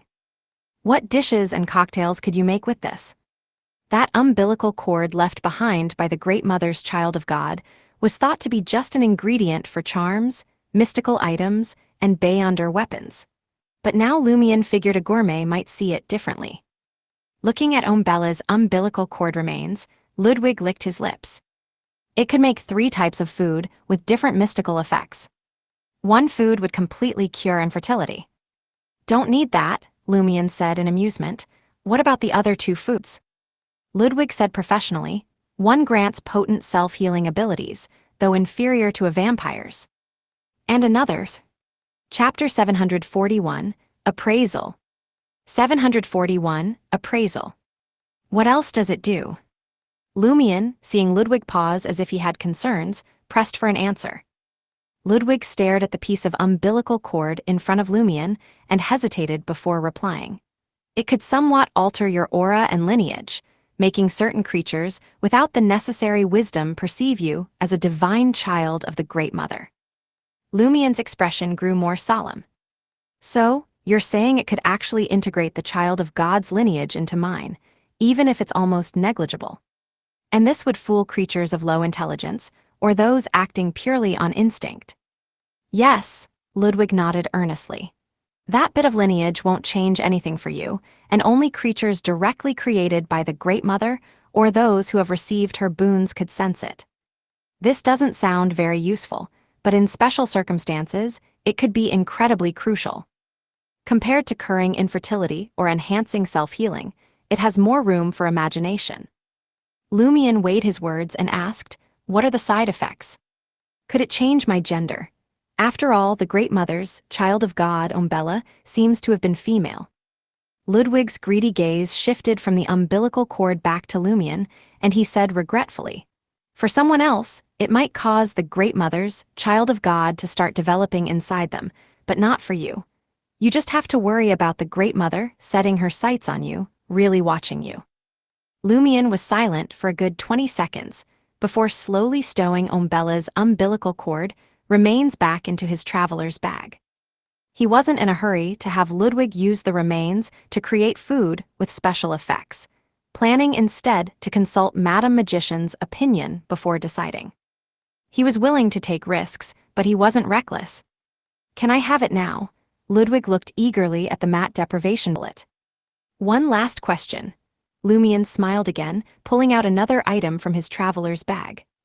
It was a small glass vial containing ancient bloodstain powder. This came from Demon Warlock Berman, who was guided by a visitor from Resurrection Island named Harrison. He summoned a spirit named Arden from the depths of death and easily killed it, collecting its blood for a future ritual. Lumion got some of this bloodstain powder from his room. Previously, Lumion had Franca conduct an investigation using magic mirror divination, confirming that it truly came from the depths of the spirit world but yielded no further insights. Now, he wanted the gourmet to taste it, to see if he could glean more important information. He remembered clearly. The people of Resurrection Island claimed they could die and revive repeatedly, never aging, and the secret was in their control over the markings from the depths of death. This might truly be a way to revive the dead. Is it edible? Lumion maintained his smile as he pushed the glass vial with the ancient bloodstained powder towards Ludwig. Ludwig carefully examined the powder for a while and then opened the bottle cap, touching it a few times with his fingers. Yes, he replied, not too eagerly. Then eat half of it. Lumion watched expectantly as Ludwig sprinkled a small amount of the ancient bloodstained powder into his mouth, leaving just a bit behind. Ludwig chewed and tasted it for a while before starting his gourmet review. It has a rich aroma of death and eternal rest, originating from the depths of the spirit world. It comes from a man in his 30s, with traits of both the mystery prior and death pathways, in poor mental state, highly prone to emotional instability. Hearing this, Lumion raised an eyebrow. This sounds like it's describing demon warlock Berman himself. But this bloodstained powder is from the evil spirit Arden killed by Berman, right? From Inti's winter province, Lumion confirmed his guess. Yes, Ludwig smacked his lips. He shared other insights drawn from the bloodstained powder, each aligning with the demon warlock situation. This couldn't possibly mean that Berman summoned himself, killed himself, and then collected his own blood, could it? Lumion felt an eerie thrill. The ancient bloodstained powder surely wasn't left by Berman due to some other issues, as both Franca and Ludwig had confirmed the blood was closely linked to death and the spirit world. Lumion had fought the demon warlock twice, believing him to still be alive at those times. Using the method taught by Resurrection Island's Harrison, Berman summoned an evil spirit from the depths of death that was himself, his own marking. He killed his own marking in the depths of death and found it very weak. This is hard to believe. What exactly does Harrison from Resurrection Island want, and what hidden truths lie behind the islanders' resurrections? Lumion's thoughts raced, feeling that the mysteries of Resurrection Island were no less profound than the high-level events he had experienced before. Can you give it to me now? Ludwig looked again at the deprivation bullet, very eagerly. He handed back the small glass vial, with the remaining bit of ancient bloodstained powder to Lumion. Yes, Lumion tossed the deprivation bullet to Ludwig. Ludwig caught it and stuffed the matte bullet into his mouth. Eating it directly, Lumion asked with a chuckle, aren't you going to cook it first? Maybe mix a cocktail. Ludwig replied with a muffled voice, no need for that, I can absorb it directly. As he spoke, he sucked on the deprivation bullet like it was an ice pop, pulling it from his mouth again. Compared to before, the bullet's matte metal casing had noticeably thinned, the intricate symbols etched into its surface, now pitted and marked with teeth impressions. Ludwig sucked on it 3 times, then finally, when the inside gunpowder was vaguely visible, he put the bullet in his mouth, chewed it with a crackling sound, and swallowed. Lumion watched with a grimace, gaining a deeper understanding of the various changes hunger could bring. After eating the deprivation bullet, Ludwig closed his eyes, savoring the taste and longing for more. Lumion felt a pang of regret for the extraordinary bullet he had obtained from Jebus. The weakening bullet, deprivation bullet, and implosion bullet had not served their intended purposes, while the poison bullet, putrid bullet, and impregnating bullet had been given to Franca. How do you feel? Lumion inquired. Delicious, a familiar taste, Ludwig responded, half closing his eyes. After reflecting for a moment, he snapped his eyes open, their gaze sharp and alert. Gee, Godfather, can you quickly find out who made that bullet? You little rascal, that's the cult following your deity. But I can't blame you, you're brainless now. And for an evil god, sacrificing any number of bestowed is worthwhile if it frees an angel from its bonds. Returning to an angel's belly is like returning to the deity's heaven. Lumion muttered silently to himself, nodded slightly in agreement, and slowly stood up, heading back to his bedroom. Lying in bed, he stared at the dark ceiling adorned with a chandelier, feeling no trace of sleepiness despite the lingering scent of absinthe. After staring silently for who knows how long, Lumion chuckled self-deprecatingly, trying to use cogitation to help himself fall asleep. He slowly visualized a crossed-out sphere that grew an eye in his mind. His state settled, and drowsiness began to creep up. Just then, Lumion was taken aback. Cogitation was taught by his sister, and the cogitation pattern was also casually drawn by her. Lumion laughed softly to himself, his laughter shaking. Minutes later, he indulged in reminiscing about his life in Cordu, including those interactions in the dream. Even those, now looking back, carried a certain indescribable warmth. As his thoughts wandered, Lumion remembered his sister's contracted creature, white paper. I wonder what state white paper is in. Strictly speaking, Auror isn't completely dead, so her contract with white paper should still exist. Pity, contract creatures aren't messengers. Only the contractee can summon them, otherwise, I'd summon white paper to see its condition. Using Auror's words, seeing something left behind makes you think of that person. Or, liking someone so much you even like their pets. It's not that I can't summon. Since the Termiboros sealed inside me and I are one, Auror's soul shard must be two. My summoning is as if Auror is doing it. Thinking this, Lumion abruptly sat up. In the darkness, he set up an altar and chanted the spell in the appropriate language. I summon in my name the spirit that wanders about the unfounded, a friendly creature that can be subordinated, the weak ball that can telepathically connect with me. As the incantation echoed, the candlelight flickered gently, but nothing happened. With spirit vision active, Lumion didn't see white paper that had appeared in his dreams. Sigh, he lay back down, disappointed. As time ticked by, the sleepless Lumion suddenly became alert, feeling not the slightest fatigue. It was 6 a.m. Lumion got up silently and began to clean up the altar. Just then, a doll messenger in a light gold dress emerged from the void, dropping a dark coin pouch and a folded square letter onto the table. Is this the reward from Miss Magician? One of them is a traveler's bag. Lumion perked up, grabbing the dark coin pouch. The doll messenger glanced at him, pinched her nose, and said, "Drunkard, your clothes stink." Lumion, who hadn't bathed or changed clothes last night, cleared his throat awkwardly in embarrassment and thanked her. After the doll messenger left, he continued to check the rewards. Chapter 742, Rewards. 742, Rewards. That dark coin pouch was indeed a traveler's bag, containing 3 items. One was a sheepskin parchment of a brownish hue, another was a nearly invisible triangular spike, and the last was a mechanically intricate black revolver. Lumion didn't rush to take out the rewards, but instead unfolded the folded square letter.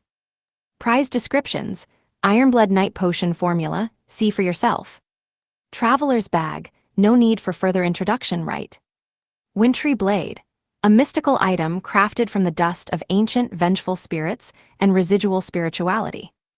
Any creature pierced by it, even without a visible wound, will fall into an icy rigidity and uncontrollable thoughts, as if possessed by a wraith.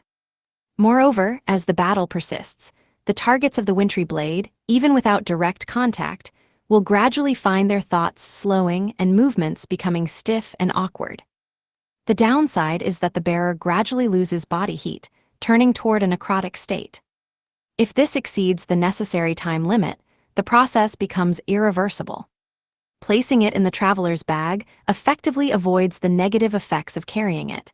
You only need to ensure the battle doesn't exceed 3 hours. Of course, as a Sequence 5 of the Hunter pathway, a Burning Reaper, you could endure the negative effects for at least 4 hours without other countermeasures.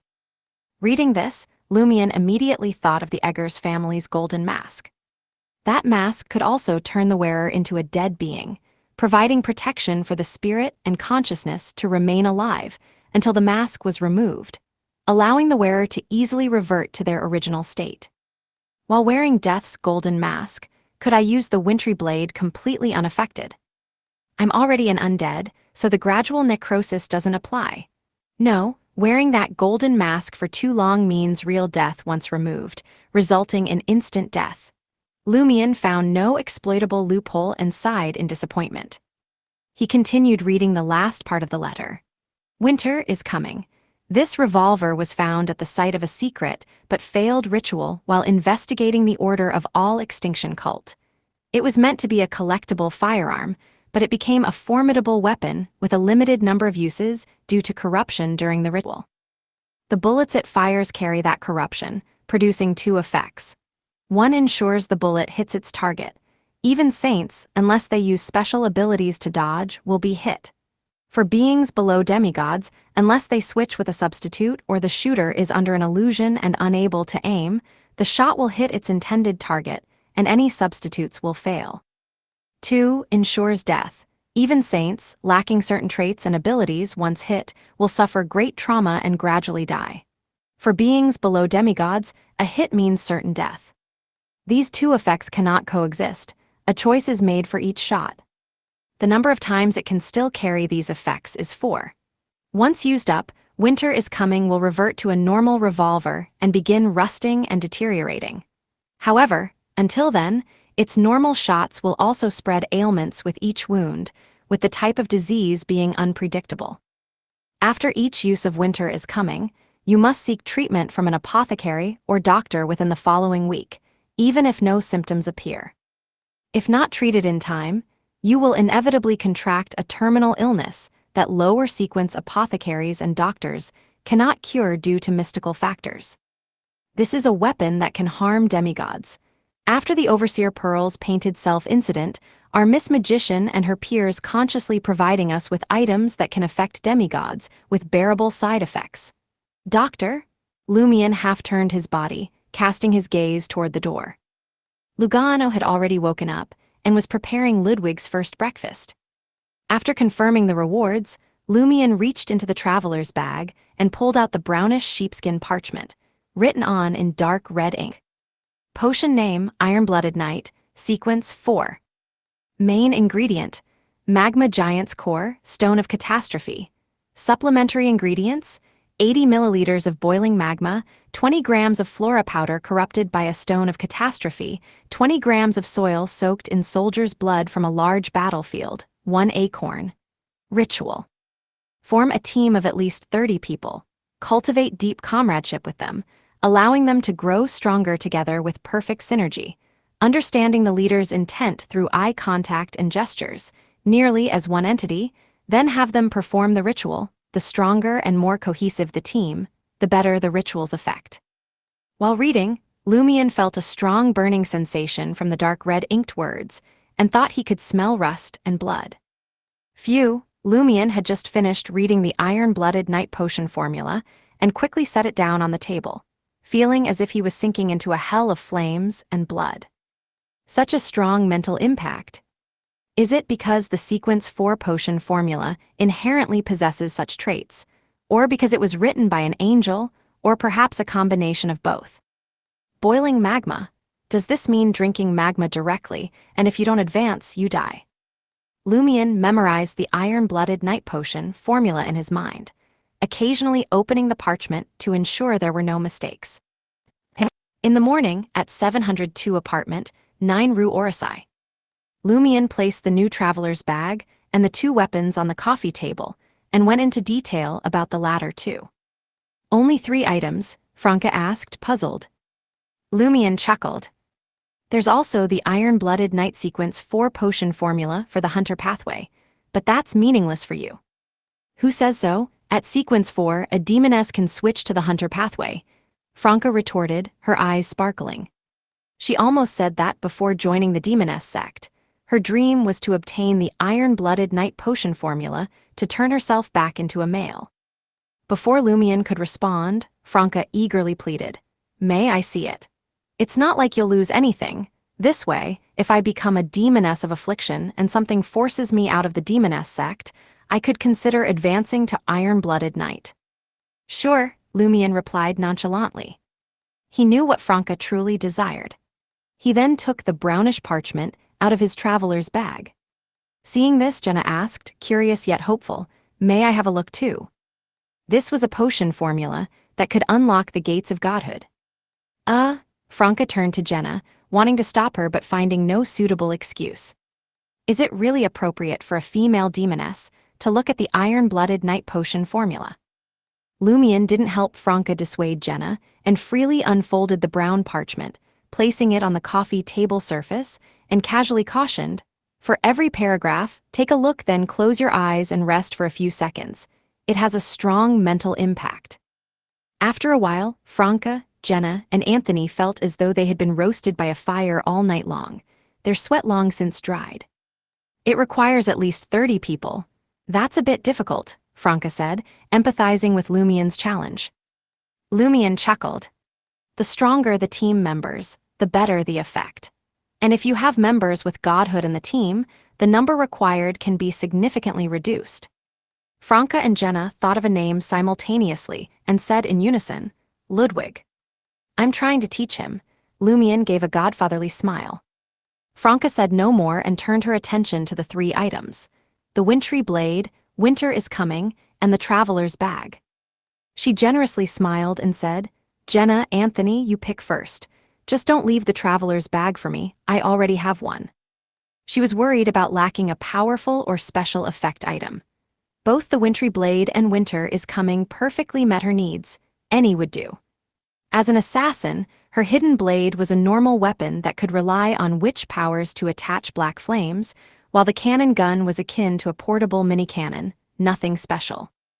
Anthony immediately looked at Jenna, signaling her to choose first. This was not out of courtesy. He wanted the traveler's bag, and he wanted the other 2 items as well. Jenna looked at the hypnotist, lacking direct attack capability, then at Franca, whose gaze moved back and forth between the wintry blade and winter is coming. She picked up the arc coin pouch and said with a smile, "I've always wanted a traveler's bag." This wasn't a lie. Many witch spells required casting materials, and some items, even just by carrying them, could have negative effects, which could be barely avoided by placing them in the traveler's bag, such as the Beyonder characteristic of the Dream Stealer. Once Jenna took the traveler's bag, Anthony quickly made his decision. "I'll take winter is coming." Without a traveler's bag, carrying the wintry blade would be a significant burden. Franca looked at the nearly transparent triangular spike and smiled broadly. "I'll see if I can have it made into a hidden blade. These are all suitable rewards for us. Madame Judgment and company are so thoughtful." Lumion watched his companions distribute the rewards, nodding thoughtfully. That evening, back in the rented apartment, he met Madame Magician again. This major arcana card holder spoke bluntly, "Head to the Blue Avenger now." Chapter 743, Exploration. 743, Exploration. On the dark expanse of the sea, the antiquated Blue Avenger bobbed gently with the undulations of the waves, enveloped by an unending mist. Lumion once again came face to face with Alger, the Stormbringer.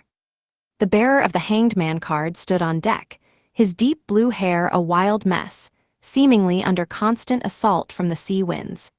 His attire had changed from his previous sailor's garb to a captain's coat adorned with golden embroidery on a blue background. "Explore it yourself," Alger said to Lumion, who was standing beside Magician, nodding firmly.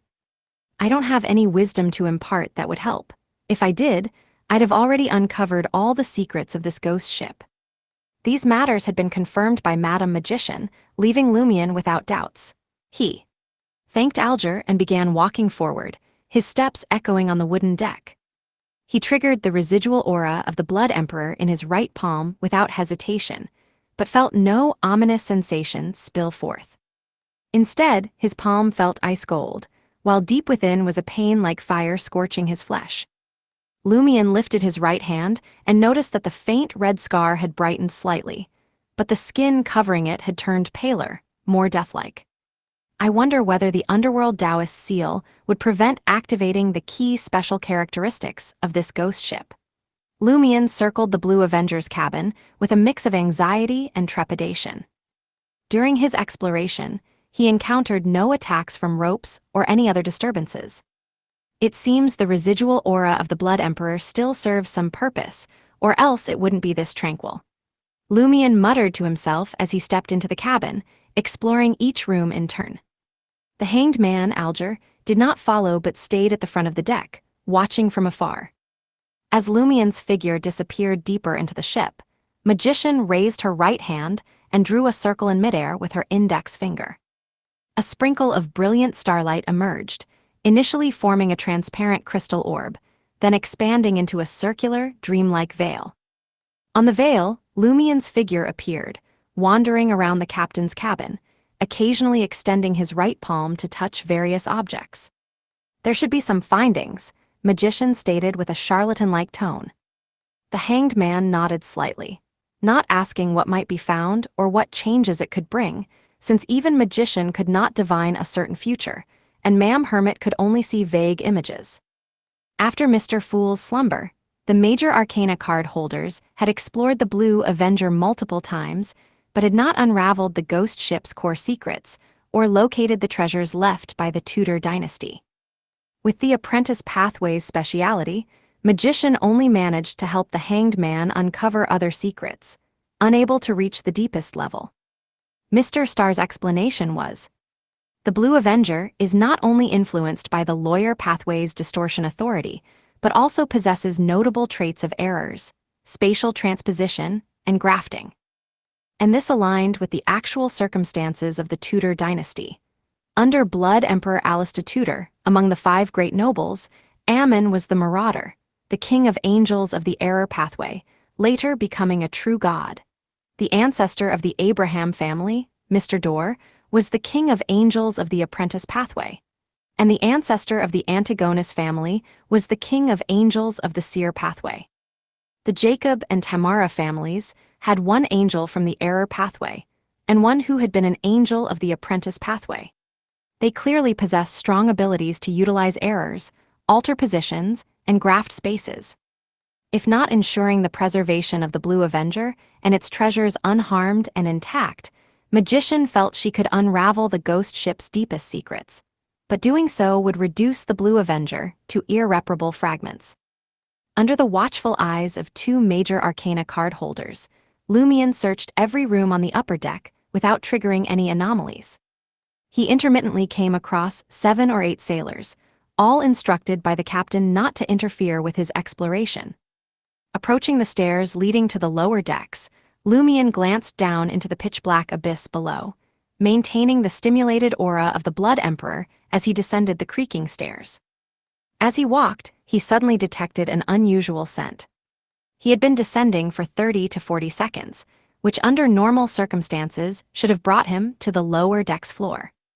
The distance between the Blue Avenger's upper and lower decks couldn't possibly be so vast that a Reaper couldn't traverse it in dozens of seconds. To this, Lumien responded not with alarm, but with elation. An anomaly was exactly what he needed. Had there been no anomaly, it would have meant the sealed residual aura of the Blood Emperor could no longer function properly. Lumien exhaled, calming his nerves while maintaining a steady but unhurried pace, continuing the creaky descent into the darkness.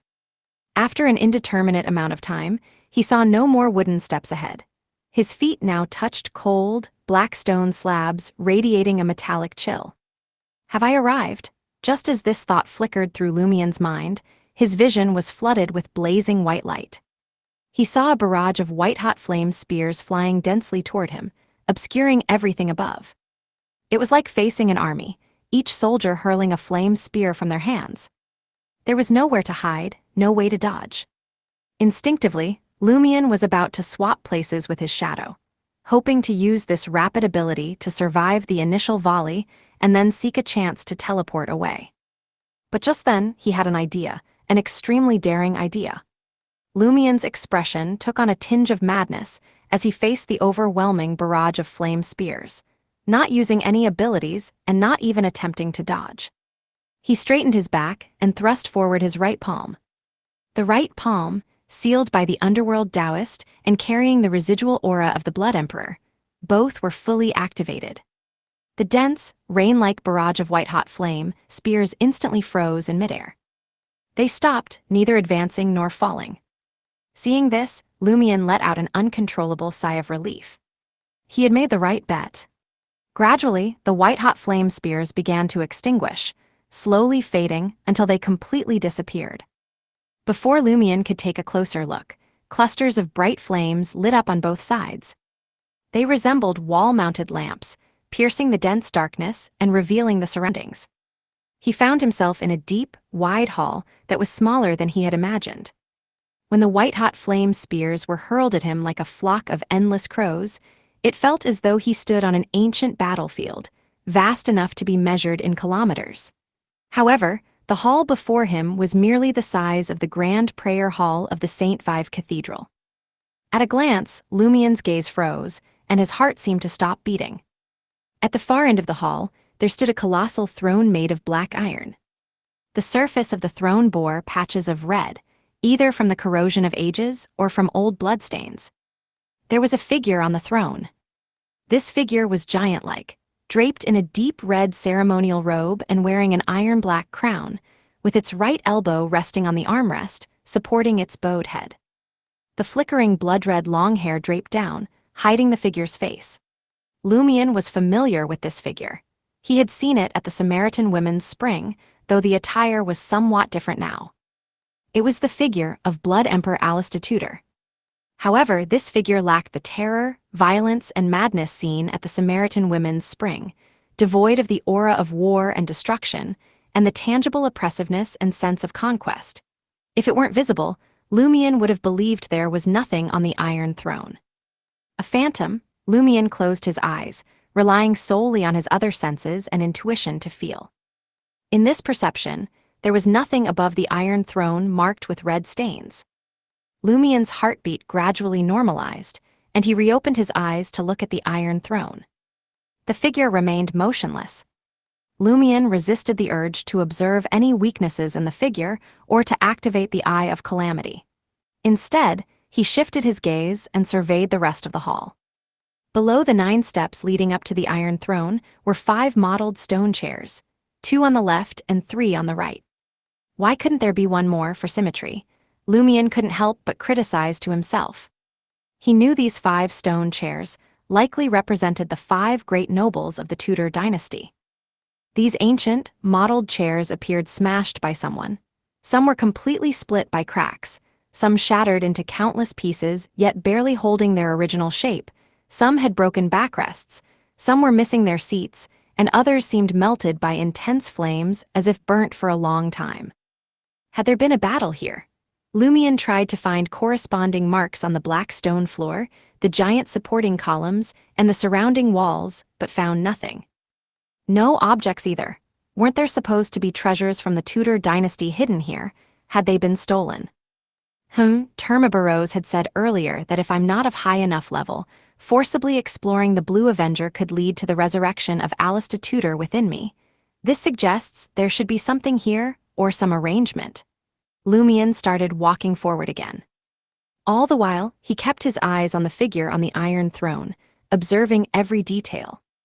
Suddenly, he saw a pair of eyes, iron-black and cold. The figure on the Iron Throne slowly raised its head. Chapter 744, Approach. 744 Approach. The moment Lumion saw those iron-black eyes, his mind went completely blank. When he came to, he was shocked to find himself walking step by step toward the massive Iron Throne without any intention to do so. He could feel his body trembling uncontrollably, yet he was powerless to stop his legs from moving. It seemed as though his body was no longer his own, obeying unknown commands and directed by someone else.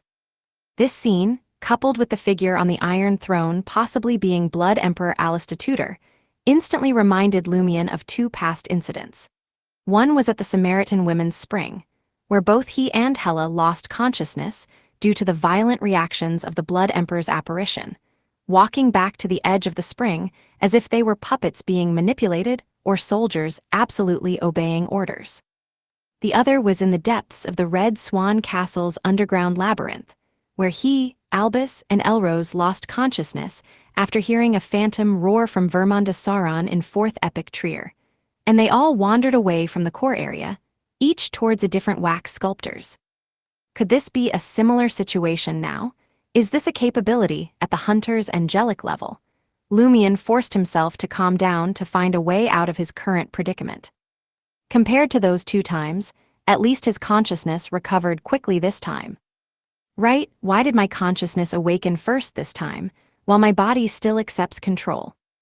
Is the figure of Alistair Tudor here weaker and less powerful, or is there another reason? Perhaps this anomaly holds the key to overcoming the control. Lumion strained to extend his will towards his limbs, trying to regain control over them. This had some effect. His steps toward the Iron Throne began to slow. He also took the opportunity to get a clearer look at the figure of Alistair Tudor on the throne. The Blood Emperor had a stern face with sharp, chiseled features, resolute lips, a prominent nose, and long hair gleaming with a faint bloodlight, his iron-black eyes cold yet filled with ultimate madness. Suddenly, Lumion felt an urge to submit, to give up resistance. This impulse did not fade quickly, but instead swelled rapidly, filling his mind. No, I can't resist. There's no way to resist. Submission will grant everything. If he becomes angry, I will be destroyed, and Franca and Jenna will also be destroyed. Give up, kneel down and beg for forgiveness, accept the command. Such thoughts surged in Lumion's mind, turning into violent waves that battered his clarity, rationality, and will. He clenched his teeth, as if any relaxation would break the final dam, and the food would completely drown his will and soul. His previously slowed steps quickened again.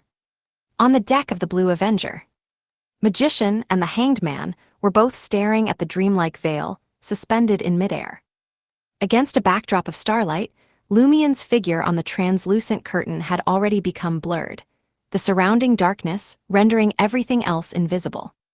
This obscurity, compared to the previous clarity, indicated that something unusual was happening. The eyes of Magician and the Hanged Man saw Lumion's body growing increasingly rigid, yet his pace quickening. They also noticed his black hair slowly lengthening, tinted with a blood-like glow.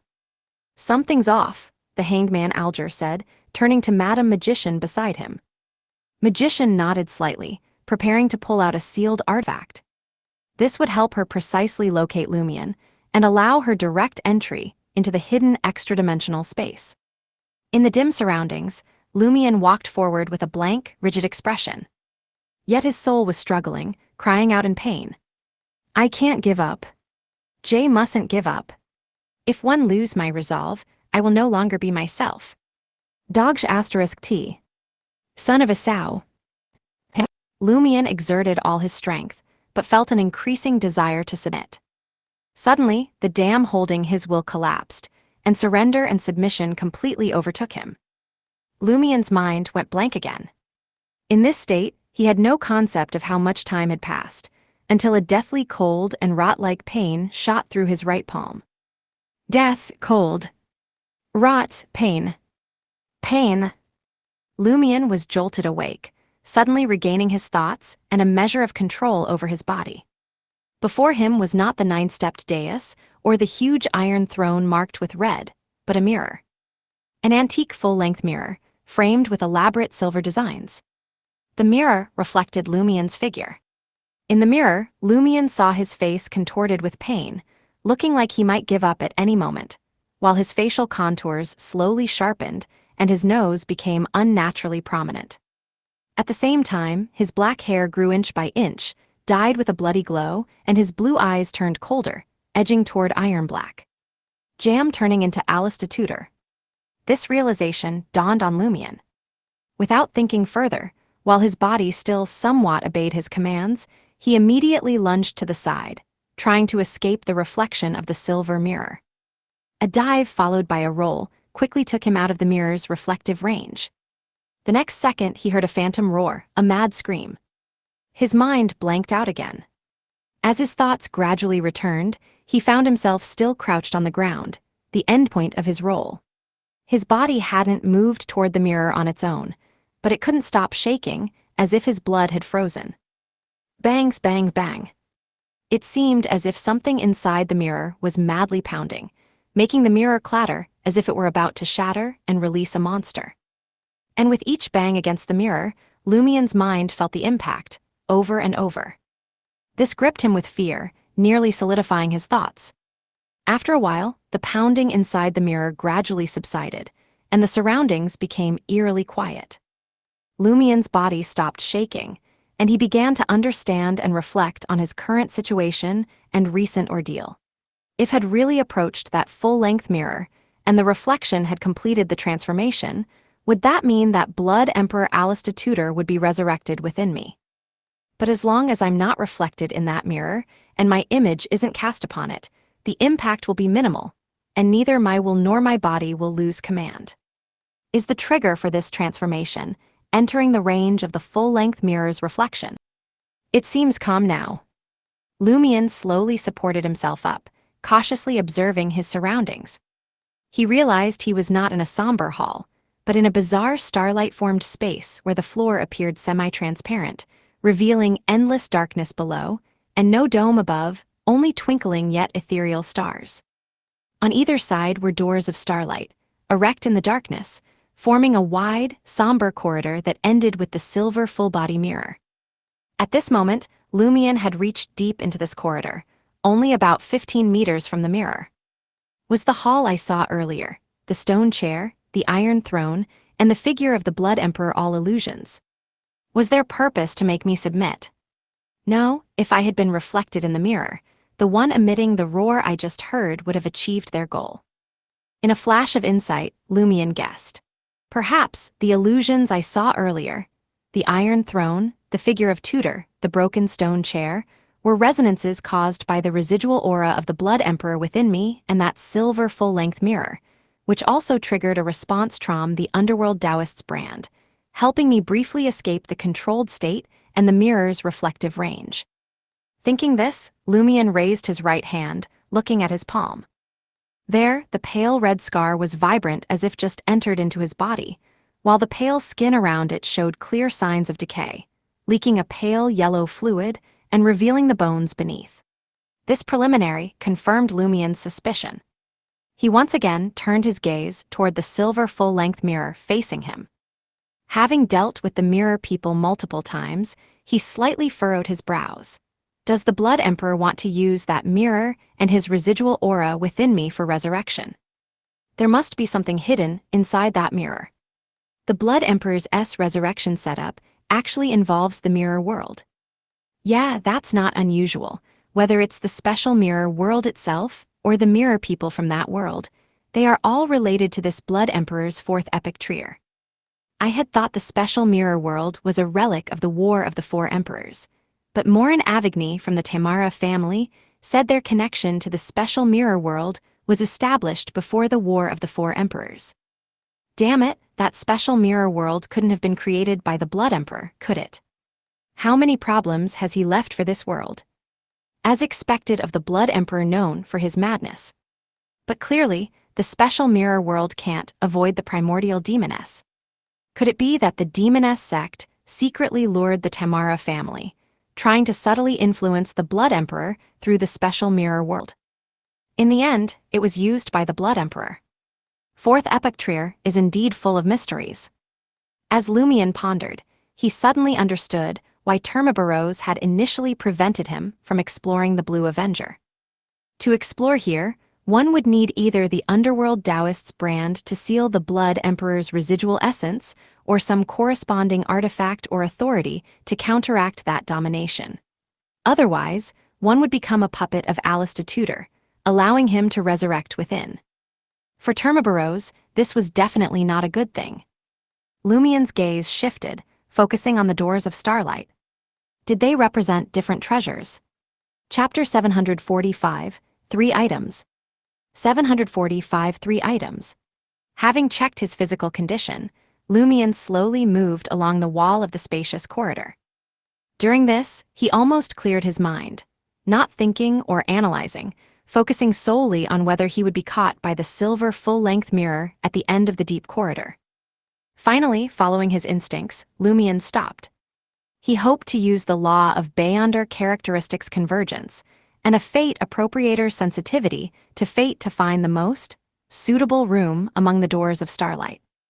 There might be high-level items from the hunter's path there, even the main ingredient for the Elrond-blooded night potion.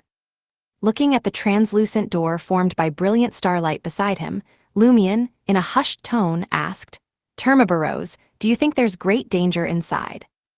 After the ordeal with the School of Truth, Lumion grew more cautious and vigilant towards the Angel of Inevitability. But that didn't mean he wouldn't seek his opinion under the right circumstances and conditions, as Termaburros could still offer valuable advice. As it was now, with Madame Magician outside, Termaburros had little hope of breaking his seal. His death or mutation would only worsen his situation, likely prompting him to warn of any danger. Lumion couldn't see changes in his own fate, but Termaburros could. Termaburros remained silent, not answering Lumion's question.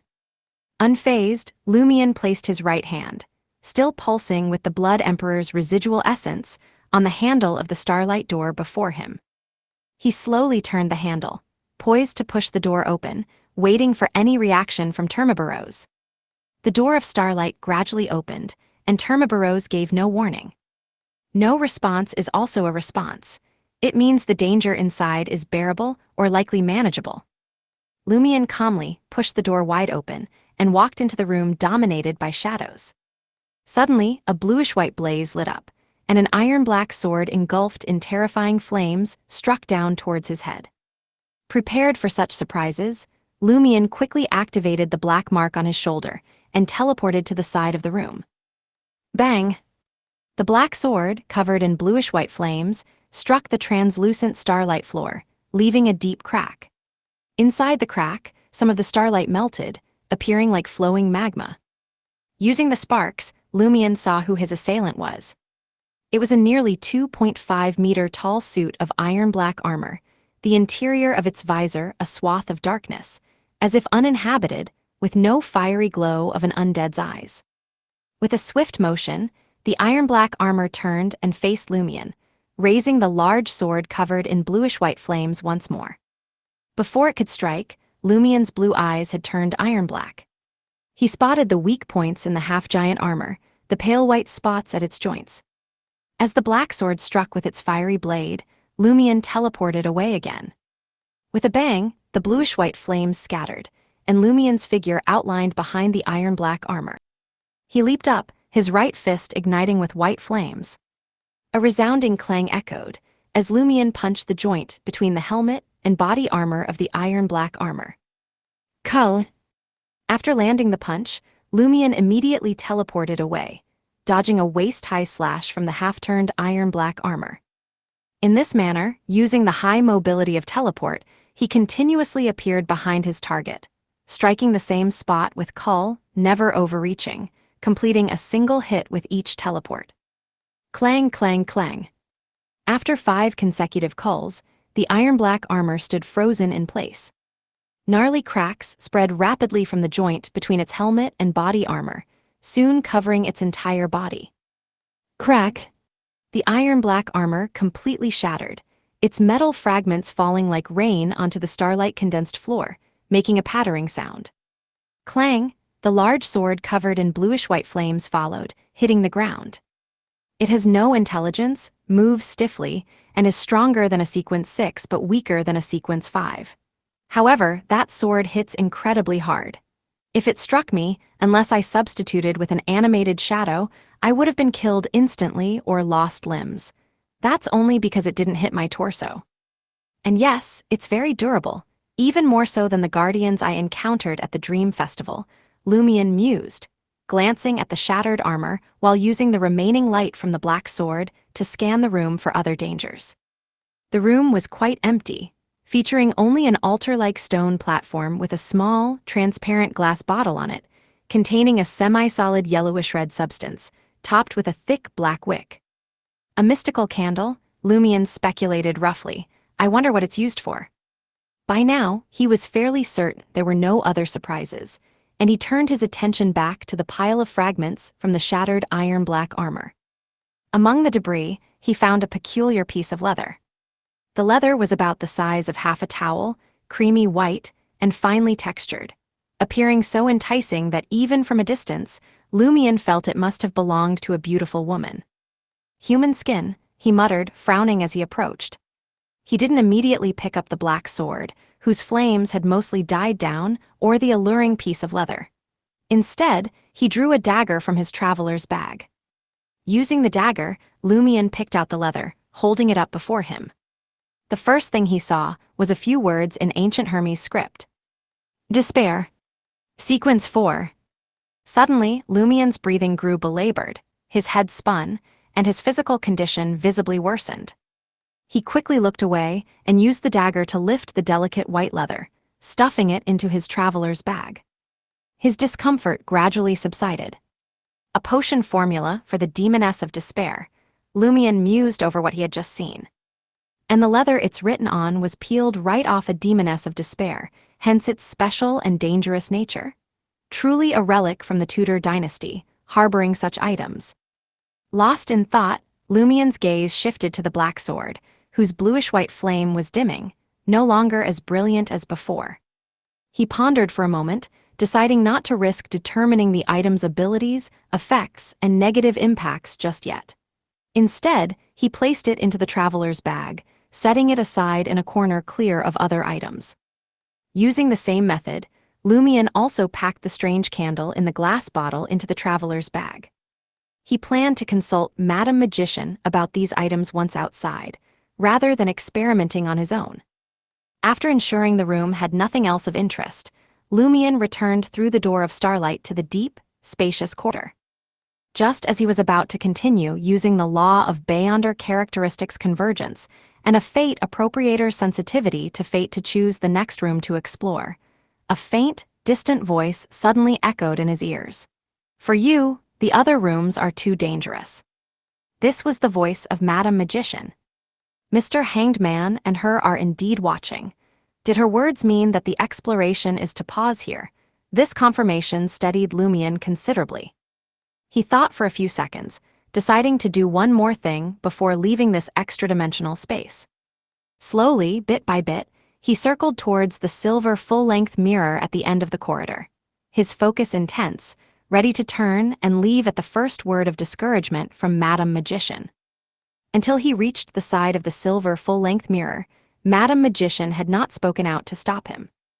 Lumien took a deep breath and carefully moved his right palm towards the front of the silver full-length mirror. He didn't know whether the mirror would react again when reflecting only a pause. As his palm moved slowly, Lumien's nerves were taut. Finally, he touched the surface of the mirror, feeling its brittle yet firm coldness. Immediately after, Lumien activated a power from his contract with Bloody Jack. Mirror Markle, he wanted to test whether he could still sense the mark left in this hidden space once he returned to the outside world. Blood seeped from his palm into the mirror, forming an inverted image. While waiting, Lumien suddenly had a thought. Did my recent encounters stack on negative effects from the mirror mark contract? This does indeed pertain to mirror-related anomalies and bizarre dangers. In the blink of an eye, Lumien had set the mirror mark. Having done this, he began to retrace his steps, avoiding areas where the silver full-length mirror could reflect him, and walked up the wooden stairs. Before long, Lumien's path brightened as he saw the wall lamps on either side of the ship's cabin and the dim firelight. He had returned to the Blue Avenger. Upon reaching the front deck, before Lumien could ask Madame Magician to retrieve the 3 items from his traveler's bag and perform their appraisal, he heard the Major Arcana card holder chuckle and say, "As expected of a hunter with the status of a fake angel and Tudor's Remnant aura. You obtained 3 items closely related to hunters and demonesses in an instant. That sword is what you were hoping for. It's made from the iron-blooded Knight Beyonder characteristic." Chapter 746, Corpse Wax Candle. 746 Corpse Wax Candle. A mystical item made from an iron-blooded Knight Beyonder characteristic. The law of Beyonder characteristics convergence sure is handy. A fate appropriator's sensitivity to fate must have contributed a bit. Or could it be the result of some arrangement? Lumien was first surprised, then felt the aftereffects of a traumatic bestowment. Madame Magician seemed to sense his thoughts and chuckled, saying, "I don't know if this is a bestowment from fate, but even if it is, it's the kind we were hoping for and can certainly accept." Lumien silently nodded. Mr. Hanged Man, speaking calmly, said, "Don't overcomplicate your thoughts, just consider 2 things. First, you now have no ability to escape this arrangement. Sometimes, what you think of as resistance or rebellion might actually be a predetermined part of the process, and Mr. Fool's angels aren't always available to protect you. Remember, accepting reality isn't a sign of weakness. Finding opportunities within such realities is a true act of courage. Second, maximize the benefits that this bestowment of fate brings. Work hard to improve yourself. This doesn't mean giving up, but rather tests your wisdom and determination. When you sense danger or anything unusual, remember, we will always stand by you. Remember, Mr. Fool can interfere with those plans, but as you know, he isn't fully awake and can't frequently provide protection, only at critical moments. After listening intently, Lumion slowly nodded, finding a different kind of resonance and persuasiveness in hearing these ideas voiced by someone else. Mr. Hanged Man thought for a moment, then added, "What you need to be most wary of is the attempt to resurrect the Blood Emperor through you. You must be extra cautious in similar situations going forward." "I'll remember that, thank you, Mr. Hanged Man," Lumion replied sincerely. Madam Magician then steered the conversation back on track. "You can take out the items you've gathered, and I'll help you evaluate their powers and any negative effects." With the promise of support, Lumion reached into the traveler's bag and grasped the hilt of the dark, iron-black broadsword. Suddenly, his inner worries, like clouds in the sky, were scattered by a terrifying wind, vanishing in an instant. Why fear a bestowment from fate? Why fear the arrangements of the gods? To hell with them all. May they all go to hell. In that moment, Lumion was filled with courage, feeling as though he could swing his broadsword at the true creator himself if he appeared before him right then. He drew the black broadsword, its flames extinguished yet still radiating intense heat, and handed it to Madam Magician. Madam Magician looked at him, took the sword, and joked, "How about we call it the Sword of Courage?" The Sword of Courage. Lumion paused for a moment. As the black broadsword left his grasp and was taken by Madam Magician, he shivered violently. What was I thinking? I nearly blasphemed his sacred name. How could I believe I was capable of deicide? In a moment of fright, Lumion's eyes returned to the black broadsword in Madam Magician's hands. Could it be its negative influence? Could it really inspire the courage to commit deicide? Stars sparkled in Madam Magician's eyes as she gazed at the sword and explained, "This sword fills its bearer with courage, ensuring they are not knocked down by fear or paralyzed by fright. If you had held this sword earlier, even if you were ultimately conquered, you could have endured a bit longer. It's extremely durable and sharp, capable of blocking direct attacks from demigods and significantly impacting their defenses. It can also enable you to perform call at the level of an Elrond-blooded knight, but this will consume a great deal of your spirituality, roughly 2/3 of it in one go. The sword can also absorb half of the damage for you. That is, even if you fail to block an attack and suffer a fatal wound, it can reduce the severity of that wound from fatal to grave. Each strike carries high-temperature flames, and depending on your will, these flames can spread from your weapon to your enemy's body upon contact, and each strike can cause massive explosion. If the sword is coated with your target's blood, or if they've been scorched by its flames, you can throw it up to 5 kilometers into the sky. It will wrap itself in flames, fly toward the target like a live artillery shell, lock on, and then crash down, creating a violent explosion that can destroy everything in a typical public square. The maximum range is 5 kilometers, and it won't return to you on its own. You'll need to retrieve it. There are 2 drawbacks. First, excessive courage is a lethal poison. Human fear and apprehension are among the key reasons humans have survived to this era. A person who only knows courage and not fear will likely lose their ability to judge and analyze, leading to a swift demise.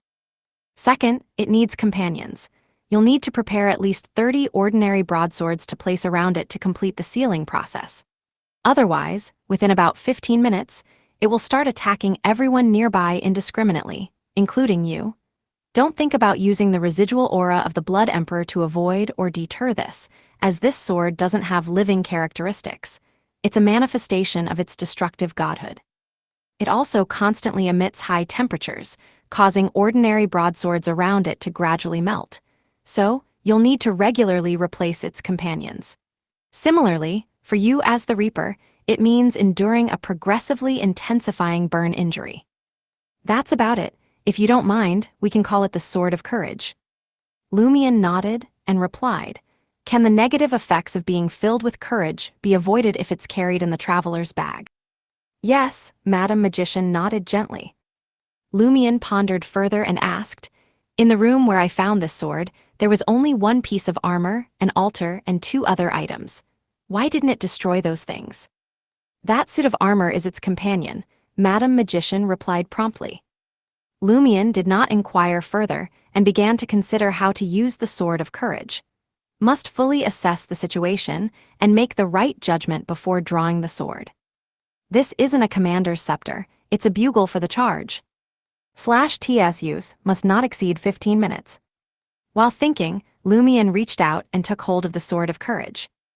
In the next second, he felt he didn't need to overthink. Fear of this, fear of that, all of that only leads to failure. One should not be overly cautious or indecisive, just do it. What is there to fear?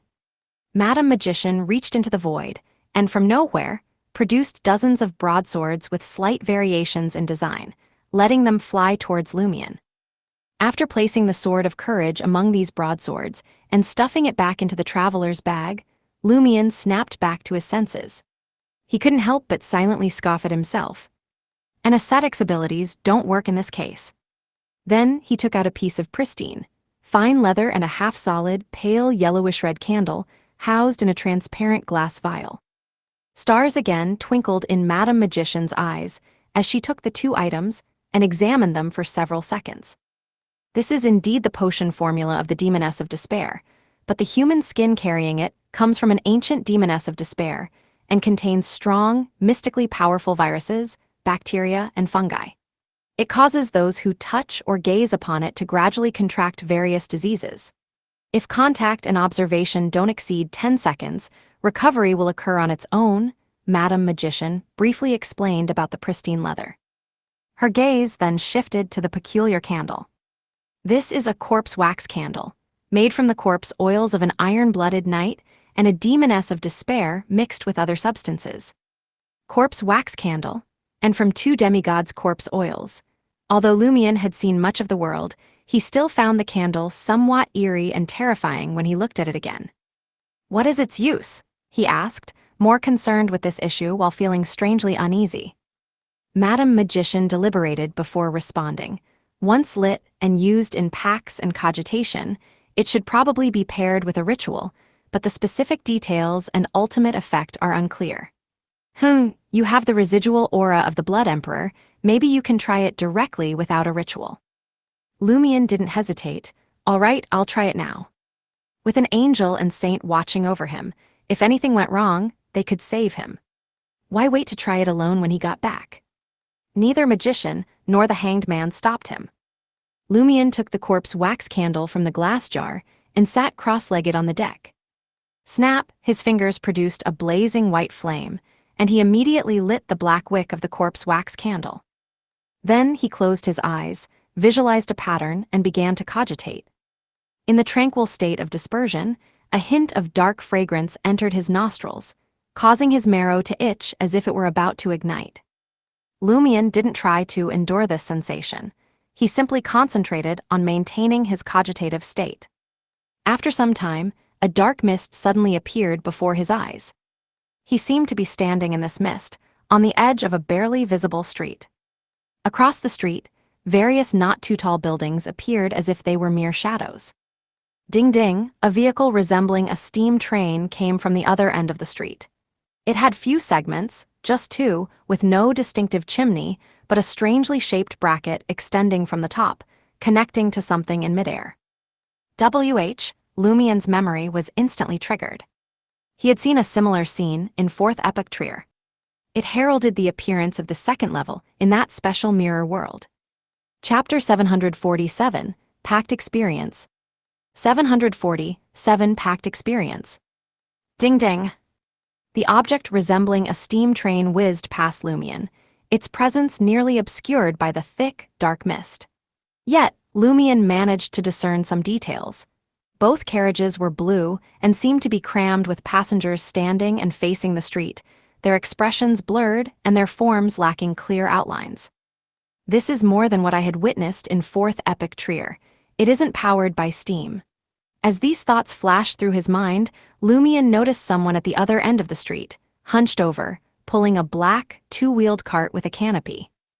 A lady sitting in the cart, holding a round fan and dressed in a long skirt, was hidden by the thick mist, which obscured the finer details of her and the puller's attire. Lumion found himself staring as the black cart approached. At that moment, the lady in the cart lifted her fan to her face, turned slowly, and looked back at Lumion. As if the mist had thinned, Lumion could see the back of the lady's hand holding the fan, swollen and shiny with dark, bluish patches. The puller, with a towel around his neck, stopped, and the lady, who seemed about to step down from the peculiar cart, looked towards Lumion. A wave of fear washed over him, instinctively repelling any contact with the lady. Then he heard a panicked whisper. It was his own voice, although he harbored no such thoughts. Standing on the edge of the street, enveloped in the dark mist, Lumion felt a sharp tension, as if his true self wasn't entirely present. Lumion's heart tightened as he attempted to step back. He suddenly found himself floating up, soaring into midair. He saw the core of the dense mist, a vast city with a bizarre, shadowy high tower beneath which lay unspeakable horrors and gloom. Unwillingly, he flew towards it. Almost at the same time, he saw specks of starlight appear. Lumion abruptly exited his cogitative state. The city and tower wrapped in the dark mist, the segmented train, and the lady with the floral fan vanished from his vision. He opened his eyes to see Madam Magician and Mr. Hanged Man. "You were a bit off just now, showing signs of losing control, so I had to wake you," Madam Magician briefly explained. Lumion thanked her, extinguished the enticingly fragrant corpse wax candle, and detailed the scenes and characters he had witnessed during his meditation. Madam Magician nodded thoughtfully and remarked, "It's similar to a pact-making ritual.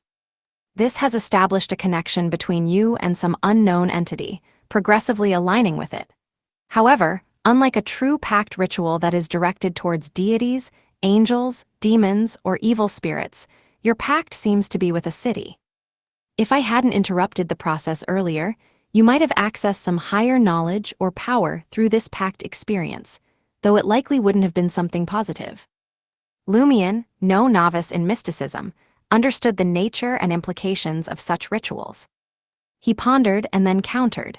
"So, you're saying that the city in the fog, closely related to Fourth Epic Trier and very special, has formed a connection with me through this corpse wax candle, despite the vast distances and the layers of seals between us?" "Yes, it's not an illusion," Madam Magician replied, looking towards the candle encased in a small glass vial with a light yellow and red hue. "Besides the corpse oils of the Elrond-blooded knight and demoness of despair, this candle likely contains some special materials to which its origins I'm not aware of. There are 2 other locations where it could be more effective, allowing you to see and experience more. But those are far too dangerous. You already showed signs of losing control, so I wouldn't recommend trying it now." "The other 2 locations," Lumion's curiosity piqued, "is one of them Fourth Epic Trier?" In Fourth Epic Trier, he could already partially see that misty city. Lighting the candle and entering a cogitative state would surely reveal much more sights and experiences. "Yes," Madam Magician affirmed Lumion's guess. "And where is the other place?" Lumion inquired further. Unless the School of Truth's Vortex project could unlock Fourth Epic Trier's seals, it would be a long time before he could re-enter that version of Trier. Madam Magician eyed Lumion for a few seconds before simply stating, "Banzi." Banzi Harbor? The harbor that had been destroyed by the Church of Storms due to some corruption, where no one had escaped. That was also the former home of Red Angel Medici. Lumion nodded almost imperceptibly. Considering the Red Angel's gains in Fourth Epic Trier and the pathways he took, Lumion had no doubts about the special nature of Banzi Harbor being akin to that of Fourth Epic Trier. "Of course, it must be a specific place in Banzi Harbor, not just anywhere," Madam Magician added, then continued. "There's another place I'm not sure about for the candle's efficacy." Which place? Lumion asked, then had a sudden insight. City of Exiles, Morora. Correct, you're now clearly seeing the connections between things. Madam Magician praised him, sternly advising. If you do decide to venture to those places, and use the corpse wax candle to aid your cogitation and complete the pact, make sure someone is with you at all times to monitor your condition and wake you immediately if anything unusual occurs. I'll remember that, Lumion promised earnestly. As Madam Magician gestured for Lumion to pack away the candle, she thought for a moment and said, "Use the Sword of Courage as a sealed artifact for now. When it's time to concoct the Iron-Blooded Night Potion, I'll revert it into a Beyonder characteristic." By the way, the sealed artifact crafted by Hisoka's Beyonder characteristics should be completed in a few days. Thank you, Madam Magician. Lumion expressed his gratitude sincerely. Although obtaining the Elron-Blooded Night main ingredient so easily felt somewhat unreal, when he thought about how the Blood Emperor's residual aura came to be, which played a key role in it, and the issue of the Underworld Taoist seal, he realized it wasn't that easy, after all. Lumion then discussed the remains of Umbella's umbilical cord and Ludwig's 3 processing methods, finally asking, "Can I consume that piece of umbilical cord to gain some of the Great Mother's Child of God's bloodline?" Madam Magician's expression turned slightly strange as she looked towards the hanged man Alger, seemingly seeking his opinion on the matter. The hanged man looked at Lumion and asked seriously, "This will indeed bring you some opportunities, but with them, corresponding risks as well. We can help you, but we can't be there every moment. You need to consider whether you're willing to take this risk and if it's worth it." Madam Magician added, "While the Great Mother's attention might sound nebulous and not tangible enough to have a real effect, after all, you're already under the scrutiny of the being known as Inevitability. Having one more such entity's attention might not seem like a big deal. However, remember, the Great Mother's interference and permeation in our world far exceed those of the Inevitability entity. If you do consume Umbella's umbilical cord remnants, you might face unknown influences or attract special enemies without even realizing it. Of course, there's only a potential risk, not a certainty." What concerned Lumion more was another point. "Madam Magician, Mr. Hanged Man, it seems you've already confirmed that consuming Umbella's umbilical cord will bring some opportunities. This must be a significantly useful opportunity. Otherwise, Madam Magician's expression wouldn't have become strange, nor would she have consulted Mr. Hanged Man. There's no need to hesitate on matters with only downsides. It's the presence of significant potential benefits that causes Madam Magician to pause." Madam Magician weighed her words carefully before responding. The Vortex Project might involve a location tainted by the Great Mother's power, teeming with monsters spawned from this corruption. If you possess the bloodline of the Great Mother's Child of God, theoretically, you wouldn't need to worry about attacks from them, and you might even be able to command them simply. That's one aspect. Another is that once you meet 2 other prerequisite conditions, you should be able to touch and briefly use a Grade O sealed artifact. Grade sealed artifact, extremely dangerous, not to be inquired, disseminated, described, or spied, capable of destroying a country or even the whole world. Lumion's spirit lifted at the mention. So far, he had indirectly encountered 2 Grade 0 sealed artifacts, 0 to 1 and 0 to 5. What's the number of that Grade O sealed artifact? Lumion curiously asked. Why would having the Great Mother's Child of God bloodline allow me to touch and briefly use it? Madam Magician glanced at Lumion and said, "I can't tell you the details yet. All I can say is, it's not the Child of God bloodline of the Great Mother that allows you to touch it, but rather the integration of Umbella's umbilical cord remnants with you that helps you access it without facing severe danger, because it originated from Umbella's remains." Umbella's remains? Umbella had remains before being born? No, that's normal, as there are already remnants of the umbilical cord before she was born. Ah, the one that shares the same name. No, obviously, it's more than just sharing names. Lumion pondered and then asked, "Are you referring to the remnants of the Goddess of Harvest from ancient times?" Chapter 748, Despair Ritual. 748 Despair Ritual. Madam Magician confirmed Lumien's guess. Yes, the remains of Umbella, the goddess of harvest. The remains of the goddess of harvest? A grade O sealed artifact. Contact should be possible and briefly usable. Lumien asked eagerly, what are the other two prerequisites, besides merging with the remnants of Umbella's umbilical cord? Magician laughed self-deprecatingly and said, I really shouldn't have told you this. It spurred you to truly consider taking risks. Of course, as a high-ranking astromancer, I can't say I didn't foresee this. Telling you everything and letting you decide is my choice. The two prerequisites are, first, you must have been betrayed by a direct relative. Second, you must be female. This clearly disappointed Lumien. He felt he met the betrayal requirement, as his biological father had abandoned him and his mother, leading to his grandfather's bankruptcy. But why did he have to be a woman? Madam Magician seemed to guess his thoughts. You barely meet the betrayal criterion.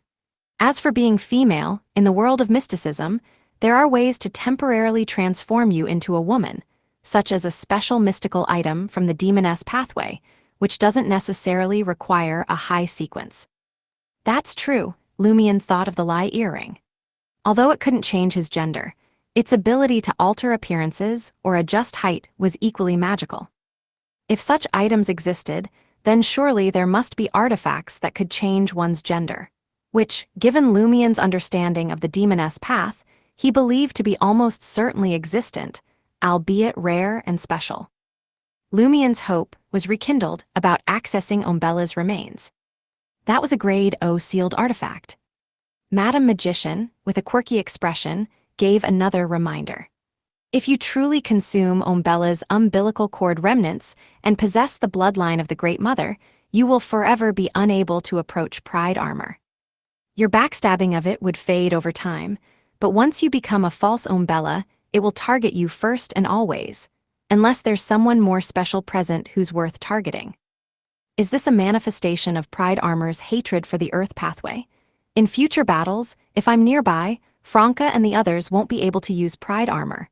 However, between Pride armor and a grade O sealed artifact, any sane person knows which to choose, even if the latter is only for temporary use. Lumien nodded, indicating he understood. Madam Magician didn't continue the topic. The deal with the Eternal Blazing Sun Church can move forward. Let me know the agreed time and place for the transaction. That sealed artifact can't be transferred by you, it's too dangerous. Have the purifiers prepare to seal it on site, she will appear herself. All right. Lumien took this opportunity to relay other information he had gathered in the past few days. Hearing that the demon warlock Berman was influenced by Harrison from Resurrection Island, wanting to touch the mark of deep death, and the evil spirit he summoned and killed was suspected to be himself, Madam Magician turned her head towards Mr. Hanged Man. Lumien had previously heard from Madam Magician that the Tarot Club was already investigating Resurrection Island, specifically Mr. Hanged Man and Ma'am Hermit. The one known as the Stormbringer among the major arcana cards thoughtfully said, "This is related to something I'm investigating. I can't reveal the specifics yet, but you should know Harrison is likely to appear in places closely linked to death, darkness, dusk, and decay. If you encounter someone of unknown origin in such scenarios, remember to tell me." Death, darkness, dusk, decay, truly someone from Resurrection Island. Lumien wasn't surprised by Mr. Hanged Man's hint. He was more concerned about whether Resurrection Island's resurrection was indeed a true resurrection. Madam Magician could read what he was pondering. I've said before, we aren't Beyonders of the death pathway, so we don't fundamentally understand the situation on Resurrection Island, and it's difficult to have a precise view of their so-called resurrection. Maybe a direct encounter with Harrison or another islander will provide the insights you're seeking. The only thing I can say now is, think about Demon Warlock Berman. His condition had clearly worsened since Harrison led him to kill what seemed to be his own evil spirit. The inhabitants of Resurrection Island likely have issues. Heth, I was right last time when I said the ardent evil spirit might still be alive after the related ritual. Lumien fell silent. Upon returning to Trier, Lumion promptly made his way to 9 Rue Orsay and knocked on the door of room 702. "Why are you here again?" Franca opened the door with a look of disdain. He had left less than an hour ago. Fortunately, it was daytime. She hadn't been planning anything yet. What if she had been scared out of her wits? Lumion glanced at Jenna, who was curled up on the living room sofa with a book, propping herself up to look at him. He smiled at the 2 demonesses and said, "I've managed to obtain the potion formula of the Demoness of Despair." Ah, Franca looked puzzled. Hadn't he just acquired the iron-blooded night potion formula? Or had he accomplished something significant in the few minutes since he left?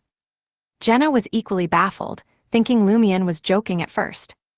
Despair was a sequence 4 potion formula that contained the method humans used to pry open the gates to godhood. How could it be obtained so easily? In a flash of thought, Franca and Jenna asked in unison, "Did you go to the Blue Avenger? Have you finished exploring the Blue Avenger?" "Just a preliminary exploration," Lumion squeezed past Franca, smiling as he spoke. "You got the Demoness of Despair potion formula from just a preliminary exploration?" Jenna asked, somewhat incredulously. Lumion chuckled. "That's one of the Blood Emperor's legacies. A sequence 4 potion formula should be considered pretty normal among the treasures." "What else did you find?" Franca asked curiously after closing the door.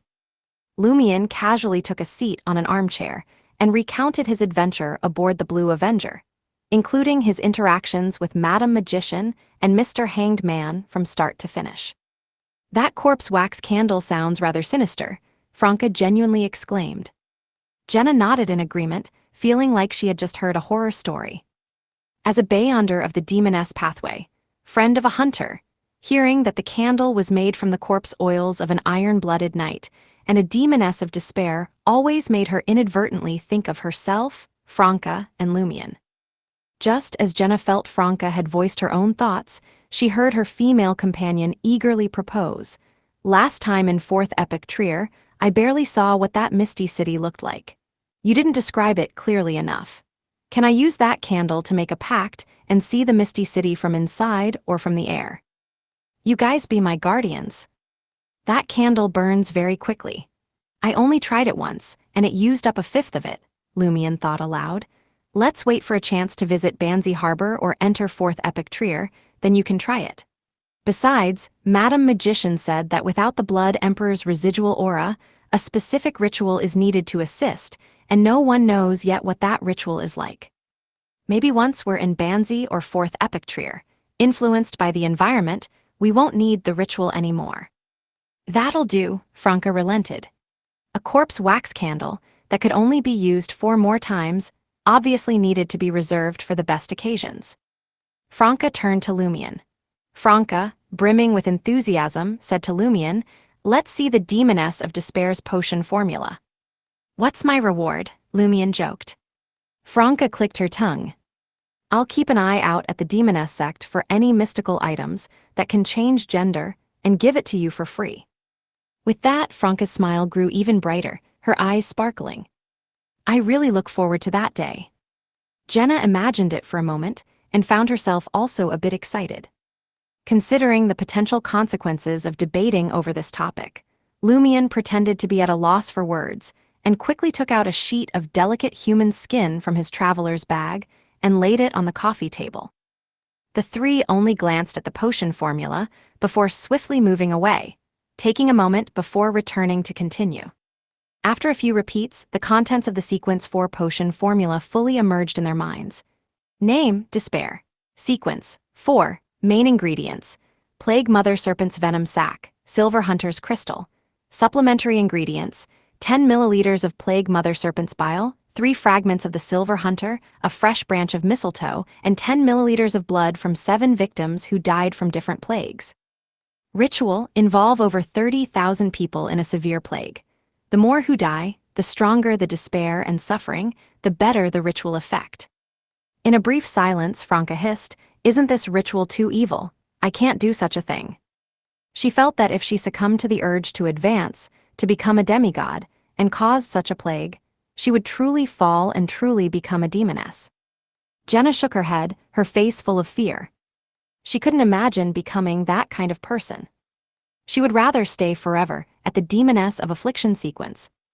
It's not just about being evil, it's obviously more difficult than the Iron-Blooded Knight's Ascension ritual, Lumion said from another angle.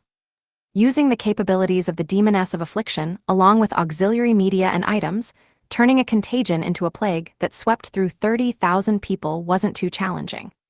However, in any city with such a large population, official organizations existed, and they would likely notice the outbreak soon after it began. That would lead to targeted interventions and possibly even identification of the disease's source, the Demoness of Affliction herself, leading to her elimination. If she avoided cities and spread the disease from one small town or village to another, it would take an exceedingly long time. The longer the process dragged on, the greater the chance of various mishaps that could cause the ritual to fail. For example, discovery by the official Beyonders, natural containment of the disease, or other unforeseen events. Compared to this, the southern continent might be more suitable for the Demoness of Affliction to advance. Yes, Franca said with a pained expression. Is there no way to bypass this ritual, or is there an equivalent, less evil ritual? Jenna racked her brain, but couldn't think of any shortcuts that didn't involve killing innocents. Lumion, with a carefree smile, said, "It's simple. After you reach Sequence 5, you could switch to Iron-Blooded Knight. If you care, or rather prefer to remain a demoness, you can then check whether the ritual of the Demoness of Unaging is evil. If it isn't, you could switch back." Franca and Jenna were stunned. Chapter 749, Conjugate Captain and Members. 749, Conjugate Captain and Members.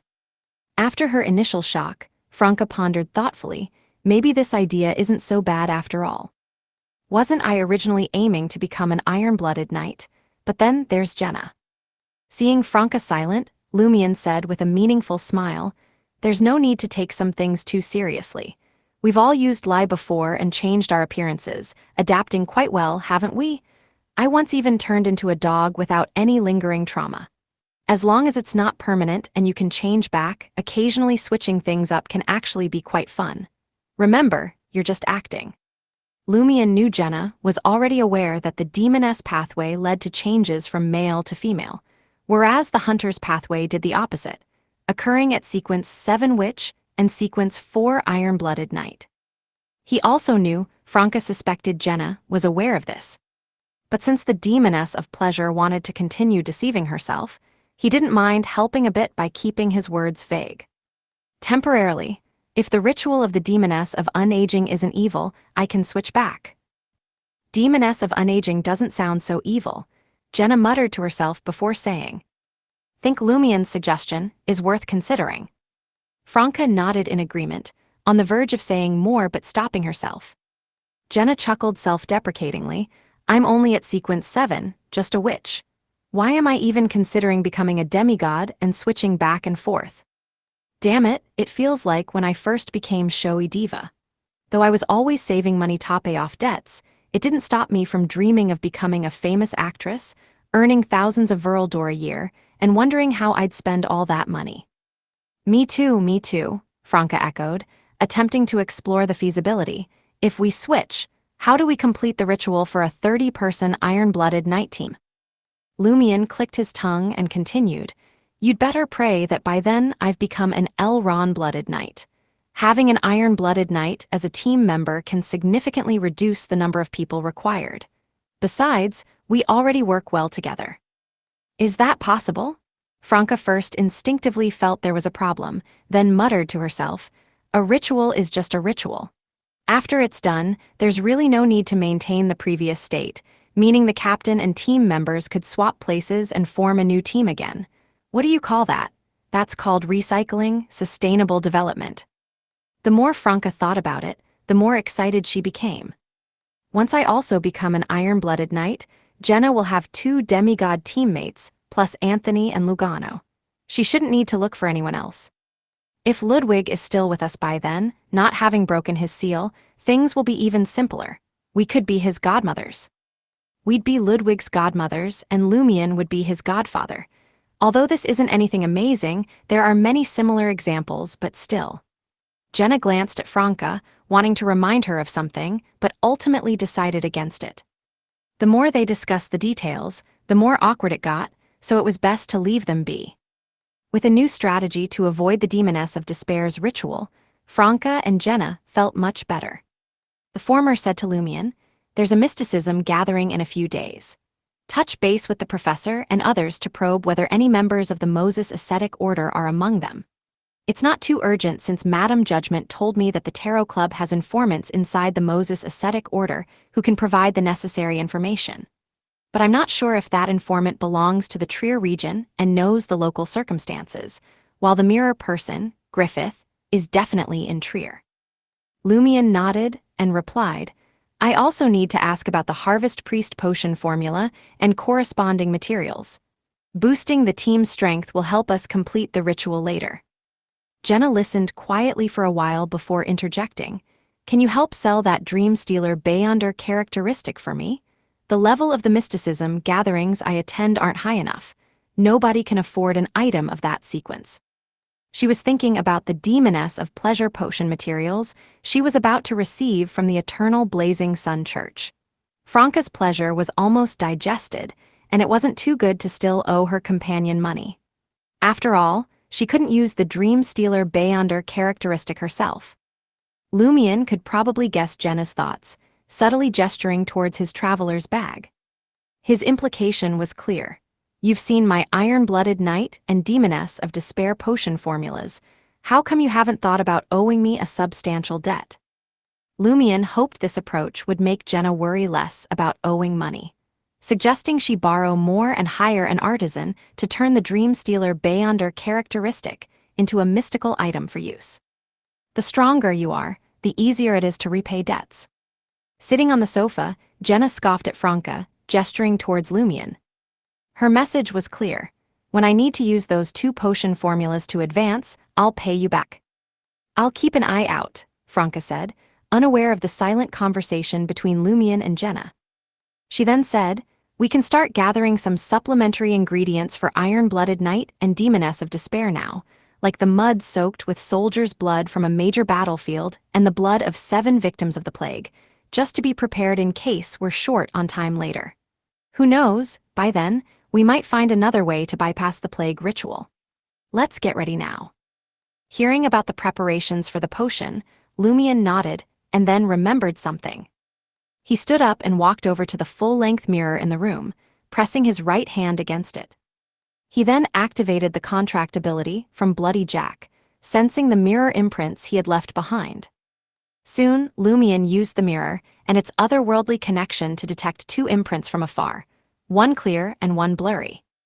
The clear one belonged to the full-length mirror in Morin Avigny's study, while the blurry one changed on its own, shifting positions and making it hard to track. "I can sense it. That must be the imprint on the mirror inside the Blue Avengers vault. Using the link between the imprint and myself, no matter how it blurs or shifts, I can teleport directly to it. As long as I can step through the mirror." Lumion pondered for a while, but decided not to borrow Franca's mirror cufflink for an experiment. This was because his spiritual intuition and a warning from fate told him that if he teleported to that imprint now, he might never return, or he might return as Alice de Tudor. Withdrawing his hand, Lumion shared the results of his attempt with Franca and Jenna. Afterward, Jenna left to visit various hospital morgues.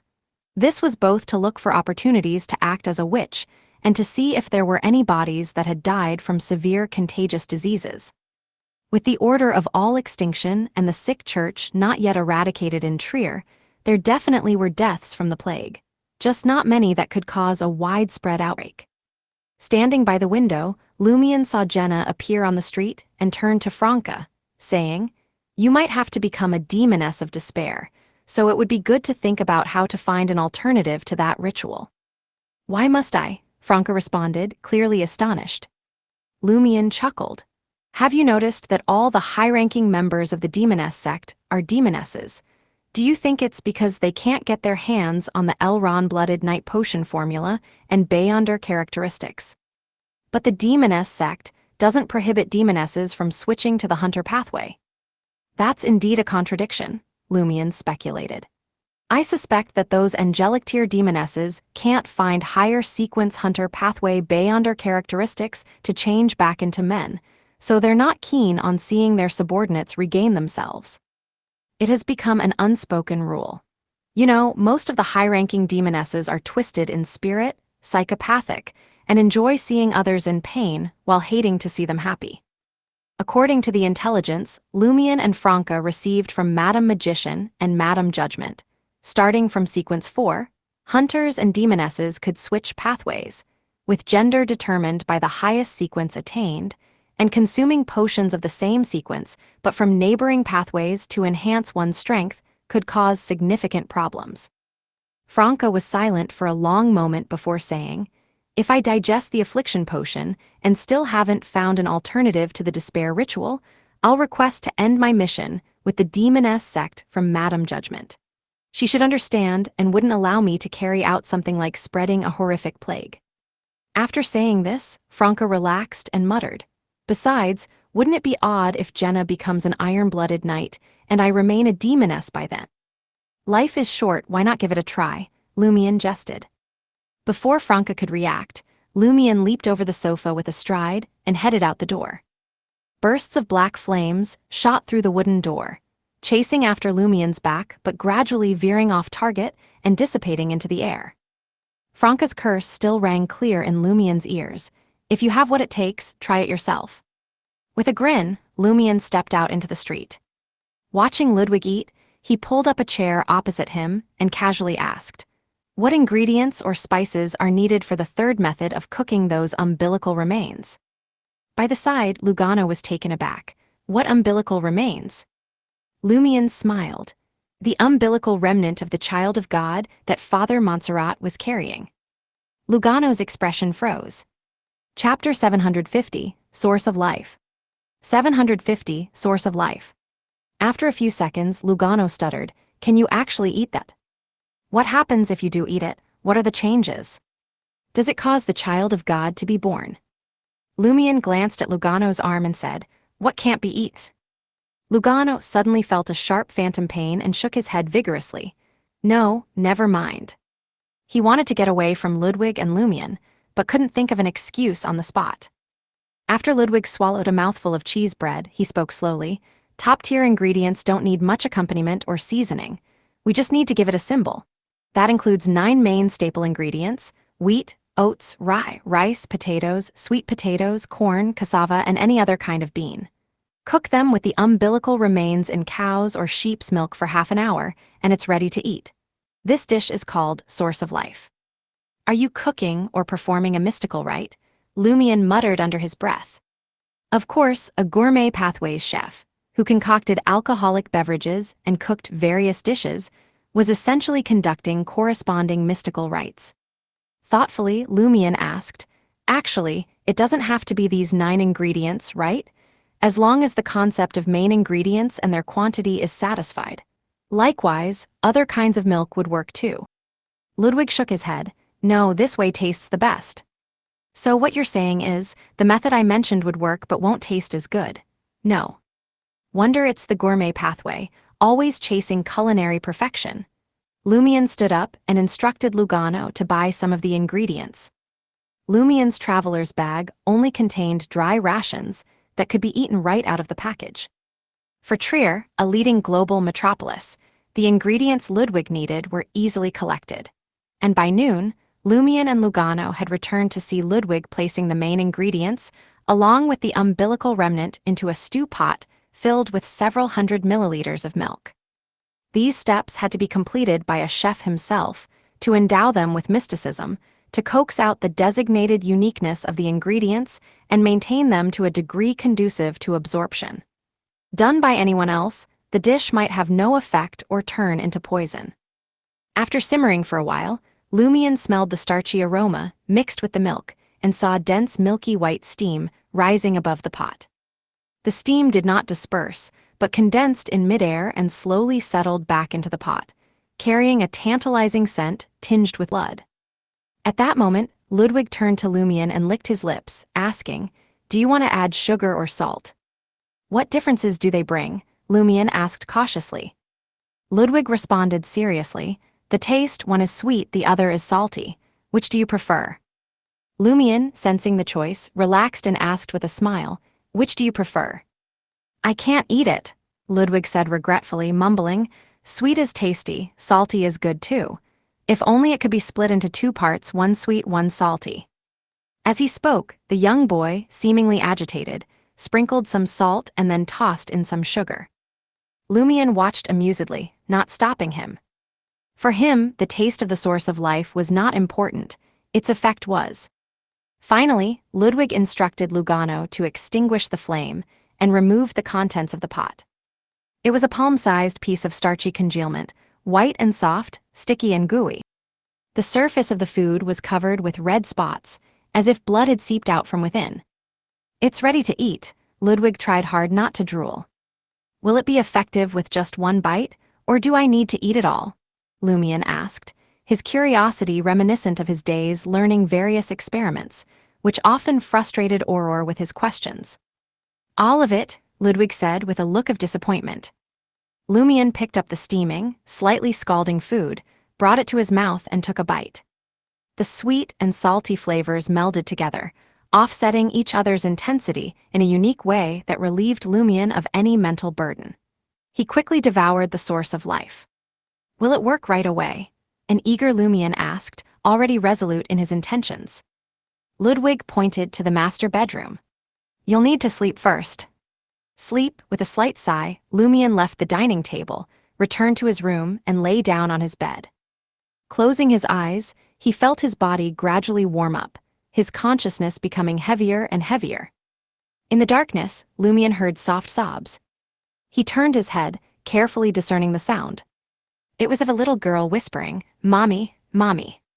The voice grew louder, more mature and more piercing. "Mommy, Mommy." The cries drew closer, as if they were right beside Lumian, resonating within him. "Mommy, Mommy." Inside my body, Lumian suddenly jolted awake, regaining his senses. The darkness shattered, and sunlight pierced his eyes. He sat up abruptly, freeing himself from the dream. The cries of "Mommy, Mommy" still echoed faintly in his mind. Did I hear the child of God crying? Lumian looked down at himself. He undressed and found nothing unusual, but he knew something about him was different now, an indescribable change. He didn't feel the Great Mother's gaze, which made him even more cautious. Dressed again, he left his room to find Lugano sneaking glances his way. Are you all right?" Lugano, who had been caught red-handed, asked instinctively. Lumian chuckled. "It's okay, I won't become the child of God of the Great Mother." Seeing Lugano eyeing his stomach, Lumian added, "Nor have I conceived her." After speaking, he left the still concerned Lugano behind and walked out of the apartment. The afternoon sun was perfect, and with nothing much to do in the next couple of days, Lumian decided to stake out a particular spot. That place was the Trier Catacombs. Knowing that Harrison from Resurrection Island might appear at places associated with death, darkness, dusk, and decay, Lumian's first thoughts were of the Dream Festival and the Trier Catacombs, locations rife with death and dark mysticism. In the first level of the catacombs, by the entrance to the old ossuary leading deeper below, Lumian sat next to a withered, scattered skeleton with a lit white candle, quietly observing each visitor descending into or returning from the depths. Soon, a group of students passed by, spotting Lumian sitting alongside the catacomb's bones. The leader, a tall, thin man with glasses, asked Lumian curiously, "Why are you sitting here?" Lumian casually responded, "I've been down to the lower levels many times and lost interest. Now, I just want to sit here quietly and watch everyone and everybody that comes and goes to see who never leaves." "That sounds interesting," the students said, holding their white candles. They decided to sit down too and observe if any of those returning from the depths showed signs of fear. The tall, bespectacled man chose to sit beside Lumian and struck up a conversation. "Do you really think not lighting a white candle here could lead to mishaps?" Lumian glanced at him and chuckled. "You could try it, and we'd all see what happens." Before the students could respond, Lumian spoke in a relaxed tone. "I didn't believe in these things before, but then." He suddenly lowered his voice. Two of the female students blurted out, "What happened?" Then, Lumion wore a reminiscent expression. "I met someone who had encountered the Montsouris ghost. You know the legend of the Montsouris ghost, right?" The students nodded together. "You really know Trier's spooky tales well, typical of underground Trier creatures, students." Lumion sighed. His immediate family all died, and he thought he could escape it. But one day, when I went to see him, I found him hanged from a window frame. Since then, I've been strictly following every rule of underground Trier. The students looked at each other, a bit frightened by the tale told by a peer. "It seems we really shouldn't extinguish this candle," the tall student with glasses said regretfully.